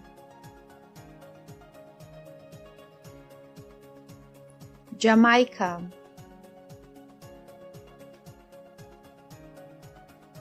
Kenia,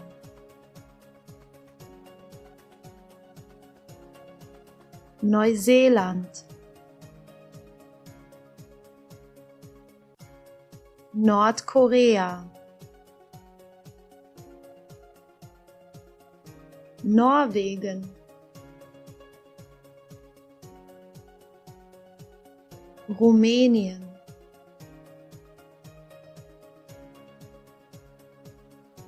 Serbien, Südafrika, Schweden,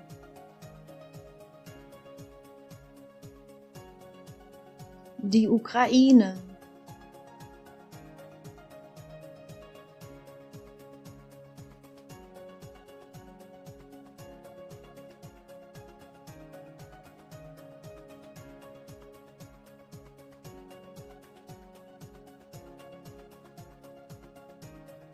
Hallo und wie geht es dir? In diesem Video werde ich nur auf Deutsch sprechen, damit du dich mehr an die deutsche Sprache gewöhnst. Ich versuche auch langsam zu sprechen. Also in diesem Kapitel geht es um Possessivartikel. Okay? Auf Englisch, wie du hier siehst, sind das Possessive Determiner. Und mit den Possessivartikeln drücken wir aus, wem was gehört zum Beispiel. Okay, also ich zeige dir mal hier ein paar Beispiele.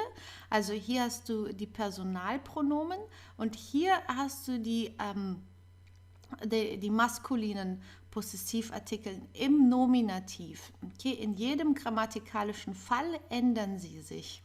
Also zum Beispiel, ich ist mein, okay, wie zum Beispiel mein Vater, okay, oder dein Bruder oder sein Cousin oder ihr Nachbar, okay. Also die Person, du musst die Possessivartikel an das Geschlecht und an den grammatikalischen Fall von dem Nomen anpassen, das danach kommt. Also hier siehst du zum Beispiel bei diesem Satz, das ist mein Onkel. Das ist im Nominativ, weil wir haben hier das Verb sein. Also wir haben nicht das Verb kennen oder verstehen zum Beispiel, wo ein anderes Objekt involviert ist. Hier sagen wir einfach, das ist mein Onkel. Der Onkel ist maskulin, das ist hier das Subjekt und deswegen müssen wir mein sagen, weil das ein Mann ist. Okay? Das wäre zum Beispiel hier, das ist dein Onkel, das ist sein Onkel. Okay? Das ist ihr Onkel, das ist hierfür sein, das ist unser Onkel und euer Onkel. Euer ist ein bisschen unregelmäßig. Okay? Also wir haben hier euer, hier haben wir eure, hier haben wir wieder euer und hier haben wir wieder eure. Okay, das musst du hier auswendig lernen. Das ist ein bisschen unregelmäßig. Und hier haben wir ihr Onkel. Okay, das ist genau das gleiche hier bei den beiden sie. Bei beiden benutzen wir ihr. Das heißt, du kannst nur aus dem Kontext wissen, ob man hier über sie spricht, über eine Person, über eine feminine Person oder über sie, hier in dem Fall über mehrere Personen. Okay? Also, dann haben wir die feminine Form, das ist identisch nur mit einem E hier am Ende. Okay, meine. Zum Beispiel hier, das ist meine Tante, die Tante ist feminin, deswegen musst du hier ein E dranhängen. Okay, also das musst du immer, diesen Possessivartikel musst du immer anpassen an den Genus des Nomens hier und an den grammatikalischen Fall. Okay, das ist hier alles im Nominativ. Also meine, deine, das ist deine Tante, das ist seine Tante, das ist ihre Tante zum Beispiel. Okay. Dann neutral mein, zum Beispiel hier, das ist unser Auto. Das Auto ist neutral, deswegen musst du hier diese Tabelle benutzen und die ist identisch mit der maskulinen Tabelle. Okay, das ist unser Auto. Man kann sagen, das ist mein Auto, das ist dein Auto, das ist sein Auto und so weiter. Für die Pluralform, zum Beispiel, das sind seine Häuser. Also Häuser sind im Plural, deswegen sagst du seine. Und das ist hier die gleiche Form wie die feminine Form. Die Possessivartikel sind hier alle identisch. Okay, das sind seine Häuser. Okay, und hier siehst du auf Englisch ne, das Possessivartikel die gleiche Deklination haben wie die unbestimmten Artikel ein und auch die Negation kein. Okay, das hat dann dieselben Endungen. Gut, dann auf der nächsten Seite haben wir die Possessivartikel im Akkusativfall. Und hier siehst du, im Maskulin ist hier meinen. Okay? Der Rest hier, die feminine Form, die neutrale Form und die Pluralform, ist identisch wie im Nominativ. Okay? Also hier kannst du sehen, Nominativ und hier im Akkusativ, das ist alles identisch. Hier ändert sich nur die maskuline Form. Okay, das ist auch das Gleiche, gilt auch für zum Beispiel unbestimmte Artikel, also ein. Da ändert sich auch immer nur die maskuline Form. Also hier ein Beispiel: Du isst deinen Kuchen. Essen ist hier die Infinitivform und Essen ist ein Akkusativverb. Das heißt, alles, was wir essen, ist das Akkusativobjekt. Und der Kuchen ist maskulin, deswegen müssen wir hier sagen deinen. Du isst deinen Kuchen oder du isst meinen Kuchen, du isst seinen Kuchen, du isst ihren Kuchen und so weiter. Okay? Hier also wieder eure ist unregelmäßig euren, eure, euer und eure. Okay? Diese Form musst du hier lernen, also besonders musst du dir merken, dass das hier unregelmäßig ist. Dann, also wie schon im Nominativ, das bleibt alles gleich. Ich sehe meine Tür. Sehen ist ein Akkusativverb, also alles, was wir sehen, ist das Akkusativobjekt. Die Tür ist feminin, deswegen sagen wir meine Tür. Neutral, er trinkt sein Wasser. Trinken ist auch ein Akkusativverb, also alles, was wir trinken, ist das Akkusativobjekt.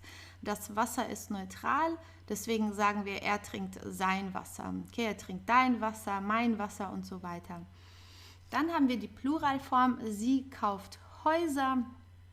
Oder man könnte zum Beispiel sagen, sie kauft meine Häuser. Das habe ich hier vergessen reinzuschreiben. Also sie kauft zum Beispiel meine Häuser oder sie kauft deine Häuser. Okay, das ist die gleiche Form wie die feminine Form. Da ändert sich nichts. Okay, gut. Dann haben wir den Dativfall. Und zwar siehst du, hier haben wir das M am Ende, das ist genau das gleiche wie bei dem unbestimmten Artikel ein. Die maskuline und neutrale Form ist identisch. Okay, das ist vielleicht schon mal eine Hilfe. Also ich glaube eurem Onkel. Glauben ist ein Dativverb, also wem wir glauben, ist das Dativobjekt im Satz. Okay? Der Onkel ist maskulin, deswegen müssen wir hier eurem benutzen. Ich glaube eurem Onkel. Okay? Oder ich glaube meinem Onkel, ich glaube deinem Onkel und so weiter. Dann feminin hier mit er am Ende. Er hilft seiner Mutter. Helfen ist ein Dativverb, es ist auch unregelmäßig, deswegen haben wir hier ein I. Normalerweise ist das helfen und er hilft seiner Mutter. Wie du siehst, die Mutter ist feminin, deswegen ist das hier seiner. Oder er hilft meiner Mutter, er hilft deiner Mutter und so weiter. Dann, ihr dankt eurem Kind. Danken ist auch ein Dativverb. Wem wir danken, ist dann das Dativobjekt. Das Kind, das ist neutral, deswegen haben wir hier auch ein M am Ende. Okay, ihr dankt eurem Kind. Im Plural, sie antworten ihren Schülern. Antworten ist auch ein Dativverb. Wem wir antworten, ist das Dativobjekt. Und die Schüler, ich hoffe, du kannst dich an die Regel erinnern, dass wir im Dativ-Plural immer ein zusätzliches N dranhängen müssen. Okay? Deswegen haben wir hier Schülern mit N am Ende. Und sie antworten ihren Schülern, wie du siehst, man könnte sagen, sie antworten meinen Schülern, deinen Schülern, seinen Schülern. Okay, das ist dann die Form. Okay, gut, das war es auch schon mit dem Kapitel über die Possessivartikel. Ich hoffe, das war deutlich und nicht allzu schwer. Und ja, hier siehst du wieder, wie wichtig es ist, die grammatikalischen Fälle zu kennen und die Geschlechter der Nomen, weil wir alles, also sehr vieles anpassen an den Genus und auch an den grammatikalischen Fall eines Nomens. Okay, also dann, dann viel Erfolg und wir sehen uns im nächsten Kapitel. Tschüss! Die Freizeitaktivitäten. Tanzen.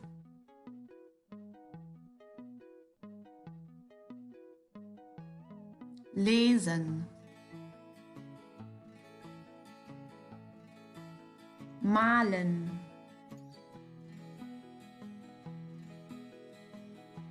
Zeichnen. Kochen. Skaten.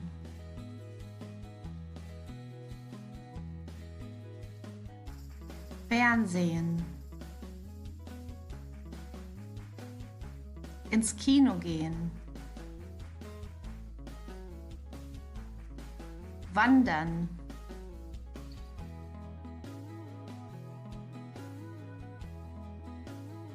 Joggen. Laufen. Musik hören.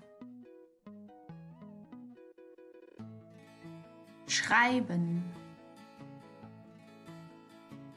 Schlagzeug spielen. Fahrrad fahren.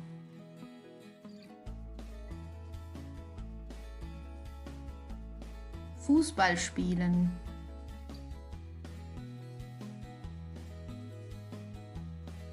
Schlittschuh laufen.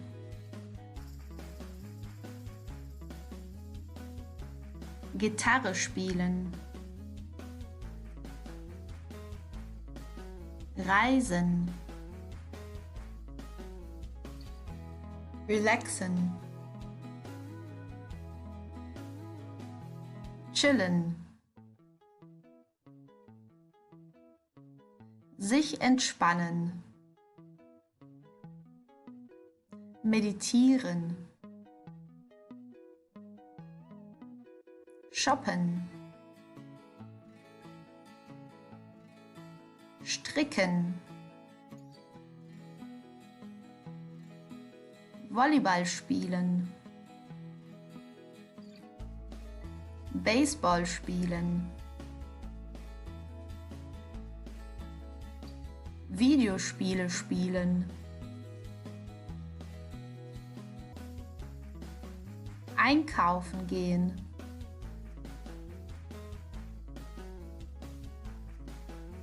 Spazieren gehen.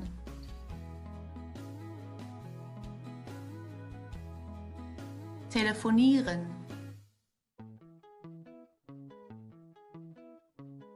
Gewichte heben.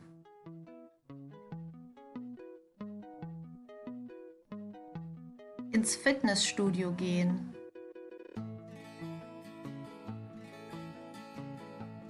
Mit dem Hund Gassi gehen, umgangssprachlich.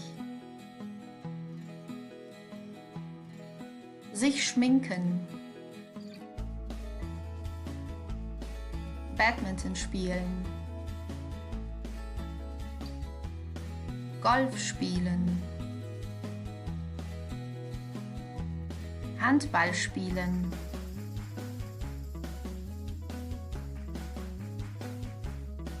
Reiten.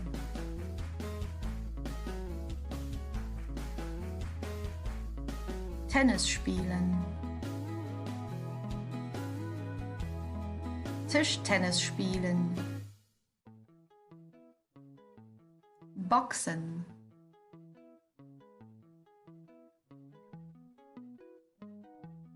Karate machen.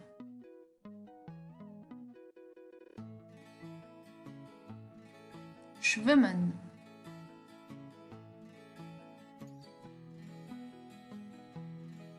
Kanu fahren.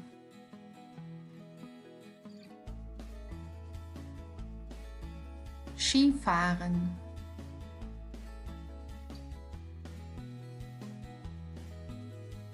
Inlineskaten.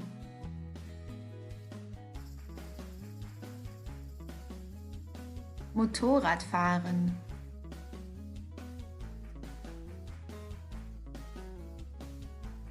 Sprachen lernen.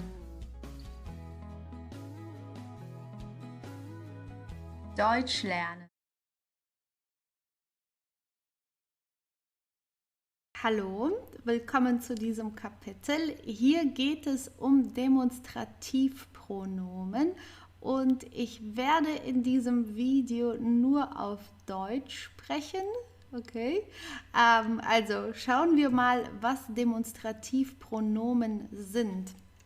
Also, hier sind die Demonstrativpronomen, also dieser, diese, dieses und diese im Nominativ. Und auf Englisch sind die Demonstrativpronomen this. Okay? This im Singular und these im Plural. In der deutschen Sprache musst du die Demonstrativpronomen an den Genus des Nomens anpassen und auch an den grammatikalischen Fall. Okay, also so wie immer.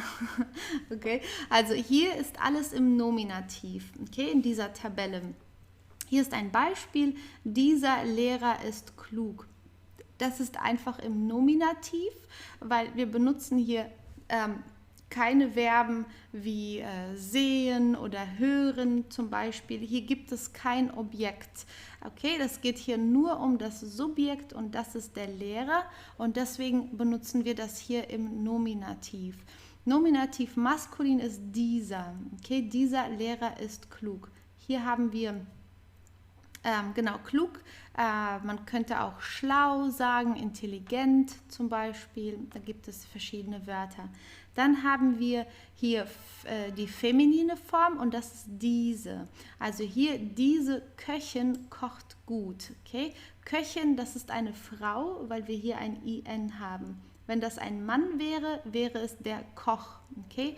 Und der Chef auf Deutsch, wir haben auch das Wort auf Deutsch, der Chef, das heißt auf Englisch the boss. Okay? Also, das ist nur damit du das weißt. Das Wort Chef auf Deutsch heißt Boss auf Englisch.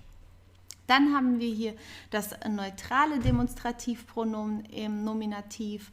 Das ist dieses. Dieses Tier ist weich. Das Tier ist neutral und deswegen musst du hier dieses benutzen. Okay? Dann für den Plural haben wir diese, das ist genau das gleiche wie die feminine Form.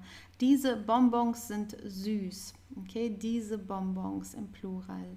Gut, also das sind hier die Demonstrativpronomen im Nominativ. Schauen wir uns mal die nächste Seite an und hier haben wir die Demonstrativpronomen im Akkusativ. Im Akkusativ ändert sich immer nur die maskuline Form. Okay? Also die feminine, Neutral- und Pluralform ist identisch mit der Nominativform. Okay? Wie du siehst, hier ändert sich nichts. Es ist nur die maskuline Form immer im Akkusativ, also diesen. Ich kenne diesen Jungen. Okay? Also hier haben wir ein Subjekt ich. Kennen ist ein Akkusativverb. Deswegen ist der Junge ist hier das Akkusativobjekt. Deswegen müssen wir sagen diesen Jungen. Okay? Und hier der Junge hat ein N am Ende. Das liegt an der N-Deklination. Das wirst du aber später lernen im A2-Niveau und B1. Okay? Also normalerweise ist das einfach der Junge, aber hier musst du den Jungen oder diesen Jungen sagen, okay, im Akkusativ, auch im Dativ. Dann die feminine Form, du kaufst diese Mütze, die Mütze ist feminin, kaufen ist ein Akkusativverb, deswegen haben wir hier diese Mütze. Dann Tina mag dieses Kleid, das Kleid ist neutral, mögen ist ein Akkusativverb, was immer wir mögen, ist immer das Akkusativobjekt, deswegen dieses Kleid. Wir trinken diese Säfte. Trinken ist auch ein Akkusativverb. Säfte ist hier im Plural. Das ist der Saft normalerweise und die Pluralform ist die Säfte. Deswegen haben wir hier diese für den Plural im Akkusativ. Okay.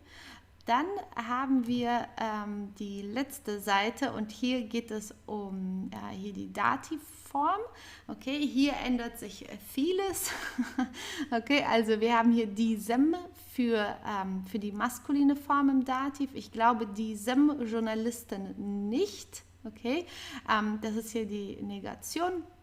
Es ist normalerweise der Journalist, aber hier haben wir wieder die N-Deklination. Das brauchst du aber erst für später, für das A2 und B1-Niveau. Aber nur damit du weißt, die normale Form im Nominativ ist einfach der Journalist und hier Journalisten. Dann haben wir dieser, das ist die feminine Form. Okay? Wenn du zurückgehst hier zum Nominativ, ist dieser die maskuline Form im Nominativ. Im Dativ ist dieser die feminine Form. Okay? Also Kerstin verzeiht dieser Frau. Verzeihen ist ein Dativverb. Wem immer wir auch verzeihen, ist immer das Dativobjekt. Deswegen dieser Frau. Okay? Kerstin verzeiht dieser Frau. Diesem ist die gleiche Form wie die maskuline und die neutrale Form. Ich kann mit diesem Tablet nicht umgehen. Es ist das Tablet, deswegen haben wir hier diesem Tablet. Dann haben wir diesen für die Pluralform im Dativ. Achte bitte darauf, dass im Akkusativ diesen die maskuline Form ist. Im Dativ ist diesen die Pluralform. Okay? Also deswegen hatte ich dir schon am Anfang des Kurses gesagt, dass es am besten ist, ein paar Seiten für das Nominativ, für Akkusativ und für Dativ zu haben, sie alle getrennt zu haben, okay, und dort alle Regeln aufzuschreiben, damit du das auseinanderhalten kannst. Ansonsten kann es sehr verwirrend werden, okay, weil viele Wörter sich wiederholen, aber in jedem grammatikalischen Fall etwas anderes bedeuten, okay, also bitte merkt ihr, dass diesen im Dativ die Pluralform ist von Demonstrativpronomen. Opa erzählt diesen Reisenden viele Geschichten. Okay? Also wie du siehst, im Englischen ist das viel einfacher. Das ist hier alles this und dies. In der deutschen Grammatik ist das ein bisschen komplexer. Aber gut, das muss man nur ein bisschen üben und das wird mit der Zeit wirst du das lernen. Okay? Also schön geduldig sein und üben. Okay? Übung macht den Meister, sagen wir auf Deutsch. Okay? Dann viel Erfolg und viel Spaß beim Lernen und wir sehen uns im nächsten Kapitel. Tschüss! Berufe. Jessica ist Lehrerin.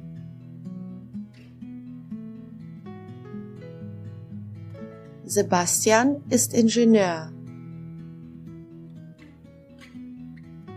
Petra ist Immobilienmaklerin.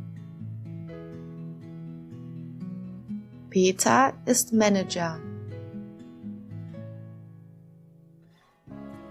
Klaus ist Arzt von Beruf. Melanie ist Krankenschwester. Matthias ist Schauspieler. Sarah ist Kellnerin. Lars ist Physiker und Chemiker. Michael ist Sportler. Erik ist Bodybuilder und Fitnesstrainer. Rainer ist Verkäufer. Jürgen ist Schriftsteller, Autor. Der Großvater ist Rentner. Die Großmutter war früher Schneiderin. Moritz ist Musiker. Franziska ist Designerin. Patrick ist Unternehmensberater. Maximilian ist Rennfahrer. Der Postbote, die Postbotin. Der Künstler, die Künstlerin. Der Detektiv, die Detektivin. Der Feuerwehrmann, die Feuerwehrfrau. Professor, die Professorin. Der Polizist, die Polizistin. Der Pilot, die Pilotin. Der Jäger, die Jägerin. Der Mechaniker, die Mechanikerin. Der Koch, die Köchin. Der Bauer, die Bäuerin.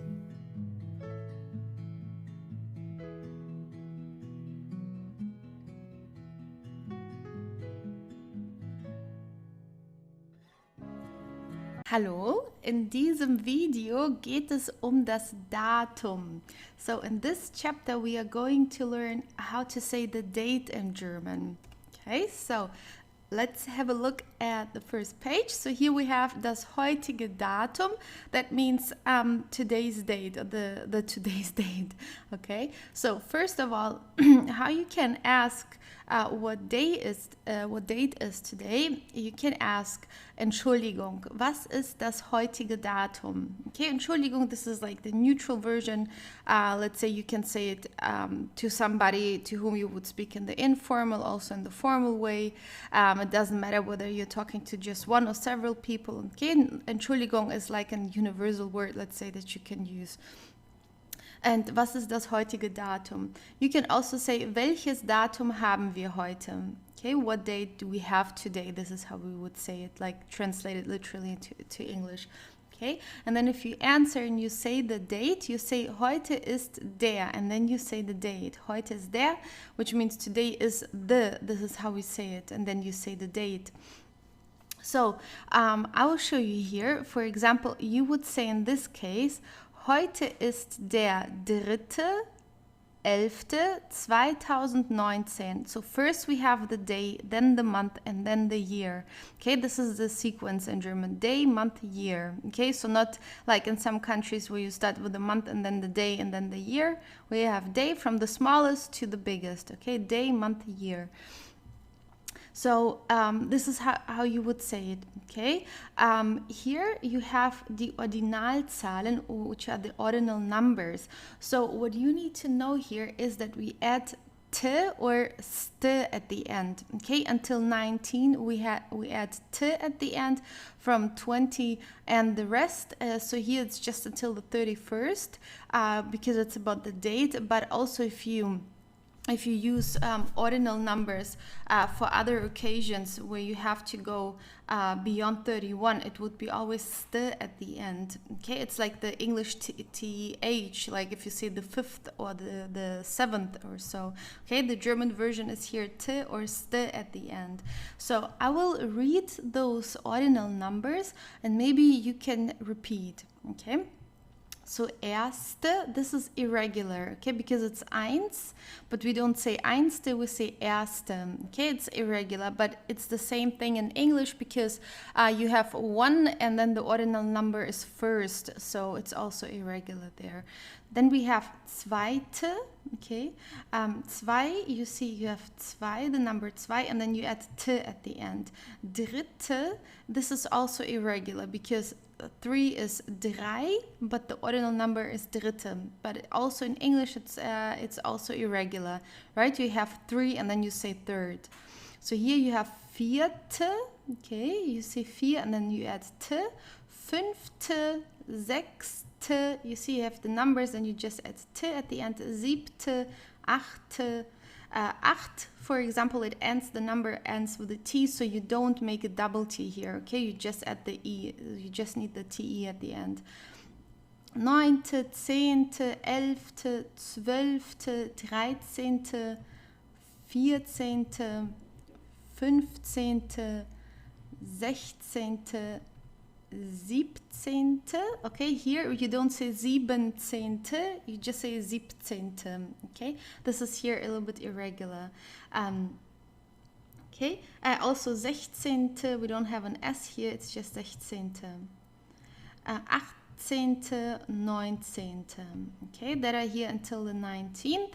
And then here we have to add an S, an additional S here. Okay, 20., 21., 22.,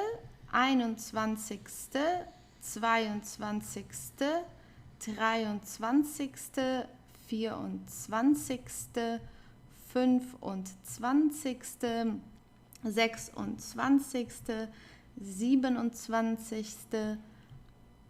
28., 29., I hope you're repeating, 30., 31. Okay, so now here we went through the ordinal numbers. So so as I said here, you would say today's date in this case, you would say heute ist der 3.11.2019. You can also say heute ist der 3. November 2019. Okay, this is also an option. You either can say the number or the month.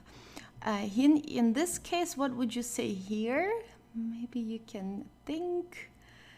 Yeah, here you would say heute ist der 18.04.2023.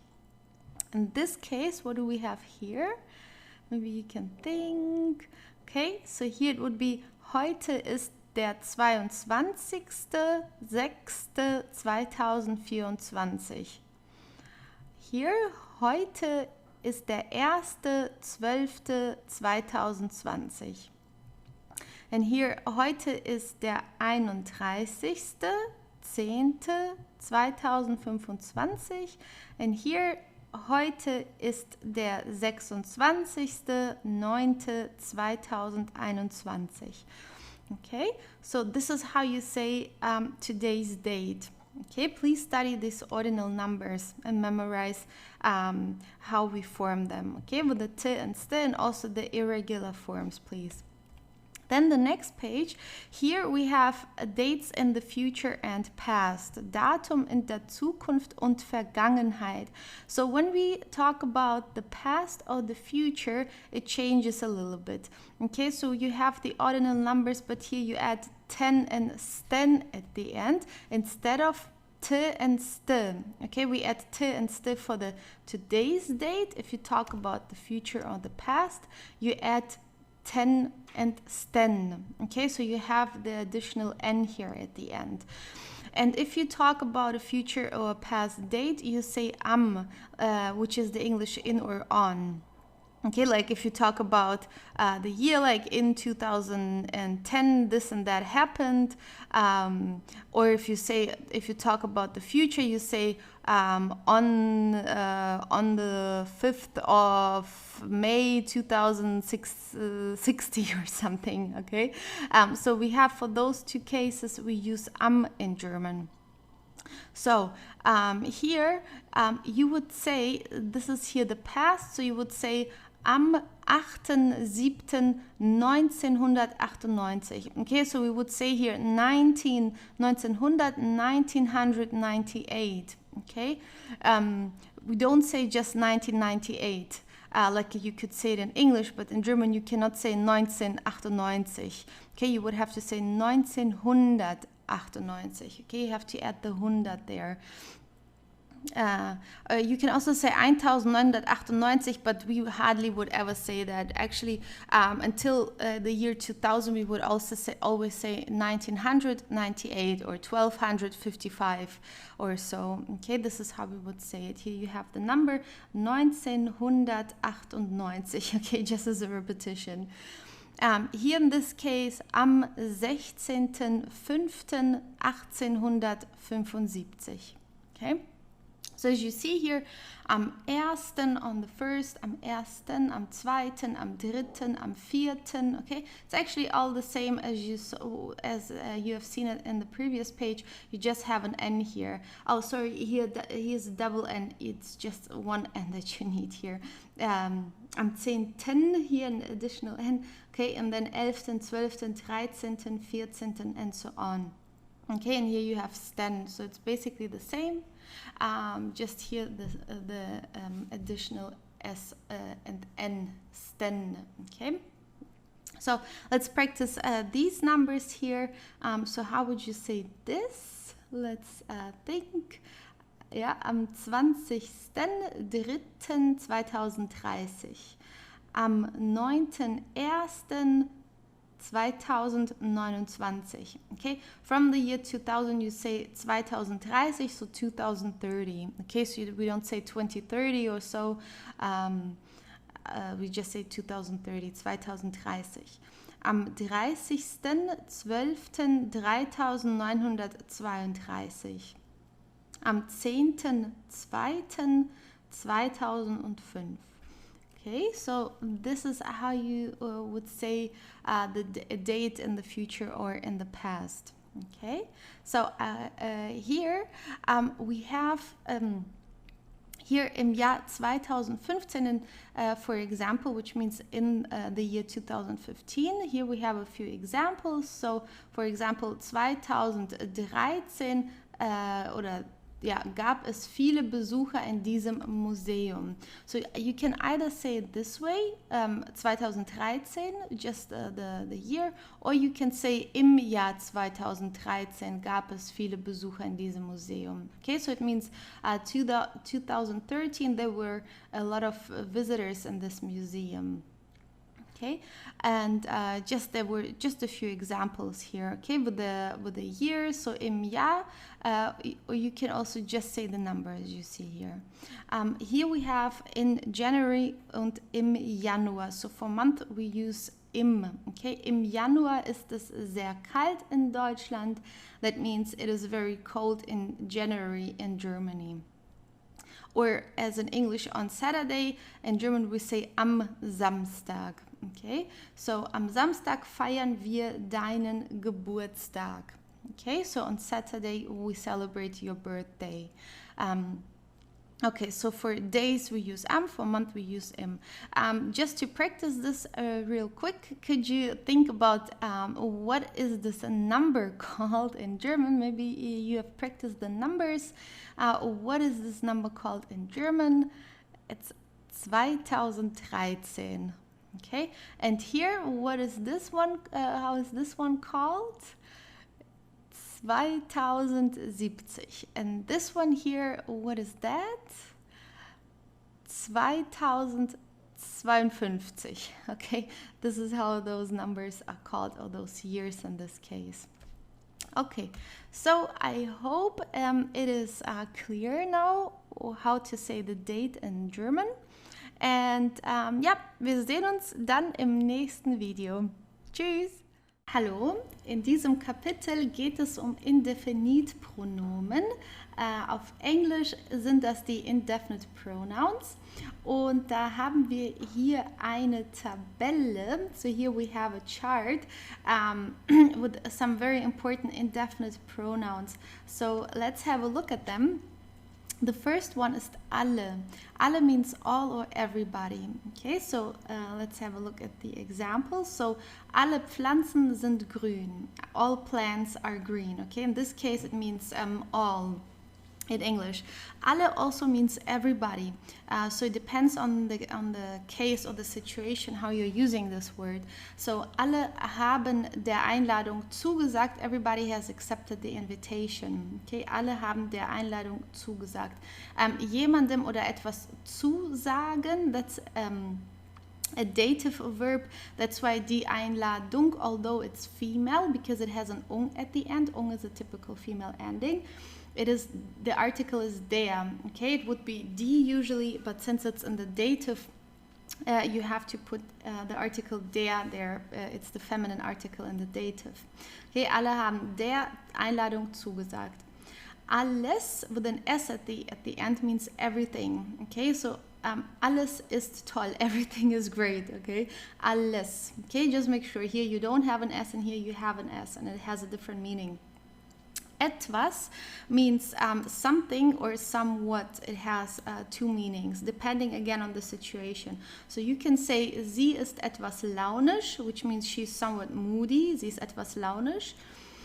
Could be also like she's a bit moody or she's somewhat moody. Or you could use it as something. Hast du etwas? Like, do you have something? Usually we ask that if we think that the person is not feeling well or so, then we will say, hast du etwas? Okay, so it doesn't mean like, do you have something? Like, do you have a purse with you or something? It could also just mean that we are asking how a person or whether anything is wrong with the person. Einige means some, okay? So einige Menschen mögen die Kälte. Some people like the cold, einige, okay? Later on you will learn, when you advance with the German, you will have to adapt it also to the grammatical case, okay? So here, einige Menschen, it's just in the nominative case, okay? So it's einige. Then we have jede, jeder, or jedes. This is just to keep it simple. It's just in the nominative case. You would have to also adapt it if it was accusative and dative and so on. You would have to adapt it also. You will learn it later on. Okay, for right now, we just keep it simple with the nominative. So jeder, jeder, oder jedes means every. So just with an E at the end, it's the female form. With the R at the end, it's the masculine form. With the S at the end, it's a neutral form. Okay, so jede Frau trägt ein Kleid, every woman wears a dress. Jeder Mann trägt eine Hose, every man wears pants. And jedes Kind spielt gerne. Okay, every child likes playing. Gerne means that you like doing something. If I say ich spiele gern, it means I like playing, for example. Then the next one is manche, which means some. Manche Tiere sind gefährlich, so some animals are dangerous. Okay, manche. Again, this word you would have to adapt to the grammatical case. Here it's just for in the nominative because we don't have to go so much in depth with all words that we have to adapt, but just for you, for later, it's necessary to know that you will have to adapt it. Okay, but for now at the beginner's level, we're just keeping it simple with the nominative case. Then we have nichts, which means nothing. Hat nichts gemacht. He did nothing or he didn't do anything. Okay, nichts. Nicht without an S is just a negation if you negate verbs, right? Like what could we say? Ich spreche nicht. I don't speak or so. Okay, that would be without an S. Then we have viel, which means much or a lot of, depending on the situation. Okay, so viel ist much and viele with an E at the end is many. Make sure that you pronounce the E if you want to say many. So much, it's not countable. Like in this case, Tanja hat viel Hunger. She has lots of hunger. Or a lot of hunger, so you cannot count hunger, right? You cannot say I have 2 hungers, so right? Actually, would not be possible. So it's not countable. So we use much for that, which is viel in German. Viele is many. This is something you can count. Hier gibt es viele Menschen. Here are many people. So viele Menschen, you can count people. You can say 1 person, 2 persons, or 2 people, and so on. That's why you have to use viele here in this case. Then we have wenig or wenige, which means little or few. Hat nur wenig Erfahrung. He has just little experience. Okay, so not little like small, but just few, not much. This is what we mean with the wenig. Okay, if you want to say little like a small person, we would have to use the word klein. Okay, but here it's wenig, which means a little, not too much. Okay, hat nur wenig Erfahrung.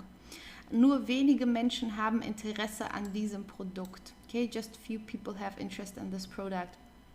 Nur wenige, which is few in this case, you have to add an E. Okay, wenig, little, and few, wenige. Okay, good. So that was the chapter about the indefinite pronouns. I think it was not too difficult. You would just have to study the words here and make sure that you really pronounce it right, like with the viel and viele, with the E at the end, for example. And good. Das war das Kapitel über die Indefinitpronomen und ich hoffe, du konntest das verstehen. I hope you could understand it and I'm sure you did. Und ja, dann sehen wir uns im nächsten Kapitel. See you in the next chapter. Hallo und willkommen zu diesem Kapitel. Hier werden wir ja, das Nominativ, Akkusativ und Dativ üben. So this chapter is very important. Now we're going to practice the nominative, accusative and the dative when they appear in the same sentence or in just one sentence, which of course can happen very often. Sometimes you will find even two or more accusative objects. For example, it could be also several dative objects in the sentence, and we are going to practice this a little bit right now, okay, so you can distinguish those grammatical cases from each other. So let's have a look at the first page here. So we will work with the grammatical case questions, okay, because it will help you to decide which noun is in which grammatical case. So let's have a look at the first sentence here. So it's Patrick kauft einer Studentin ein Eis. So it means Patrick is buying ice cream for a student. It would be in English with for. In German you can say Patrick kauft für eine Studentin ein Eis, but you can also leave it out in this case, okay? The only thing is that what you have to be aware of is if you use für, Patrick kauft für eine Studentin, für is an accusative preposition, so then you would say eine Studentin in the accusative. Here we can also just leave it out. It's also possible here with the verb kaufen. So, but then it is in the dative, okay? So it changes to eine Studentin with an R at the end. Okay, I just want to show you those things so you are just so that you learn those different grammatical cases and how to distinguish them. Just wanted to add here the nominative, dative and the accusative. So as you see here, Patrick kauft einer Studentin ein Eis. So now you always have to understand exactly what they want to say in the sentence. You have to break it down so that you can actually see where the subject is in the nominative case, where the accusative and where the dative object is. So let's have a look at the first question here, which is wer oder was kauft einer Studentin ein Eis? Okay, that means who or what is buying an ice cream for the student. Studentin is a university student, and this person is female because it has an IN at the end. Okay, die Studentin. So here the answer to this question, wer oder was, who or what, it's about the active part, okay? Who is doing something? Who is the active person here? Who is buying that? And the answer to that is Patrick. So Patrick is here in the nominative case. We also would call him the subject, okay? Because he's the active part here. Then the next question is, wen oder was kauft Patrick einer Studentin? So here, who or what is he buying? Okay, this is the passive part. This is the object that is being bought. Okay, so here we ask in German, the accusative question is wen oder was, which means here we're asking about the object that is being bought. And the answer is ein Eis, so it's in the accusative, okay? So ein Eis is the accusative object here.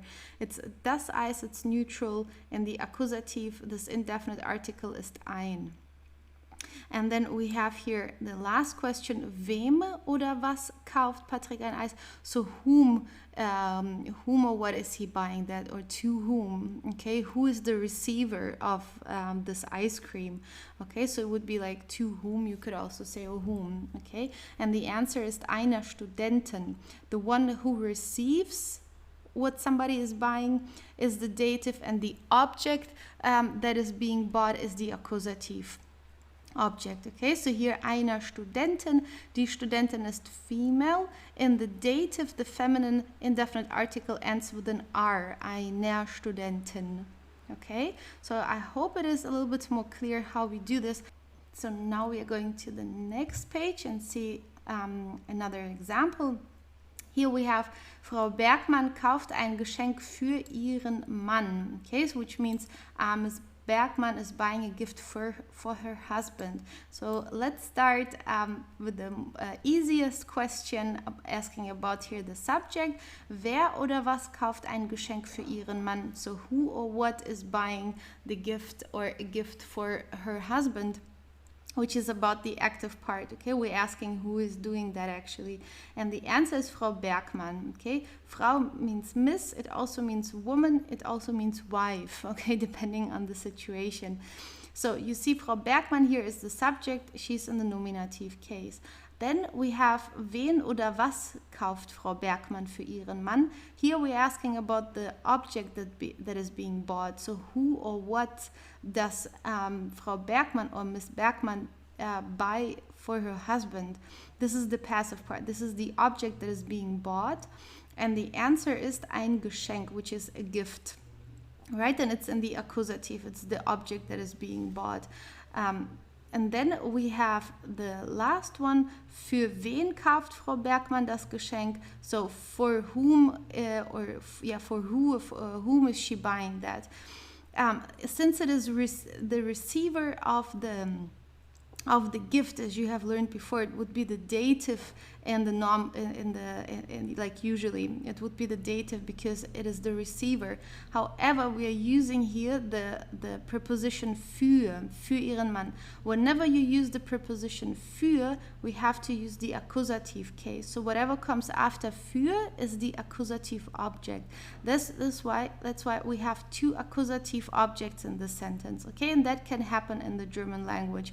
This is nothing unusual here. So für, and then der Mann is masculine, and here the possessive article, possessive pronoun ihren, you have to add an n at the end because it's masculine. Okay, für ihren Mann. Accusative masculine, we add an n here. Für ihren Mann, for her husband. Then the next page. Here we have Karl hat gestern einen Apfelsaft mit seinem Cousin getrunken, which means Karl drank an apple juice with his cousin yesterday. And mit seinem Cousin, it's a masculine cousin. If it was a woman, we would say Cousine with an E here at the end. So, the question here, wer hat gestern einen Apfelsaft mit seinem Cousin getrunken? So here we're asking who or what did drink the apple juice with his cousin. Here it's about the active part, right? Who is like the major part here in the sentence, or the major person, let's say. It is Karl, okay? He is the one who drank the juice. We also put him here at the beginning, so this is the subject. Then the next one, wen oder was hat Karl gestern mit seinem Cousin getrunken? So who or what did he drink with his cousin? So here we're asking about the passive part, the object that was drunk, okay, or that they were drinking. And the answer to that is einen Apfelsaft, and this is an apple juice. It's an accusative object. This is the object that they were drinking, okay? Der Apfelsaft is masculine. That's why in the accusative you have to say einen with an n here at the end. Then the next question, mit wem hat Karl gestern einen Apfelsaft getrunken? So with who or with whom or what did he drink the apple juice? Mit, which means with, is a dative preposition. I hope you remember that. So whenever we have the preposition mit, the noun that comes after that needs to be put in the dative case. So der Cousin here, it's a masculine person, and in the dative masculine we add an m at the end, so it's mit seinem Cousin. Okay, here we have einen with n because it's in the accusative. In the dative it has an m, mit seinem Cousin. Okay, so just make sure you always watch out for the prepositions and which grammatical case they are. Okay, so this here, and then the next one, Alexandra glaubte der Nachbarin kein Wort. So Alexandra doesn't believe the neighbor a word. Nachbarin, it's a female person because we have an in here at the end. If it was a man, it would be Nachbar, okay, without the in. So let's start with the questions. Wer oder was glaubt der Nachbarin kein Wort? So who or what doesn't believe a word? And here we asking again about the active part. Who is like the major person here? It's Alexandra. Okay, so she's in the nominative case, she's the subject. Then the next question, wen oder was glaubt Alexandra der Nachbarin? Oder wen oder was glaubt Alexandra der Nachbarin nicht, rather, like what does she not believe, okay? So who or what, here it's about the passive part. What is it that she is believing or not believing? This is the object that, or the thing that she's believing or not believing. And the answer is kein Wort. That's the accusative object. The thing that she is believing or not believing is the accusative. And then the last one is wem glaubt Alexandra kein Wort? So whom or what does she not believe a word? So glauben, whenever you have glauben, it's also, there is always a dative object included, because glauben is a dative object. So whom we believe something, the person who we believe or who we do not believe in this case, is always the dative object, okay? That's why we have here, and also make sure the question is wem with an M. Okay, and then N in the accusative. So, wem glaubt Alexandra kein Wort? The answer is der Nachbarin. In the dative case, the female article, which is usually die, changes to der. Okay, it does not mean that it changes its gender. It's just a different grammatical case. Okay, usually it would be die Nachbarin in the nominative and accusative case, but in the dative, die changes to der. Okay, it does not mean that the gender is changing. It just means that we are in a different grammatical case here. That's why we have to say der Nachbarin. Okay.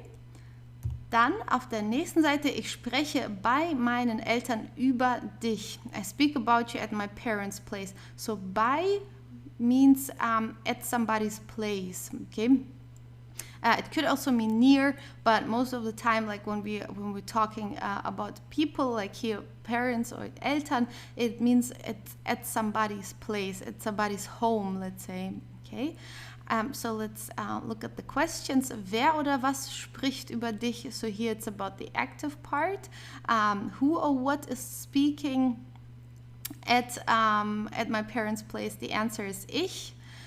So this is the nominative object or the subject.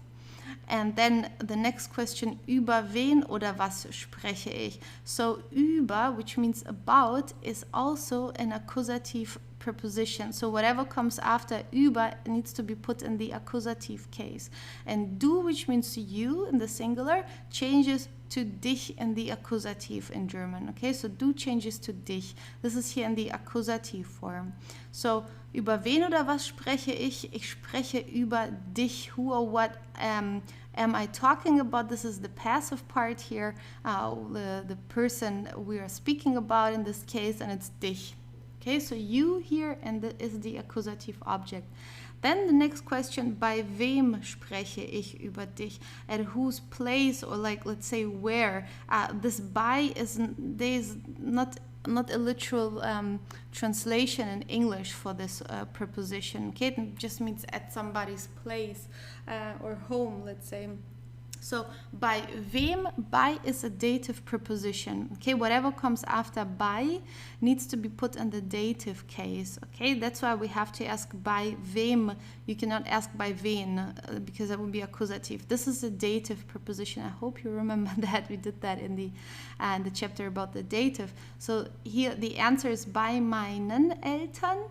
Die Eltern is the parents, it's in the plural, and in the dative plural you have to say meinen here with the en at the end. Just to remind you, meinen in the accusative is the masculine form, and the dative here it's the plural form. Okay, just for you to separate those things that are the same words, but they mean something very different in each grammatical case. Okay, good. So I hope that you understand this a little bit better with the grammatical cases. Maybe if you like, you can have a look at some texts for example, for German articles and so on, and you can start to look and to try to identify the accusative, nominative, and dative case. Maybe you will see some prepositions, maybe you see the personal pronouns there in the different grammatical cases. That would be very useful just to get a little bit used to that and look at that and practice it also. Okay, also dann viel Erfolg beim Üben und wir sehen uns im nächsten Kapitel. Tschüss! Alltägliche Situationen. Der Arztbesuch.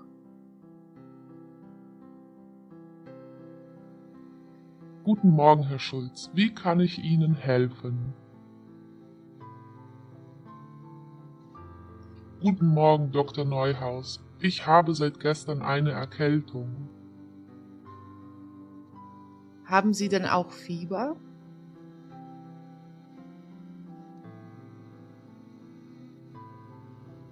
Ja, ich hatte gestern 39 Grad Fieber.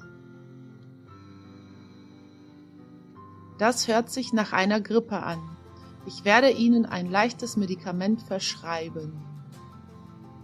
Vielen Dank. Könnten Sie mir bitte auch ein Attest für meine Arbeit ausstellen? Ja, natürlich. Das ist kein Problem. Vielen Dank.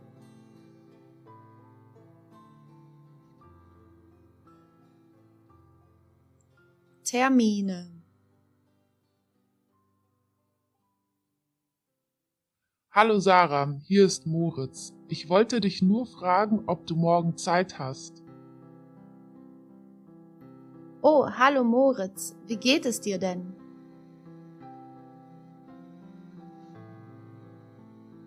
Sehr gut, danke. Und selbst?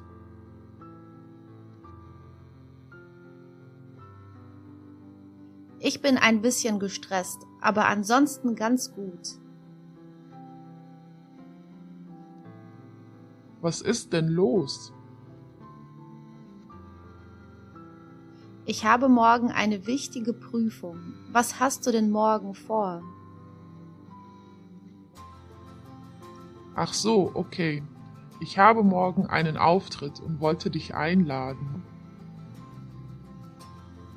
Das hört sich super an.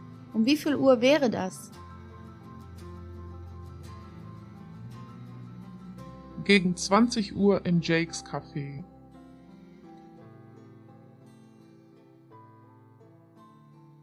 Okay, dann bin ich auch schon mit meiner Prüfung fertig. Klasse und viel Glück bei deiner Prüfung morgen. Tschüss. Danke, mach's gut.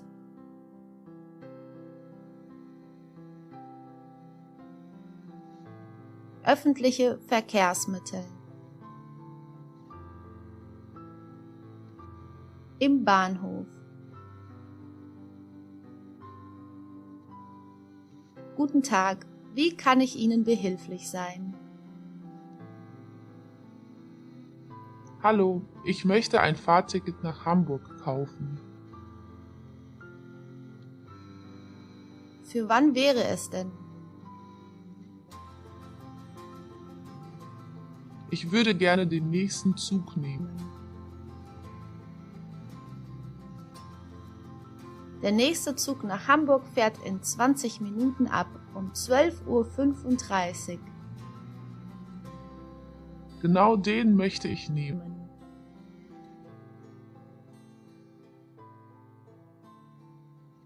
Haben Sie eine Bahncard? Nein, Mit welcher Klasse möchten Sie reisen?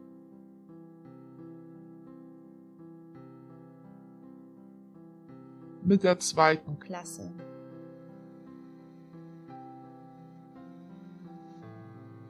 Das macht dann 39,95 € bitte. Möchten Sie mit einer Kreditkarte oder bar bezahlen? Bar, hier bitte. Vielen Dank, das sind 50 Euro. Sie bekommen 10,05 € zurück. Bitte sehr.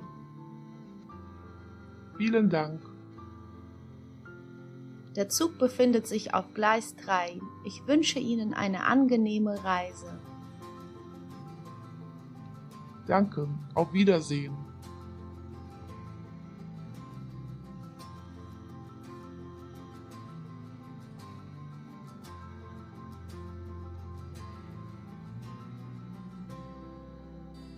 Hallo und willkommen zu diesem Kapitel. Hier geht es um Zeitadverbien und Zeitangaben.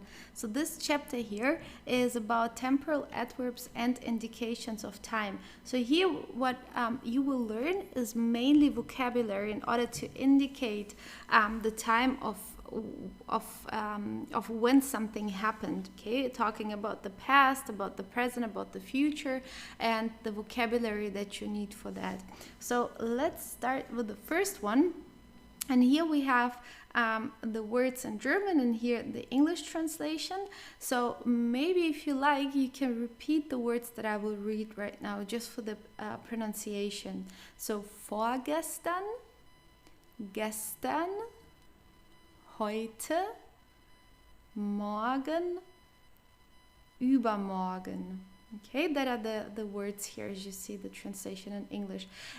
So here just a few sentences in which these words are used. So vorgestern war ich zu Hause. Okay, the day before yesterday I was at home. Here you have the English translation.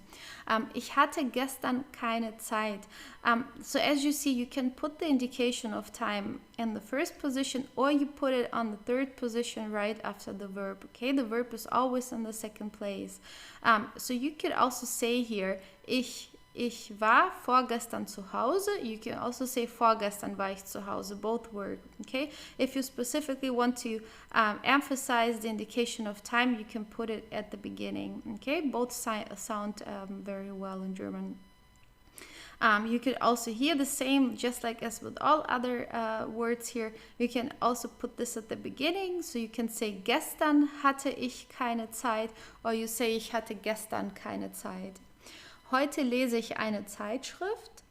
Ich gehe morgen ins Fitnessstudio. Und übermorgen fliege ich nach Wien. Okay, that are just some examples.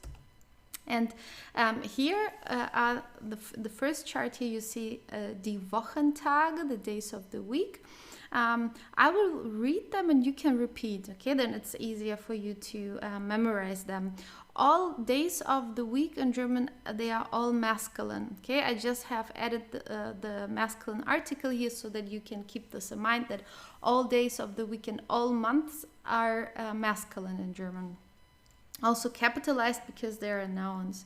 So it's Montag, Dienstag, Mittwoch, Donnerstag, Freitag, Samstag, Sonntag. Okay, that are the days of the week. Please study them. Then the next one here, we got the months. So I will read them and you can also repeat again. As you see, they're very similar to the English words.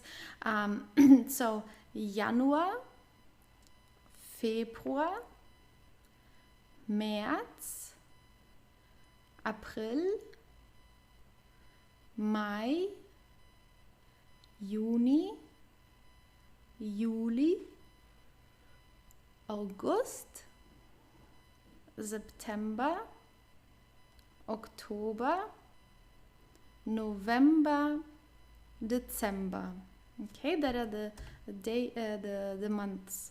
So on the next page, here we have indications like or let's say like how to express morning, evening, and so on in German. So let's start here with the first one. Here we have from 5 a.m. till 10 a.m. That would be the morning in German. Der Morgen, okay, in small letters and without an article then of course, it means tomorrow. And der Morgen here is a noun with an article, it means the morning. What we do also, we say morgens, then again it becomes, you write it in small letters unless it's at the beginning of a sentence of course. Morgens means in the morning, so if it's happening on a regular basis, then we add an S at the end, like you see here also, vormittags, mittags, nachmittags, abends, nachts, mitternachts. If you add an S here, then it means it's happening on a regular basis, like basically every morning, morgens. Okay, in the mornings. Or you say am Morgen, then it just means in the morning. Okay, then it doesn't have to be something that is happening every day, for example. Okay, you can say am Morgen werde ich frühstücken. Maybe that, which means in the morning I will have breakfast. Maybe it's something that it's not happening every day, or usually you don't breakfast, for example. And you could say am Morgen. Morgens is something that is happening every day. You can say morgens frühstücke ich immer, which means in the mornings I always have breakfast. Then we have 10 till 10 a.m. till 12 p.m. here, which is the Vormittag, the forenoon. I know in English people hardly use this word, but in German we use Vormittag quite often. Okay, it's here 10 till 10 bis 12 Uhr, 10 until 12. So here vormittags, it's exactly the same. If it's happening on a regular basis, you add an S here. Und am Vormittag, if it's just today, for example, or just tomorrow. Der Mittag, the noon, mittags, it's the same rule here, or am Mittag at noon. Then we have like 1 p.m. till 5 p.m. It's der Nachmittag, the afternoon, nachmittags, or you say am Nachmittag. Okay. Then we have here 18 till 22. This is what we very often use in German. It's like the official indication of time. So for example, let's say you want to take the train or the bus, airplane, and so on. You will always see the hour written this way. Okay. We don't have this PM, AM, for example. We have the 12-hour clock, the system to use that. We also do this, but this is more informal. Like the formal official way is here with the 24 hours. Then der Abend, the evening, so abends on a regular basis, und am Abend in the evening. And then we have here 10 at night until 5 in the morning. It's die Nacht, the night. So nachts or in der Nacht. Okay. Und die Mitternacht is midnight or mitternachts, or at which is then at midnight. I don't know whether you could say in English at midnight or every midnight, or you can also say in der Mitternacht, exactly as it is written here, in der, and then you say Mitternacht, in der Mitternacht oder mitternachts.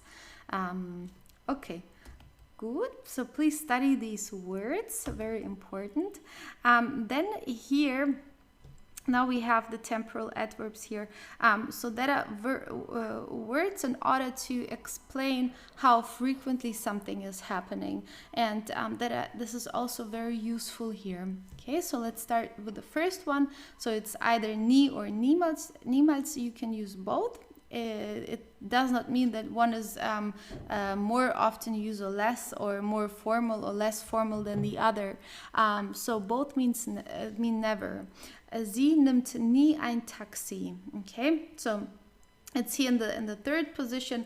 You can also put it in the first position. You can say nie nimmt sie ein Taxi. Okay, both work either in the first or the third. The verb is always in the second place. Selten, rarely. Jens spielt selten Basketball. Jens is a male German name, Jens. Then fast nie. Wir essen fast nie Karotten. Kaum means hardly or rarely. Ihr geht kaum ins Theater. Ihr geht kaum ins Theater. It's actually you rarely go to the theater. Okay, ihr is you in the plural. Denn Jana geht manchmal in die Disco. Okay, manchmal is the pronunciation. Ab und zu, once in a while, ab und zu hilft Kevin seiner Mutter im Garten. Just one thing, just to mention the grammatical cases. Hilft, helfen means to help, and it's a dative verb. So whomever we are helping is the dative object. So Mutter, the mother, is the dative object because she is the one who is receiving the help. Kevin is the one who is helping. He is the active part. He is here the subject. And die Mutter is female, and in the dative, the female, like here it's a possessive article, you have to add an R also for the normal articles. Okay, seiner Mutter. Dann gelegentlich, geht gelegentlich in die Kirche. Oft, diese Kundin kauft oft Brombeeren. Kundin here has an IN at the end, so it's a woman. Okay, die Kundin. If it was a man, we would say der Kunde, or in this case with the demonstrative pronoun dieser Kunde with an R here at the end. Häufig, mein Vater vergisst häufig Briefmarken zu kaufen. Okay, Briefmarken are stamps. Meistens, ich benutze meistens einen Kugelschreiber. This is the entire word. We just keep it short. We just say Kuli. Okay, ich benutze meistens einen Kuli. It's more common to say it this way. It's just a little bit shorter than the long one, Kugelschreiber. Christina bekommt immer gute Noten. Dann ständig, mein Sohn will ständig Schokolade essen. Stündlich, dieser Bus fährt stündlich. Täglich, wir gehen täglich zum See. Wöchentlich, er geht wöchentlich zum Friseur. You can write Friseur either with an O umlaut or with the EU here, Friseur. Both ways work, and Friseur can mean barber. It can also just mean a hairdresser, so for women as well as for men. Jährlich, Sarah fliegt jährlich nach Italien. Okay, so you can always put all these words also at the beginning of the sentence. You could also say jährlich fliegt Sarah nach Italien. Okay, especially if you want to emphasize it, then you put it at the beginning. Okay, so there are quite some words here to study. Please do so. Yeah, they are very useful. Then the next ones here, we have a few more. So let's have a look at them. So here we have am. Am is the preposition an plus dem. We just put it together and it becomes am. Okay, here it is in the dative. Okay, we always use it in the dative, am. So here, so in English it's on or in. Am Samstag gehe ich aus. Or am Abend wird sie lesen. Okay, so we use am in this case. Am Samstag for all days of the week. Am Montag, am Dienstag, am Mittwoch, and so on. And here for the to say like which time of the day. Am Abend, am Morgen, am Vormittag, am Mittag, am Nachmittag. They are all masculine. That's why we say am. It's just die Nacht is female, so we would say in der Nacht. Okay, if you want to say at night.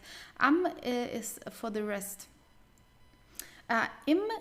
This is the preposition in plus dem. We just put it together, it becomes im. We also use it in the dative.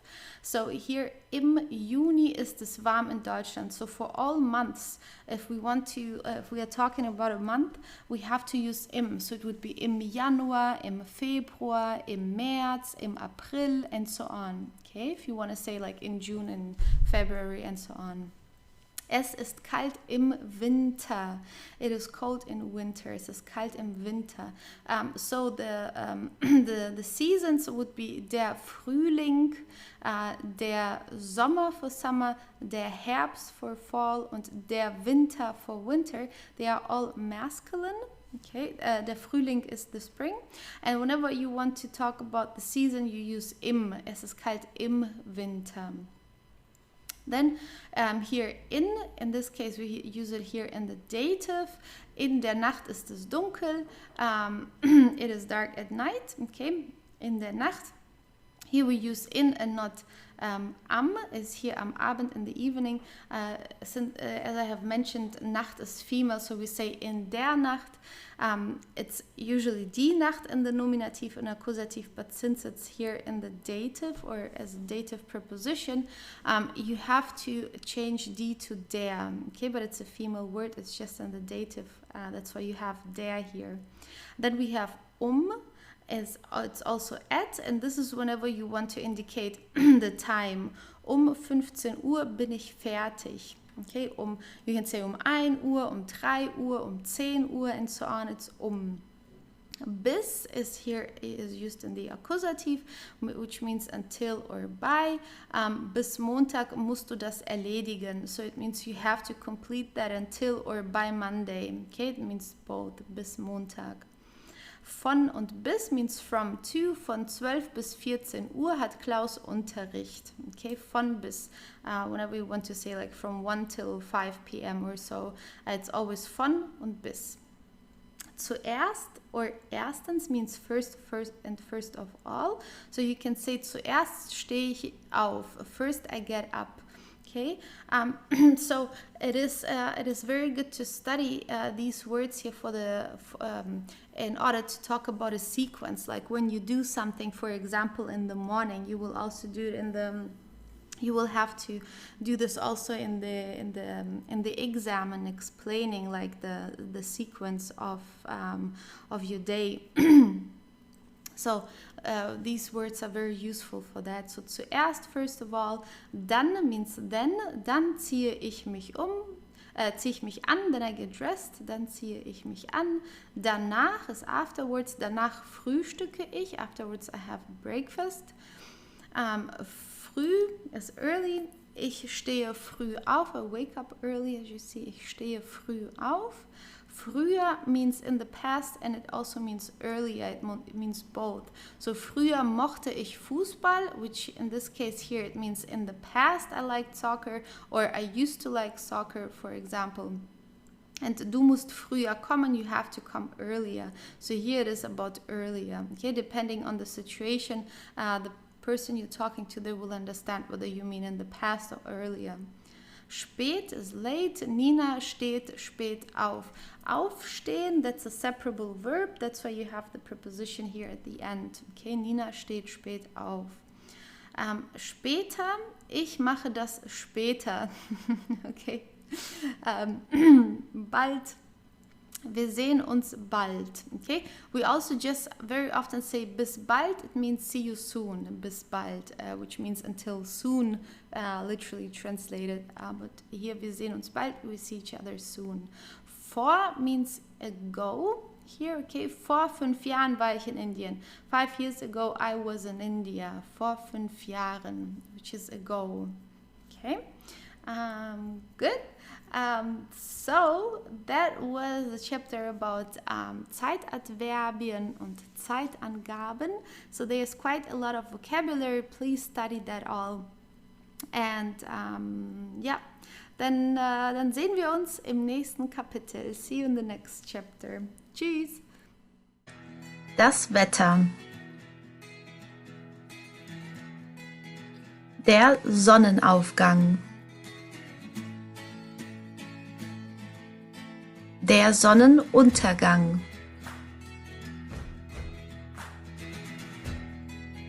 Es ist schwül. Es ist Frühling.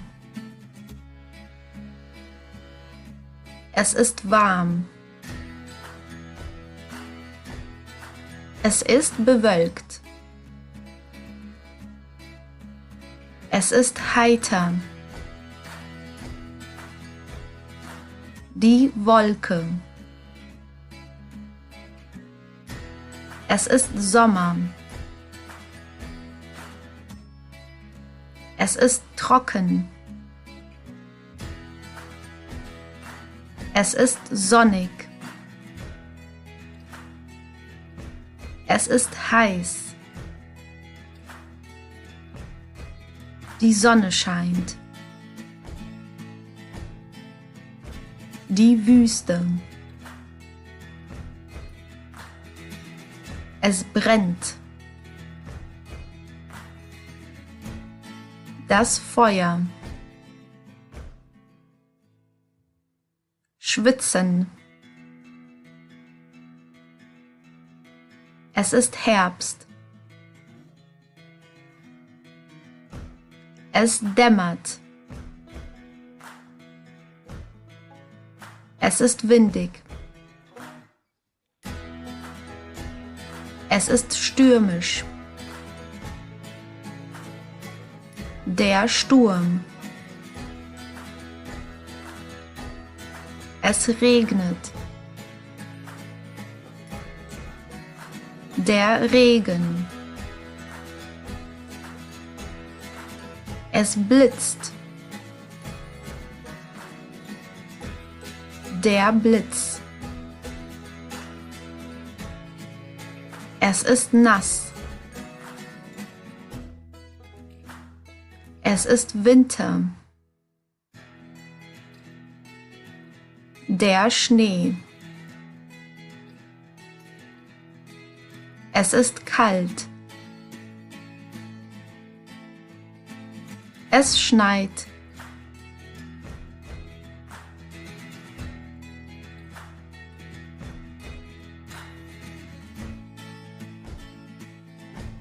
Hallo und willkommen zu diesem Kapitel. Hier geht es um das Perfekt.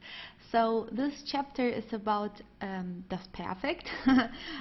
There is something similar in the English grammar, which is also called the perfect tense. However, it's similar, but it's not the same. It's not being used the same way as it is in the English language. So that you just will be that you are just aware of that. So there will be more videos on the perfect or das Perfekt, because here you will learn basically everything you need about the German perfect tense, which has quite many rules. Okay, that's why I just separated into several videos, so it will not be too overwhelming and not too much information. But we will start with the easiest parts about the perfect tense. So let's have a look here what that is exactly is. Okay, so Vergangenheitsform, that means it's a past tense. Okay, so we use that in order to talk about the past. Es wird mehr in der gesprochenen Sprache verwendet. So most of the time it's being used in the spoken language. Okay, so here's already like the big difference to how it is used in the English grammar. Okay, so the same, like the English perfect would be like I have done this or I have never done this, for example, which is when we talk about something about the past or about something that is just still happening until today, for example. In German we use it when we speak. This is the difference. The other past tense Präteritum is more used for the written language. Now here, this one is for spoken language. When we speak and we talk about the past, we use perfect most of the time. So then, in der Vergangenheit passiert und könnte noch eine Auswirkung auf heute haben. Okay, so this is the similarity, or this is what it has in common with the English grammar. So this is also that something that happened in the past and could still have an effect on today, but it doesn't have to. So the most important thing for you to keep in mind that when you speak, we most of the time use the perfect tense. Okay. So let's see how we construct that.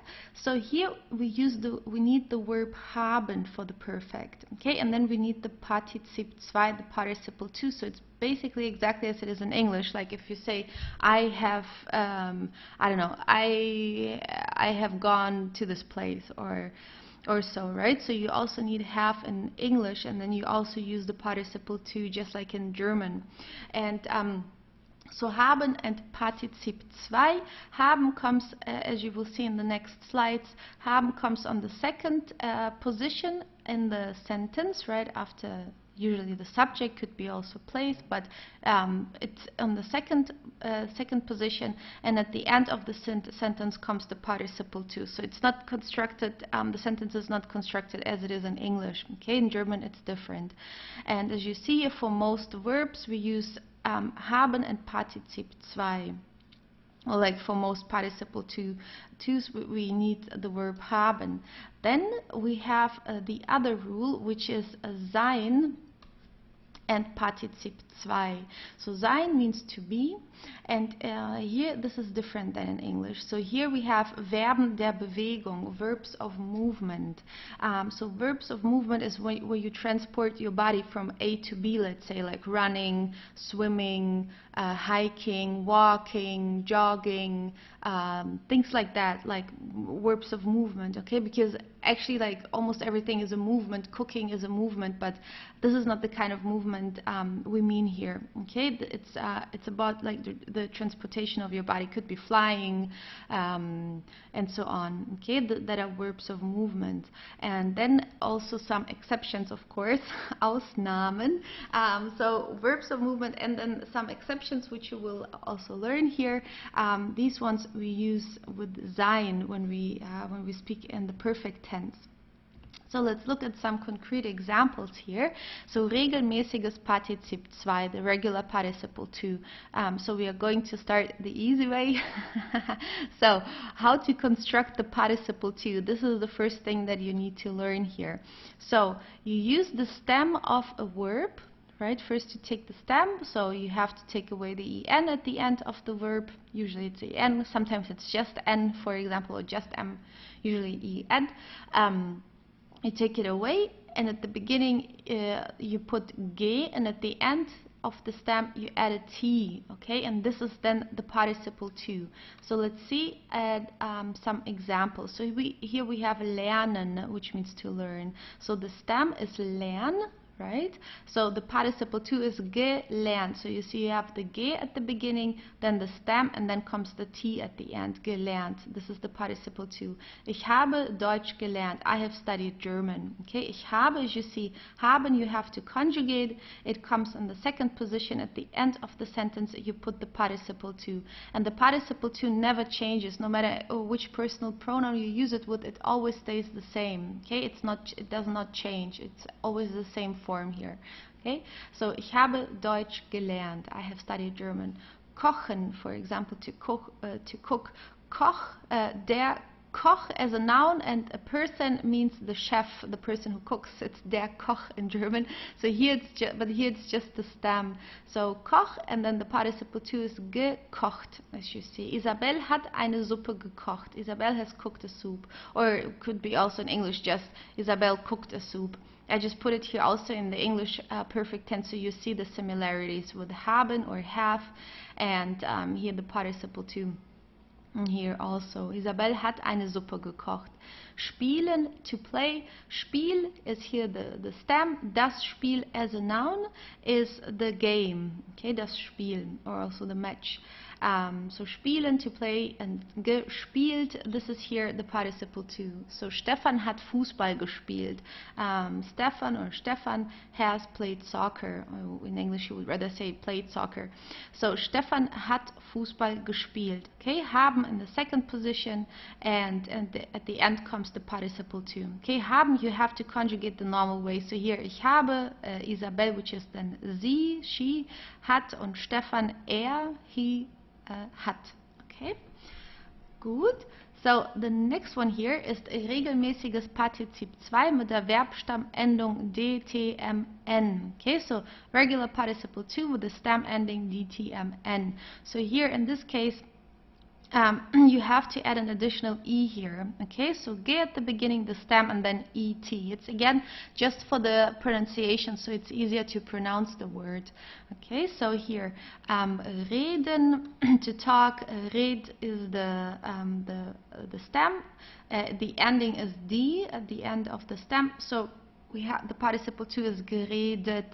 Okay, otherwise it would be geredet with a dt, which is a little bit difficult to pronounce. So it's geredet.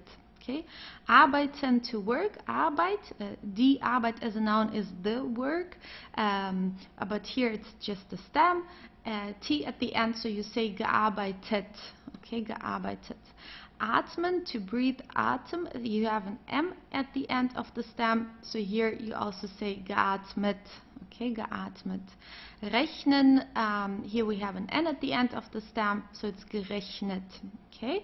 So that are the regular participle too with those stem endings, okay. Later on you will see that there are also irregular ones, but here we just talk about the regular participle too. Okay, then something else. Here we have Verben mit der Endung ieren, verbs with the ending ieren. So in those cases, you just use the stem and then you add a T at the end. So here you don't put a G at the beginning. Okay, so it's just the stem and then the T. So for example, studieren, it's here an EN also, but the whole ending is ieren, studieren. So you have here the stem, studier, and then you add a T, okay, studiert. So you have to keep this in mind, okay? So it's not gestudiert, it's just studiert.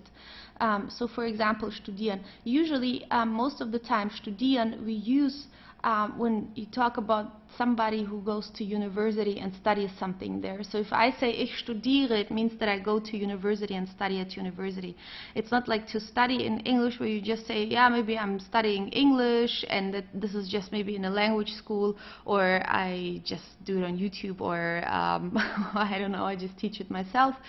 This is studieren. Usually we use it when we go to university. Then we say ich studiere Mathematik, or if you say ich studiere English, it means you go to university and you study English at university to become an English teacher or so, okay?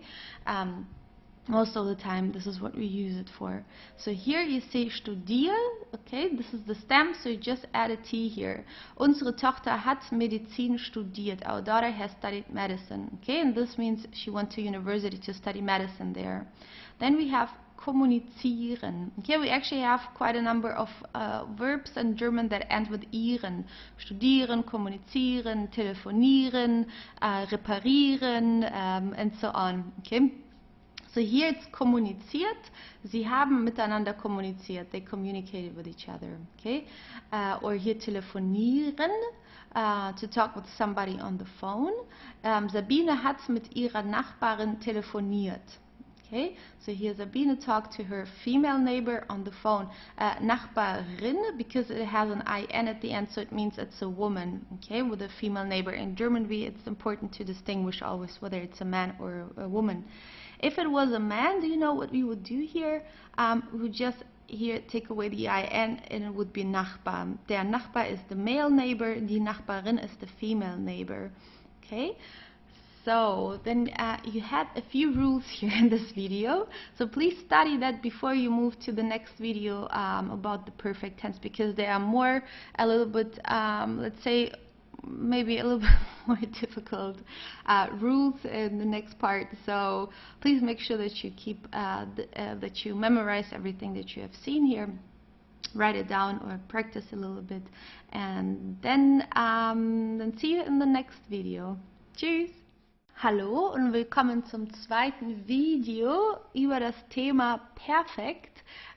So this is the second part of the perfect videos, and so the perfect, that's perfect from the German grammar, not the perfect videos.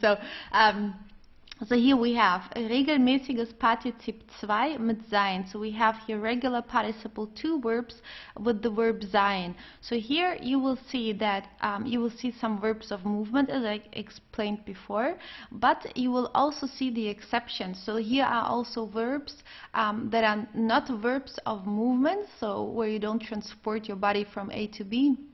but the exceptions also. So it will be very good if you could memorize and study those. Okay, also the vocabulary. So here the first verb is aufwachen. Aufwachen means to wake up. If you say, for example, to wake somebody up, it would be aufwecken. I would say, ich wecke dich auf, I wake you up. To wake up here, aufwachen is just if you wake up yourself. If you say, I wake up at 7, ich wache 7 Uhr auf, for example. Okay, so aufwachen, it's a separable verb. And later on in the next part, or in the next video about the perfect tense, you will see how we do this exactly. Okay, so here you just have the verbs, so you know we form them with the sein in the perfect tense. So here, ist früh aufgewacht. Okay, so again you have sein conjugated in the second position, and at the end of the sentence comes the participle to, aufgewacht. So you see already with the separable verbs we have the ge right after the prefix. But don't worry, in the next video about the perfect you will learn that a little bit, yeah, like more extensive. So ist früh aufgewacht, he woke up early. Auswandern, to emigrate. Die Familie ist nach Brasilien ausgewandert. So auswandern, to emigrate, it's also a separable verb. You could actually consider that as a verb of movement because you're transporting your body from one country, let's say, to another. Okay? Die Familie ist nach Brasilien ausgewandert. Jemandem begegnen, so with the M here, jemandem, that means that it's a dative verb. Okay, begegnen, to come across someone. Ich bin ihm begegnet, I came across him. Ich bin ihm begegnet. So here you see you have to, the person you come across is the dative object in the sentence. That's why you have ihm here with an M. Okay, ich bin ihm begegnet. Explodieren, to explode. Die Bombe ist explodiert. So here you see it's not a verb of movement, but it's one of the exceptions. So die Bombe ist explodiert. Jemandem folgen, here in M again, it means it's a dative verb. Folgen is actually also a verb of movement because you follow somebody or somebody follows you or whatsoever. So it's here, sie sind dem Geruch gefolgt. They followed the smell. Sie sind dem Geruch gefolgt. Okay, how would you say that if it was she followed the smell? What would it be like here? Maybe you can think for a moment. It would be sie ist dem Geruch gefolgt. Okay, then would it be singular? We would be talking about her. Here we talk about them. Sie sind dem Geruch gefolgt. Klettern, to climb. Ihr seid auf den Berg geklettert. You climbed the mountain. Ihr seid, okay, auf den Berg geklettert. Landen, to land. Wir sind 15 Uhr gelandet. Okay, we landed at 3 p.m. Then reisen, to travel. Meine Schwester ist viel gereist. My sister has traveled a lot. Meine Schwester ist viel gereist. Wandern, also a verb of movement. Früher sind sie täglich gewandert. Okay, so please study those verbs and also their participle twos. And then we move to the next slide. Here we have unregelmäßiges Partizip 2 mit sein. So here we have irregular participle 2 with sein. So let's have a look here. It's also later on you will learn the regular, irregular. Well, regular you have already, the irregular and the mixed participle twos. Okay. For now, what you need to know here that with those verbs you use them with the sein. Later on we will learn it more specifically how to formulate the irregular and the mixed participle twos and what the rules are. So here bleiben, to stay. It's not a verb of movement, but it's one of the exceptions. Okay, es ist so geblieben. It stayed like that. Es ist so geblieben. So bleiben becomes geblieben. So you see already I here, EI changes to IE. So then you see it's irregular. But okay, so you just know. I will explain further in the next slides. So fahren, to drive. That's a verb of movement. Inge ist nach Hamburg gefahren. Okay, Inge ist nach Hamburg gefahren. fallen. Franz ist vom Stuhl gefallen. Okay, so this is also considered a verb of movement, just as fliegen. Wir sind nach Köln geflogen. Gehen, ihr seid nach Hause gegangen. Okay, ihr seid nach Hause gegangen. Kommen, die Gäste sind zu spät gekommen. Okay, so always here sein in the first position, at the end participle to. Okay, here die Gäste, even though there are two words here, but it still counts as position one because we're just talking about the same. It's just the subject here, so it's an article and the noun, but it's still both are position one. Okay, because it's not like D here is a indication of place or time or so. It belongs to the subject. Laufen, to run or to walk. Die Pferde sind in den Stall gelaufen. Okay, here you have the translation. It's very good to study the vocabulary also. And sein, which is to be, dein Onkel ist noch nie in Singapur gewesen. So you see the participle to of sein ist gewesen. Okay, and then sein, here you have to conjugate the normal way. Springen, considered as a verb of movement. Der Junge ist in die Pfütze gesprungen. Okay, so you see here also here the stem changes from spring to sprung. Okay, but we will look at that closer. So that were the verbs with sein. Please study them. Of course, we have more, but since we're here on the A1 level, so of course we cannot look at all verbs because there will be probably too many. But for the A1 level, that are like the most important ones that you need. Okay, so here we have unregelmäßiges Partizip 2 ohne Vokalwechsel, which is ohne Vokalwechsel means without vowel change. Okay, in the next slide you will see the irregular participle 2 with a vowel change. Okay, so here it's without a vowel change, which would be easier than the next one, the next slide. So here you need also ge, the stem, and then an en. Okay, so this is now irregular. The regular one had just a T at the end. The irregular one has an en. Okay, so this is the difference between the regular and the irregular participle 2. It has an en instead of a T at the end. So here, for example, backen, to bake, is gebacken. As you see, you have ge at the beginning, you have the stem, and then you have an en instead of a T. So it's not gebackt. Okay, it's gebacken. Tina hat einen Kuchen gebacken. Braten, to fry, gebraten. Die Köche haben leckeren Fisch gebraten. Okay. Essen, to eat, gegessen, as you see here. Okay. Gegessen.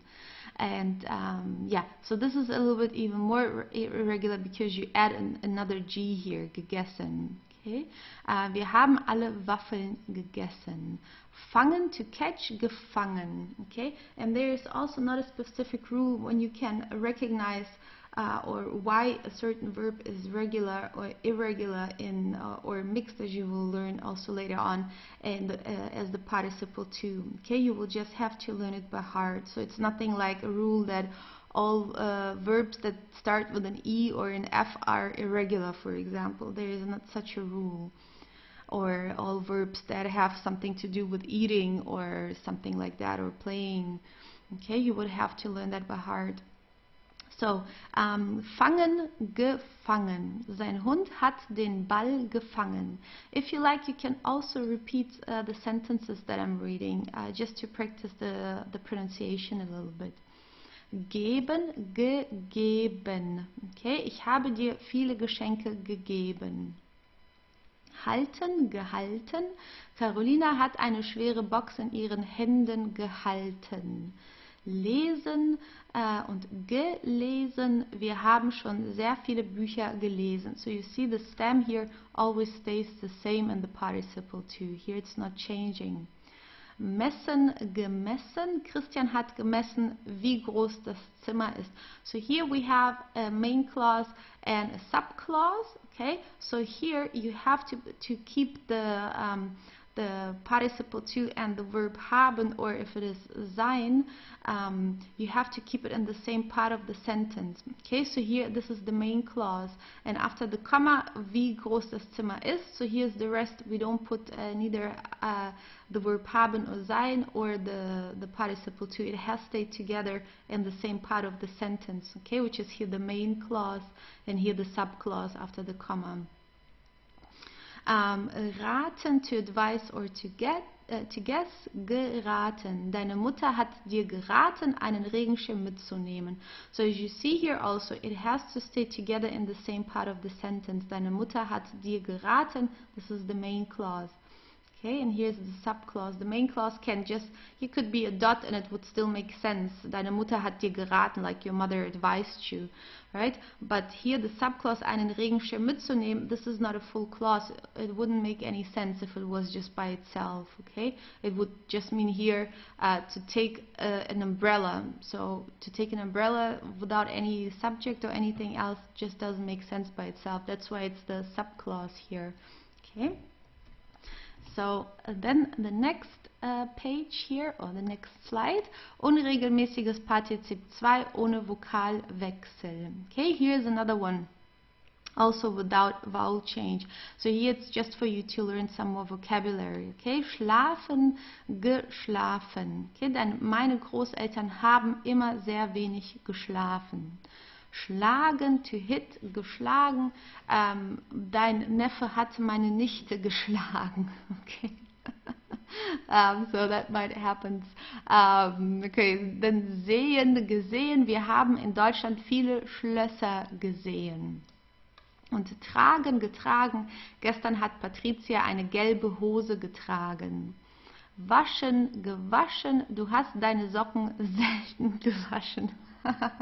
Okay, so I hope it will not smell too bad here. Okay, good. So that was the second video about the perfect tense, and there will be a last one. Okay, one more video about the perfect tense, and then you are through with that for now. Okay, so please study all the vocabulary, the participle twos, and the rules before you continue with the next part of the of the perfect videos, or the videos about the perfect tense. And dann wünsche ich dir noch viel Erfolg und Spaß, und wir sehen uns im nächsten Video. Tschüss. Hallo, das ist das letzte Video zu dem Thema Perfekt. So this is the last video about the perfect tense. And let's have a look at what we have here. So as you can see, unregelmäßiges Partizip 2 mit Vokalwechsel. Okay, so that are here irregular participle twos with the vowel change. So let's have a look at what that is. Okay, so here we have, as usual, the participle to that starts with the ge, then comes the stem, but in this case the vowel changes. Okay, so there are cases where it doesn't change. Most of the time it does, and then at the end comes an en here. Since it is irregular, you always have an en at the end. So let's have a look at some of them. They are more irregular participle twos that have a change in their vowel, but that are like the most important ones, and like the ones that you also often use when you speak. And so let's have a look at them. Okay, so here we have brechen, which means to break. So as you see here, the participle to changes to gebrochen. So brech changes to broch. Okay, so the vowel E changes to the vowel O here. Der Athlet hat sein Bein gebrochen, for example. Okay, he has broken his leg. Hat sein Bein gebrochen. So it's always here haben, and you have to put it on position 2. It's position 2, although here 2 words, maybe you would think it's position 3, but it counts like here der Athlet, it's position 1, because those 2 words here are talking about the subject. Okay, der Athlet, although it's an article, but it just belongs together. And then at the end comes the participle to. Gelten, gegolten. So you see here, Geld changes to Gold. The E changes to an O. Diese Regel hat früher nicht gegolten. Helfen changes to geholfen. Okay, helf to holf. Der Lehrer hat seinen Schülern geholfen. Nehmen, genommen. Now this is even more irregular, as you see. So it's not just that the vowel changes, but the H disappears, and then you have a double M here instead. Okay, this is quite irregular here, even more irregular than the normal irregular participle too. Wir haben etwas genommen. Schmelzen, to melt, changes to geschmolzen. Das Eis ist geschmolzen. The ice cream melted. Also, it could be ice could be ice cream, but ice could be just the ice. So we also use it, das Eis ist geschmolzen. For example, if there are two people who are seeing each other for the first time and then they start having a conversation, then we also say das Eis ist geschmolzen oder das Eis ist gebrochen. We also say like the ice is broken. This is how we also say it in German. But usually it's geschmolzen. Then sprechen, to speak, gesprochen. Diese Frau hat über dich gesprochen. Stechen changes to gestochen. Die Wespe hat Klaus gestochen. Sterben, to die, gestorben. Okay, sein Trainer ist gestorben. So you would just have kind of learn it by heart here. Okay, and treffen changes to getroffen. Wir haben uns gestern Nachmittag getroffen. If you like, of course, you can repeat the sentences just to getting used to the pronunciation and to practice that actually. Okay, you can always pause the video, for example. You can, of course, learn as you like, whenever and wherever and however, okay, with those online courses. So, werfen, to throw, changes to geworfen. Der Spieler hat den Ball geworfen. Okay, so please study this chart. There are a lot of words that you use or need when you speak. Then we have gemischtes Partizip 2, mixed participle 2. So it's called mixed because it has something from the regular and something from the irregular participle twos. So basically it is just another group of irregular participle two. So let's have a look at how that works. So here we have brennen, for example, and it changes to gebrannt. So you see the stem is changing, but at the end we have a T. Okay, so this is the irregular part because the vowel changes, but this is the regular part here because you have a T at the end instead of an EN. So it's not completely irregular, it's mixed. Okay, something from the irregular, something from the regular here. So bringen changes to gebracht. Der Kellner hat das Essen gebracht. Okay, denken und gedacht. Der Lehrer hat viel gedacht. Kennen und gekannt, wir haben viele Menschen gekannt. Und mögen changes to gemocht, ich habe früher Schokolade gemocht. Wissen, gewusst, diese Ärztin hat viel gewusst. Okay, wiss changes to wuss. So also please study this. We have more mixed participle twos, but this is like one of the important ones for the A1 level. Then here we have nicht trennbare Verben and Partizip 2. So I hope you remember the chapter that we in which we learned about the not separable and the separable verbs and what that are. So here we have some specific rules, of course, as it always is in the German language. So whenever you have a not separable verb, like here beginnen, right? You have here the prefix be, so that belongs to the group of the not separable verbs. So in this case here, you don't add the prefix ge as you have learned it so far for the participle twos. Okay, so you keep the prefix of the verb, it just stays there.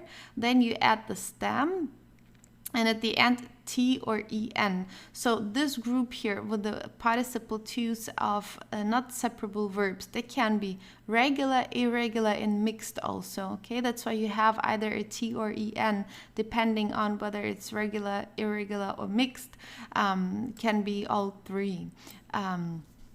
with those not separable verbs. So here you have beginnen and it changes to begonnen. So this one here is irregular. It's an irregular not separable verb in the participle too. So you keep the prefix be. Here the stem changes because it's irregular. Gin changes to gone, and then at the end you have an en, which is the irregular ending. Okay, das Spiel hat begonnen. Besuchen changes to besucht. So this one here, maybe you can think, is that regular, irregular, or mixed? In this case here, it is regular because the stem does not change and you have a T at the end. So Hannah hat ihren Bruder im Krankenhaus besucht. Erklären changes to erklärt. Sie hat es dir noch nie erklärt. Okay, so as you see here, this one is also regular. The stem does not change, it has a T at the end. Empfehlen changes to empfohlen. So what is this here? Regular, irregular, mixed? It is irregular, right? The stem changes and you have an en at the end. Geschehen, to happen. Geschehen in the participles two stays exactly the same. Nothing changes. Geschehen stays geschehen. So you have here the prefix ge for this verb here. The stem does not change and you have an en. So we have irregular verbs most of the time, as I told you, they change in their stem, the irregular verbs, but there are also some, a few, not too many, which just don't change in their stem, like this one here, geschehen. It's still irregular, but the stem is not changing. It would be regular if it was geschieht, for example, if there was a T at the end, but it does not work here with this verb. Okay, so you always just have this one version of the participle too. It cannot change to geschieht or geschot or anything. It's geschehen. This is fixed. Okay, this participle too does not change. Es ist nichts geschehen. Nothing happened. Gewinnen changes to gewonnen. Okay, it's irregular. Win changes to won. You have an en at the end. Du hast eine Auszeichnung gewonnen. Verdienen changes to verdient. This is irregular because the stem does not change and it has a T at the end. Jutta hat letztes Jahr viel Geld verdient. Vergessen, it stays vergessen as the participle too. Okay, so you see here also it's irregular because it has an en at the end and the stem stays the same, so it's one of the exceptions. Okay, just like geschehen, here it does not change. Vergessen, ich habe das total vergessen. I totally forgot that. Verlieren changes to verloren. It's also irregular. The stem changes. It has an en at the end. Susanne hat wieder ihre Schlüssel verloren. I know this one. So, verstehen changes to verstanden. Okay, also irregular. Ich habe nichts verstanden. I hope this is not what you're going to say after watching this chapter. Okay, you can say ich habe alles verstanden. I've understood everything. Okay, in case it is that you have not understood anything, like ich habe nichts verstanden, maybe you could watch this video again. Okay. So then we have this other group, trennbare Verben, Partizip 2. So I hope you remember the separable verbs, which means that you have to separate them once you start conjugating them. So the prefix comes at the end of the sentence in the normal case. Okay, here we have to form the participle 2 of the separable verbs. So this is a little bit special here. Okay, so you need to keep the prefix of the separable verb at the very beginning of the participle 2. Then you add the second participle, the second prefix ge, then comes the stem, and then comes a T or en at the end. So the stem either can be regular or irregular. So I mean the separable verbs, the participle 2 of the separable verbs, they can be, again, just as in the previous slide, they can be regular, irregular, or mixed. Okay, so it depends on whether they have a T or en at the end. So let's have a look at some examples. So aufmachen changes to aufgemacht. So you see you have first the prefix as here, it just stays at the beginning. Then after the prefix comes the second prefix, the ge for the participle to. Then you have the stem and then you have a T at the end, aufgemacht. Okay, so this one here is regular because the stem doesn't change and it has a T at the end. Der Verkäufer hat den Laden aufgemacht. Mitbringen, to bring with, mitgebracht. Okay, the stem here, as you see, is changing and it has a T at the end. What does that mean? It means that it's mixed, okay, because the stem is different and it has a T at the end. Mitgebracht. Ich habe die Zutaten mitgebracht. Anrufen, angerufen. So you see here, it almost stays exactly the same. You just have the G here after the first prefix. Angerufen. Der Chef hat Herrn Schneider angerufen. Aufstehen, to stand up or to get up, aufgestanden. Okay, Tobias ist spät aufgestanden. Good. So that was the last video about the perfect tense. Yeah, so please make sure that you really understand how this participle to is being constructed with the regular, irregular, and mixed, and also with those separable and not separable verbs. And okay, I know there is quite a few things to study and to learn with those 3 videos about the perfect tense, but as I've told you, we use the perfect tense when we speak, so it's actually very, very useful to study that because you will hear it a lot when you speak with Germans, especially with Germans who speak about the past. So, because most of the time we would use the perfect tense. Gut, dann viel Erfolg beim Lernen. I wish you lots of success studying. Und wir sehen uns im nächsten Video. Bye. Orientierung in der Stadt. Die Stadt. Die Großstadt. Das Dorf. Die Brücke. Die Tankstelle. Das Atomkraftwerk. Die Bank. Der Blumenladen. Das Blumengeschäft. Die Eisdiele. Das Eiscafé. Die Metzgerei. Die Spielwarenhandlung. Das Spielgeschäft. Die Werkstatt. Der Bauernhof. Der Stall. Das Tor.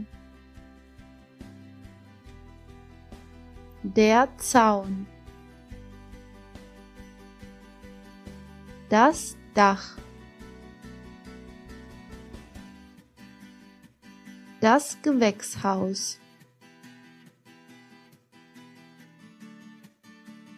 Die Eingangstür. Die Treppe. Der Balkon. Das Erdgeschoss.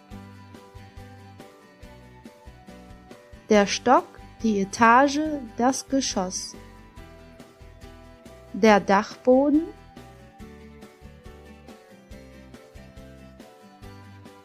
Der Schornstein.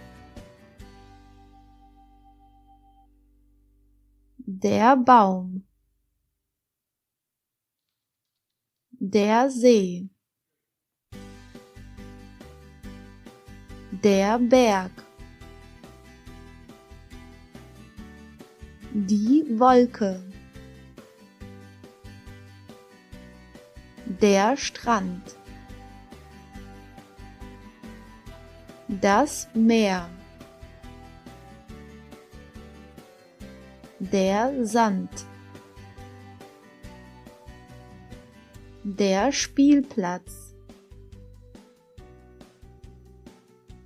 Die Wippe. Die Rutsche. Der Park. Die Bank. Der Weg. Die Straßenlaterne. Der Hügel. Der Himmel. Die Schule. Die Schülerin. Der Schüler. Die Telefonzelle. Das Theater. Die Feuerwehr. Das Feuerwehrauto, der Feuerwehrwagen. Das Feuer. Die Polizeistation, die Polizeiwache. Das Gefängnis. Die Mauer.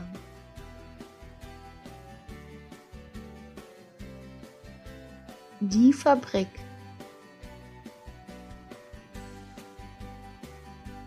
Die Burg.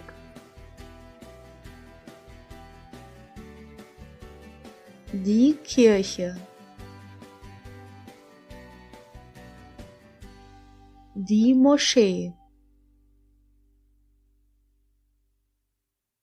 Die Bushaltestelle. Der Bahnhof.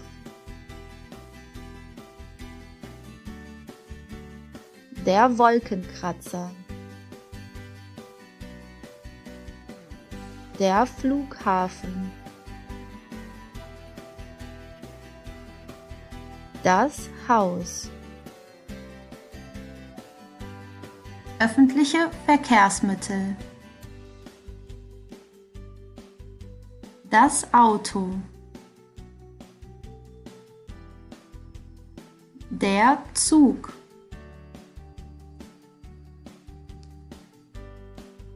Die Straßenbahn, die Tram.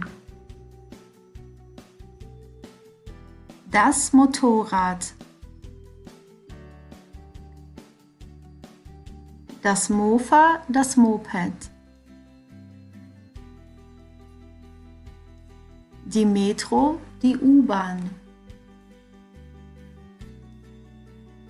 Der Hubschrauber. Das Flugzeug. Das Fahrrad. Der Bus. Die Wegbeschreibung.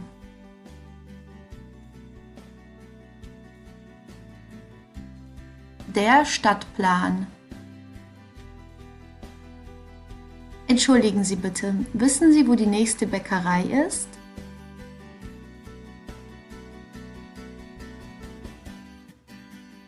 Ja, Sie müssen geradeaus laufen und an der ersten Ampel nach rechts, dann an der ersten Kreuzung nach links und dort werden Sie direkt eine Bäckerei sehen.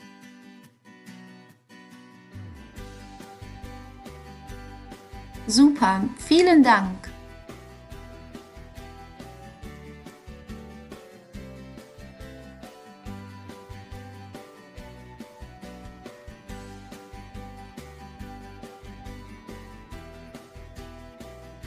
Hallo, in diesem Kapitel geht es das Präteritum. This chapter is about the Präteritum. It's also called imperfect in the German language. So this is very similar to the English simple past. You have learned already the perfect tense, which is more used for spoken language. Now Präteritum is used for written language. This is the main difference between these two, okay? So Präteritum, we don't use that so often when we speak. But let's have a look here. Die Erklärung, the explanation. So as I've just mentioned, we use it most of the time for written language, okay? And abgeschlossene Aktion in der Vergangenheit and also for completed action in the past. Okay, so if something is completely over, it has no influence on today, or it's not continuing anymore, then we use the Präteritum. Also when we speak, actually, if something is definitely over, you can also use that. Then aufeinanderfolgende Aktionen in der Vergangenheit, gesprochene Sprache, so consecutive actions in the past, then we would also use it in the spoken language. So let's say you witnessed an accident and then the police is asking you, so what happened? And so in this case you would have consecutive actions. For example, you can say like he got out of the car and called the police and so on. So there you would also use the Präteritum even though you're speaking.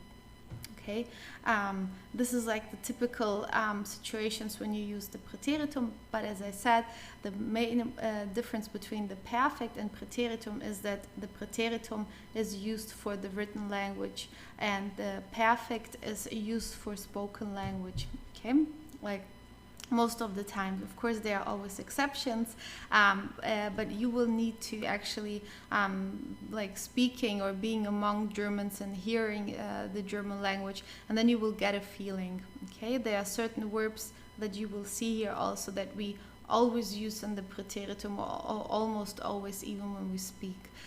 So let's have a look at here the construction, die Bildung. Okay. You see Bildung has an ung at the end, so do you know which gender it is? It is female, okay? Ung is a typical female ending. So here we have regelmäßige Verben, so regular verbs, and how to construct the regular verbs.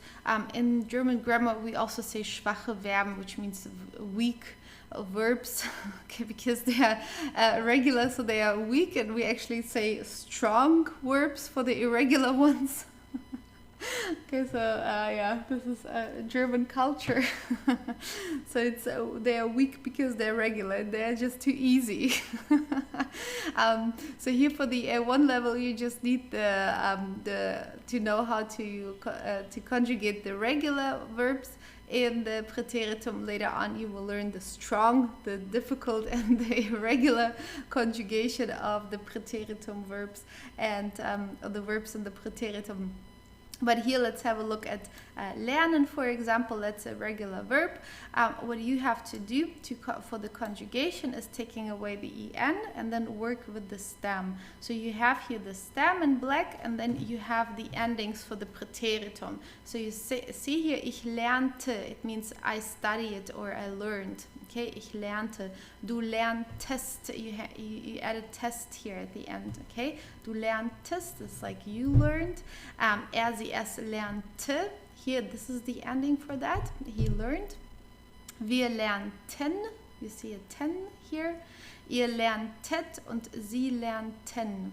Okay, sie also, if it was formal, when you talk to somebody in the formal way, to one or several people, of course, then it would be the same conjugation as here, as this one.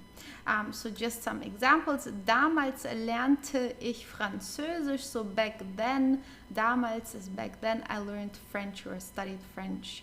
Letztes Jahr lernte nicht. Last year he didn't study. Okay, so this is over. It has no effect on today. Letztes Jahr is last year, and he didn't study last year, but this year he is. So this is then in the Präteritum, it's over. Okay, just as here, damals, back then, it was like that. Maybe not now anymore. So good. And then we have those two verbs, Hilfsverben, we also call them. We use haben to have and sein to be, actually almost always in the Präteritum when we speak. Okay, although we usually use the perfect for spoken language, but these two verbs we actually almost always use in the Präteritum. Okay, so here they are irregular, but here in this chapter, in this in the A1 level, we are just going to learn these two in the Präteritum. So I will read them and you can repeat. Okay, ich hatte, du hattest.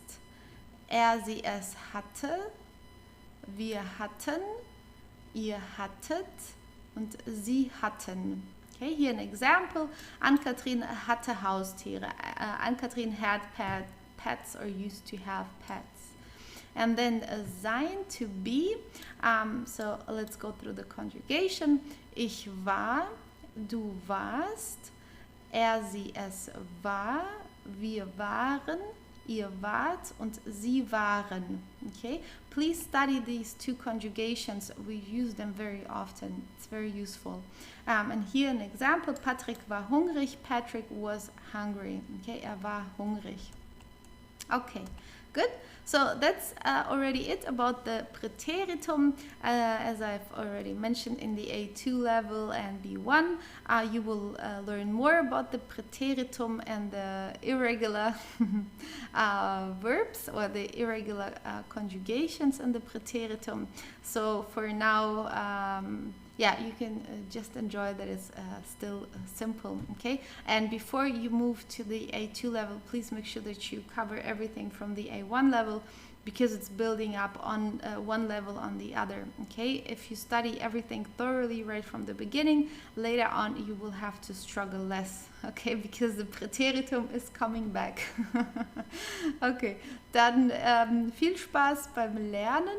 Enjoy studying and ja, bis zum nächsten Mal. Tschüss. Die Wohnungssuche.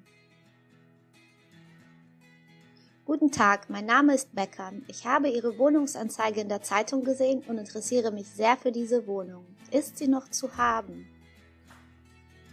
Guten Tag, Frau Becker. Hier spricht Andrea Land. Welche Wohnung meinen Sie genau? Wir bieten mehrere an. Die 3-Zimmer-Wohnung in der Goethestraße 5 im 3. Stock.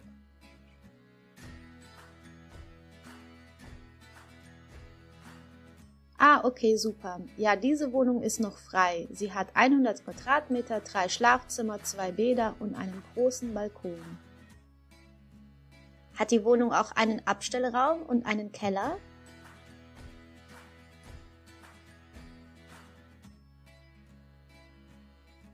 Ja, natürlich. Der Keller ist 10 Quadratmeter groß. Ihnen stehen auch 2 Parkplätze zur Verfügung. Was für einen Boden hat sie?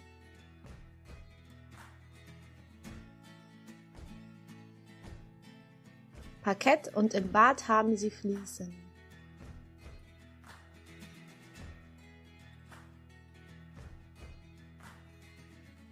Klasse. Können wir einen Besichtigungstermin ausmachen?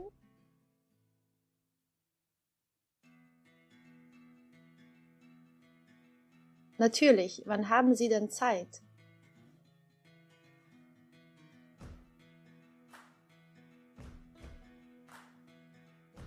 Morgen Nachmittag um 15 Uhr. Passt Ihnen das?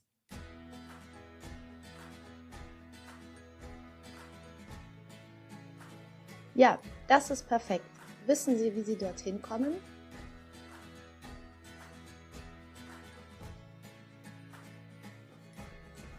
Ja, die Wohnung ist nur 2 Minuten zu Fuß von uns entfernt.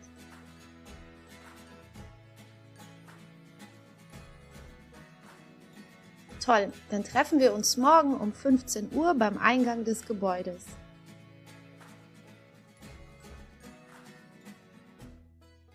Spitze, ich freue mich. Dann bis morgen und noch einen schönen Tag.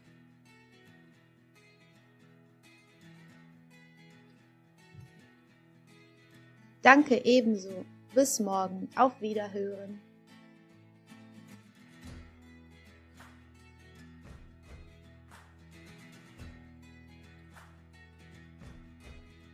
Hallo, in diesem Kapitel geht es um den Komparativ. Also Komparativ auf Englisch ist the comparative. Und wie du schon hier auch im Englischen siehst, es geht um Vergleiche. So here it is about comparisons. So let's have a look at this chart here. As you see, we have here Positiv, Komparativ und Superlativ. So we have three forms in order to compare something. It is the same in the English language. It's just that we do it a little bit different, of course, in German. So let's start with the word gut. Gut here here the red part means good or well in English. And then here the first example in the positive form, it is du kochst gut. Okay, it's just you cook well. In German we don't have this difference between good and well. We just say gut in both cases. Okay, there is a difference in English and German. There isn't. It's just one word for both. So you see here, du kochst gut, you cook well. That's the positive form. So here we're not comparing. It's just just a sentence here without comparison.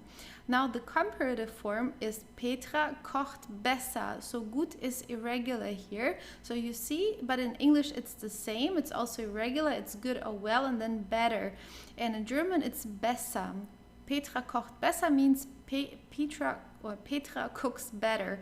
Okay, that's the comparative form. So she could be that she's cooking better than you here, or I, or whoever in this case. Okay, and then the superlative form. Here is Jana kocht am besten. So Jana cooks best, or she cooks the best. Okay, it's am besten. That's the superlative. It means it's like let's say the top, the best of all. Okay, so good, better, and the best. So this is the positive, comparative, and the superlative form. Okay, so let's have a look at more. So here we're starting with the irregular ones actually, but we use them very often. Okay, so gern means gladly or like doing something. This is gern. Okay, so for example, if you say ich jogge gerne, it means I like jogging. But gerne is not a verb like here in English, the like. Okay, it just means I gladly jog, although you would not say it in English this way, but this is the German way of saying that. So ich jogge gerne actually means I like jogging. Okay, and then we have sie joggt lieber. She likes jogging more. She rather jogs. It could mean both. Okay, sie joggt lieber. So either it's the comparative form, like she likes jogging more than somebody else, or it just could mean she rather jogs, sie joggt lieber, she rather jogs instead of sitting at home, for example. So could be both here. Okay, so gern, lieber. And then the superlative form is ich spiele am liebsten Tennis. I like playing tennis the most. Okay, am liebsten. So you see here it's always the am at the beginning. Okay, and at the end we have sten, am liebsten, am besten. You will see more examples. Okay, so gerne, we also say it, for example, if somebody says danke, or like thank you, and you can answer bitte, which we often say. You can also answer gerne. We often do this also, just saying instead of bitte for you are welcome, we also often say gerne, like it was a pleasure to help or to do this and that. This is kind of what it means. Okay. Then the next one is viel or viele. I hope you remember the difference between those two. Actually, it's written down here. Okay, so viele is many, viel is much. Viele is something you can count, und viel is something which is not countable. Okay, ich habe viel Hunger. I have a lot of hunger. Okay, ich habe viel Hunger. This is something you cannot count. Hier sind viele Leute, here are many people. Okay, so this is the positive form. We're not comparing anything here. And then we have the comparative form. It would be du hast mehr Hunde, you have more dogs. Oder dort sind mehr Leute, there are more people. Okay, so mehr, this is the comparative form. Viel, viele, and mehr. For both cases we use mehr. For viel and for viele. Then we have Jens hat am meisten Hunger. So Jens has the most hunger, or hungry is the most hungry. Okay, so Jens hat am meisten Hunger, most of all. Or here in this case you can also say, in dieser Stadt sind am meisten Leute oder sind die meisten Leute, like the most people, sind die meisten Leute, like let's say they're living the most people. Okay, in dieser Stadt sind die meisten Leute oder sind am meisten Leute. Okay, both work here. So this is like the superlative, the maximum, let's say. Okay, so that is just for you to learn some important words here in the comparative and superlative form. Then we have here adjectives and adverbs. So just as you saw in the page before, but this one is here regular, or let's say like the typical way how we do it. So schön is nice and or beautiful. As you see here, dieses Zimmer ist schön, and the comparative form is mein Zimmer ist schöner. So what you do is just hanging an er at the end. It's actually exactly the same as in English. So here you have the nicest, this room is nice, and my room is nicer. You see, in English you also have this er at the end for the comparative form, so that is actually a help. And then we have dein Zimmer ist am schönsten, your room is the nicest, so we always use am for the superlative form, and then we add sten at the end. Okay, am schönsten, you have schön, here you have this adjective, and then you add sten at the end. Okay, it's the nicest, the superlative form. Schlau means smart or intelligent. Kerstin ist schlau. Laura ist schlauer. So you see you're adding an er. Und Nina ist am schlausten. Nina is the smartest. Okay, so schlau, and then you see you hang the sten at the end. And again, this is the superlative form. Then the next is schnell, which means fast. Du läufst schnell. Okay, you walk fast. Läuft schneller. Er again. Und Patrick läuft am schnellsten. You have sten here again at the end, as you see. Okay, so this is how we form the comparative and comparative and superlative form. So this is what you need to keep in mind. Comparative er, and here this one sten at the end. Good. Then we have here Umlaut, sehr oft bei einsilbigen Adjektiven und Adverbien. So very often with monosyllabic adjectives and adverbs. Maybe you remember this, we have seen something similar for the plural forms, like monosyllabic nouns in the plural form often also have an umlaut, like die Hand, the hand, and the plural is die Hände, or die Maus, in the plural it's die Mäuse. Okay, this is something similar here, but in this case it's not about the plural, it's about the comparative and superlative form. So whenever the adjective or the adverb ends with d, t, s, or z, we add esten. So not just sten, as you have seen here. We just had sten. In these cases, you add esten with an additional e. It's again just for the pronunciation. Okay, maybe you remember this similar rule also for verbs that have a t or a d at the end of the stem. You also need to add an additional e for the conjugation of certain personal pronouns. Okay, so here it is repeating again. Okay, because it's for the pronunciation, it's just easier than to say those words. So we have here alt for old, and then the comparative form is älter. You see the a is changing to an a umlaut because it's a monosyllabic adjective here. So alt, älter, und am ältesten, it has a t at the end. That's why we have to add esten here. Am ältesten. Then we have am Der Arm means the arm as a noun, and Arm here as an adjective means poor. Okay, Arm also monosyllabic, so we add an A umlaut here. Am ärmer, am ärmsten. Here we have an M at the end, not a D, T, S, or Z, so that's why we just have a sten here at the end. Am ärmer, am ärmsten.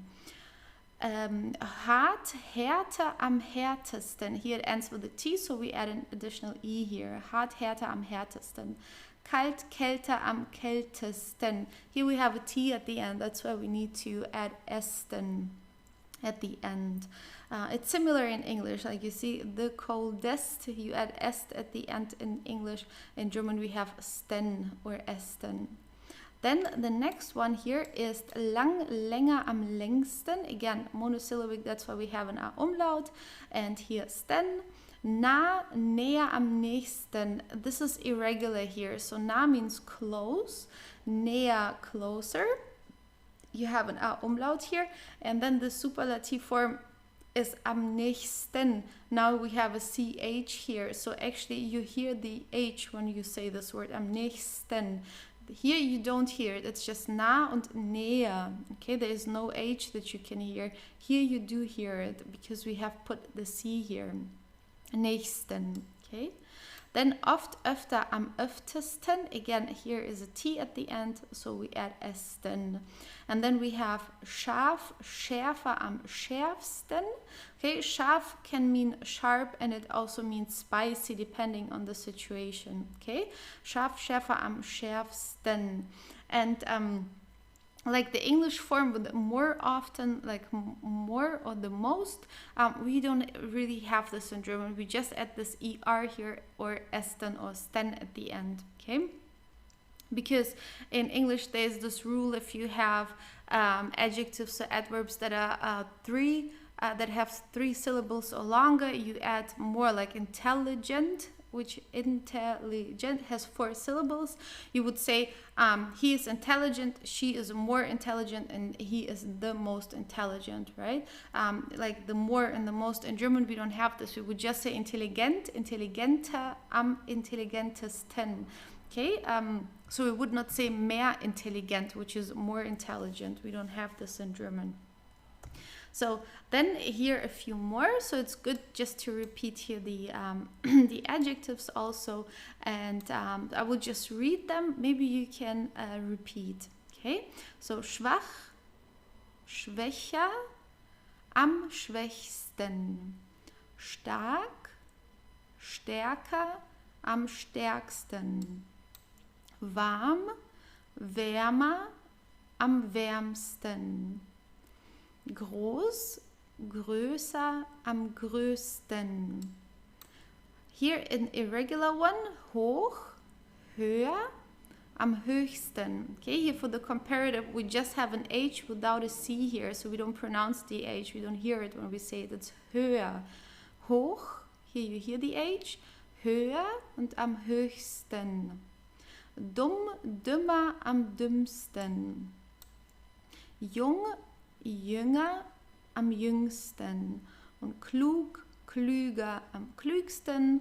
Und kurz, kürzer, am kürzesten. Here it ends with a Z, so we have to say kürzesten here with esten at the end. Okay, good. And then here, the last page, here we have the symbol, das Gleichzeichen, in German Gleichzeichen. This is if we compare something and both are the same, and here we have like either it's more or less, better or worse, and so on. Okay, so let's have a look at this one here. Ich tanze genauso gerne wie du. Okay, it means I like dancing as much as you. So this as much as in German is genauso wie. Okay, ich tanze genauso gerne wie du. Genauso gerne. Okay, gerne, as you hopefully remember, means that you like doing something, right? So genauso gerne wie du. Tanja hat genauso viele Bücher wie Lea. Okay, Tanja has as many books as Lea. So genauso wie is this as in English. Genauso viele Bücher wie Lea. She has as many books as Lea. Lars ist genauso schnell wie Julia. Lars is as fast as Julia. Genauso wie. Okay? So, and then here, Andreas spielt besser Fußball als Philipp. So Andreas plays better soccer than. So here this better than is besser als. This als is then. Okay, als has also other meanings, but for now let's just focus on here on the comparative form. Okay, Andreas spielt besser Fußball als Philipp. Dein Haus ist größer als sein Haus. Okay, your house is bigger than his house. Größer als. Sein Hamster ist kleiner als ihr Hamster. His hamster is smaller than her hamster. Okay, luckily here the sentence structure is the same as in English. So as you see also here, Andreas spielt besser Fußball als Philipp. Andreas plays better soccer than Philipp. It's exactly the same sentence structure here with those comparative sentences. Okay, this makes life much easier, I would say, because here you don't have to think too much about where to put the object, or is there object or not. It's the same as in English here, the sentence structure. Okay, and yeah, and here also, right here you have exactly the same structure in those sentences. Good. So please learn all the adjectives that you have learned here and the forms for the comparative. It will be even more important in the A2 level. But of course, it's good if you study this now already, then you have less work later on. And because there will be, of course, more new subjects in the A2 level. So ja, viel Erfolg beim Lernen und wir sehen uns und hören uns im nächsten Video. Tschüss!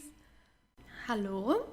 In diesem Kapitel geht es um den Komparativ. Also Komparativ auf Englisch ist the comparative.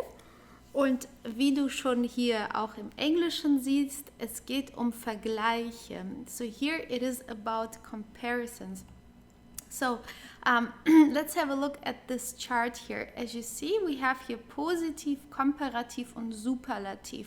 So we have three forms in order to compare something. It is the same in the English language. It's just that we do it a little bit different, of course, in German.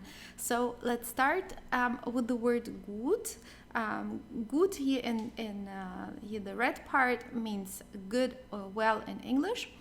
And then here the first example in the positive form, it is du kochst gut. Okay, it's just you cook well. In German we don't have this difference between good and well. We just say gut in both cases. Okay, there is a difference in English and German. There isn't. It's just one word for both. So you see here, du kochst gut, you cook well. That's the positive form. So here we're not comparing. It's just just a sentence here without comparison.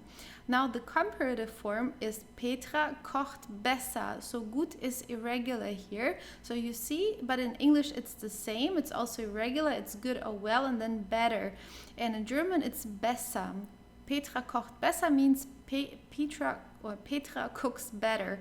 Okay, that's the comparative form. So she could be that she's cooking better than you here, or I, or whoever in this case. Okay, and then the superlative form. Here is Jana kocht am besten. So Jana cooks best, or she cooks the best. Okay, it's am besten. That's the superlative.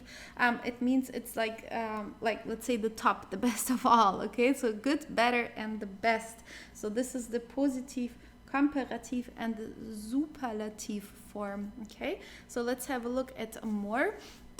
So here we're starting with the irregular ones actually, but we use them very often. Okay, so gern means gladly or like doing something. This is gern. Okay, so for example, if you say ich jogge gerne, it means I like jogging. But gerne is not a verb like here in English, the like. Okay, it just means I gladly jog, although you would not say it in English this way, but this is the German way of saying that. So ich jogge gerne actually means I like jogging. Okay, and then we have sie joggt lieber. She likes jogging more. She rather jogs. It could mean both. Okay, sie joggt lieber. So either it's the comparative form, like she likes jogging more than somebody else, or it just could mean she rather jogs, sie joggt lieber, instead of, she rather jogs instead of sitting at home, for example. So could be both here. Okay, so gern, lieber. And then the superlative form is ich spiele am liebsten Tennis. I like playing tennis the most, okay? Am liebsten. So you see here, it's always the am at the beginning, okay? And at the end we have sten, am liebsten, am besten.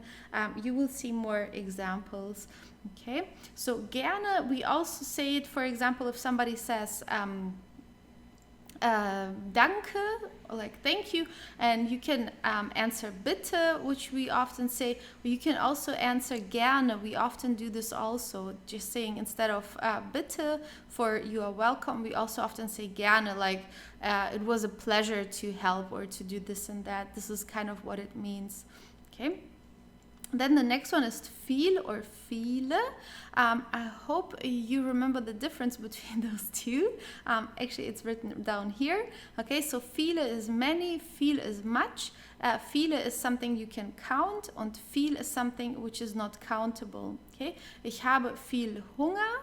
I have a lot of hunger. Okay, ich habe viel Hunger. This is something you cannot count. Hier sind viele Leute, here are many people, okay? So this is the positive form, we're not comparing anything here.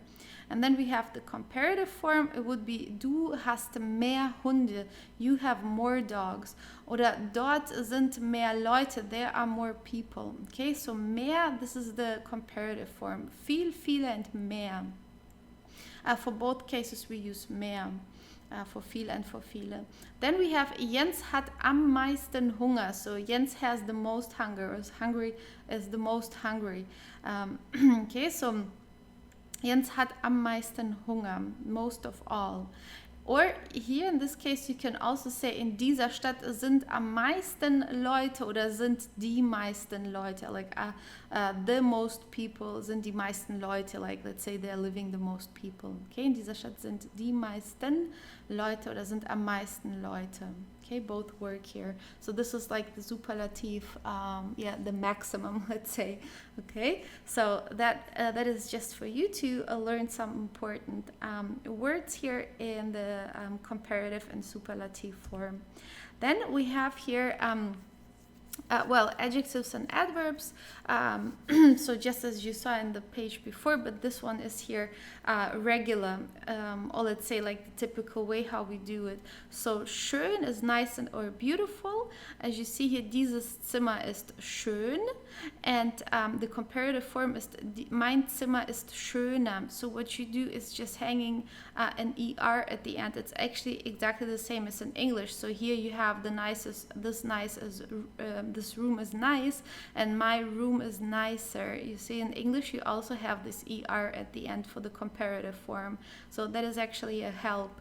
And then we have dein Zimmer ist am schönsten. Your room is the nicest. So we always use am for the superlative form.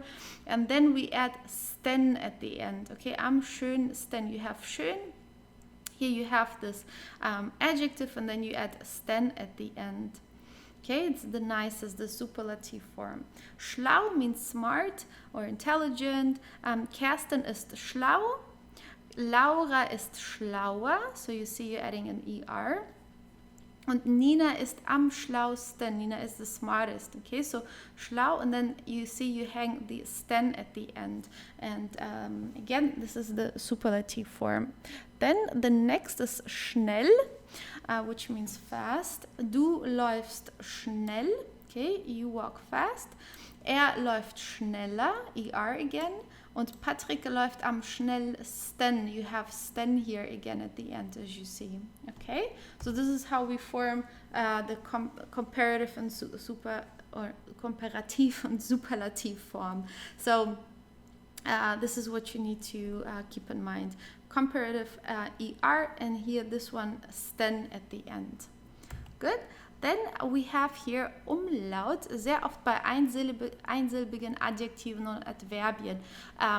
So very often with monosyllabic adjectives and adverbs. Maybe you remember this, we have seen something similar for the plural forms, like monosyllabic nouns in the plural form often also have an A umlaut, like die Hand, the hand, and the plural is die Hände, or die Maus, in the plural it's die Mäuse. Okay, this is something similar here, but in this case it's not about the plural, it's about the comparative and superlative form. So whenever the adjective or the adverb ends with D, T, S, or Z, we add esten. So not just sten, as you have seen here. We just had sten. In these cases, you add esten with an additional E. It's again just for the pronunciation. Okay, maybe you remember this similar rule also for verbs that have a T or a D at the end of the stem. You also need to add an additional E for the conjugation of certain personal pronouns. Okay, so here it is repeating again. Okay, because it's for the pronunciation, it's just easier than to say those words. So we have here alt for old, and then the comparative form is älter. You see the A is changing to an A umlaut because it's a monosyllabic adjective here. So alt, älter, und am ältesten, it has a T at the end, that's why we have to add esten here, am ältesten. Then we have arm. Der Arm means the arm as a noun, and Arm here as an adjective means poor. Okay, Arm also monosyllabic, so we add an A umlaut here. Am ärmer, am ärmsten. Here we have an M at the end, not a D, T, S, or Z, so that's why we just have a sten here at the end. Am ärmer, am ärmsten. Hart, härter, am härtesten. Here it ends with a T, so we add an additional E here. Hart, härter, am härtesten. Kalt, kälter, am kältesten. Here we have a T at the end, that's why we need to add esten at the end. It's similar in English, like you see the coldest, you add est at the end in English. In German we have sten or esten. Then the next one here is lang, länger, am längsten. Again, monosyllabic, that's why we have an A umlaut. And here sten. Nah, näher, am nächsten. This is irregular here. So nah means close, näher, closer. You have an A umlaut here. And then the superlative form is am nächsten. Now we have a CH here. So actually you hear the H when you say this word, am nächsten. Here you don't hear it, it's just nah und näher. Okay, there is no H that you can hear. Here you do hear it because we have put the C here. Nächsten. Okay. Then oft, öfter, am öftesten. Again, here is a T at the end, so we add esten. And then we have scharf, schärfer, am schärfsten. Okay, scharf can mean sharp and it also means spicy depending on the situation. Okay, scharf, schärfer, am schärfsten. And like the English form with more often, like more or the most, we don't really have this in German. We just add this ER here or esten or sten at the end, okay? Because in English there's this rule, if you have adjectives or adverbs that are that have 3 syllables or longer, you add more, like intelligent, which intelligent has 4 syllables. You would say he is intelligent, she is more intelligent, and he is the most intelligent, right? Like the more and the most. In German we don't have this. We would just say intelligent, intelligenter, am intelligentesten. Okay, so we would not say mehr intelligent, which is more intelligent. We don't have this in German. So then here a few more, so it's good just to repeat here the the adjectives also, and I will just read them, maybe you can repeat. Okay, so schwach, schwächer, am schwächsten, stark, stärker, am stärksten, warm, wärmer, am wärmsten.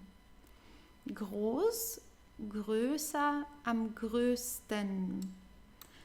Here an irregular one, hoch, höher, am höchsten. Okay, here for the comparative, we just have an H without a C here, so we don't pronounce the H, we don't hear it when we say it. It's höher.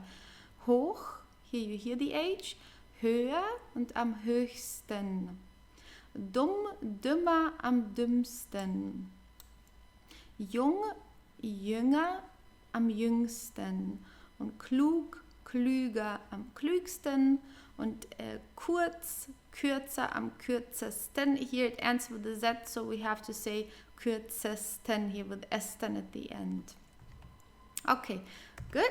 And then here, the last page, here we have the symbol, das Gleichzeichen, in German Gleichzeichen.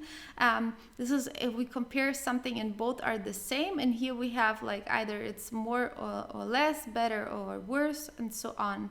Okay, so let's have a look at this one here. Ich tanze genauso gerne wie du. Okay, it means I like dancing as much as you. So this as much as in German is genauso wie. Okay, ich tanze genauso gerne wie du. Genauso gerne. Okay, gerne, as you hopefully remember, means that you like doing something, right? So genauso gerne wie du. Tanja hat genauso viele Bücher wie Lea. Okay, Tanja has as many books as Lea. So genauso wie is this as in English. Genauso viele Bücher wie Lea. She has as many books as Lea. Lars ist genauso schnell wie Julia. Lars is as fast as Julia. Genauso wie. Okay? So, and then here, Andreas spielt besser Fußball als Philipp. So Andreas plays better soccer than. So here this better than is besser als. This als is then. Okay, als has also other meanings, but for now let's just focus on here on the comparative form. Okay, Andreas spielt besser Fußball als Philipp. Dein Haus ist größer als sein Haus. Okay, your house is bigger than his house. Größer als. Sein Hamster ist kleiner als ihr Hamster. His hamster is smaller than her hamster. Okay, luckily here the sentence structure is the same as in English. So as you see also here, Andreas spielt besser Fußball als Philipp.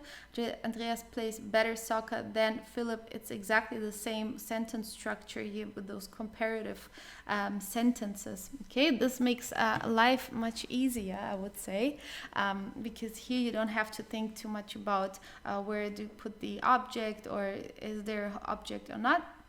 It's the same as in English here, the sentence structure. Okay, and yeah, and here also, right, here you have exactly the same structure in those sentences. Good. So please learn all the adjectives that you have learned here and the forms for the comparative. It will be even more important in the A2 level. But of course, it's good if you study this now already, then you have less work later on. And because there will be, of course, more new subjects in the A2 level. So ja, viel Erfolg beim Lernen und wir sehen uns und hören uns im nächsten Video. Tschüss! Hallo und willkommen zu diesem Kapitel. Hier geht es um den Konjunktiv 2. Ich werde in diesem Video nur auf Deutsch sprechen, okay, damit du dich an die deutsche Sprache gewöhnst. Und ja, der Konjunktiv 2 existiert auch in der englischen Sprache, okay. Und wann wenden wir den Konjunktiv 2 an. Das benutzen wir, um Wünsche, Träume, Fantasien auszudrücken und wir benutzen das, um Höflichkeit auszudrücken. Das benutzen wir sehr oft, wenn wir höflich sein wollen. Und das ist im Englischen der gleiche Fall. Also, wir haben hier das Wort würden. Okay, im Englischen ist das would und wir benutzen das, um höflich zu sein. Also, ich lese dir mal die Konjugation vor. Vielleicht kannst du das wiederholen. Ich würde, du würdest, er, sie, es würde, wir würden, ihr würdet und sie würden. Okay? Also hier haben wir zum Beispiel den Satz, ich würde gerne ein Glas Wasser trinken. Also hier siehst du im Englischen den Satz, ich würde gerne. Du kannst gerne oder auch gerne sagen mit E am Ende. Beides benutzen wir. Okay? Hat die gleiche Bedeutung. Oder ich würde gerne etwas bestellen. Etwas heißt hier something. Ich würde gerne etwas bestellen. Das kannst du zum Beispiel im Restaurant sagen. Das ist eine sehr höfliche Art und so sagen wir das normalerweise auf Deutsch.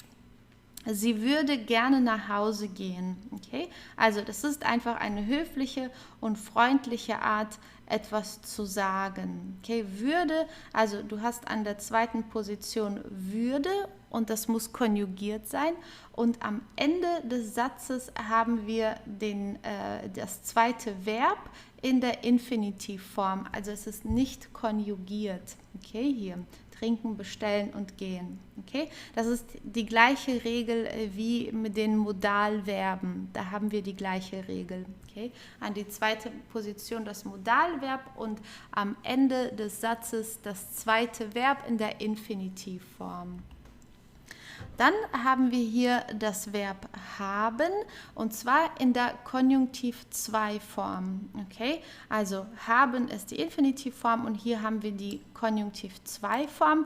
Das benutzen wir auch, um Träume oder Wünsche auszudrücken und auch um etwas Höfliches zu sagen oder auf eine höfliche Art und Weise. Also ich hätte, du hättest, er, sie, es hätte, wir hätten, ihr hättet und sie hätten. Okay? Also ich hätte gerne eine Pizza. Das sagen wir zum Beispiel, wenn wir etwas im Restaurant bestellen, dann sagen wir, ich hätte gerne eine Pizza, ich hätte gerne einen Salat, ich hätte gerne einen Saft zum Beispiel. Okay? Ich hätte gerne. Du musst das zusammen mit dem gerne sagen. Also wenn du einfach nur sagst, ich hätte eine Pizza, dann wäre das auf Englisch I would have a pizza. Deswegen musst du gerne hinzufügen. Ich hätte gerne eine Pizza. Okay? Das ist übrigens auch das Gleiche bei würde. Okay? Du musst das gerne hinzufügen. Wenn du nur sagst, ich würde ein Glas Wasser trinken, dann heißt das I would drink a glass of water. If you want to say wenn du sagen möchtest, I would like to drink, dann müsstest du sagen, ich würde gerne ein Glas Wasser trinken, okay? Oder ich würde gerne bestellen, I would like to order. Wenn du nur sagst, ich würde bestellen, dann heißt das I would order, okay? Und hier ist das Gleiche, also würde gerne, okay? Das ist für die höfliche Form. Genauso hier mit hätte gerne. Ich hätte gerne ein Stück Kuchen, okay? Da muss das gerne mit dazu. Ich hätte ein Stück Kuchen, wäre dann nicht komplett. Das würde einfach bedeuten, I would have a piece of cake. Gut, dann haben wir hier mögen. Mögen ist ein Modalverb. Im Konjunktiv 2 für die höfliche Form zum Beispiel oder für Wünsche haben wir hier eine andere Konjugation und das ist ich möchte. Das ist die Konjunktiv 2 Form. Ich möchte, du möchtest, er, sie, es möchte, wir möchten, ihr möchtet und sie möchten. Also zum Beispiel, ich möchte ein Ticket kaufen, I would like to buy a ticket. Okay, ich möchte. Möchte means would like to. Das ist hier alles zusammen, ich möchte. Du kannst auch sagen, ich möchte gerne ein Ticket kaufen. Du kannst hier gerne hinzufügen, aber es ist nicht nötig. Okay, bei diesem Verb möchte, da ist schon eigentlich das gerne mit dabei, aber du kannst es noch hinzufügen, wenn du willst. Laura möchte etwas trinken, wie du hier siehst. Du kannst auch sagen, Laura möchte gerne etwas trinken oder Laura möchte etwas trinken. Das ist hier ausreichend. Okay, also das war das Kapitel zum Konjunktiv 2. Okay, für das A1-Niveau hast du hier die wichtigsten Formen gelernt. Später Auf dem B1-Niveau wirst du noch mehr zum Konjunktiv 2 lernen. Das Wichtigste für jetzt ist das, was du hier gesehen hast, vor allem um etwas höflich auszudrücken, wie zum Beispiel in einem Restaurant etwas zu bestellen. Das wäre super, wenn du hier den Konjunktiv 2 benutzt. Okay, wie ich möchte gerne etwas bestellen, ich möchte gerne Mineralwasser trinken und so weiter. Okay, also dann danke fürs Zusehen und ich hoffe, es war verständlich und dann hören und sehen wir uns im nächsten Kapitel. Tschüss! Hallo, in diesem Video schauen wir uns die Kurzgeschichte Zwei Mönche an. Und zwar werde ich dir zuerst die Kurzgeschichte vorlesen. So kannst du dein Hörverstehen üben. Und dann werde ich dir einige Aufgaben geben.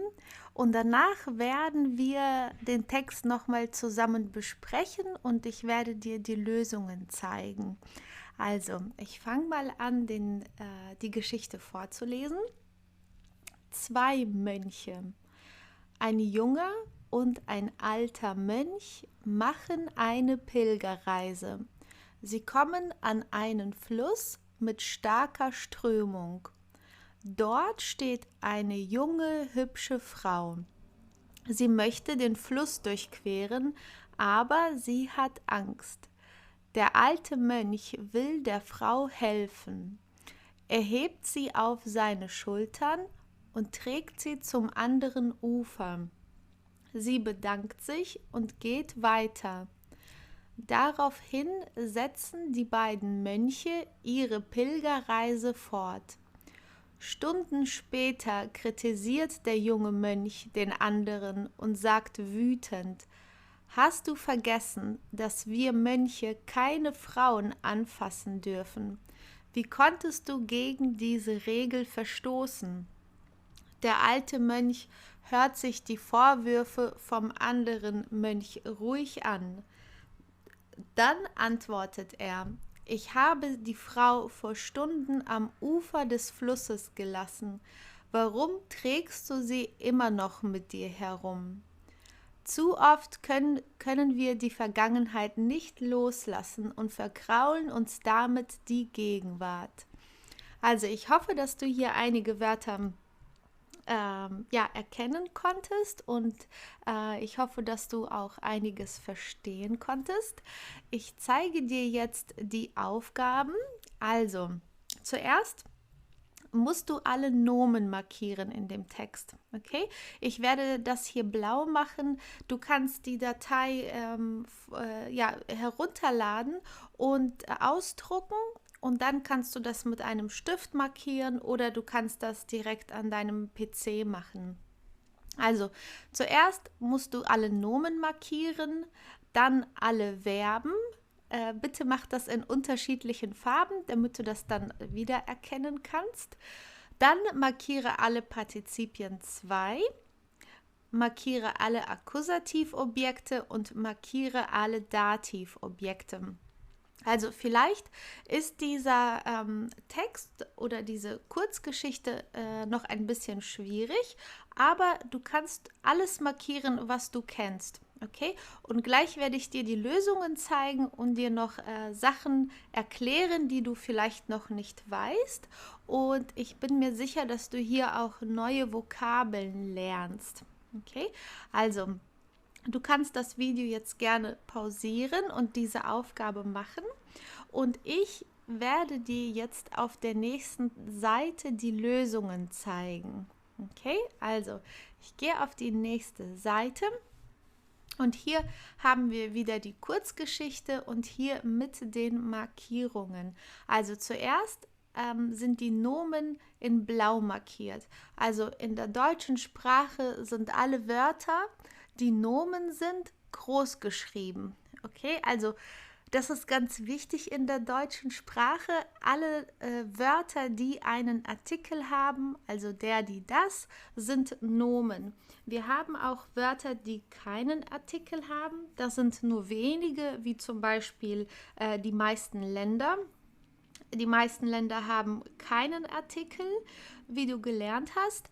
Aber zum Beispiel Deutschland ist trotzdem ein Nomen, auch wenn es keinen Artikel hat. Aber alle Nomen müssen groß geschrieben werden. Also hier siehst du Mönche, also das sind die Mönche, im Singular ist das der Mönch. Es wäre super, wenn du dir jetzt auch diese Vokabeln aufschreibst mit der Übersetzung in deine Sprache. Dann hast du eine Vokabelliste hier. Dann haben wir hier die Pilgerreise. Also das Wort ist hier halb rot, halb blau, weil es hier ein Akkusativobjekt ist und ein Nomen. Also nur damit du das weißt, das wirst du hier öfters antreffen. Also Pilgerreise, das ist die Pilgerreise. Okay, das ist ein Kompositor hier. Also hier haben wir das Wort Reise. Okay, und der Pilger, das ist dann eine Person, die pilgert. Und das ist die Pilgerreise. Dann haben wir hier Fluss, der Fluss. Die Strömung, das ist ein feminines Nomen, weil wir hier die Endung ung haben. Ung ist eine typische feminine Endung. Frau, die Frau, dann wieder der Fluss und hier die Angst. Wieder der Mönch, die Frau, die Schultern, das ist hier im Plural seine Schultern. Wenn das im Singular ist, dann ist es die Schulter.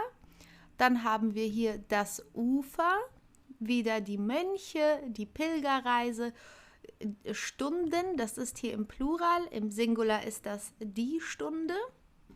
Wieder der Mönch, Mönch, Mönch, ganz viele Mönche hier und Frauen, also das ist die Pluralform, Frauen, die Frauen, hier ist die Regel. Wieder Mönch, die Vorwürfe, das ist hier im Plural, im Singular ist das der Vorwurf, im Plural hat das hier ein U-Umlaut, wieder Mönch, Frau, wieder Stunden, Ufer. Und hier haben wir die Vergangenheit, das ist ein feminines Nomen, weil wir die Endung heit haben. Heit ist eine typisch feminine Endung. Und dann haben wir hier Gegenwart, die Gegenwart. Okay, also das waren die Nomen. Jetzt schauen wir uns die Verben an. Die sind hier in Türkis oder hellgrün, könnte man auch sagen, markiert. Also hier haben wir machen, okay. Dann haben wir hier kommen, sie kommen. Also hier die Infinitivform ist auch machen. Hier ist das im Plural, also ein junger und ein alter Mönch machen. Das sind zwei Personen. Dann sie kommen. Dann dort steht eine junge, hübsche Frau. Also die Frau steht. Was ist die Infinitivform von steht? Weißt du das? Das ist stehen. Okay. Dann haben wir möchte, das ist hier im Konjunktiv 2. Ja, das benutzen wir, um etwas höflich zu sagen, wie ich möchte etwas trinken zum Beispiel. Ja, da hatten wir auch ein Kapitel zu diesem Thema im A1-Kurs. Dann haben wir durchqueren, etwas durchqueren. Dann haben wir wieder hat. Hat kommt von haben. Okay, das ist unregelmäßig. Nur zur Erinnerung gehen wir nochmal die Konjugation durch. Also ich habe, du hast, er, sie, es hat, wir haben, ihr habt und sie haben. Okay, das ist unregelmäßig. Dann haben wir will. Was ist die Infinitivform? Das ist wollen und das ist ein Modalverb, das heißt, es kommt meistens mit einem zweiten Verb, was am Ende des Satzes stehen muss. Also wir haben hier diese Satzklammer, ja? Also an der ersten Position ist der alte Mönch, das Subjekt, dann kommt das Verb, das konjugierte Verb und am Ende kommt das zweite Verb im Infinitiv. Okay, will kommt von wollen, ein Modalverb und hier haben wir helfen. Dann erhebt, das kommt vom Verb heben. Das ist ein regelmäßiges Verb. Dann trägt. Was ist die Infinitivform von trägt? Weißt du das? Das ist tragen und das ist unregelmäßig. Also die normalen unregelmäßigen Verben, nicht wie haben, weil haben ist komplett unregelmäßig, aber die normalen unregelmäßigen Verben, da ändert sich die Konjugation nur bei du und er, sie, es. Also hier aus dem A wird ein A-Umlaut und ich konjugiere dir das Verb nochmal. Ich trage, du trägst, er, sie, es trägt. Wir tragen, ihr tragt und sie tragen. Dann bedankt kommt von dem Verb bedanken. Dann das nächste ist geht. Das kommt von Verb gehen. Setzen. Das kommt auch von dem Verb setzen. Das hier ist sogar ein trennbares Verb. Fortsetzen. Fort ist ein Präfix, das wir nicht so oft sehen, ja, aber das ist etwas fortsetzen. Das ist hier konjugiert, deswegen müssen wir es trennen. Das eigentliche Verb steht hier an der zweiten Position und am Ende ist das Präfix. Dann kritisiert, das kommt vom Verb kritisieren. Sagt kommt von sagen. Dann haben wir hier hasst. Das kommt von haben. Dann haben wir hier anfassen. Okay. Anfassen und hier dürfen. Dann Contest. Das ist hier die Präteritumform von können. Okay. Das ist hier im Präteritum. Und das Verb verstoßen haben wir hier. Dann haben wir hört von hören und hier haben wir sogar ein trennbares Verb und das Verb ist anhören. Sich etwas anhören. Also dieses sich, das muss mit dem Wort anhören, das steht zusammen, das gehört zusammen. Das ist ein reflexives Verb. Das wirst du noch im A2 und im B-Niveau lernen. Also sich etwas anhören bedeutet ein bisschen etwas anderes, als wenn wir nur hören sagen. Also man sagt zum Beispiel, ich höre ein Geräusch oder ich höre laute Musik. Und sich etwas anhören ist, wenn du wirklich jemandem zuhörst. Also ich höre mir an, was du mir erzählst. Dann kann man aber auch sagen, ich höre dir zu. Das hat eigentlich die gleiche Bedeutung. Anhören ist ein trennbares Verb, deswegen muss das Präfix hier ganz am Ende stehen. Dann haben wir antwortet, das kommt vom Verb antworten. Dann haben wir wieder haben. Dann haben wir wieder trägst, ja, das kommt vom Verb tragen. Dann können, das ist ein Modalverb, okay. Hier, dann haben wir loslassen, das ist eigentlich ein trennbares Verb, aber da es zusammen mit dem Modalverb können steht, muss das hier am Ende sein. Das sind hier zwei Hauptsätze. Wir haben das Wort und hier, das heißt, wir haben hier einen Hauptsatz und hier den zweiten Teil, also den Nebensatz und hier das Modalverb muss mit dem zweiten Verb zusammenstehen im gleichen Teil des Satzes. Aber das zweite Verb wird nicht konjugiert, deswegen bleibt loslassen hier einfach zusammen. Es wird nicht getrennt. Und dann haben wir noch das Wort vergraulen. Dann die nächste Aufgabe war, die Partizipien 2 zu markieren. Hier haben wir nicht viele, also hier haben wir hast du vergessen, okay? Also vergessen ist die Infinitivform und das passende Partizip 2 ist genau gleich. Also zum Beispiel kann man sagen, ich habe etwas vergessen, okay?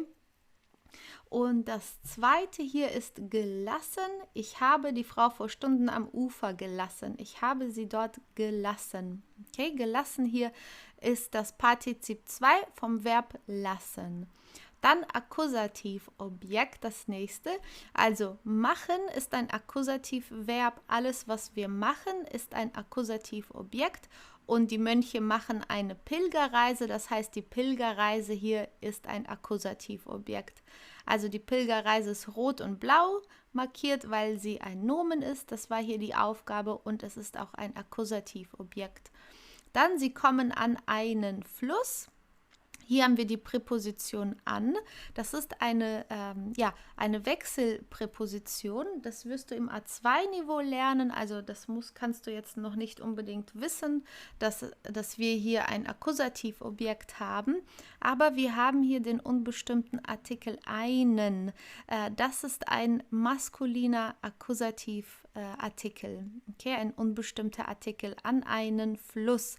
Das zeigt, dass das Wort Fluss maskulin ist. Okay, also das, was hier nach der Präposition kommt, muss im Akkusativ stehen. Deswegen ist hier der Fluss ein Akkusativobjekt. Dann das nächste haben wir hier Fluss. Sie möchte den Fluss durchqueren. Durchqueren ist ein Akkusativobjekt. Alles, was wir durchqueren, ist ein Akkusativobjekt. Also wen oder was durchquere ich? Ich durchquere einen Fluss. Okay. Dann, sie hat Angst. Haben ist auch ein Akkusativverb. Alles, was wir haben, ist ein Akkusativobjekt. Deswegen ist hier die Angst ein Akkusativobjekt. Dann das nächste hier, er hebt sie auf seine Schultern. Hier ist auf, in dem Fall hier ein Akkusativobjekt, eine Akkusativpräposition und was direkt danach kommt, muss im Akkusativ stehen. Das heißt hier die Schultern, seine Schultern sind hier im Akkusativ. Okay, das kannst du noch nicht unbedingt wissen, dass auf hier im Akkusativ verwendet wird. Das wirst du ab dem A2-Niveau lernen. Aber ich habe dir das schon mal hier markiert, damit du das schon mal weißt. Dann das nächste ist hier wieder Pilgerreise. Daraufhin setzen die beiden Mönche ihre Pilgerreise fort. Etwas fortsetzen, also wen oder was setzen sie fort? Und die Antwort ist ihre Pilgerreise. Das heißt hier, die Pilgerreise ist ein Akkusativobjekt. Etwas fortsetzen ist ein Akkusativverb. Stunden später kritisiert der junge Mönch den anderen Mönch. Jemanden kritisieren, also jemanden mit einem N zeigt, dass es ein Akkusativverb ist. Und die Personen, die wir kritisieren, sind das Akkusativobjekt in dem Satz. Okay, also hier den anderen Mönch, also der andere Mönch hier ist das Akkusativobjekt und du kannst sehen, dass der Mönch hier im Akkusativfall steht, denn wir haben hier den Artikel den und anderen, den anderen Mönch. Dann das nächste ist hier Frauen, dass wir Mönche keine Frauen anfassen dürfen. Anfassen ist ein Akkusativverb. Alles, was wir anfassen, ist ein Akkusativobjekt. Das heißt hier, die Frauen sind ein Akkusativobjekt in dem Satz. Dann, wie konntest du gegen diese Regel verstoßen? Gegen ist eine Akkusativpräposition, wie wir gelernt haben. Immer das Nomen, das nach gegen kommt, muss im Akkusativfall stehen. Okay? Die Regel ist feminin, das heißt, hier ändert sich nichts. Im Akkusativ ändert sich immer nur die maskuline Form. Also gegen diese Regel. Die Regel hier ist im Akkusativ. Dann das nächste, der alte Mönch hört sich die Vorwürfe an, also das, was wir uns anhören, ist das Akkusativobjekt im Satz. Also wen oder was höre ich mir an zum Beispiel und das sind die Vorwürfe. Dann bei dem nächsten, ich habe die Frau am Ufer gelassen. Alles, was wir lassen oder die Personen, die wir lassen, sind das Akkusativobjekt. Also man würde fragen, wen oder was hat er vor Stunden am Ufer gelassen? Und die Antwort wäre die Frau. Sie ist hier das Akkusativobjekt. Dann, warum trägst du sie immer noch mit dir herum? Also hier alles, was wir tragen, ist das Akkusativobjekt und hier die Frau ist sie und deswegen ist sie hier ein Akkusativobjekt. Wir haben hier das Personalpronomen sie, das ändert sich im Akkusativ nicht, das ist identisch wie im Nominativ.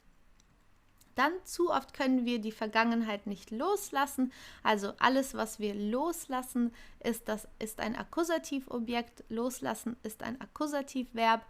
Man würde fragen, wen oder was können wir nicht loslassen? Und das ist dann die Vergangenheit. Das heißt, die Vergangenheit ist ein Akkusativobjekt. Und dann haben wir hier Gegenwart und vergraulen uns damit die Gegenwart. Also etwas vergraulen. Vergraulen ist auch ein Akkusativverb. Alles, was wir vergraulen, ist ein Akkusativobjekt. Deswegen ist die Gegenwart hier ein Akkusativobjekt. Und zum Schluss musstest du hier die Dativobjekte markieren. Dann schauen wir uns mal hier an, wo wir ein Dativ finden. Hier haben wir mit starker Strömung. Mit ist eine Dativpräposition. Das Nomen, das nach Dativ kommt, muss im Dativ, nach mit kommt, muss im Dativfall stehen. Mit starker Strömung. Die Strömung ist feminin, aber die Endung ist hier er. Mit er und nicht einfach nur e. Das zeigt schon, dass das im Dativ steht. Okay, und hier eine typische Dativpräposition. Dann das nächste Dativobjekt ist hier und trägt sie zum anderen Ufer. Zu ist eine Dativpräposition. Zum ist die Abkürzung von zu dem, also man würde sagen zu dem anderen Ufer. Das ist das Ufer. Im Dativ wird es zu dem Ufer und wir können zu und dem einfach zusammenfügen und daraus wird zum. Okay, also das Ufer hier ist ein Dativobjekt, weil es direkt nach der Präposition zu steht. Dann schauen wir mal, wo wir noch weitere Dativobjekte haben. Hier hört sich die Vorwürfe vom anderen Mönch ruhig an. Von ist auch eine Dativpräposition und genau, und deswegen ist der Mönch hier ein Dativobjekt, okay, weil er direkt nach der Präposition von kommt. Das ist der Mönch. Im Dativ wird es dem Mönch und von und dem kann man zusammenfügen und daraus wird vom, deswegen vom anderen Mönch. Hier haben wir etwas ausgelassen und zwar der alte Mönch will der Frau helfen. Helfen ist ein Dativverb. Den Personen, denen wir helfen, sind ein Dativobjekt. Also die Personen, die Hilfe erhalten, sind ein Dativobjekt. Deswegen ist die Frau hier ein Dativobjekt. Im Nominativ und Akkusativ sagt man die Frau, aber im Dativ wird es zu der Frau. Okay, deswegen der ist ein femininer Artikel im Dativfall. Dann das nächste hier, ich habe die Frau vor Stunden am Ufer gelassen. Das ist wieder hier am, im Dativ an plus dem, daraus wird an dem Ufer und hier einfach am Ufer, also an hier in dem Fall ist eine Dativpräposition und Ufer kommt direkt nach an, deswegen ist das Ufer hier ein Dativobjekt. Ja, und das letzte hier noch, warum trägst du sie immer noch mit dir herum? Mit ist eine Dativpräposition und deswegen müssen wir sagen mit dir. Das muss hier im Dativ stehen. Wir können nicht sagen mit du oder mit dich. Das wäre im Akkusativ zum Beispiel. Im Dativ ist das mit dir. Du wird zu dir im Dativfall. Okay, gut. Also das war hier die Geschichte 2 Mönche. Ich hoffe, sie hat dir gefallen und ich hoffe, du hast etwas Neues gelernt. Bitte mach dir auch eine Vokabelliste mit allen neuen Vokabeln, die du hier gelernt hast. Falls dir solche Übungen gefallen, ich habe einen kompletten Kurs nur mit deutschen Kurzgeschichten, mit weisen Kurzgeschichten, wo man auch vielleicht auch etwas lernen kann oder vielleicht über die man auch nachdenken kann. Da wirst du viele Aufgaben zu verschiedenen Themen, zu vielen grammatikalischen Themen sehen. Und ja, und alle Kurzgeschichten und alle Videos werden ungefähr genauso aussehen wie dieses Video hier, nur mit anderen Aufgaben. Und ja, falls dir das gefällt und du so vielleicht besser Deutsch lernen kannst, kannst du dich gerne auch für diesen Kurs einschreiben.